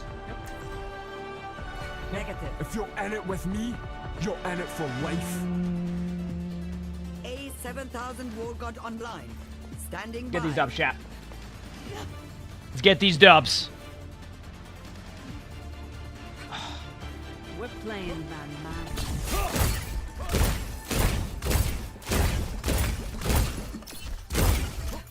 Clear skies. I'll change that. In the desert. In the desert. Pizza. See, there's the pizza I'm always talking about. In the desert. In the desert. In the desert. Yeah, but they're asking what options they have, Queen. Not that if you need to aim or not. It's more about like what options could be the best. Both of them have heroes that, you know, help with that a little bit. All right, here we go. Let's do it.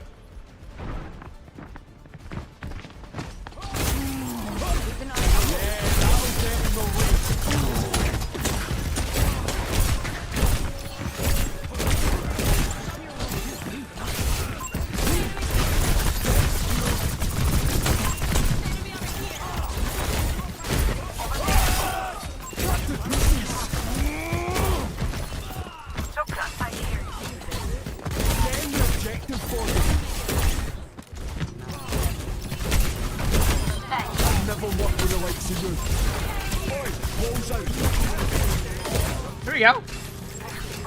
Nice wall, thank you.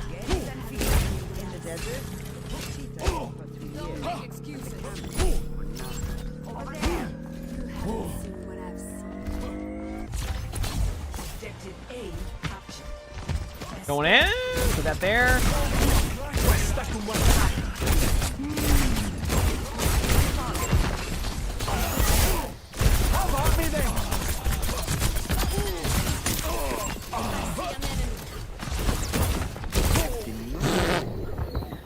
get naded. Come on, have me again.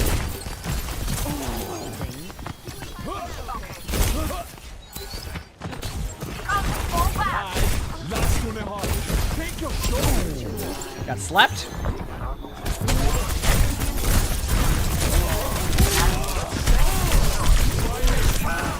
They got me. Good for them.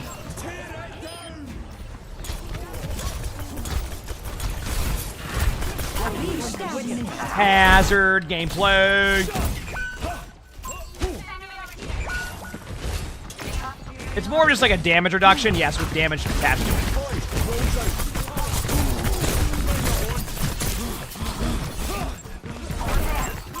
Hey, they're over here.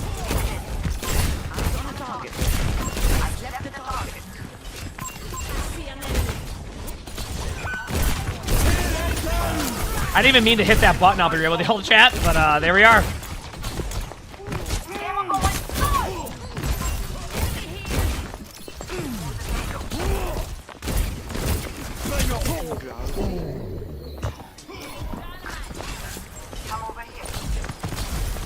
Payroll's on track. Take your shot.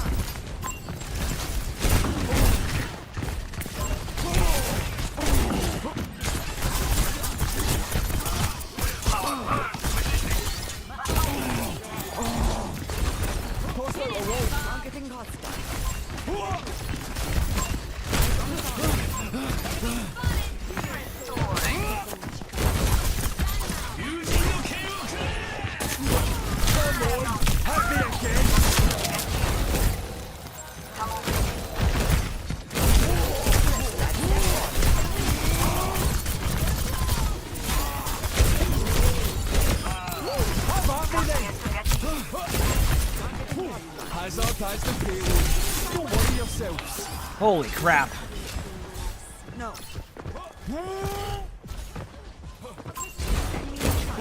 We'll not be claiming that one.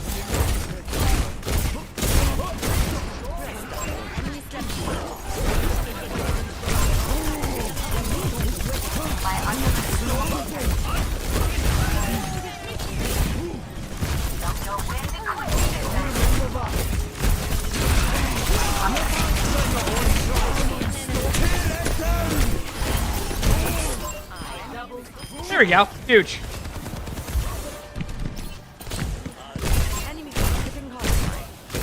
Nice. Woo! There we go. Well, the Mercy skin will be tomorrow, just so you know. Mercy skin will be tomorrow. Right now, it's the Torp skin. Mercy skin will be tomorrow. Which we'll be live for. We'll be live for the skin tomorrow.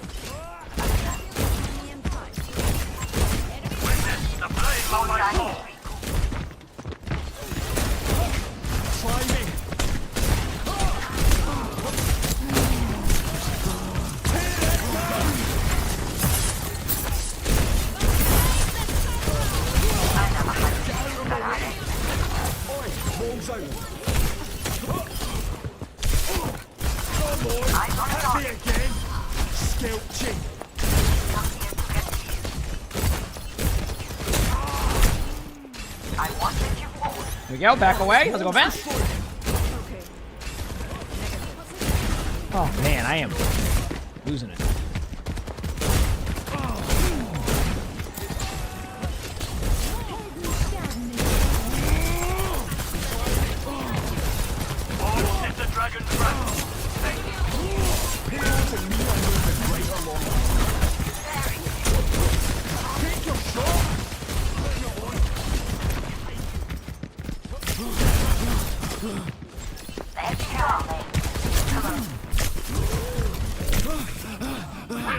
No! The honor grenade got me. Nice nade.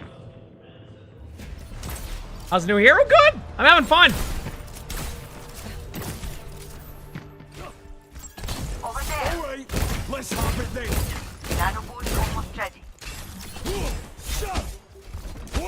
Very fun tank. Just getting used to playstyles, tech. I gotta get used to things like that, but.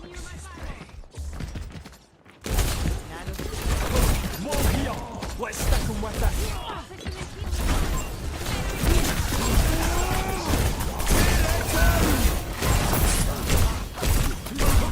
see you get.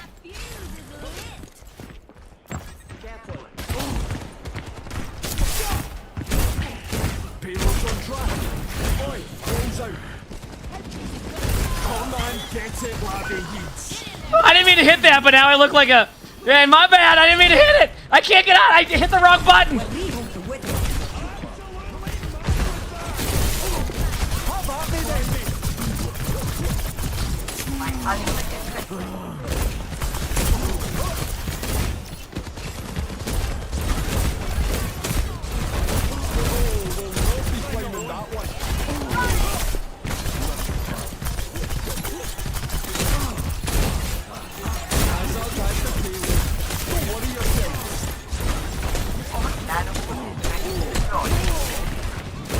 Bring it on.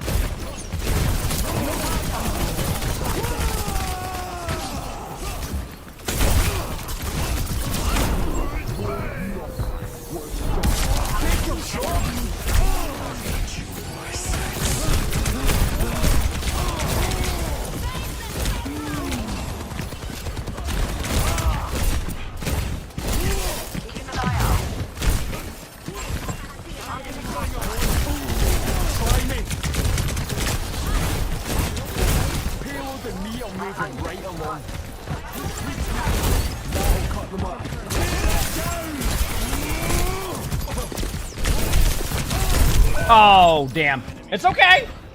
Making it work, kind of.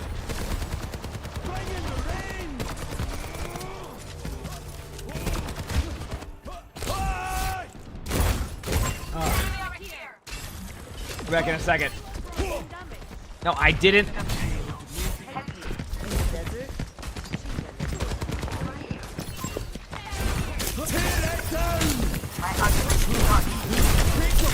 Wonderful. Dude, I'm pretty sure I can have my monitor off and get out of that ultimate. I'm more than positive. I can legit have my monitor off and get out of that. I'll have scars that sting worse. Hold back.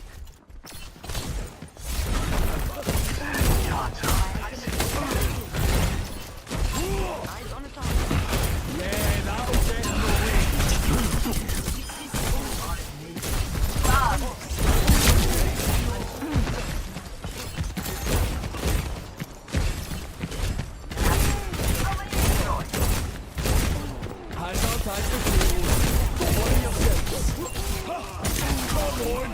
There you go.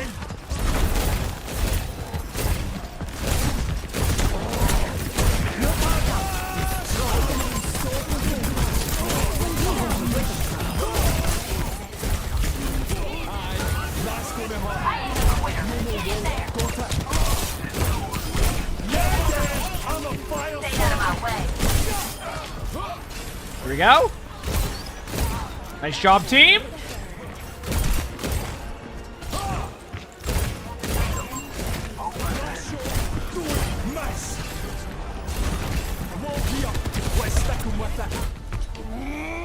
Let's go, baby. Let's go, baby. Like I said, Hazard is a lot of fun. It's like, I think one thing I need to start learning is, like, for example, the Hazard wall. I'm starting to use it to try to, like, do these, like, random plays, but what I'm realizing what I want to do is I want to put it behind them so that when they... And I know that seems obvious, but what I mean by it is, like, I want to make it so that the boop will directionally boop them into me and think less about the damage and more about, like, a displacement. Because I'm like, oh, maybe I'll get some good damage. Like, I'm like, maybe I'll get good damage. Maybe this will go well. But what I'm realizing is that, like, I need to use it. Heck, the damage on it, it's, like, not that good. No, I'm not talking like a Mei wall. It's, like, okay. So, like, what... Let me try to think of a way to explain this.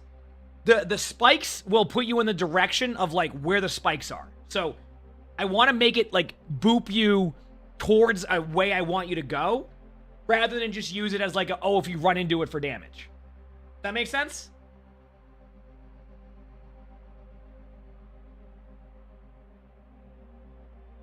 Yeah, but I know about the boop into the wall thing. Like, I do it. I do that tech sometimes. Sometimes it just doesn't go as planned. What I mean is this. Here, let me show you. The spikes, the direction the spikes go is the way they get booped. What I mean by that is, like, I want to, like, I want to use it more in a displacement style way that isn't like necessarily what a Mei ult would do. So here, Garda, thanks for the 15 months of being friend. So watch, when I put this here, this bot is gonna go that way, and this bot's gonna go that way unless it hex up. See? Now when they go back, they're gonna keep going the way of the. See? So rather than use it like a Mei wall is supposed to, I want to make it so okay, they're over here, I can do this, I can launch them away, and then this person will be isolated away. If they go this way, they'll get stuck on a wall. If they go this way, they get backed up. You see what I'm saying? So, like, Mei wall, you just put it behind him and do that. So, yeah, I think Lucio can then, yeah. I should be able to, at least. I mean, I can, because I can use... Here, let me show you. Like, I can... Let me just do this very quickly.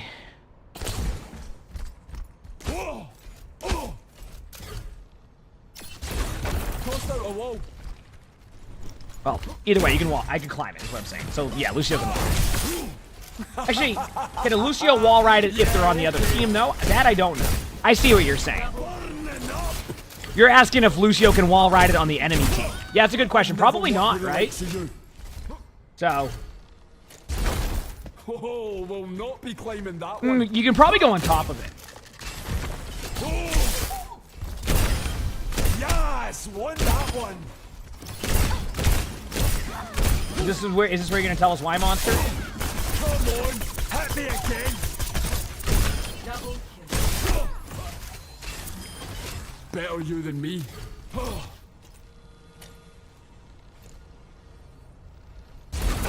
Yeah, that'll get in the way. Is the cliffhangers better? True.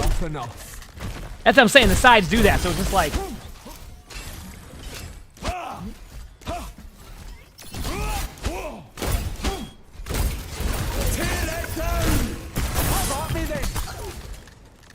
We chilling. Holy crap! I left my WoW character in a not good AFK spot. Oh man.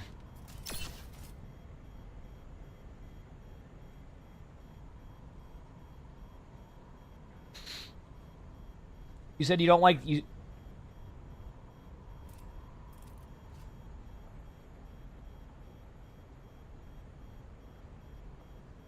I'll be back in a second. Chat. I gotta go to the bathroom. If I get a queue, I'll be right back. Just hit randomly. Here, mate.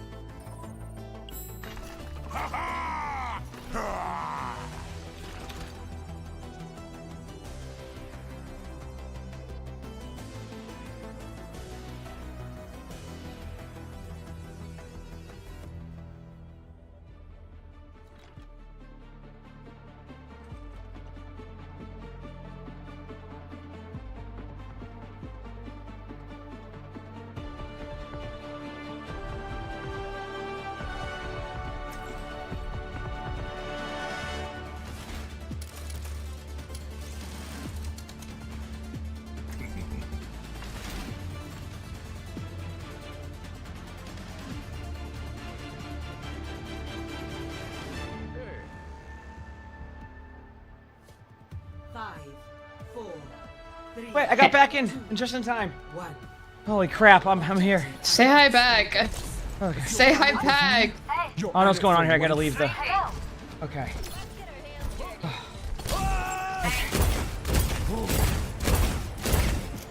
Holy crap. Oh, I didn't know if they were saying anything bad or anything, so I just had to be quick. Like I said, I people say some... Oh, okay, we're good.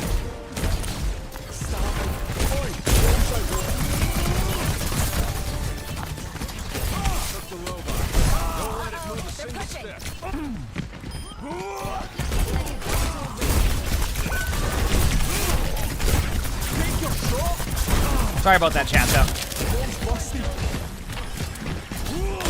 Oh, they weren't saying anything bad? Okay, just making sure.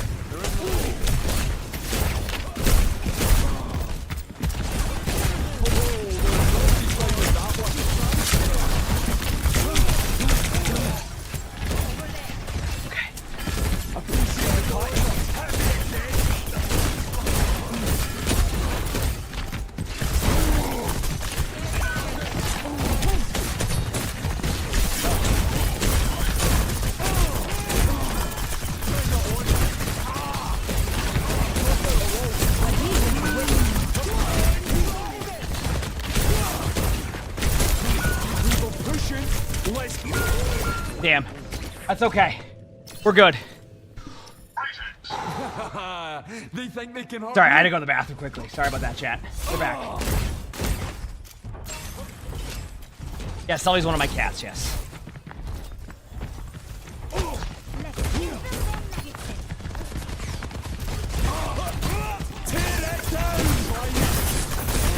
on, hit me again.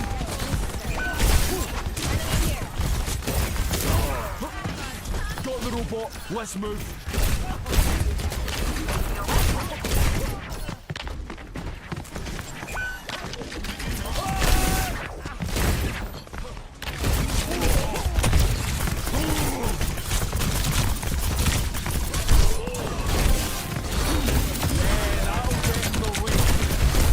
I might be dead there, yeah.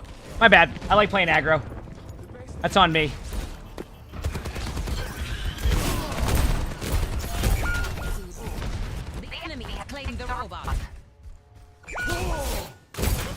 Feeling much better now. That was good.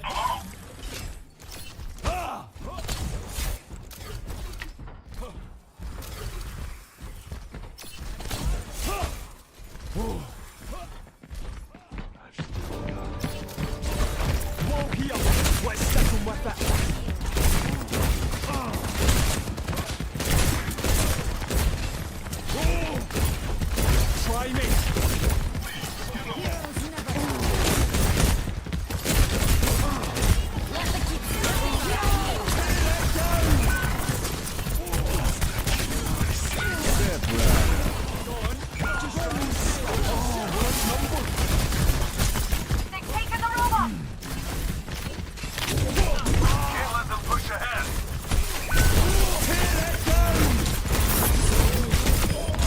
I got one. All that matters. Get rolled. I win that.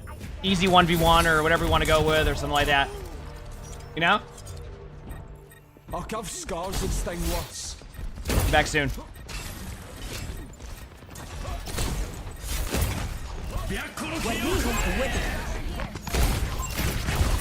That'll cut them up. Come on, hit me again.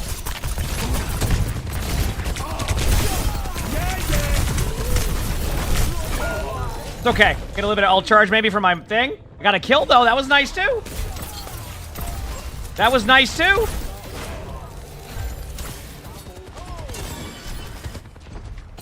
I told me once, but that's it. And that's gonna happen. Gonna start some trouble.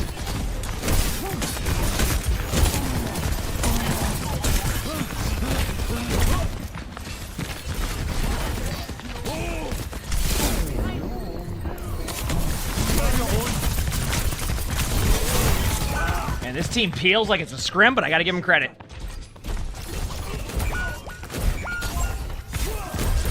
We can't let them progress.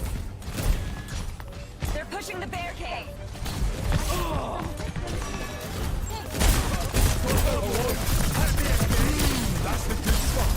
Wait, what?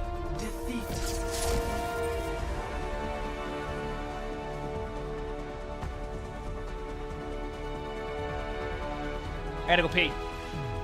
Play of the game.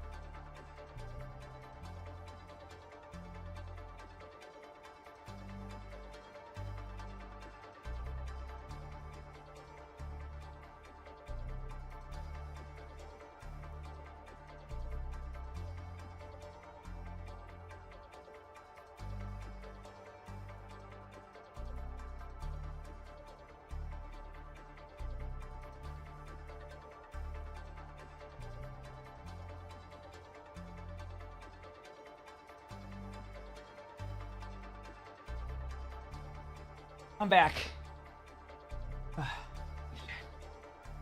Oh, man. Got my tummy out of nowhere.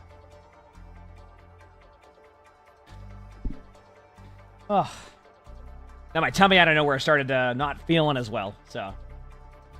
Then I had to go to the bathroom there again. Vent, sometimes I don't even know what you're trying to say with that.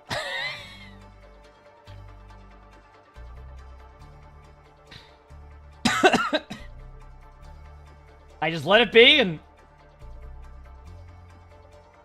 listen, if Event doesn't say something like that, I'd be concerned, okay? That's the thing. I imagine the cat would run away, you know? Wraith, thanks for the gifted sub. Thank you. Appreciate it. Thank you. The cat would just run. 100%. I mean, that would just...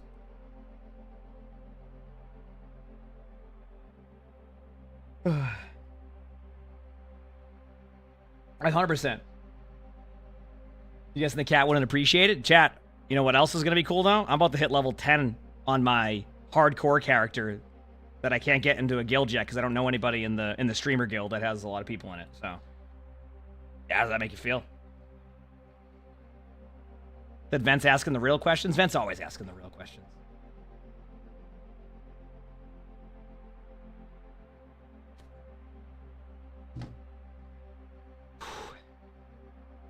Damn.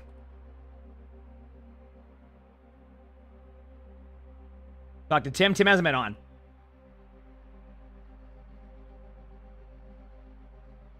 How stressful is raiding on hardcore? I think it depends. Did you know there's a discount on subs? Yep. There is 35% off on 5+ subs. Yep.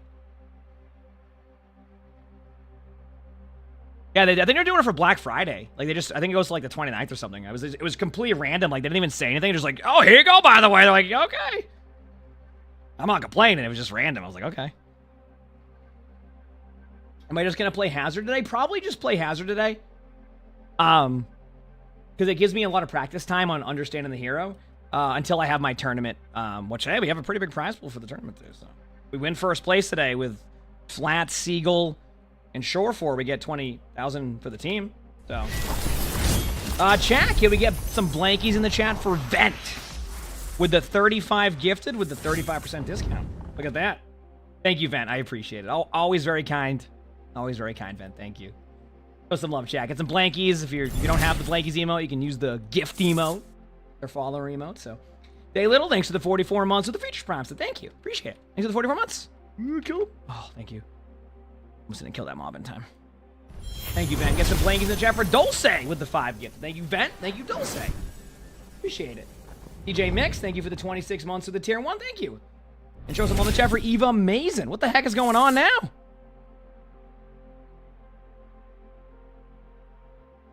Emongg, thank you for all that you getting do and closer how to 10K wholesome and another you are shirtless in the yoga. Well, hey, community. you know what? Overwatch is Honestly, better I with you just in one it. day maybe. Now that I'm back on the workout grind, I got, you know, my goal is by the time my house is finished, I'll be in where I want to be. Although I got 6 months to do that.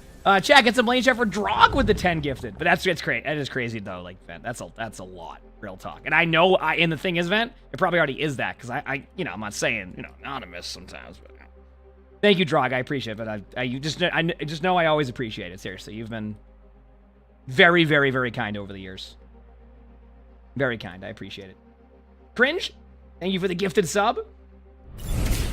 Thank you, Drog, again. Steel Pro, thanks for the 2 months. That finished sponsor. Thank you. Appreciate it. Thanks, everybody.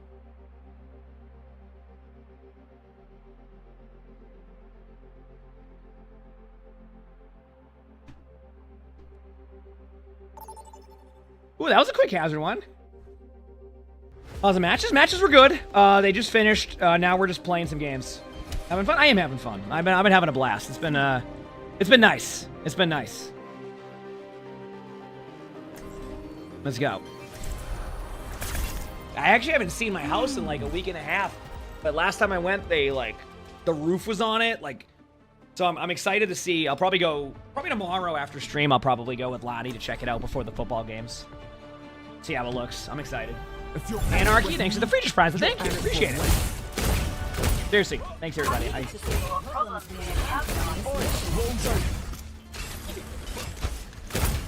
Gaming out with your friend. You gotta just go through the Discord and the proper channels. There's no promises we get the stuff. I'm sorry. Yep.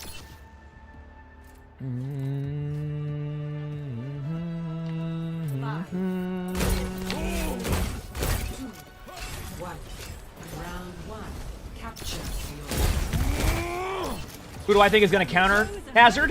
I think the question is who doesn't counter Hazard, in the sense that, like, I think Hazard's not going to be one of those heroes that's like, you need to go this hero against that. I think Hazard's going to be more about the playstyle of the player than the counter of the players. Does that make sense? As long as they don't run a Sombra randomly in quick play in every single game I'm in. Oh, wait, there's a Sombra? Okay.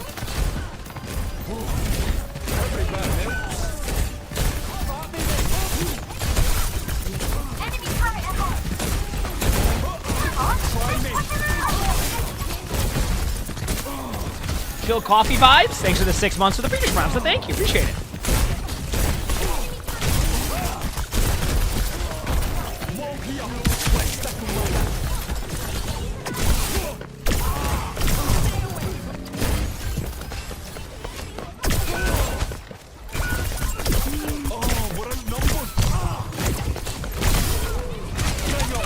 Ah, Sombra! Okay, I gotta admit, the more and more I've heard that voice line, it's amazing.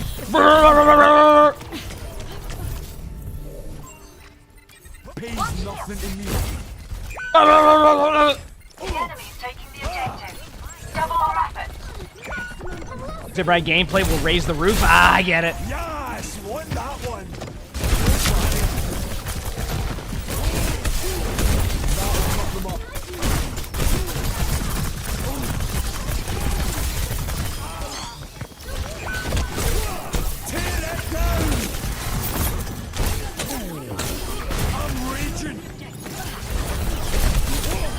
I wouldn't let them get you. Bloody here.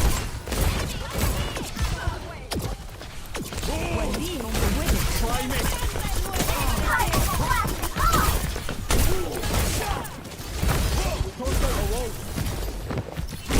That's the good stuff.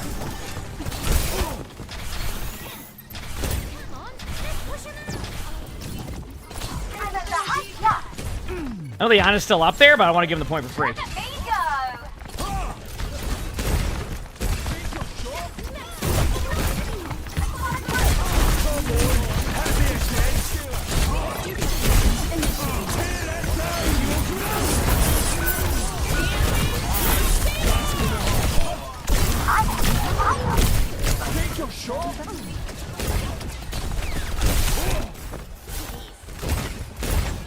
Here we go. Coming through.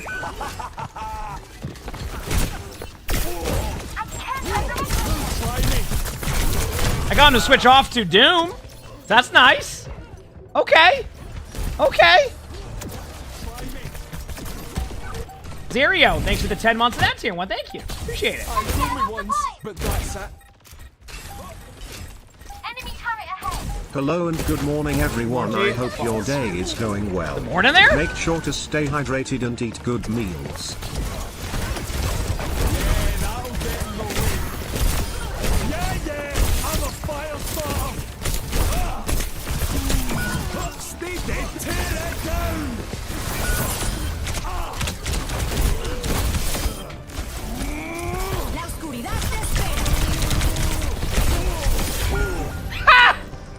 Got him! Round 1.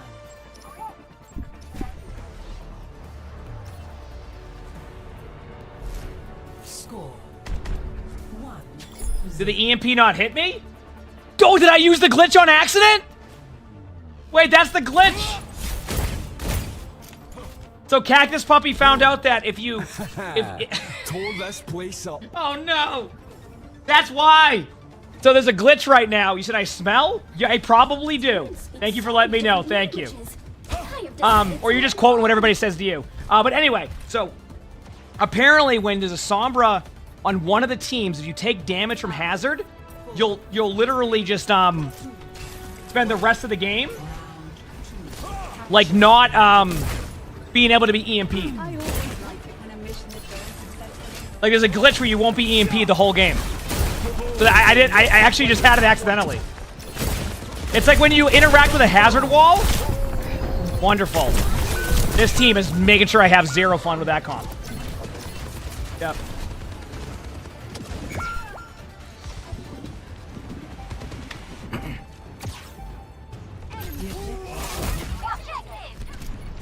Cactus linked it to me earlier, like if you go into the wall and you take a little bit of damage. Well, thank you.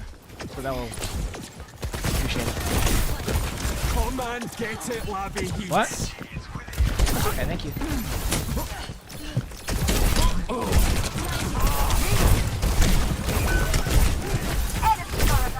Try me.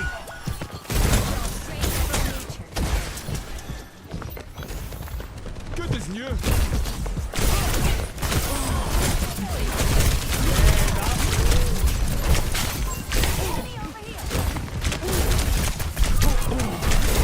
Holy crap.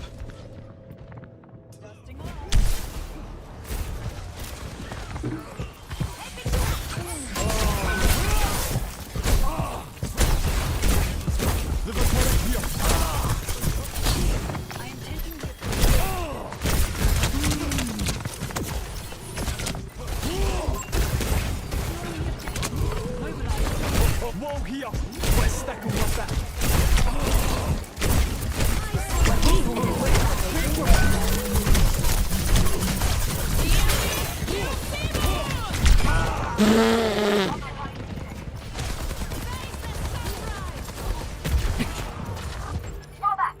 Go it again. Back soon. Come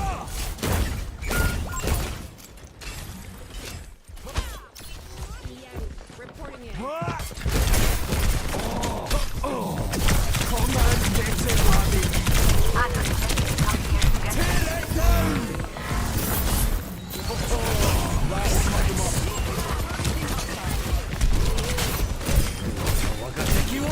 Try me. Positioning healing pylon.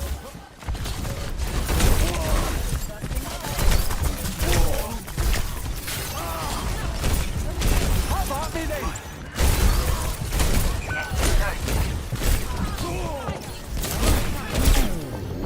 Oh no! Nice.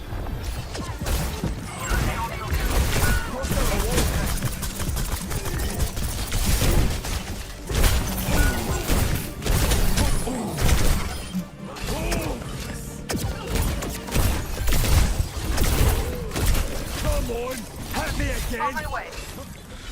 May need to go hog here after the ult? Never. Not doing it. Can his ult go through buildings? Yeah. Boy, walls out.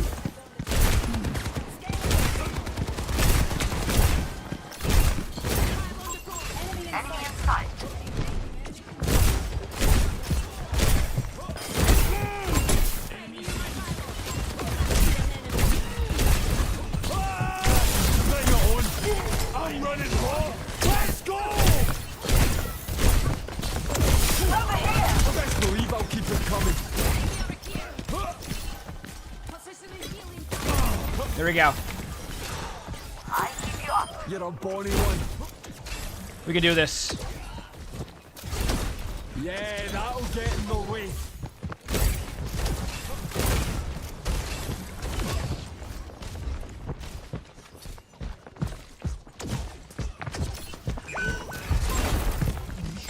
Over here. Tear it down!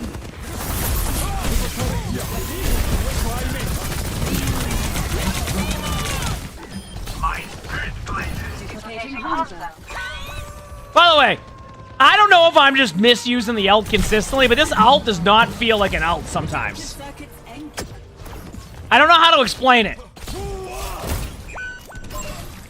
Like, it's not bad, it's just like... It's just not... I don't know, man, I just suck with it. On my way.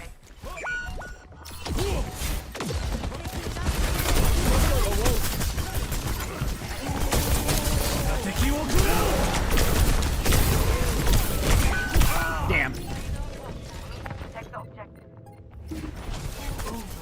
Yeah, it's raining out, buddy. Isn't that nice? I'm not staying down. Hey, we got more gameplay, so I'll take it. All right, all part of my plan. Maddie, thanks for the Regis Prime, so thank you. Appreciate it. 1-1.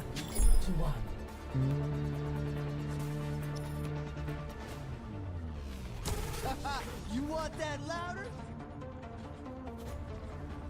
我が刀は研ぎ澄まされ、心にみじんの迷いなし。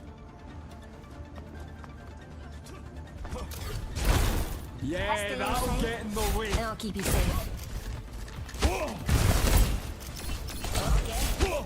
Bring it on. Let's do it. Like the new hero? Yes, I do like the new hero. Yes.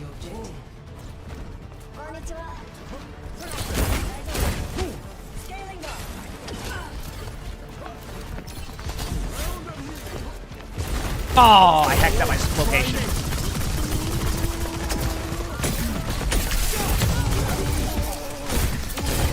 Tuck and roll, you chick. Come on, hit me again.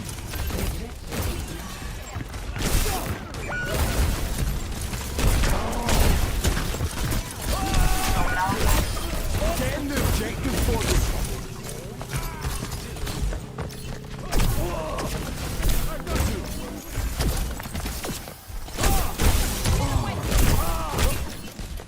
Here we go. Wait for it.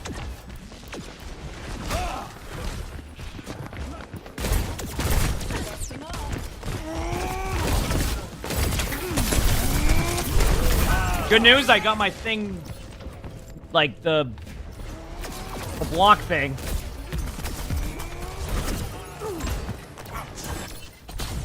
I fooled me once. Let's do this. That's it. Back in a minute.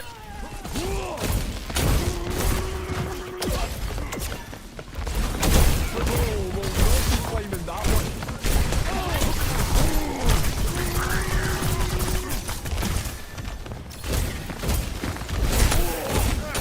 Tear it down.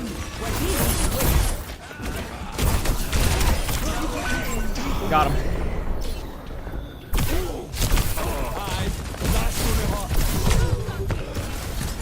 I'm on point, don't worry.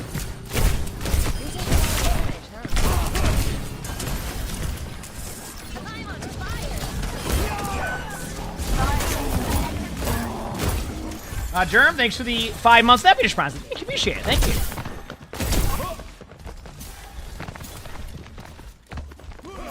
I spotted it.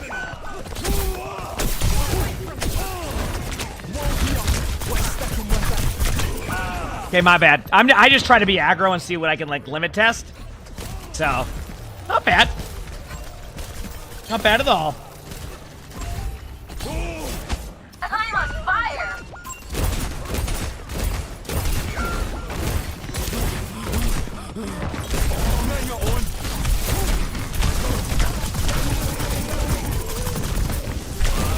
Damn. Gonna get to the lamp in time. Is Hazard as OP as everyone is saying? Fort, thanks for the 7 months. Man, thank you, appreciate it. I don't think so. Probably not, no.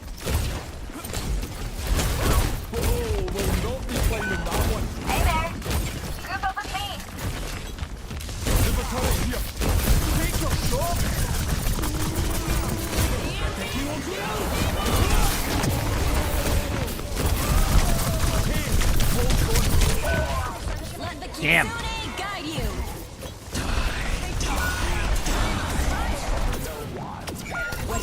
don't know if I get back in time. I'm fine. Barely felt it. Oi, walls out.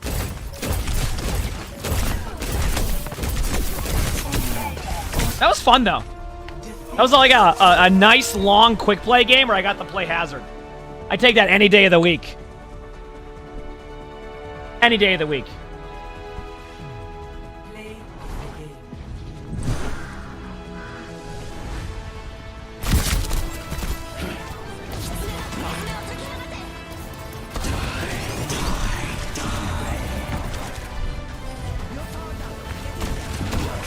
Oh crap. My WoW character's getting rolled when I logged in. That's not a good sign. Run away there. Oh no, this isn't good. This is a lot. Uh-oh. Oh no. Keep going. Keep going. Keep going. Professor Wind, thank you for the 45 months of the feature prize. Thank you. Appreciate it. I'm just grabbing Good chat, boss. Oh, he's still in the window? 46 months. Wow, almost a whole year. Thank you for the Bigfoot informative streams.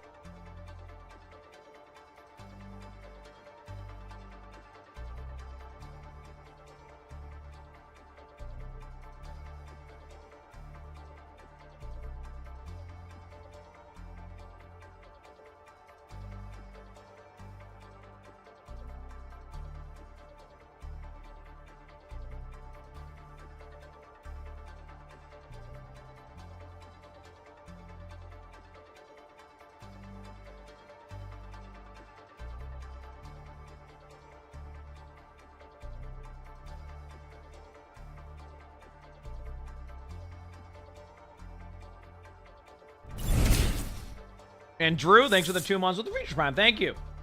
Well, you don't go outside and do Bigfoot calls, you know?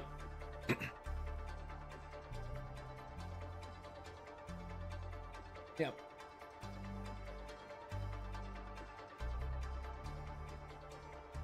Yeah, it's the way to do it, you know?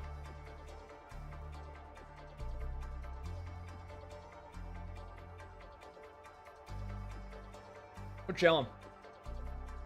Yeah, he's definitely a good hero. It's hard to say, like... I guess we just have to see how Blizzard balances Season 10, because... I don't know what will be... where Hazard will be at that point. Like, for example, if, like, say they don't make any adjustments to Mauga, I personally won't be able to play Hazard in top 500 rank, right?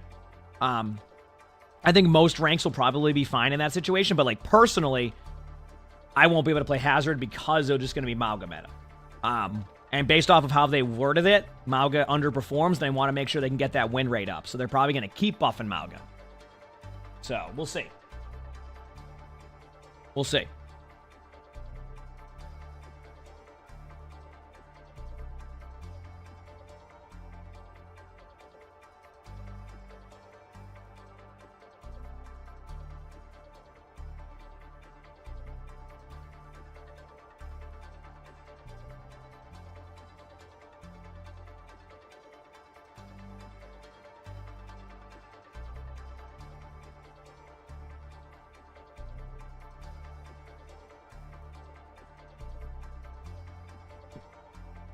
Dude, you said you hope they buff Mauga and reduce Orisa cooldowns? I've heard a lot of people ask for that, yeah.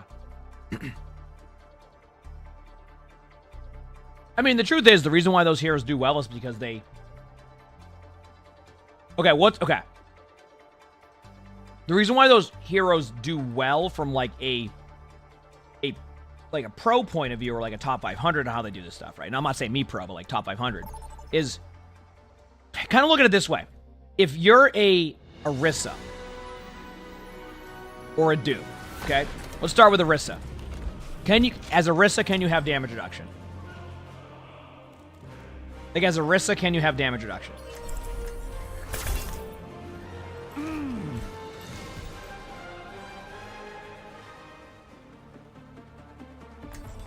Yeah, you can, right?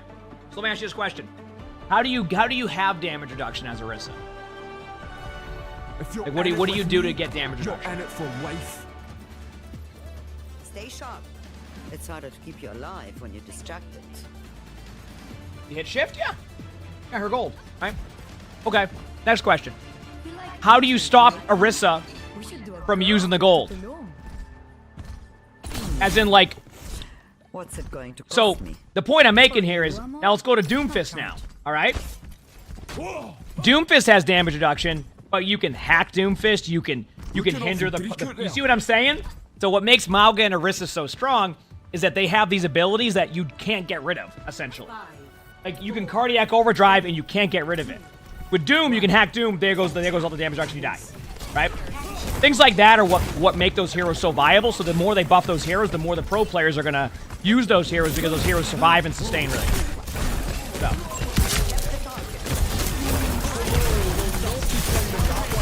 But a lot of time they look at the win rate too, so. And then eventually they won't look at the win rate. Like, I mean, like they said D.Va had a low win rate, but they nerfed D.Va because it didn't feel good to play against D.Va, which I understand, so.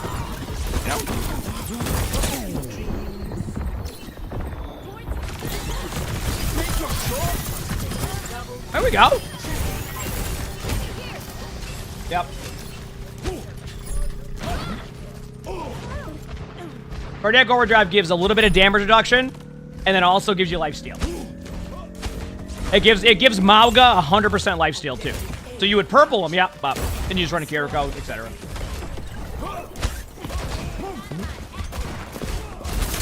Oh, I know, Drew. I'm just saying how easy it is to maintain the damage reduction. You get what I'm saying?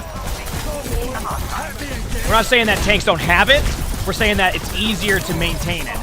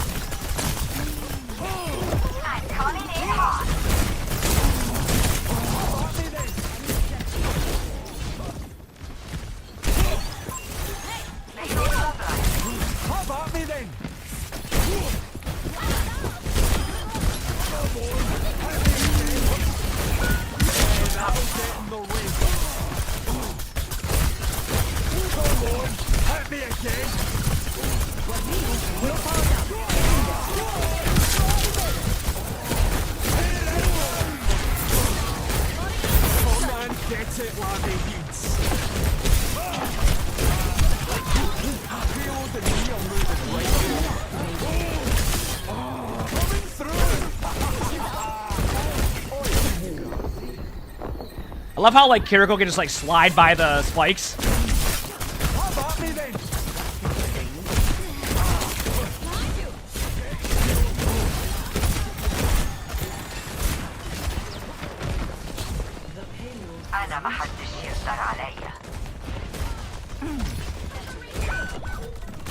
Okay, just when they mention win rates, by the way, they talk about unmirrored win rates. They don't look at mirrored win rates, just to make that clear.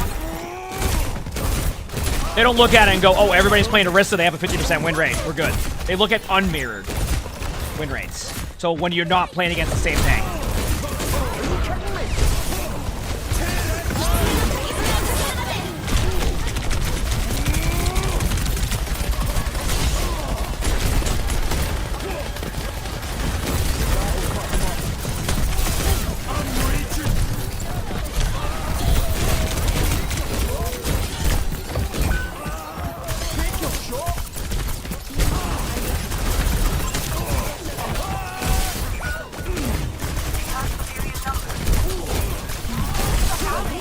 Wait, what? Oh, I got rolled by the... Oh, damn, my bad. My gift to you. Purifying.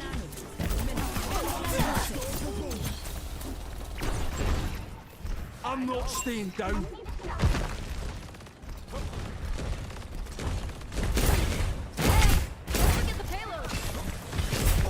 Treadmill, you revo. Oh, damn, I tried. Try me. Boggin. Tails and me are moving right along.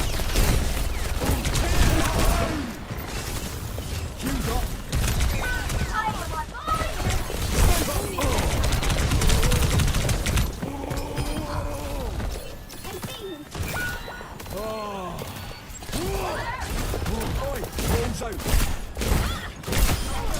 Yeah, I'm a fire starter. Start me then, just tear it down. Can't believe this.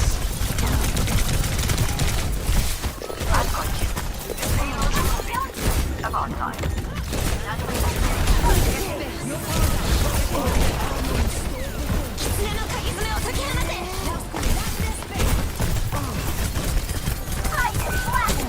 Oh, I sleep. I'd never work with the likes of you.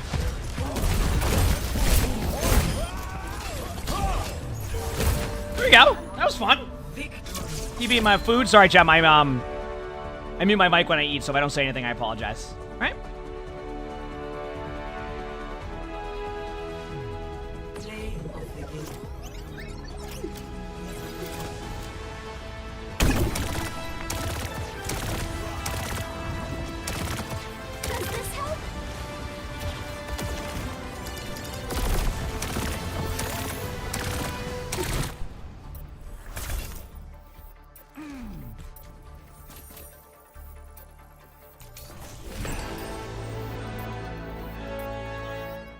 Let's do it again.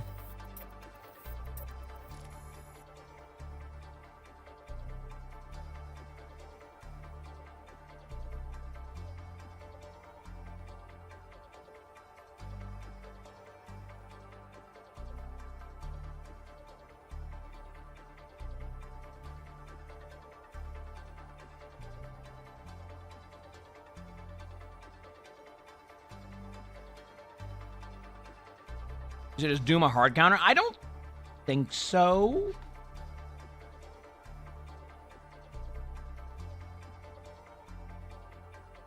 Because you can kind of use your mobility to escape. You know what I mean?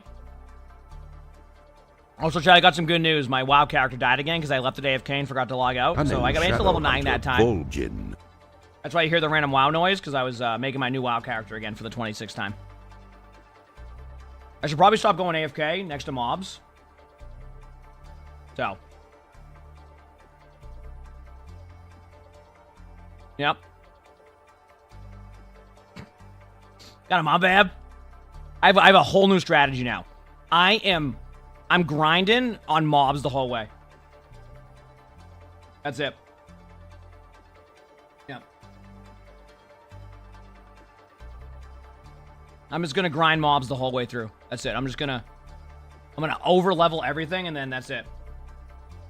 Yep.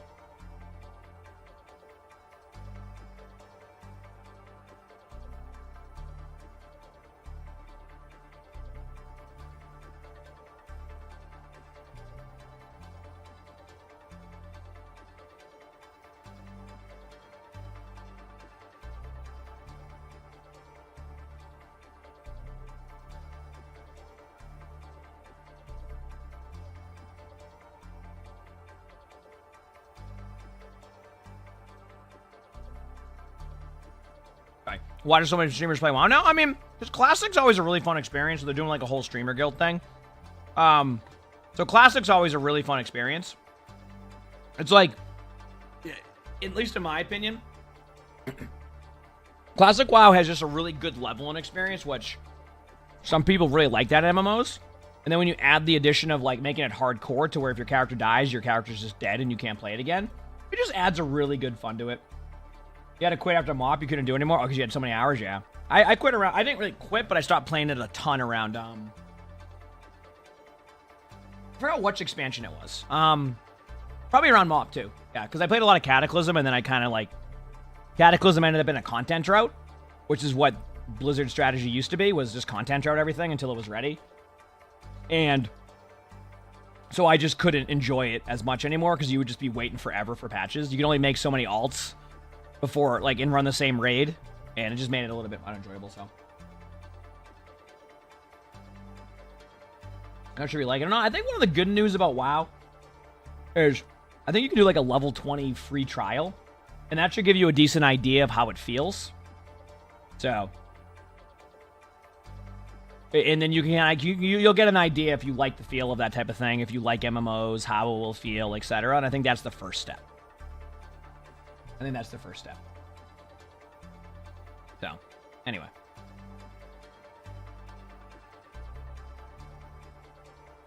On all 10 of your characters? Yeah, I'm good on that. Eventually you just hit your limit on it, you know what I mean? It's like you just like that's it.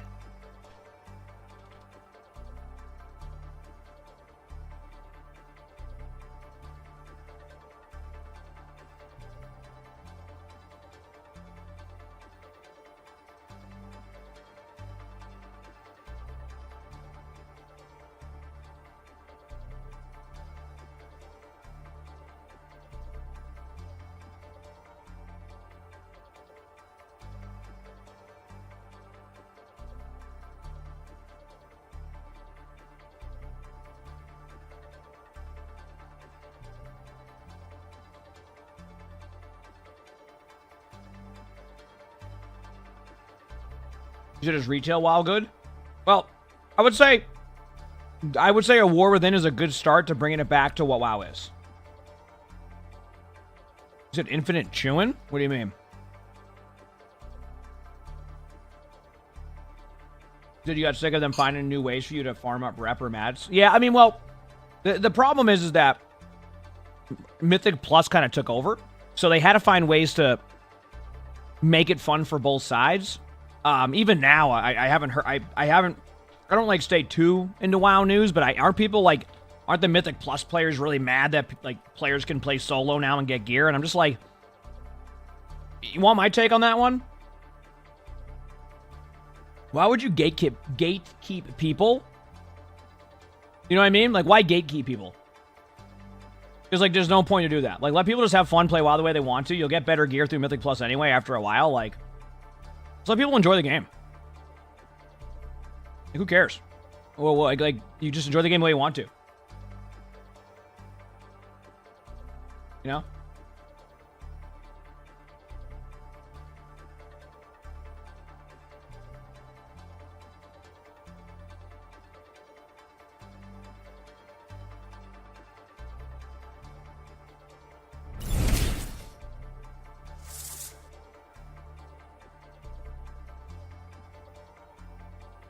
Vibe and Warrior, thanks for the 17 months of the tier 1. Thank you, appreciate it. So, like, from somebody who's only played Delves and WoW in the new expansion, so Delves is like a solo player experience, my gear gets limited after a certain point. Like, I can't until, like, and then, like, someone in Mythic Plus will be at, like, 625 eye level, and then, like, the Delve players are at, like, 610, and they're like, this is ridiculous. I can't believe they're getting gear. This is, oh, man.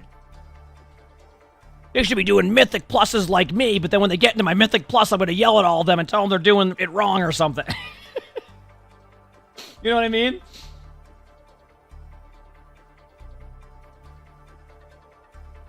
Sarah, thanks for the 47 months of the tier 1. Thank you. Appreciate it. Thank you. Yeah. How have you been streaming for almost 10 hours? Did I ever run a Mythic Plus with Steve? I literally will. I'm not even joking, Event. I will say, Steve, do you want to run a Mythic? He's like, yeah, after this one. He goes out of it, goes into the next one, goes, all right, let's run a Mythic Plus. He goes, all right, we're running some Marbies now. I go, okay. And he goes, oh, sorry, you can't go because it's a level 15 key. So I never get to run Mythics with Steve. Because he literally just goes right into running marbles, and then someone will have like a key my gear is not prepared for, and then I can't play. He's probably done it like 5 or 6 times. Where he's like, yeah. Oh, yeah, what do you have? And I'm like, oh, yeah, I just need to go in. He's like, okay. And then someone comes in. Meanwhile, Eric gets on. He's like, yeah, let's go, baby. Let's. Sounds like you're having a good day, DVE. Do I have a key? I had a key. I have a key on my other account, so not anymore. Am I ever going to finish Dying Light 2 with flats? I did. Probably not. DBE, thanks for the 1,000 bits. I appreciate it. Thank you. And Clouded, thanks for the 10 months. Saturdays. Emongg. You said less talk. I saw that earlier. You said less talk, more action. Oh, man, I'm in a queue timer of, like, that I can't control. There you go. You happy? What do I think of the new Pokemon game? I don't really play Pokemon that much, so sorry. I don't really have the same... I've never played Pokemon, so I don't really... During queues, have I considered dancing? Nope, and I'm not going to consider it, so there you go. Obviously, thanks to the 26 months with the feature prompt, so thank you. Appreciate it. Yeah, it sounds like you're having a blast playing Zelda. That's what it's all about, right? This is going to be my best hardcore WoW character ever. If you're in it with me, you're in it for life. I'll be trying any new games soon. Well, in about an hour, I have a sponsored stream on Supervive. That'll be fun. And then later on Monday, I have another sponsored stream for another game. And on Tuesday, I think I'm going to try to beat Silent Hill. Or Wednesday, depending if I take Tuesday off. Hope I'm doing well. Hope you're doing well, too. Heck yeah. Let's do this. Everyone's playing the hardcore WoW now. It's the most boring thing to watch. I mean, I think it's fun to watch, but I also know, like, I've played WoW for, like, literally 20 years, so, like, I know why it's fun to watch. As in, like, it's not about the gameplay, it's about what could happen if things go wrong with the gameplay. That's what makes it so exciting. Because if your character dies, that's it. So if you get the level 40 and someone hecks up or you heck up, your character, that's it. You gotta start back from level 0 again. And Classic WoW is not an easy leveling experience. It's a fun leveling experience, but it's not easy.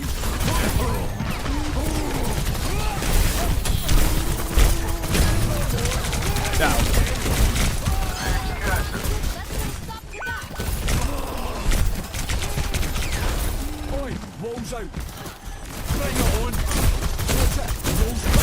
Good news, chat. They have a Sombra. This is good news. Wonderful. Thankfully, I swear, Sombra is the most picked hero I consistently see in this game. In quick play. I don't know why.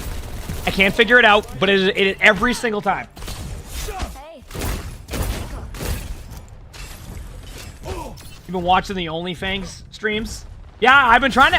I want to get into the guild because it's just fun, but like I don't know anybody outside of Tim, and Tim hasn't been on. So.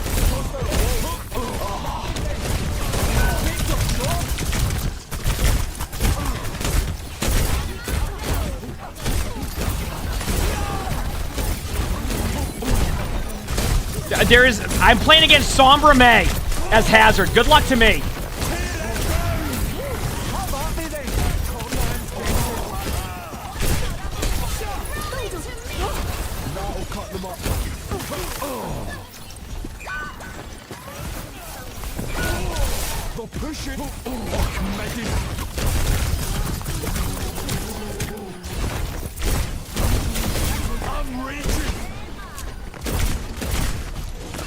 Holy crap. Okay, here we go. Go on now.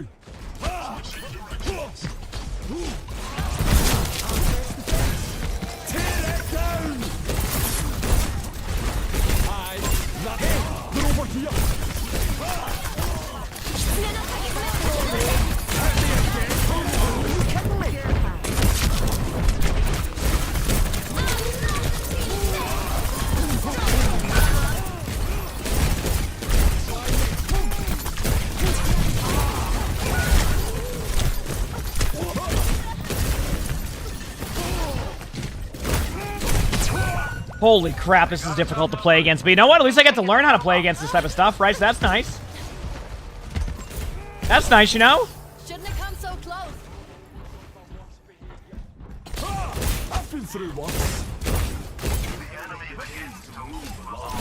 Step right up.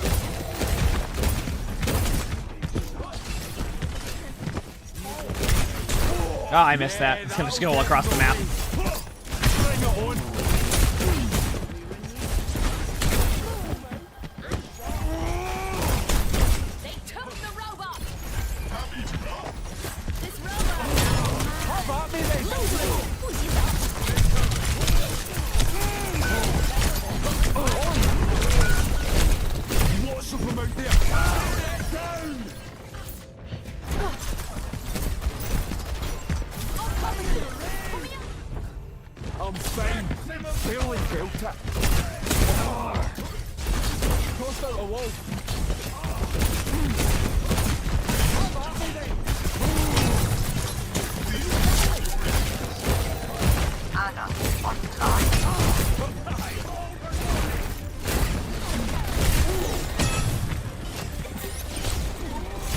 I think the best health in the game is probably EMP, Spherical Ult, and Juno Ult.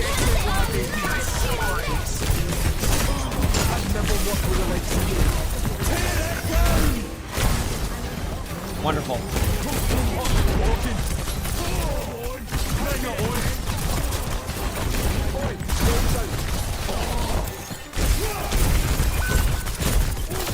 Oi, check it! I'm on fire!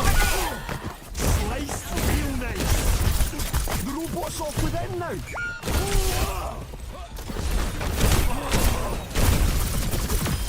You were in the Holy way. crap, chat.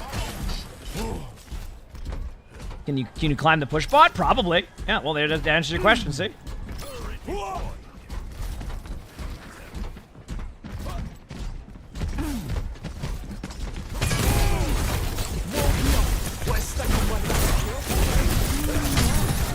I've been hacked by Sombra in about 3 seconds, so I expect that soon. There it is.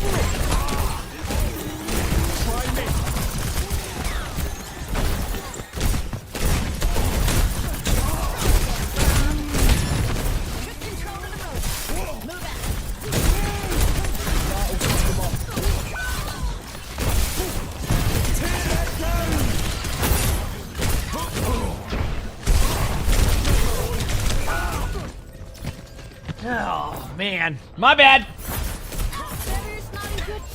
My bad.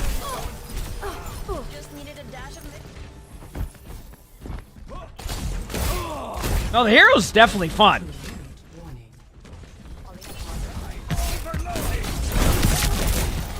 Put that there? Hold it. I won't get EMP'd here. I should be good.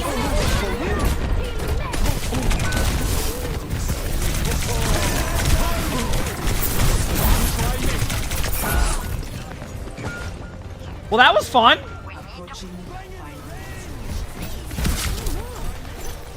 I got EMP'd, Brig ulted, and then Mei ulted.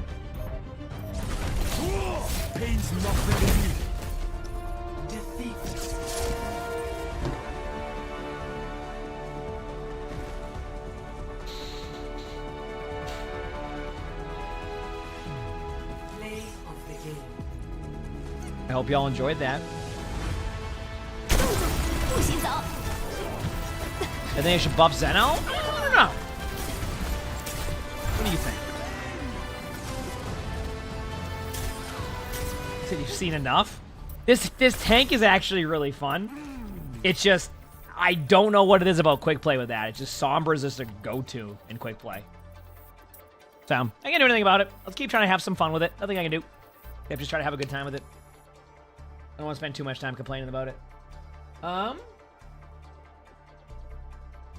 You said you're excited for more Rebels? Yeah, it should be a cool game. I mean, I don't know. I might give it a try. We'll see how I feel. I don't know yet.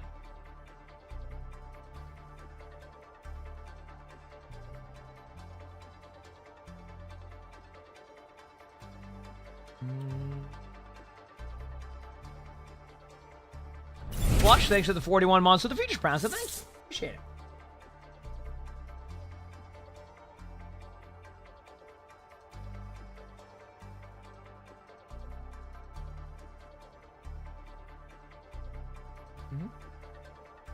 Any more Supervive? We actually have a Supervive tournament today with like a pretty cool prize pool and everything. Yeah, that's at like in an hour or so.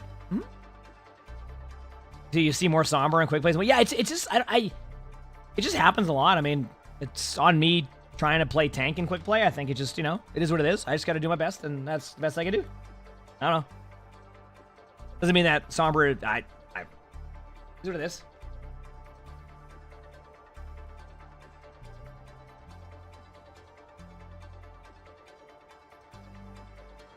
I'll be streaming until 7 p.m. Eastern tonight, give or take. Maybe a little bit further than that. It just depends.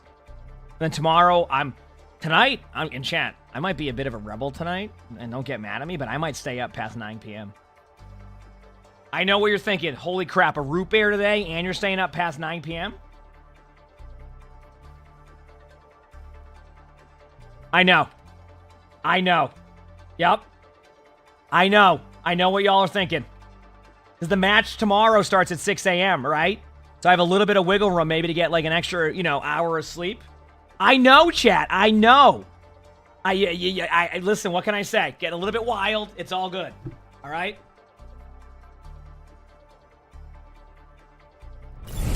Hemmons, thanks for the 12 months of the tier 1. Thank you. Appreciate it. So. Unthinkable. You know?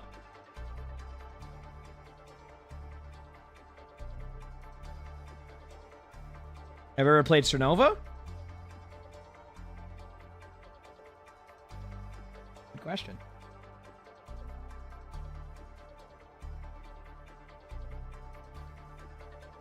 You get to TTS and you don't again? Yeah, we just banned you from TTS's plush.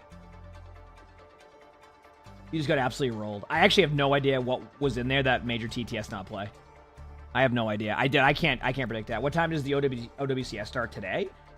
Well, the replay one starts at like, I think in an hour also. So if you're trying to get like, when I switch over to Supervive, just so people know, make sure to like, if you're getting your drop, like open up the esports stream or something. So that way you can continue to get your drop. Or like, I think ML might be streaming it or something. I don't know who's going to be doing it, but just make sure to do that if you're continuing to try to get that drop. Okay.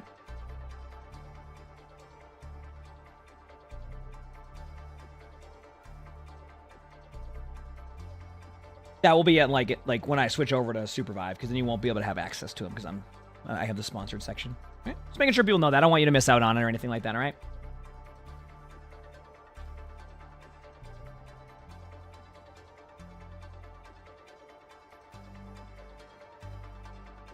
Hope you're doing well too, Goose. Heck yeah. The Supervive looks fun too. Hey, if you do end up getting an exclamation point Supervive, I don't know what the link does, to be honest with you, but it exists. Hashtag ad. Oh man, it is fun though. I've had a blast. Like that game is they have a really cool concept there. It's cool.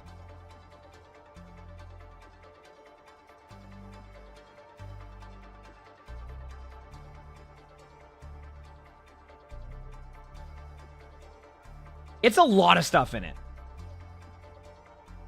So, like, it has a MOBA to it, but it's like a BR MOBA, like top down, but you move with WASD. So you don't click to move. You move with WASD, which is why I like it a lot, because I've always wanted to be, like, good at top-down games, but, like, click to move has always been my struggle. So having the option to, like, have a game where I can move with WASD in a top-down and have that same, like, vibe to it is good. That's why yesterday we got second place, and then first place was the League of Legends, like the ex-League of Legends pros. Because like they're used to that style. So it was close though. If we had won, we would have gotten first place yesterday. Today we play against all the other teams, and there's like a whole prize pool and like things on the line, etc. So yeah, I mean, if I get people to play with Mushy, for sure. It just depends on a lot of things, but I'm just like I'm a grinder with stuff, so. Yeah. Mm-hmm. Yeah, it's really cool. It's really cool.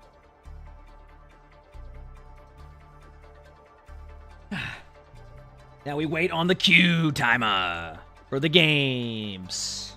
All right?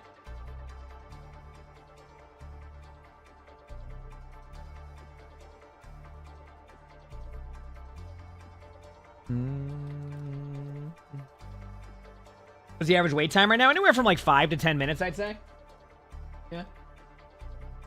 Definitely getting a little bit better. I don't want to brag or anything, chat, but my WoW character's already up to level 3 right now. Just want to point that out. I'm already level 3. I'm literally just killing mobs. I'm literally over leveling everything.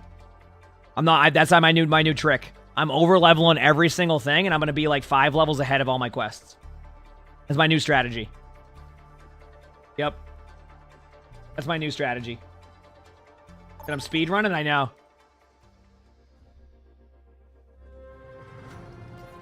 Prepare to attack. Select Yep. your hero. All right, let's see how this map goes. hazard time. I want to, you know what? I want a random for my favorites for this one.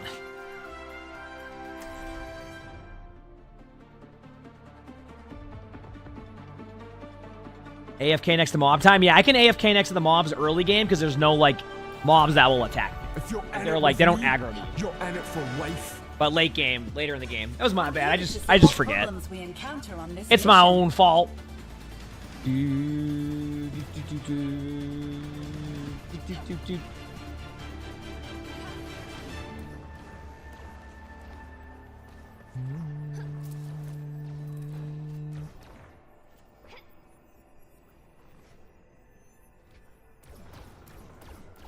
All right, chat, let's go dominate right now. I'm about to show you one of the best getting hacked by people on the map hazards there is.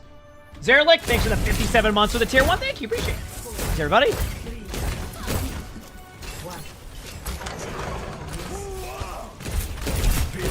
Oh, no Sombra, we're good. I can play the game. Let's go, baby.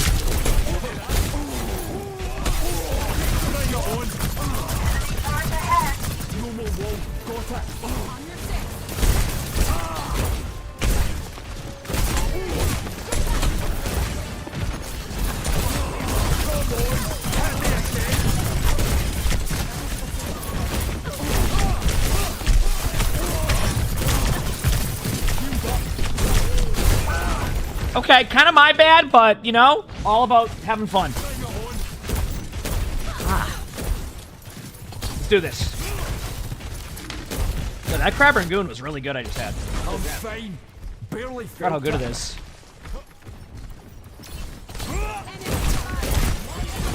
Aye, that's gonna hurt. There's a turret here.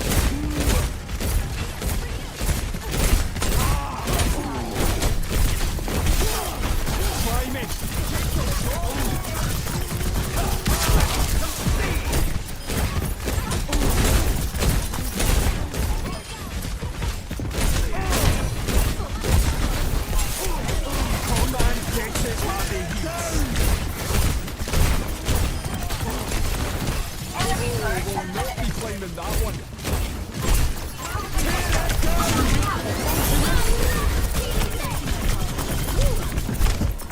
Okay, so wait.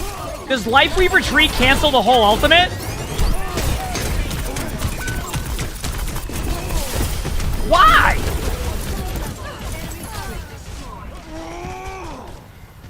Enemy in sight. Duplicating Life Weaver. It blocks the sky? The whole sky? Maybe I got somebody in it. Dude, I don't know, man. I'll look in a second. Remind me to look at that interaction after, because I want to see.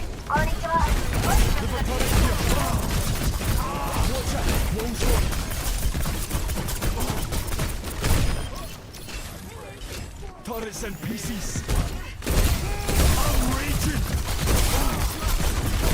My bad.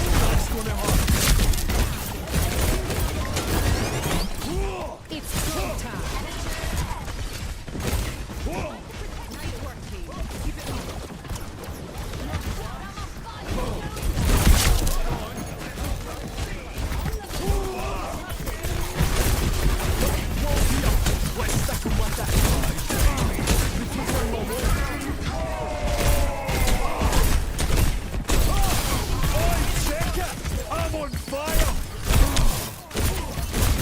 Same as you, but yeah, but like that, like, I'll show you what I mean in a second though. Like, Sigma Ultimate has a center to it, right? Does this all have a center to it?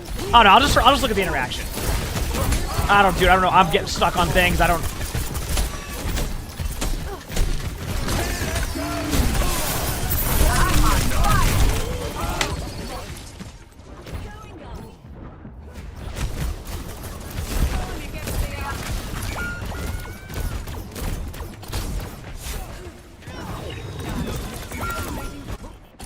So you don't believe it has a center? It's firing spikes at everyone in the area from the sky. Yeah, that's what I want to just see, like what it looks like in that interaction, so I can understand it.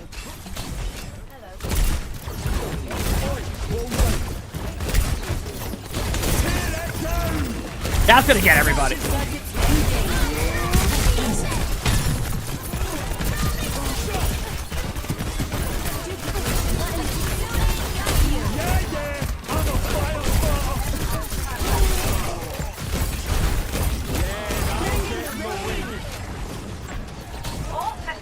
we go. Yeah, you can ult out of it. Yep. Which that part makes sense to me.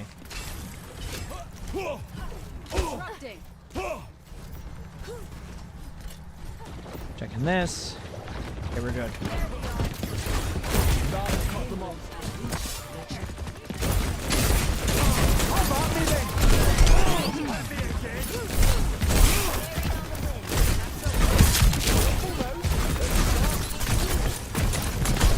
Back up, back up.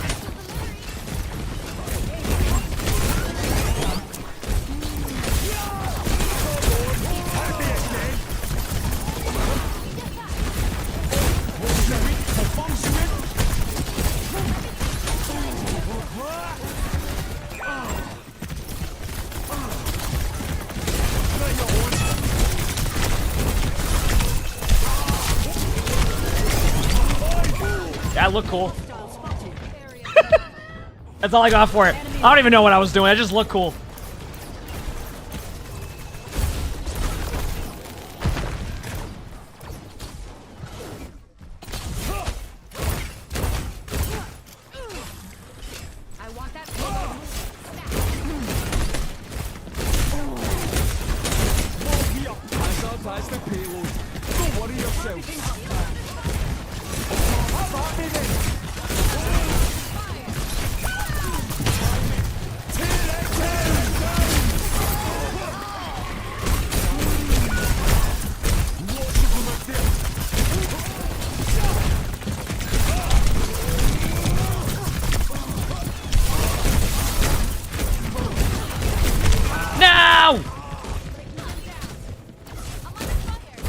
Yes, you can shoot while doing the dash. Yep.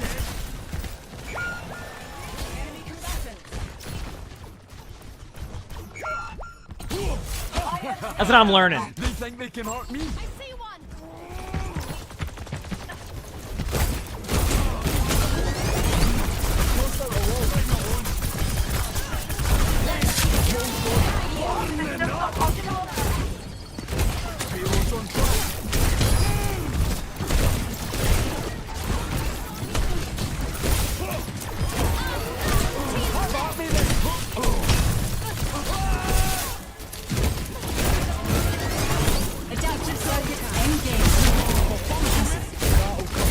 What in the...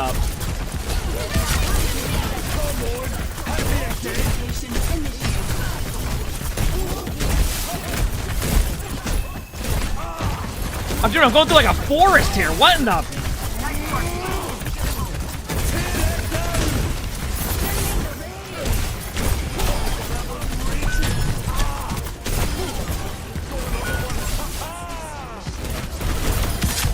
Left them in pieces. Holy crap.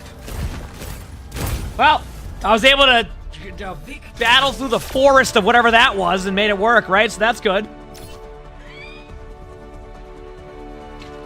Holy crap. Not playing the game, though.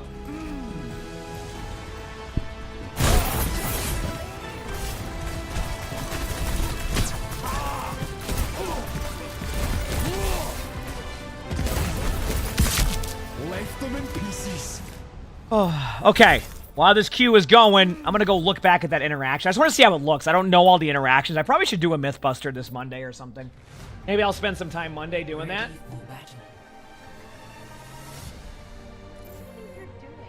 It was really early on, right? Where am I at? Here.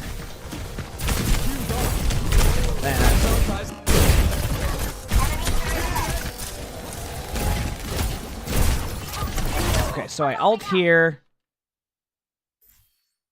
Just gonna slow it down. I ult. They pop tree. I got Torb. Okay, so it doesn't block LOS. It just, you can use the tree to block the ultimate from happening on people around the tree. So basically, yeah, it's kind of, okay, you know what? Goro, thanks for the 11 months of the Free Prime. Thank you. It's an interesting interaction because, let me explain why. It's like, the ultimate goes under the bridge back here, right? But the leaves on the tree block the ult. That's why it confuses me on the interaction, because the building above it doesn't block it, see? But the tree does. So that's why I got confused by it. He said it doesn't know about the world, but it knows about player buildables. Yeah, I think that's why I got a little bit confused by the interaction. Does that make sense? It's all... I understand it now. It just, that's why I was a little bit confused. I'm looking at it, I'm like, I think that should, like, hit them. So, now it makes a little bit more sense. Does Winston Bubble block it? I would imagine so, yeah. Yeah, you probably can get blocked by Winston Bubble. Mm-hmm.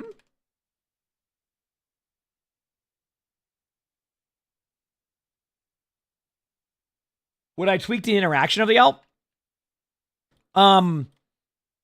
I have one suggestion for the ult, and it's either just a dumb take or it's good. Probably just make it 4 seconds instead of 3. What is Grav at right now, out of curiosity? Like, what is Grav and, like, Shatter at? Shatter has a 7,000 meter range, and then... What is Grav at now? Is Grav 3 seconds or 4 seconds?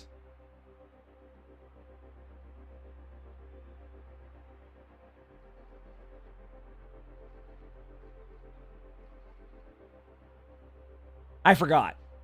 I guess I can go check. Practice range.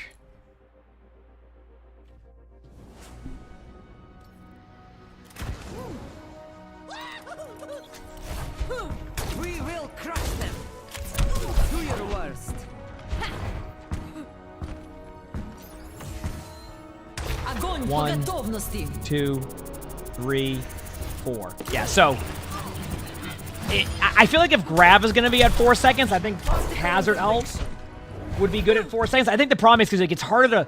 It's more about the follow-up, right? I think Shatter might be 3 now, right? Shatter's 3 seconds, right? 1, 2, 3, yeah.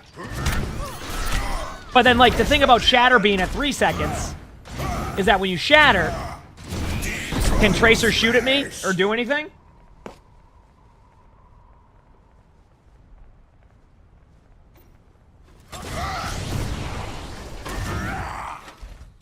You get my point? So I think, like, if I had any suggestion, it's just to make it, like, it would just be to make it maybe 4 seconds. 1, 2, 3. See? Maybe 4, just because that's kind of on par with the other, like, ultimates, but I could also just be overthinking that, and, like, this is early, so I don't want them to necessarily do that. I just think if for some reason the hero can, like, has any struggle with that in the future, that could be an option. So... Keep in mind, that's not saying do that. It's just more that you asked if anything I see. That's what I see. It gets really hard to follow up on it if like... But I also am in the early stages of playing the hero, right? I'm in the early stages of playing the hero, so I could just be misplaying, and I'm not understanding, like, some of the concepts that I could do well, so... yeah.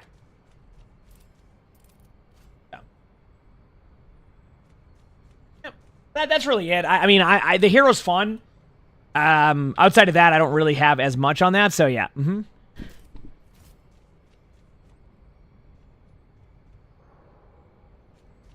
Yeah.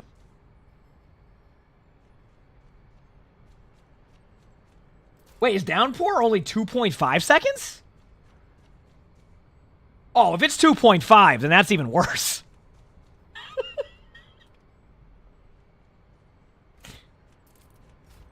I'm just counting, but if it's 2.5, then that's bad.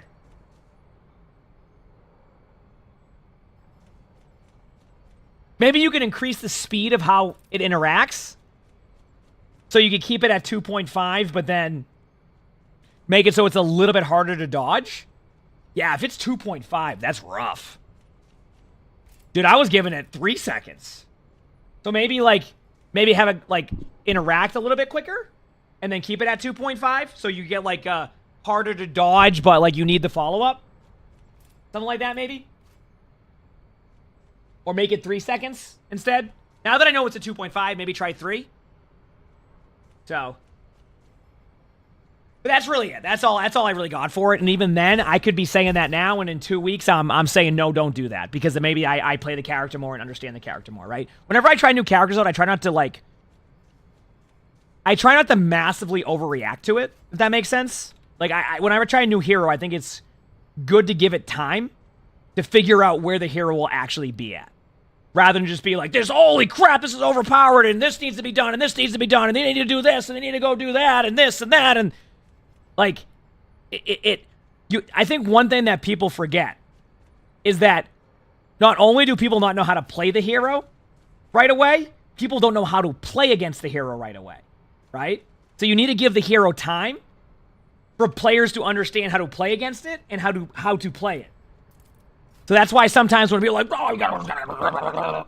It's like, you gotta give it a second, right? You know what I mean?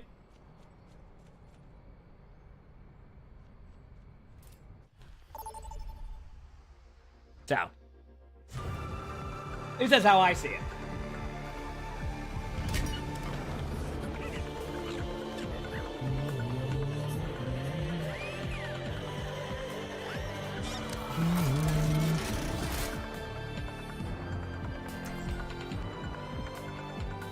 Okay, cool. What'd you say here? With the wall climb. If you're in it with me, you're in our game is that some objects block you and you need to be looking at the wall with a specific angle, so it can fail for a few reasons. I know it's been worked on a lot. If there's specification. Oh, I see what you're saying, yeah. Can you still get that? Yeah, the OWCS drops should still be enabled right now. I am going to be having a sponsor stream in a little bit, so they're going to be doing a rerun soon with drops on the esports channel, or I think maybe ML is going to be streaming it too, so if you do end up needing those drops, there's going to be opportunity there. I just want to make sure I'm letting people know that. I don't want you to feel like you get stuck in the, you know what I mean? I want to make sure people know that, because I do have a sponsor stream coming up shortly, okay? Ammo, thanks for the 5 gifted. Get some blankies in the chat. Thank you, Ammo. Appreciate it. Thank you. All right.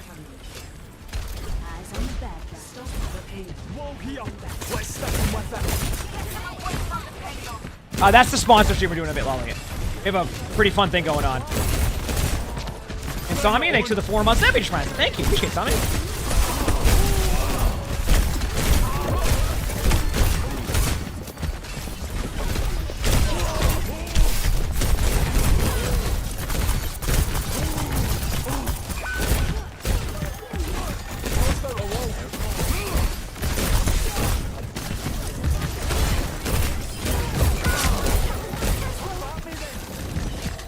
Absolutely, of course.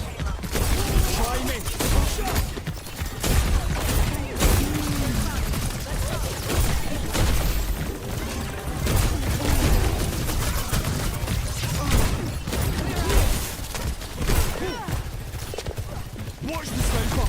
Oh, will not be climbing that one. Bring it on.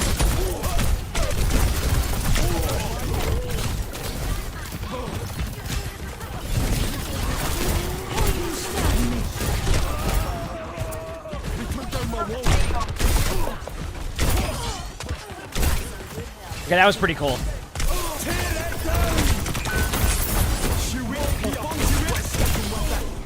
With me next time, This ends now. Don't believe I'll keep it coming.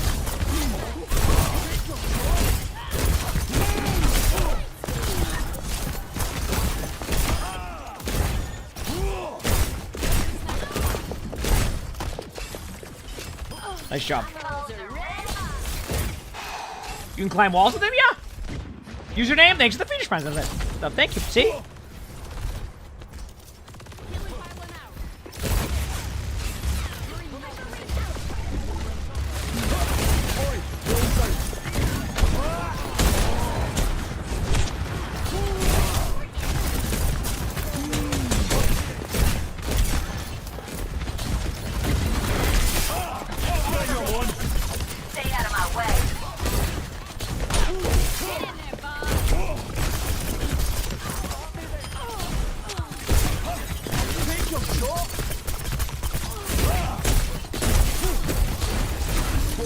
Will not be climbing that one.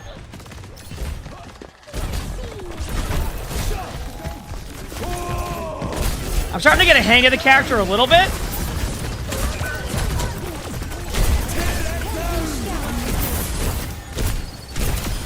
I love that you can pull the Mercy down with the ultimate. That's so cool.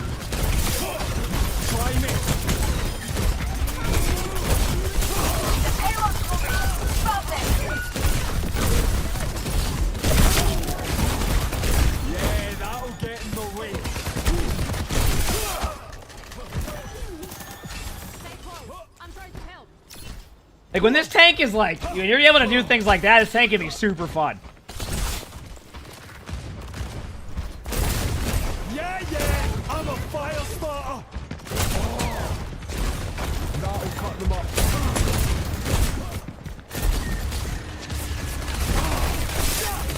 Come on, get it, baby.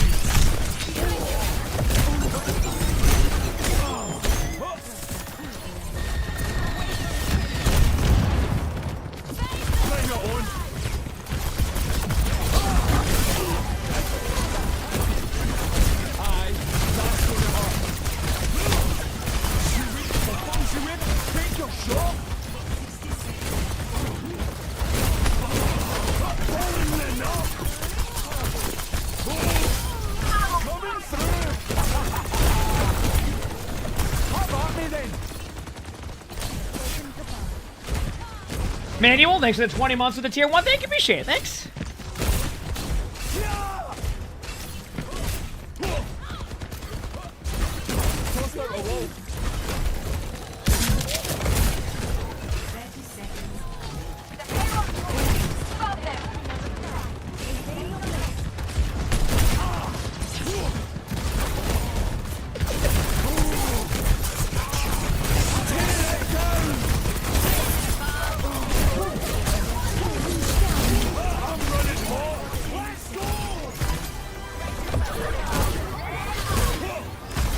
Holy crap. Okay, that was a pretty fun Hazard game. There we go. I love when I'm actually able to play the character for a little bit. Damn. Let's go, baby. Holy crap.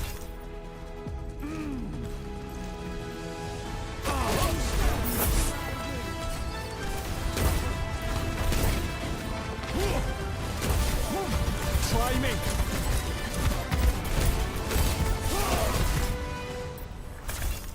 Oh, I can probably get one more Hazard game in before the sponsored stuff starts. Damn, that was fun. That was a good time.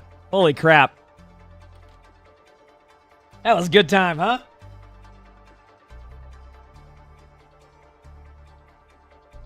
This quick play. Quick play has a more of a loose matchmaking. So, like, I definitely will go up against players closer, not closer towards, like, where my, like, rank is, but, like, I probably won't get a quick play game with a bronze in it unless, like, their queue times are really long. Actually, we have someone in the chat who could probably answer that way better than I can, which is Gavin. Gavin might know a better answer to that, but... There is a matchmaking. Like, it exists. So, yeah. Yeah.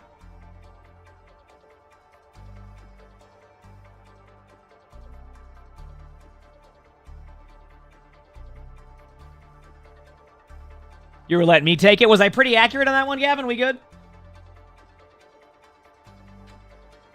Basically, it's a matchmaking, but, like, it's not going to be as, like, it's not even, like, remotely close to where, like, the rank matchmaking would be, but it tries to make it, you have, like, your own, like, quick play MMR, yeah. Hence why, like, remember yesterday when I was queuing up, or when, like, Hazard was first released, I was queuing up, and people were like, hey, like, why aren't you, you know, why is your queues 25 minutes and mine is 5? It's because I have the high, like, I'm at the highest MMR, right? You know what I mean? So because I'm at the highest quick play MMR, my queue times will be longer because it's waiting for that range. Yeah, so there you go. Basically, that's kind of my understanding, and Gavin kind of explained it there in the chat, too. You said you're happy that people play Doomfist can play someone they... Yeah, I mean, honestly, I wouldn't doubt it if you see some really good players on Doom on that one, so... I wouldn't doubt that, yeah. This Gavin guy seems to know a lot about the game. I know, it's weird, huh? Dude, they should have... I'm surprised they didn't have Gavin go to Stockholm and have him do all the interviews. He would have trolled half the interviews, and I would have loved it. Get Gavin up on the desk. You know? I still loved Gavin's stuff at BlizzCon. It was so good. It was so good. So for context, and I bring it up a few times, Gavin's the one at BlizzCon. Remember last year? Gavin was the one that said to Aaron Keller that it's a skill issue. He can't play with his friends.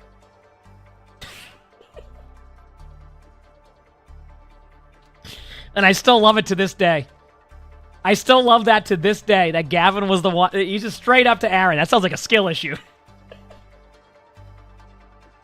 front of a whole BlizzCon crowd talking about the game. It was so good. He said Stockholm's really about Hazard and not a person that works on heroes a lot. I know. It would have just been funny. It would have just been funny. Said most people miss that I said that. Well, if it makes you feel any better, Gavin, guess what? I didn't. And I will always remember that. So thank you. Thank you. I was there. I remember watching it when we were sitting there, and I said, I right away, I said, I can't believe he did that. You know? It was perfect. And Aaron's great, because Aaron probably loved that, too. That's the best part. Ugh. Literal skill issue. Yeah, because this group would be too wide. Yep. Yeah, I sorry if I don't get the direct quote, but yeah. It was really good. It was really good. I loved it. That was a good time at BlizzCon. I really enjoyed that. Like, it was such a fun experience. Like, I hope they bring back BlizzCon. I wouldn't doubt it if they'd ever do. Straight up. I wouldn't doubt it if BlizzCon's just done. But I really hope it isn't. It's just such a fun experience. Like, it's a good spot where, like, I just really do love the experience of BlizzCon. So hopefully they bring it back, but it's really on, like, I imagine it's on, like, the higher ups at, you know, at Blizzard or Microsoft, etc., who will decide that. Let's hope. He said, well, when you're dunking on your boss, it's important to do it in a very calculated way, so you doubt you'll forget that either. Like I said, I loved it. I loved it, Kevin. It was great. He said, you were at DreamHack today. They've really killed the DreamHack feeling. What is that spirit with the movie? I can't tell if you... would you mind explaining that to me like I'm 5? Sorry, I'm just... Sometimes my comprehension on something might not be as good as it could be. So...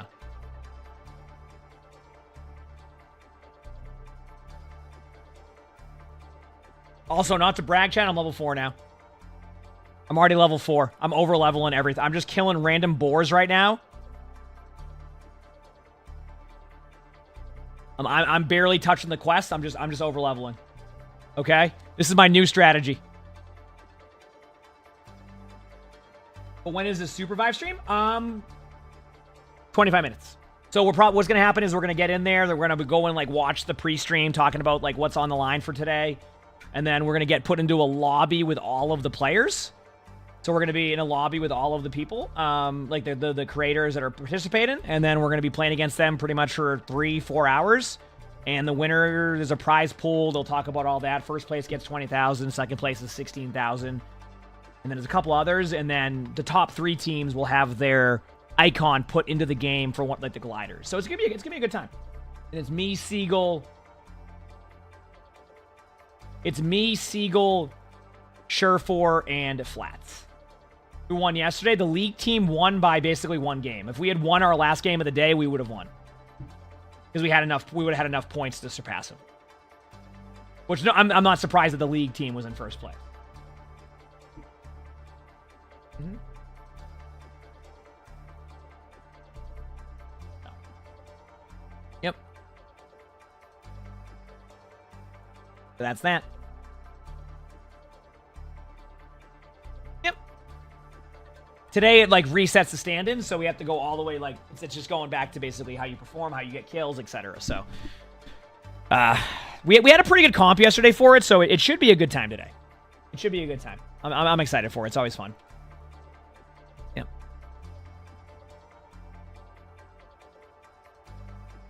Is he gonna be the redemption arc? We never know. I mean, we didn't play against them yesterday. We played pubs and basically it's basically about like playing pubs. Today it's about all the creators. So.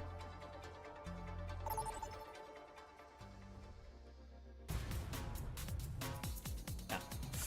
Who counters Hazard? I mean, I don't think Hazard's one of those heroes that you have to worry about trying to go for hard counters. Most heroes are probably okay against Hazard. You know, maybe like a Soldier 76 may struggle a little bit against Hazard, right? But what does Soldier 76 not struggle against these days? You know what I mean? You don't have enough damage. You don't have the ability to, you know what I mean? So it's like, does Hazard not like anyone? He shades everyone, even if they aren't in Overwatch? Well, he's a part of Freaks, right? I'll change that. And I can't really tell with the story of Freaks, but it very much seems like the group is like an outsider group that wasn't a part of anything and just ended up being a bunch of like almost like villains that became like they all have like these backstories that they'll maybe tell one day. So that's what I get as the vibe of like of Freaks is they're just like they're like villains who are in their own like circle, but they don't give a crap if you're in Talon or if you're in Overwatch type of thing. Does that make sense?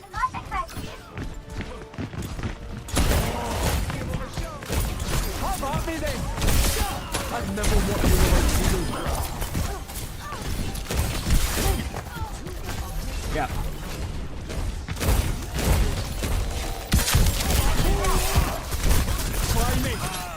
So that's probably why the voice lines. You would say they're villains exactly. They're definitely criminals because they. Well, that's what I'm saying. I think they are like that villain, like exactly what. That's how I. I mean, obviously you know more than I do. You wouldn't say they're villains exactly. They're definitely criminals because they break the law. That's fair. Okay, okay, and that makes more sense. It just feels like they don't really care what like. They do their thing, and if you get in their way, they won't be happy about it. Is that a vibe?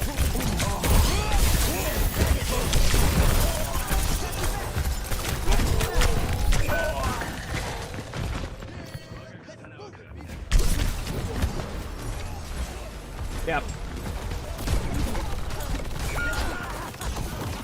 That's what it feels like, but like I said, it's the lore is limited, so it's only assumption, but maybe there's more I've missed out on. But either way, that's probably why their voice lines are like they are.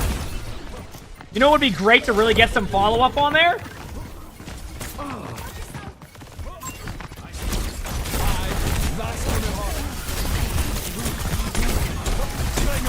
I knew it, Gavin, I knew. A Netflix TV show. Well, let's be honest. After that leak about the Netflix TV show, I don't think it's going to be on Netflix, but Prime maybe. That could be cool. So, because I don't know if anybody missed it, but at one point, apparently the rumor is that they were working on a TV show, and then there was basically a little bit of an issue there, and then they didn't do it anymore.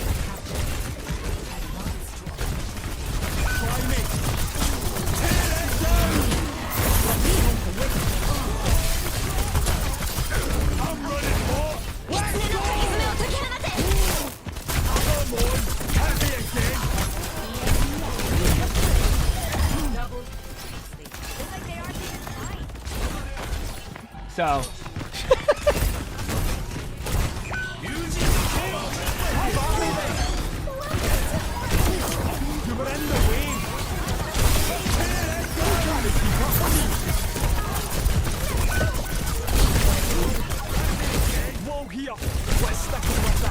Take your shot. Ready.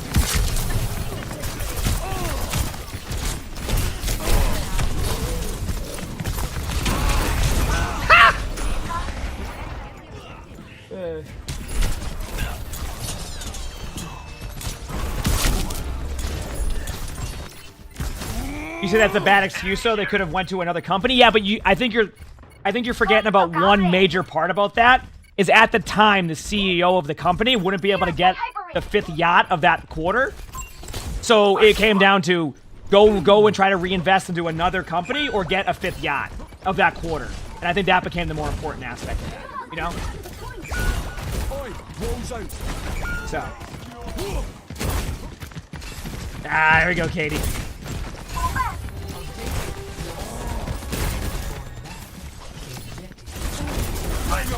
Excellent point. Yeah, exactly. So.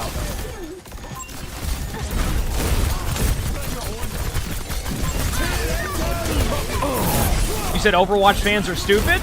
Okay, and what's wrong with that? I'm stupid as heck. I'm fine with that. Anything else?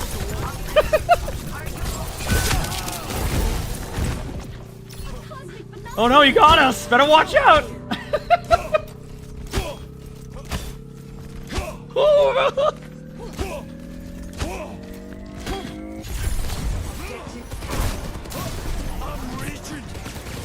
Oh man.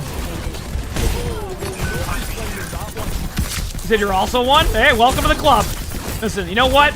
We all just love our game and we have a good time. That's what it's all about, baby. That's what it's all about, baby. You know? Did you eat crayons in the morning and night? What do you have for lunch then? Oh, wait, you're the one that says you have glue for lunch, right?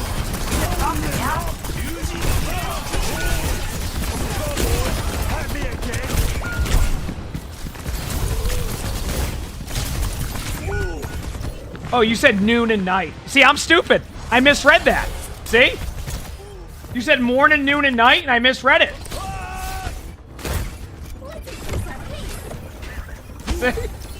See? You're right. How do you get the preview of the wall? Sure, I'll show you right now.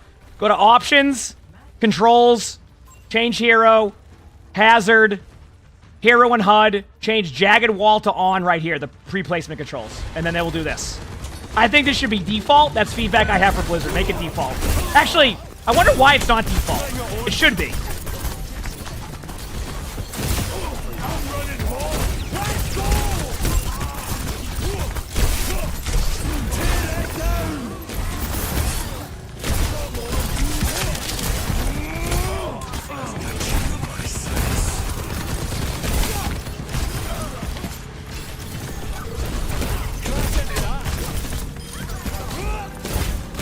You're eating drywall. You hear eating crayons? We're having a good crayon sesh, you know? We're having a good crayon sesh. Oh man. I'll be back 1 second, chat. I gotta go to the bathroom. Ugh.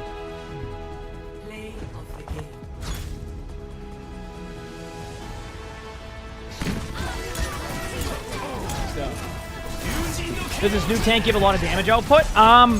I would say yes, but it's all based off of... It really depends on how their team plays. So what I mean by that is if they're not stacking, you're probably going to have a little bit less damage. And that's how I see it. So if you're not stacking, it's going to be a little bit less damage. That's how I see that part. If they are stacked, if they are stacked, you're going to do a lot of damage. I got to go to the bathroom. Anyone eat glue as kids? No, I didn't eat glue, but I used to put glue on my hands and then peel it off. Honestly, I'd probably still do that nowadays. It sounds kind of fun. You're back on the bathroom.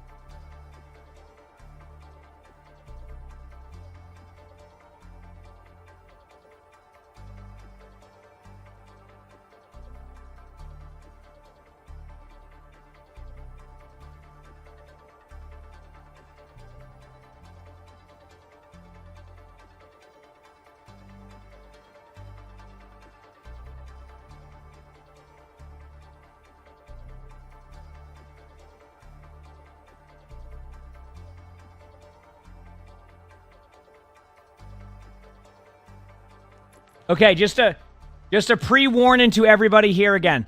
I have a sponsored stream coming up, so people getting drops. I will be switching sections very shortly, okay? So in order to get the drops, I'd recommend anybody who has the co-streaming right now, you'll know when you go there, There's like co-streamers. I think like ML has them, for example. Okay. And then the esports stream will be live again too. So those will be multiple areas you can get those drops at. Okay. I just want to give people that pre-warning because I'm going to be going to play a sponsored stream tournament that we're doing. It's going to be a blast. But I want to give people that pre-warning, okay? In case you are farming drops and want to get those, I don't want you to miss out on them, all right? I just want to make that clear, okay? And just double check to make sure people have the drops. Like right now, they put them on like select streams, so I wouldn't doubt it if some people like are putting like, you know, that they have drops and don't actually, you know what I mean? So just be careful of that so you can get your drops, okay? I just want to let people know. I don't want you to miss out on that, okay?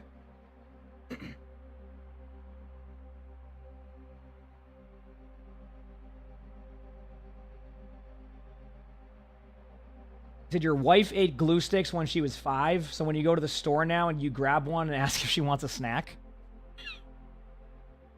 Okay, YouTube, I gotta turn the YouTube stream off as we get closer. That's a good way to end the YouTube stream on. So YouTube, I will see you later if you want to come watch the Super 5 stuff.